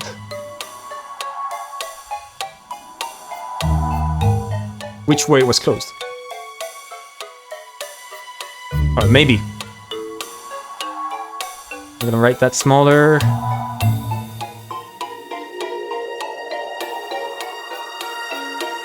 Alright. That way you get an easy win.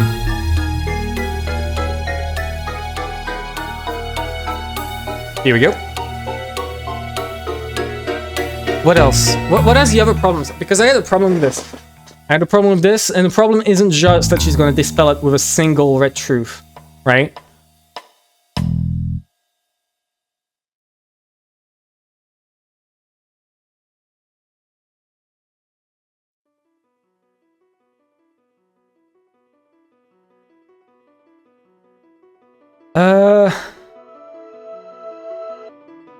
Beatrice almost said there was no accidental deaths. But Runabe stopped her.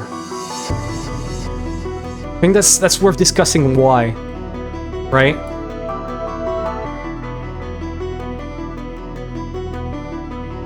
Why would Runabe do this?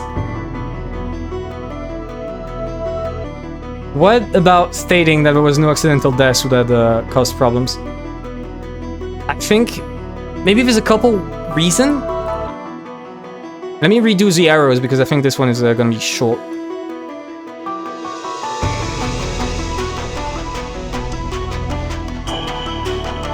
I think, okay, the first problem is this would mean every death is an homicide. Right? And if every death is an homicide, which would include Kinzo, who died way before the games. But why would she struggle to say it then?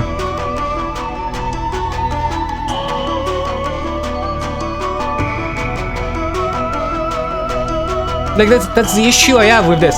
If she was going to rule out every form other than homicide. Give me a second, I gotta lower the size of this because it's a bit big.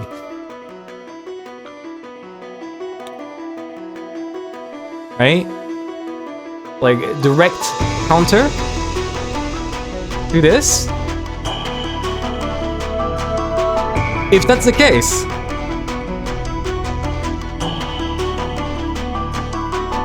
why didn't she just say it?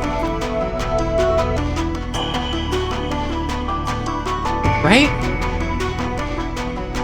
Why was it that she tried to not say homicide and Runabe stopped her before she ruled out accidental deaths? I think that means there is possibly... There we go.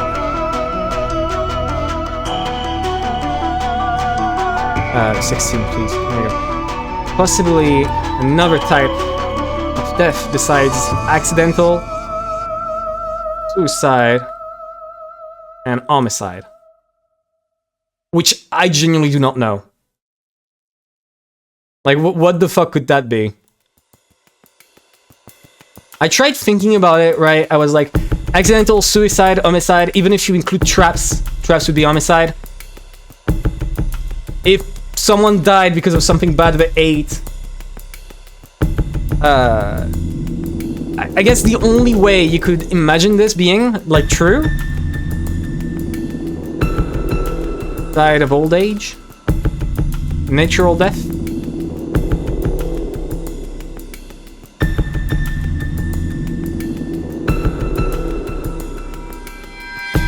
Did Genji just have a heart attack? Just hanging up his room.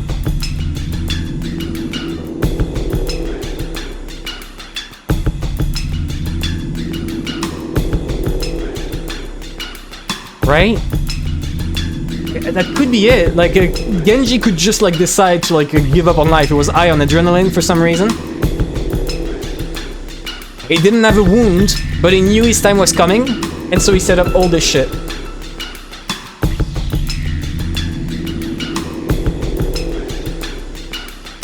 Honestly, at this point, I would not rule out Genji sensing that his heart is, like, beating fast, and being like, okay, my heart is beating like this, that means we can set up this closed room. Therefore, we're gonna do it. Let's go. Let's finish it like this. And then he set it all up. And this happens. This, the resulting closed room happens. So if it's not another type of death, if it's not every death is an homicide,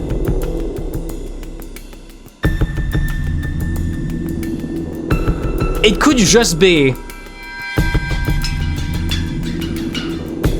Couldn't say any of that because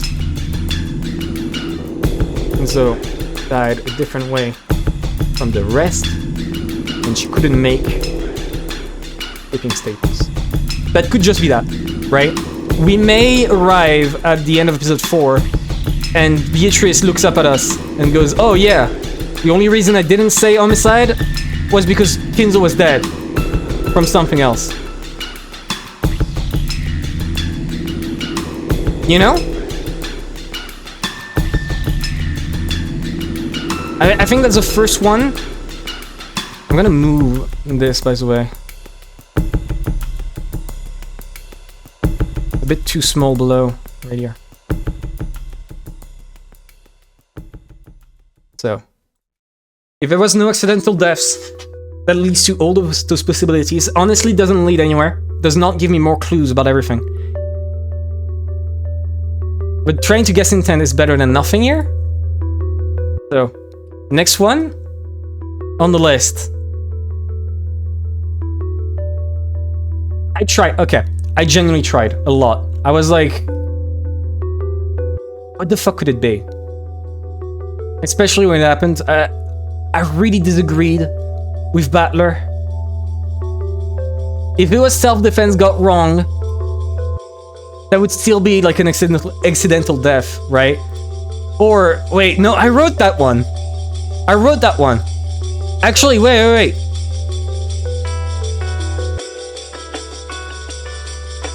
Maybe. Okay, maybe.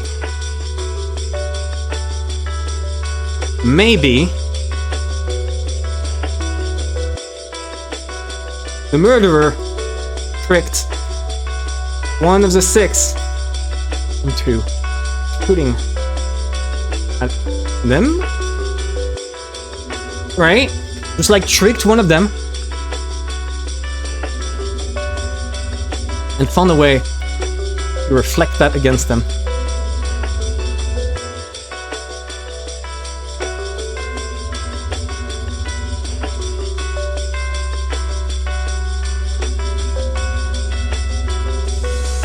Like, maybe it's something like this.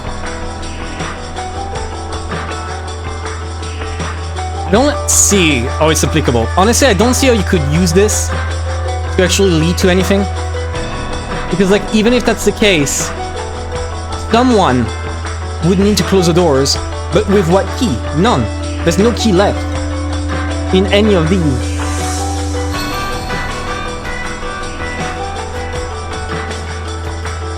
Wait. Give me a second. Wait.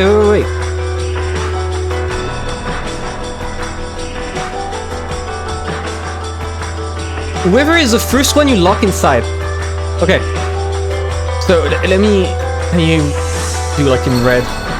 So whoever is the first one you lock inside.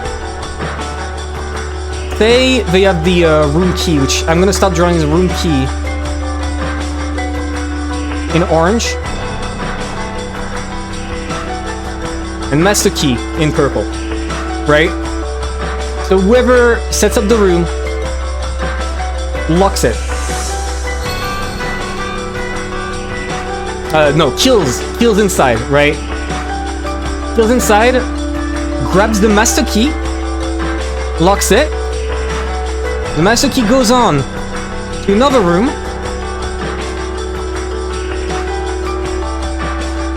In that room, they set up another, bullshit. There's gonna be the same exact bullshit. Here we go. We're gonna do it 4 rooms instead of 6. That's gonna be faster.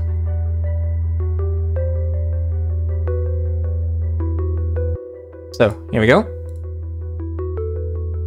Whoever's inside... what's the word?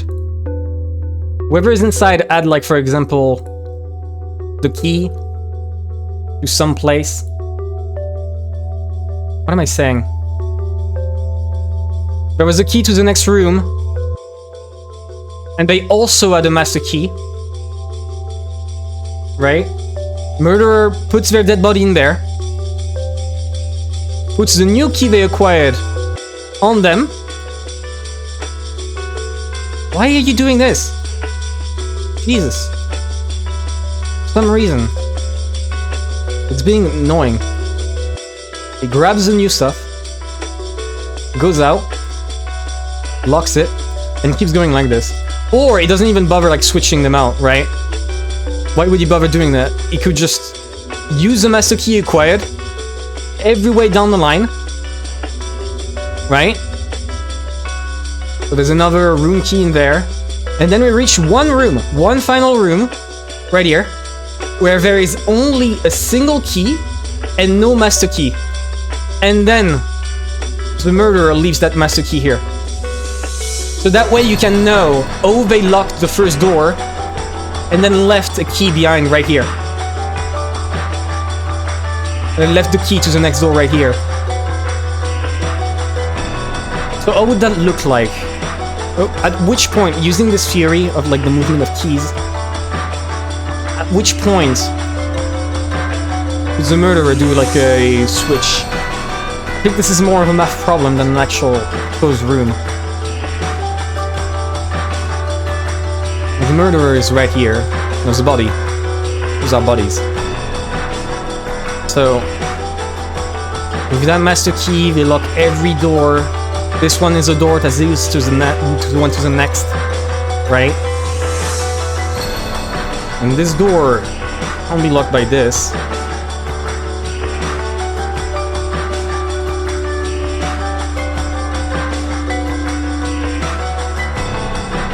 Yeah, but we still end up with a problem like trying to fit a key in one of those rooms. The final room, no matter what switcheroo I try to think of, the final key will still need to be put inside one of the rooms and then locked without the key.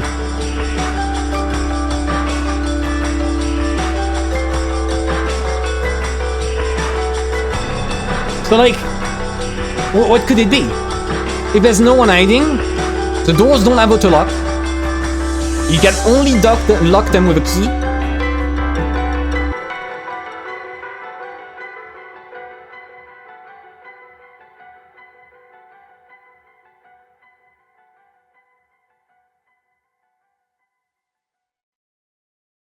What could it be?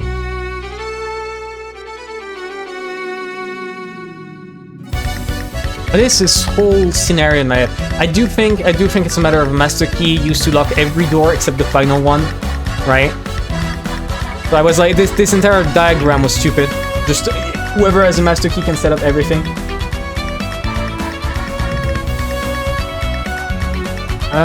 Fucking hell! I hate this one. This one sucks. I don't even see like a probing hole for that one. This one is a bigger mystery than the web red of truth. Not gonna lie. I struggle more with this one than the red web of truth. Whatever the fuck its name is. I don't remember. But like, also yeah, you can see that she had to define what a closed room is. Because in previous episodes she didn't, so you couldn't make up the definition as you want. There are 5, 1 for each servant. There's 6. There's 1 that's missing. The very final one.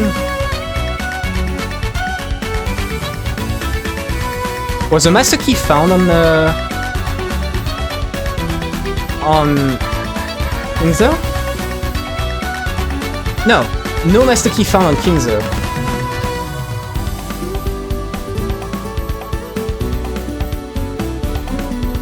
There's no way out, sure.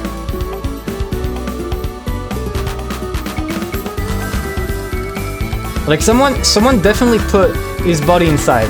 But no, the key to the chapel was discovered. So that means the chapel had to be set up first because the chapel, that's a very important one. The chapel, you need the key to the chapel. The master key does not open the chapel.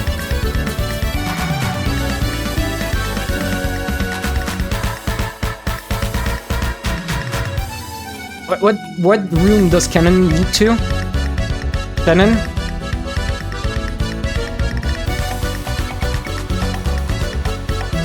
And what is Kinzo's boiler room? Right? It's a Genji.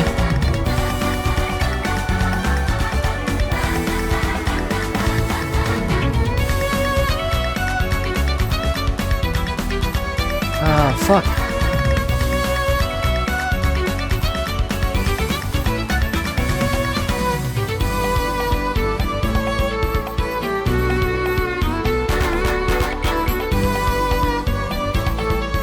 Whatever it is, okay, that's the issue, right? Whatever it is, Kinzo had to be done like second or first because the chapel key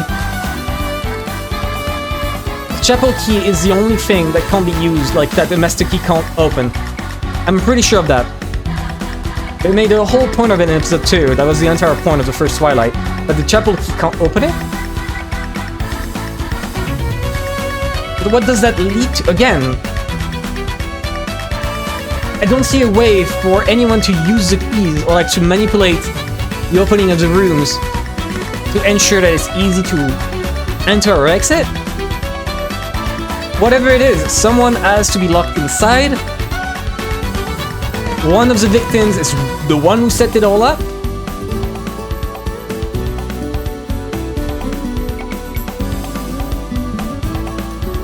If it's an ambush, if someone set up an ambush on all of them, they died instantly. Wait. The 6 died instantly. Target became incapable of action after being attacked. After being attacked. They got attacked. So Battler's whole thing about like accidental. When she says this already proves it to some degree, right? Target instantly became incapable of action after being attacked. So, let me write this down. In the Battler thing, like another reason why it sucks. Target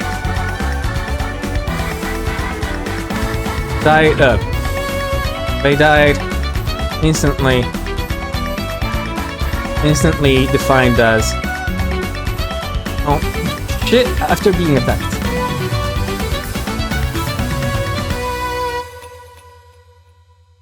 Therefore, they got attacked. So it's not accidental. So that was like the entire point, like the thing that Beatrice was trying to say in red, and that for some reason she was interrupted to say, despite already saying it. They all got attacked.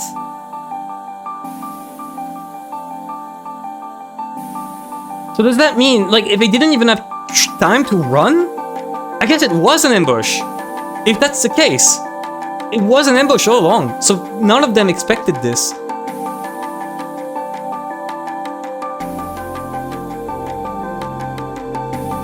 Either it was an ambush, or they let themselves killed. Okay, question. I think that's a big question. Oh my god, wait, I got it.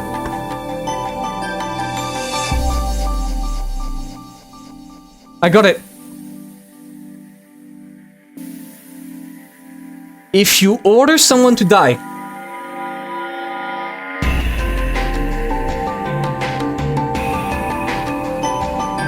and they do it because they are forced to, would that be a suicide or homicide?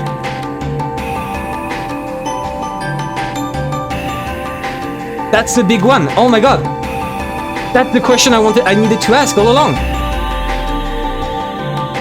In our view, right, okay, so imagine a scenario, right, where, for example, Rosa, never mind. I was like about to say Rosa's Maria threatened. No, she wouldn't care. Natsui sees that Jessica is threatened, right? Natsui sees, oh, Jessica is threatened, she has a gun to her head. The murderer tells me, hey, shoot yourself with this gun, or I kill Jessica.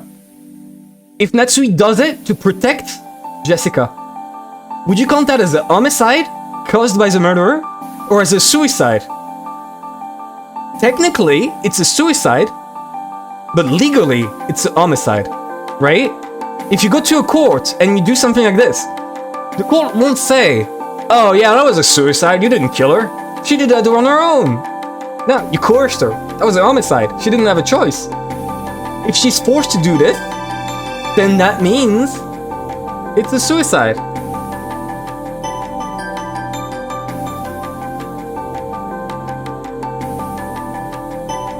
If they're forced to die after setting up everything, then suicide becomes meaningless. Homicide becomes complicated. And the whole room breaks apart. That's it. That is genuinely it. Oh my god. I figured it out live after like 30 minutes of looking at it. Jesus. Sorry if it's boring, but I finally figured it out. I figured out an option to this. There's no way. I'm gonna make that one bigger too.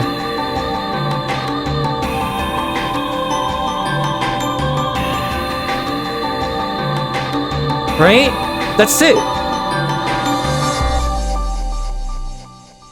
So that's my answer. One of them was forced to commit everything, maybe Genji. Maybe Genji was forced to like do all of this, kill everyone. And once everyone was killed, Genji is like, okay, well, I guess I have to kill myself because, you know, I have no other choice. Or it could be Shannon. Shannon being like, oh, listen, if you want your boy George to survive, kill yourself. And Shannon is like, oh no, I can't do that. But my boy George, I love him so much. Aw, I guess I'll do it. Go on, George, live a full life without me. Something like that, right? And suddenly, this all becomes blurry. You can't fit every single murder into a tight, neat category. There are so many variables that change what murder is. This is also why we have courts. To figure out whether like someone killed via coercion, via suicide, via, you know, accident, whatever. It's complicated, it's messy. And this is one of those messy parts. That's what the first Twilight is. That's what it's always been. Holy shit! And the music picking up at this exact moment. Hell yeah! Fuck yeah! Alright! Let's keep going. Okay, now that we are on a roll, it's the next one. This next one I think is pretty easy. right? It's the second Twilight. Rosa and Maria. That one, I've already got my answer for it. I'm gonna write it down there. 4. Rosa and Maria. Did the string die? Yeah, no. Alright, for some reason my phone just decided to show me that the string died and then instantly fixed itself. Okay. Sure. I'm gonna write it smaller too. There we go.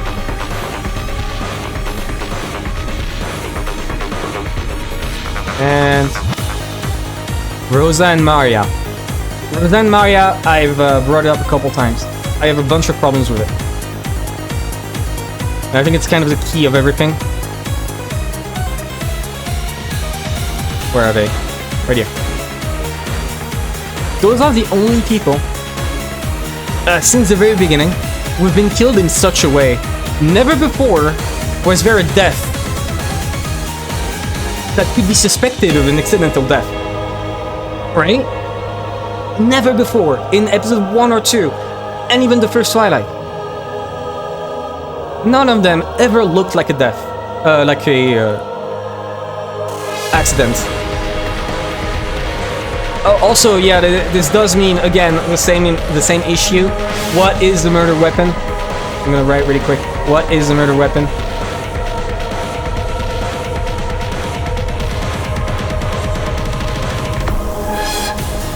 Right, there we go. I'm writing small text. The murder weapon could have been found.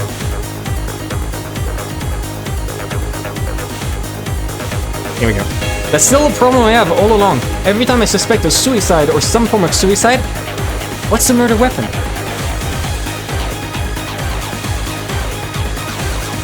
Honestly, I don't see it. Right, so Rosa and Maria. Rosa and Maria.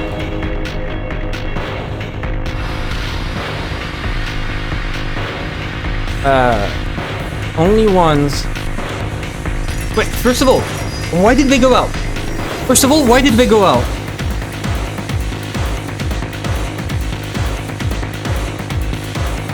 Did they go out together? Too? That's also a problem, right? Like, picture this. I'm gonna write it right here. 1. Rosa wanted to discuss the gold with Eva. Sure. Alright. But why bring Maria then? Why? What's the point of having her? At no point in time would you bring her, especially her. Especially Rosa. Rosa wouldn't do that.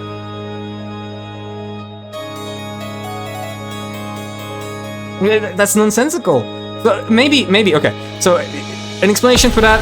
Rosa, Maria found out Rosa knew, or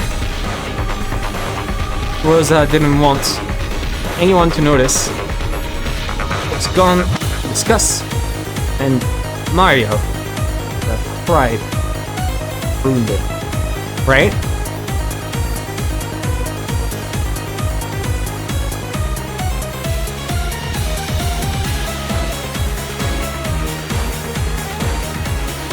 Here we go, separate them.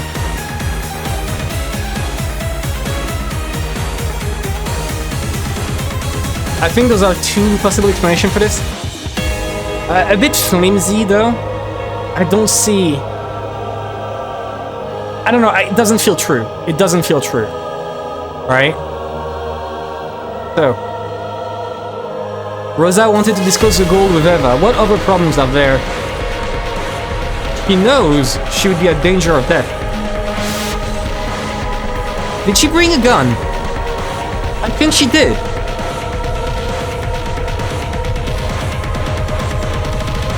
I'm not sure.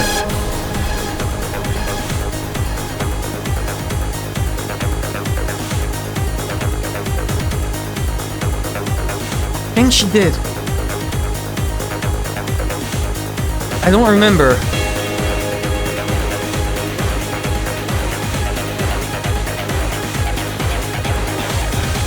Can we check really quick?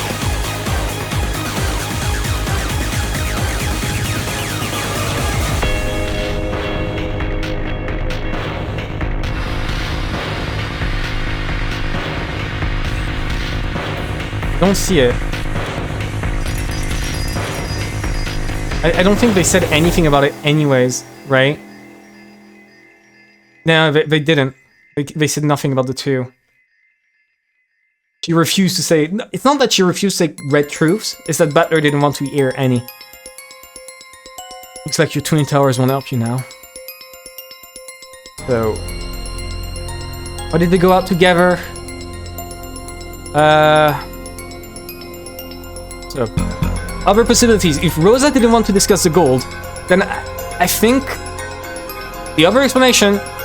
Rosa was forced to go out.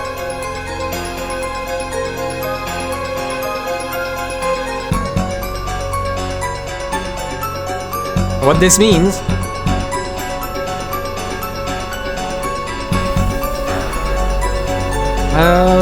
what this means is... Eva probably forced her hand over the gold. And Rosa wanted him. Right?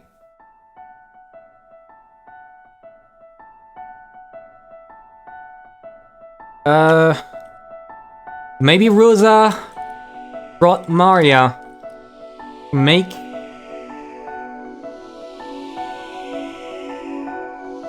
Eva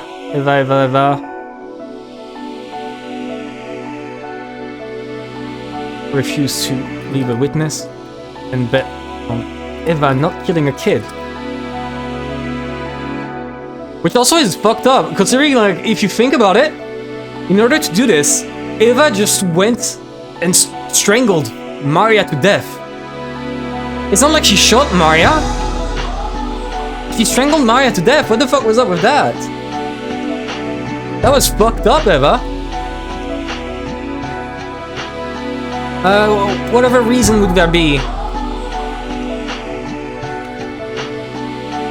Whatever reason would there be for her to do this?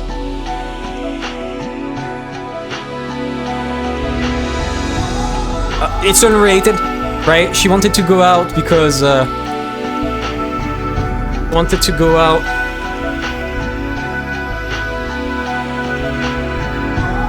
for another reason and got caught by Eva.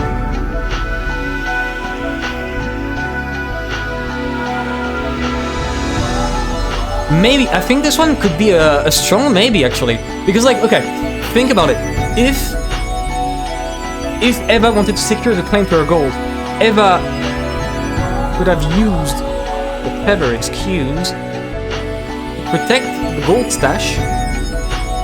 Upon seeing Rosa Maria coming, was that possibly Maria? She found it.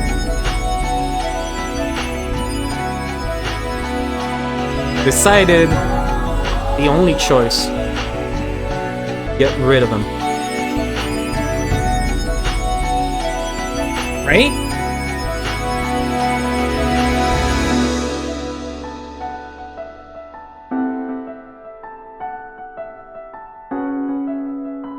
That one is a bit far-fetched, but I think it's as valid as the ones above. She could have been using it to, like, protect the gold. The method of death is pretty simple. How did they die? Right? I think it's as simple as Eva and Rosa were discussing near the fence. Maybe. If Eva and Rosa were discussing near the fence,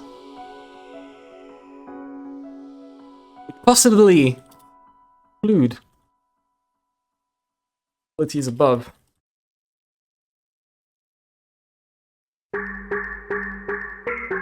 we go.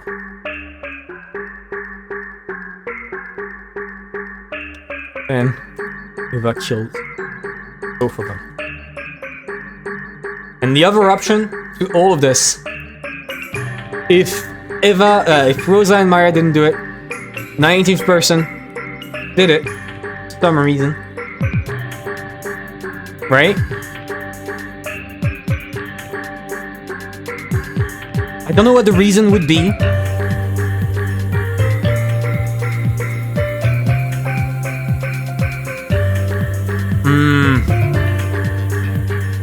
I struggle to accept that one.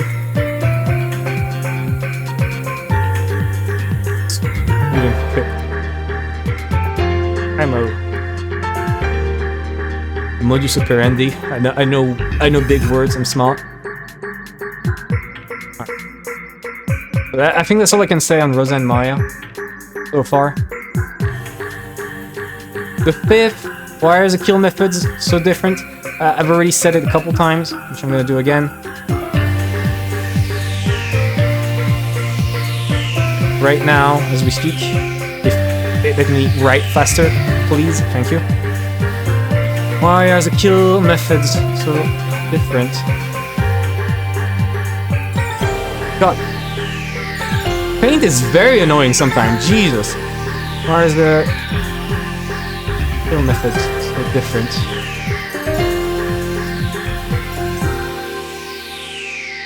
Go.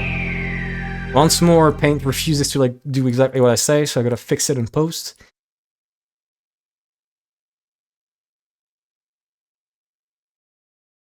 Murderer is feeling quirky. No. That's not possible.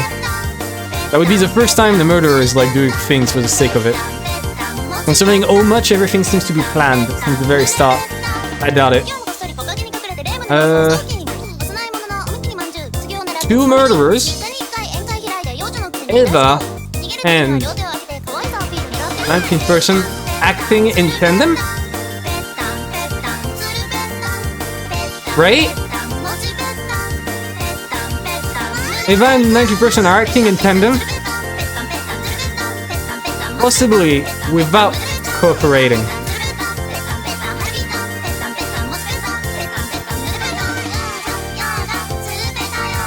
I think that's it. Are there other reasons possible for what the kill methods are so different?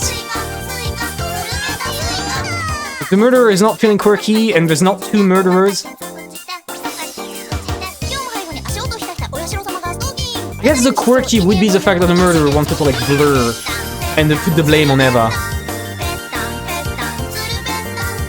Or wants to put blame on Eva. There we go. And I think that's it. Yeah, I don't see any other reason possible. Let's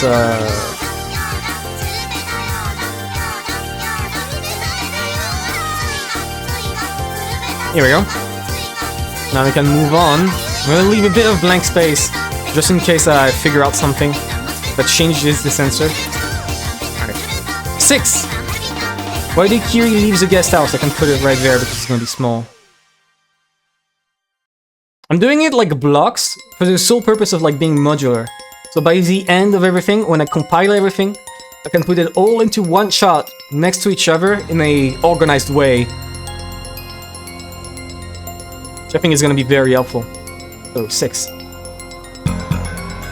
So why did Kiri leave the guest house? I think we've already gone over it in the story, and I completely agree with the story. Why did Kiri leave the guest house?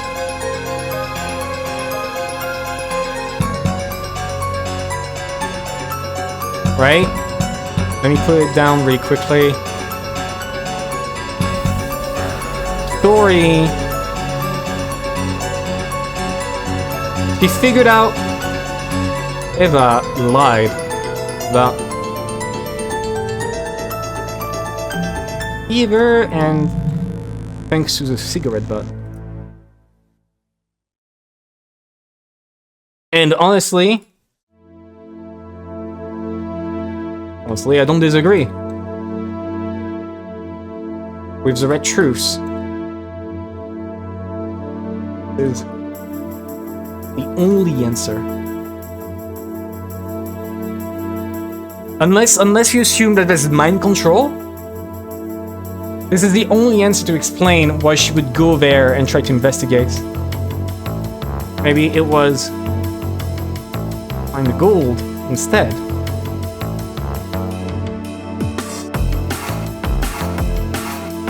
I don't see... I'm guessing the reason why they took Hideyoshi is because Hideyoshi forced himself to join. I think that's what he did, right? Hideyoshi said, oh, I gotta take supplies for my wife. And I was like, oh, are you sure about that?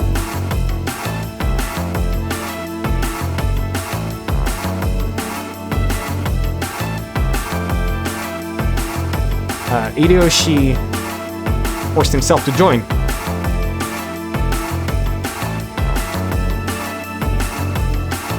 Probably bothered them?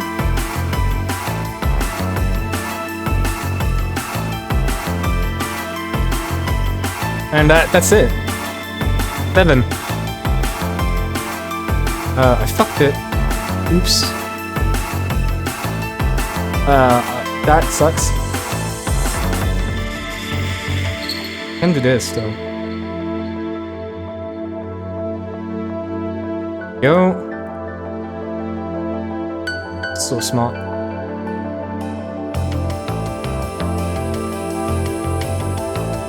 I'm so smart and cool. Holy shit. Alright, remove this.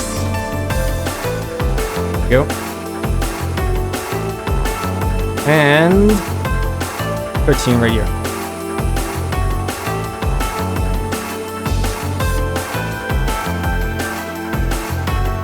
But I think that one's another of the toughest. Mostly not because of the deaths themselves. The death itself is pretty easy because none of it is a closed room. None of it is a closed room, so...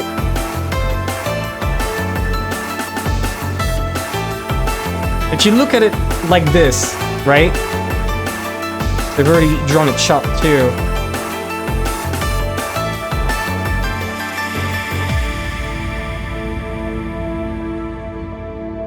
I'm gonna put that down there.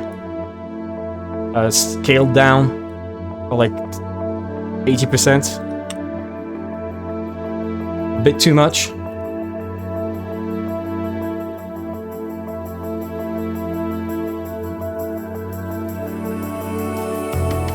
Right? I need the family. I'm stupid.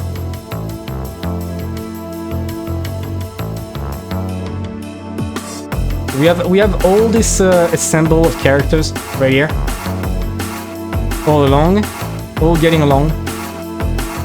This is one of the episodes I don't see it possible to happen without a 19th person, especially at the very end. The very end confirmed that there's an extra person among the myth, one that has not been shown so far. I don't see any other way for episode 3 to happen at all. So, what about... What was, okay. Ide, Rude, here, Death.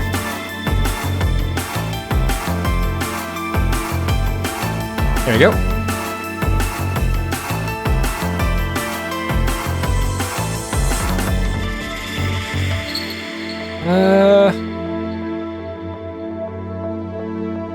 What could I write about this one? I think there's not really much.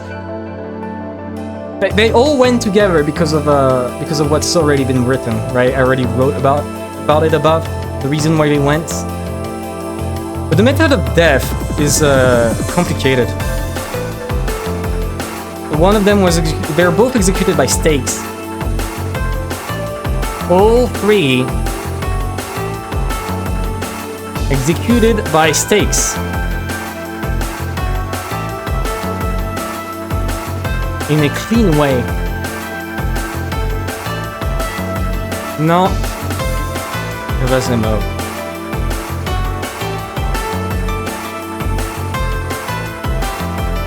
right? So it has to be a 90th character.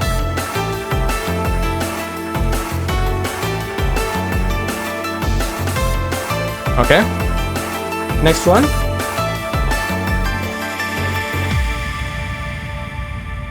The reason either they died in the hole.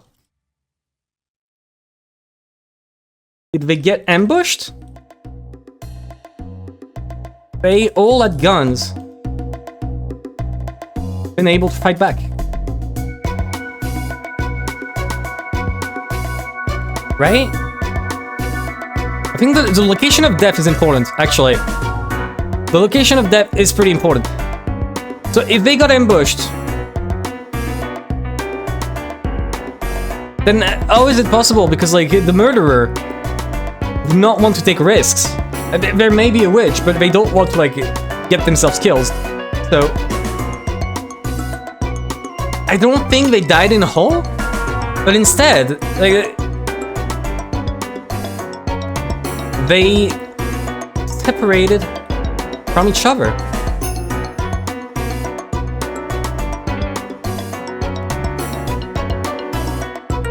This one could be explainable with the help of Hideyoshi was forced to go on his own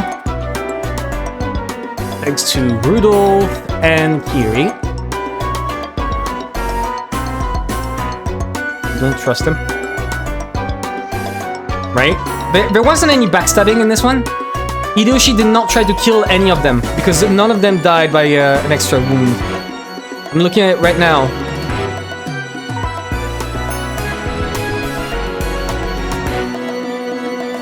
There's also the problem of Kiri dying from a stake, like, in the stomach, which is also something I've never brought up. A stake in the stomach is such a weird way to die. Wait, no, yeah, that's something I should have brought up with the previous stuff. If you look at it, oh my god. If we go back to the first one, wait. Wait. How did they die? In Natsui's room. Let me have a look. I have access to the tips of episode 2. Give me a second. Switching to it. Godad died from the chest, so that's a pretty fast kill.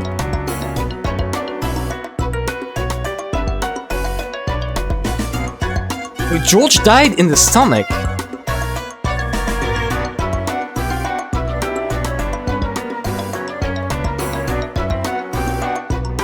Wait, that does change things? Now that I think about it.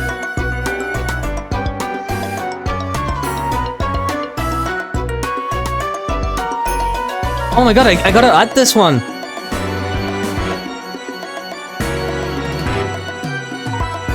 Why did George retaliate?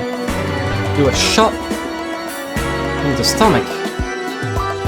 It's a while. Bleed out.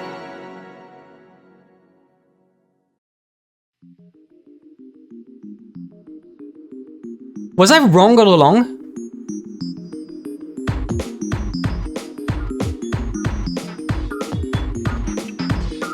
Wait, so it was a weapon strong enough to one-hit KO. Where he stayed immobile and let himself bleed out. There's no other way, right? Because George's body, I'm looking at George's body.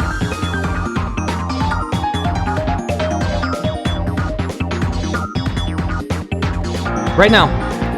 Look at George's body. Nothing. At no point in time he should have died like instantly from this.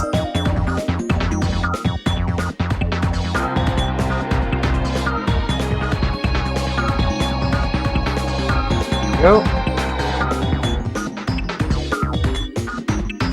Oh!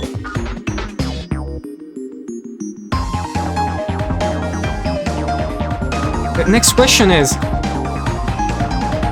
why would he let himself bleed out and not escape?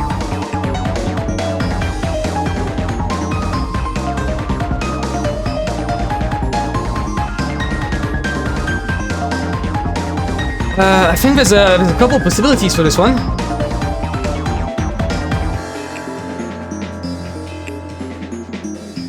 Shannon convinced him?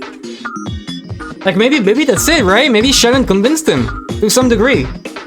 Maybe Shannon told him, "Oh yeah, please heal yourself," or Shannon convinced him, and he killed her, shooting her in the head.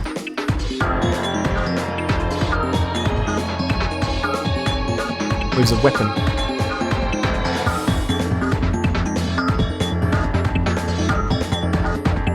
This is bad. This is bad. I really like, by all metric, he should have just like stood up and run. He had the strength to like push Goda away. Goda was blocking the door with his weight, right? Goda was blocking the door. All this time, every time, I've always assumed that every time someone was shot in the entire story, they never retaliated. Which is not true. When Jessica was shot from the back, yeah, when you're shot from the back in the center of the back, next to the vitals, you're not getting back up, sure. In episode 1, in episode 1, and then got shot in the stomach and survived for a long time. Right? So, did Shannon convince him?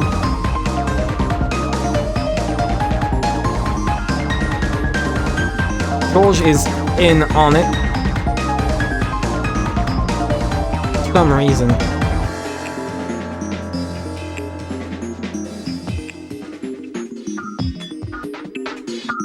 Maybe the end mirror convinced him. Whatever is the end mirror, right? Whatever the fuck that is, it made Goda think. It made George think. Wait, maybe that's what I have to do.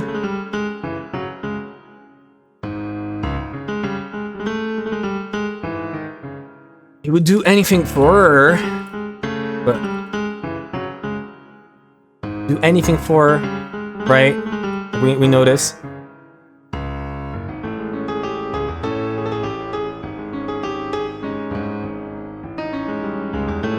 The other side of this,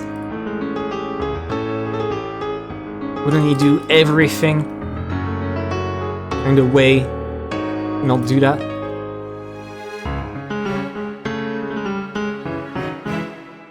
There we go.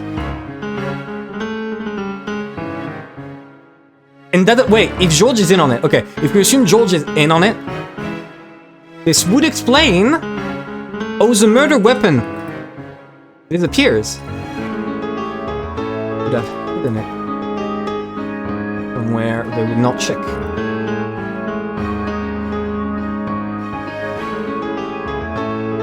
Right? That this, if George is in on it, it does explain some things. Every time I'm like, right here, what is the murder weapon?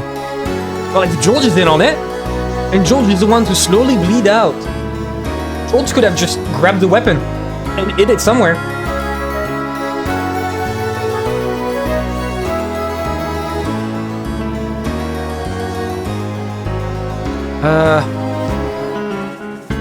Maybe the end mirror is... Maybe it's proof that this is all fake on a meta perspective.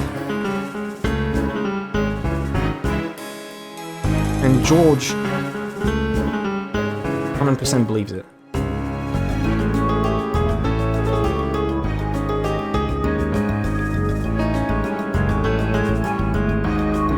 Right? That would be the only way I could see him, you know, accepting being killed. Everyone else in that episode got killed like nearly instantaneously, or at least unable to fight back. He is the only one who could have fought back. In fact, if you're shot in the stomach, he's a big guy. He's a big guy. He does have some weight. If he's shot in the stomach, he's not gonna die instantly. Like, fat people do have some resistance to being shot in the stomach due to being fat. So, like, this is why if you shoot a fat dude with a pistol, it takes a couple shots if you shoot the stomach. So, like, he has to be in on it. He has to have, like, something must have happened that convinced him to accept getting himself killed, getting Shannon killed, and letting Godak die.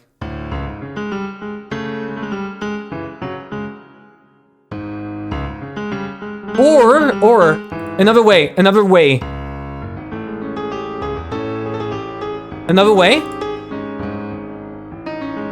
George got shot fleeing the bad guy, and as he bleeds out, dizzy, Shannon finishes the job.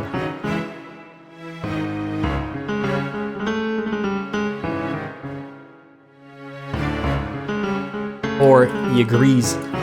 Easier. He knows he'll die anyway.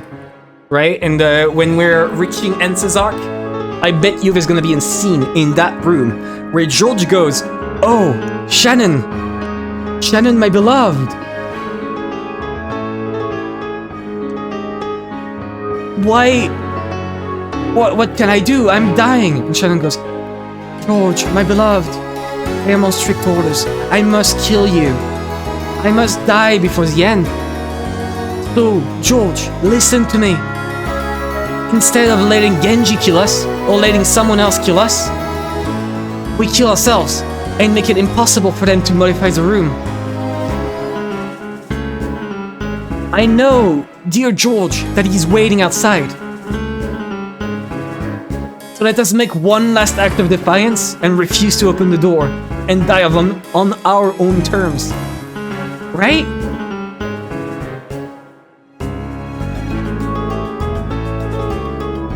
This is completely possible. I believe it. I actually believe it.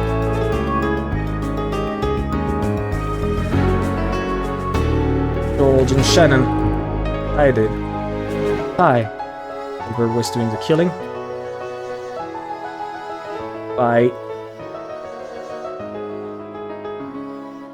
dying on their own terms, prove the witch isn't real.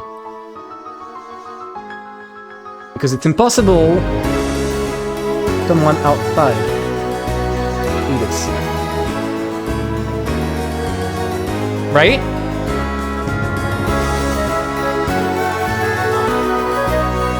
Ants locked from inside, Buddha against the door. Shannon's placement, etc. That's it. Honestly, yeah.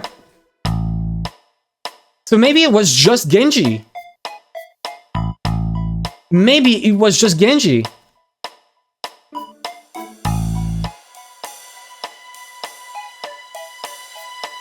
Holy shit. Okay, I'm gonna add that.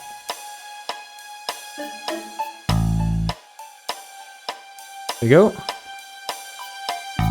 Possibly just Genji being the mastermind, and the two others forced to follow. Right?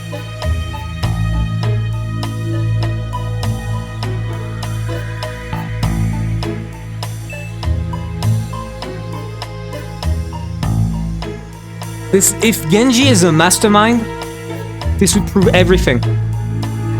If Genji is a mastermind, this would explain everything. Plus, he's technically like the only last remaining person related to Kinzo who would be interested in running the ceremony, besides the 19th person. The butler did it. But genuinely, the butler actually did it. Insane.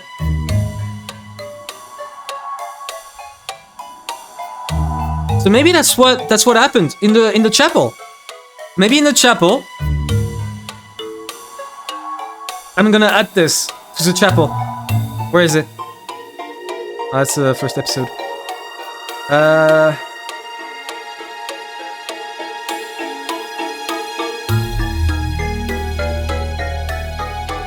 Let me lower this. Alright, I'm gonna lower this a tad. Right here. Then we add white space. Here we go.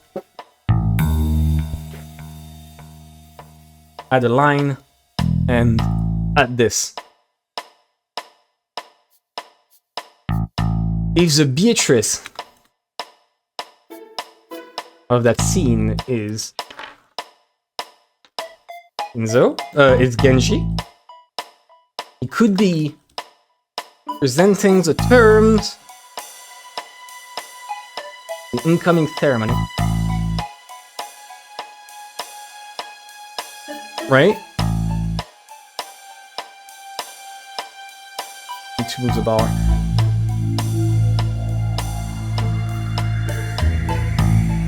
Beatrice.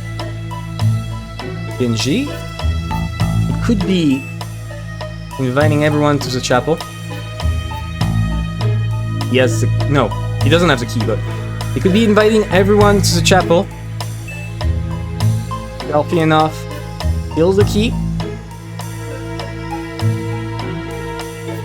Or pretend the door is locked. Something.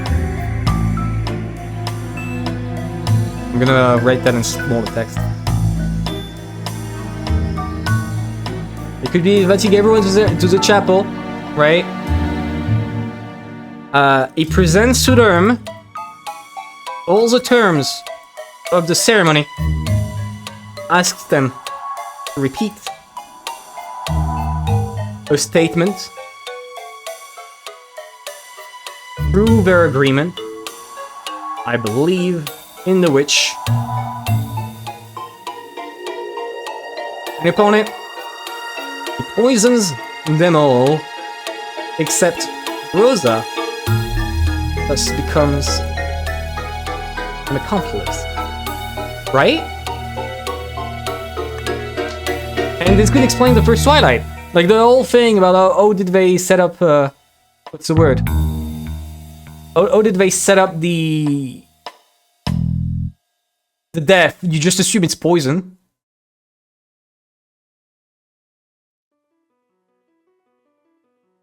And that works, because once they're dead from poison, you just like slash their entrails open.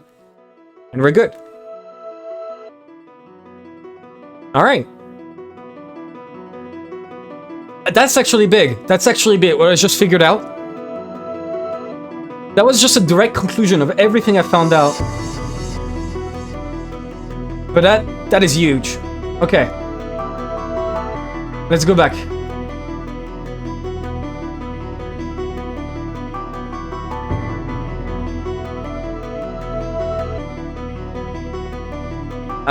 Who died from a stake in the stomach? I think that was a Theory.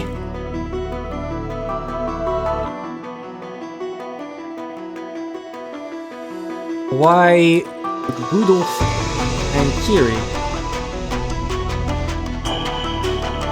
Why would Rudolph and Kiri... What's the word? Wait, also, important question. The witch's game record. Oh! Okay. Why would Rudolph and Kiri separate? And I think the answer is pretty easy. They didn't, right? If you look at the game record, Hideyoshi got staked first and died instantly. Then the murderer shot at her in the stomach.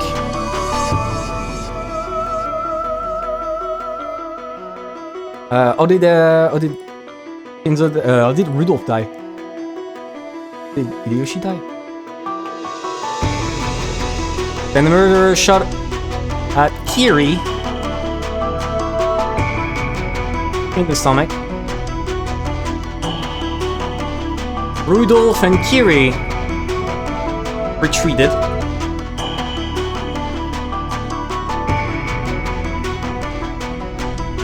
Then there was a standoff. The murderer headshots Rudolph and waits for Kiri to bleed out.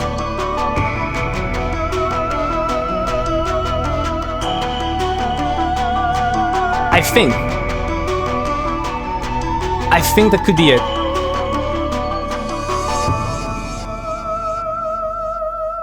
Because in such a scenario where this happens, this could explain why... This doesn't explain much, it's mostly fanfiction. It doesn't explain anything. Why would the murderer aim for the stomach? Of all places, he could have aimed for the head. Oh! He aimed for the stomach to incapacitate Kiri and compel Rudolph to stay. Try and help her instead of running away to alert the family. I think that's a very good guess. Right there.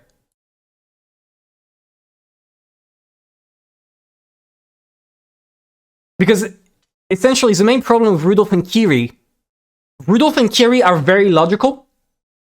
They're very logical people. So if one of them gets shot and is insta-dead, the other will instantly understand. Okay, he's done for. I'm running the fuck out. I'm going to the mansion. Right? I'm going to the guest house, warning everyone, and so we can get ready.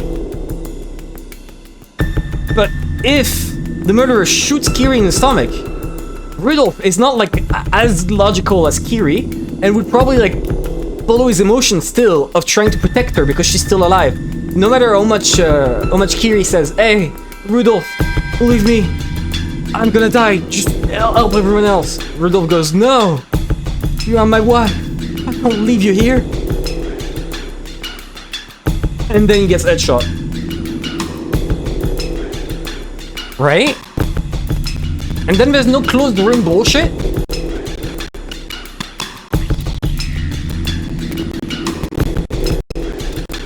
Impossible guess was Eva the 19th. I think. Because I don't remember if Eva was already out and hanging with the family at that point.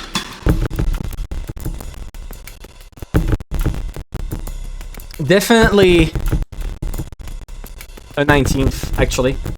Definitely a 19th because Eva had an alibi in the guest house.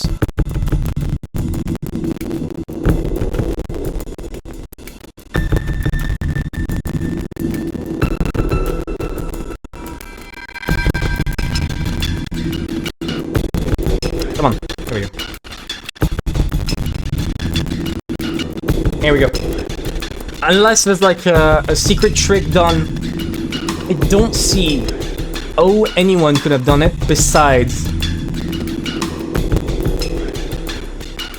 the 19th. Because I don't think Rudolph would kill himself, right? Rudolph would not do that. Even for money or anything, he's too proud of himself to kill himself. There we go. Okay. Alright, so that's that figured out, and I think I might stop here. Because the George thing, I still have no idea. Then Natsu and Rudolph... not Natsu and Rudolph, Natsu and Cross. Then Natsu and Cross... Natsu and Cross... I think Natsu and Cross is pretty easy. They were surprised by Eva.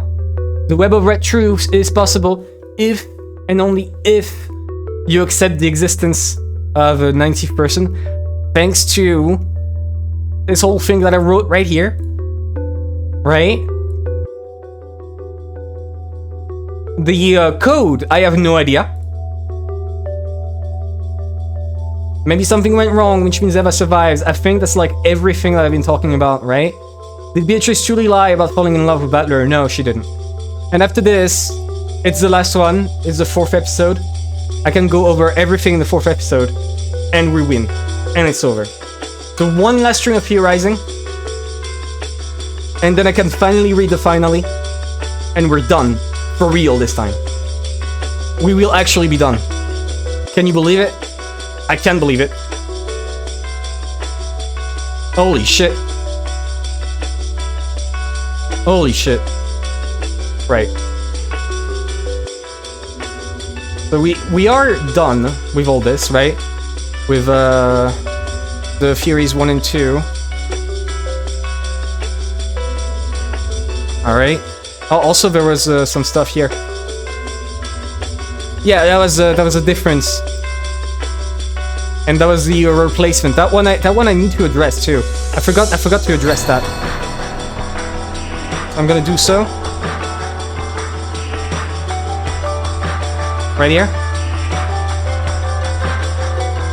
14. Here we go.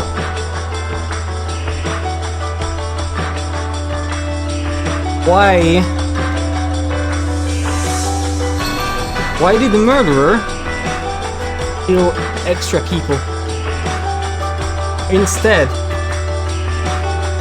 of just doing a mass in Twilight? Right? That too. Why did the murderer decide to just do every single one? Like, I mean, Eva killed Butler. That one is confirmed. But why did the murderer decide to kill Nanjo on his own, distinctly? Right? Why? I don't see a reason for that. So that one will also have to tackle. And then it's over. Promise. No more of those streams.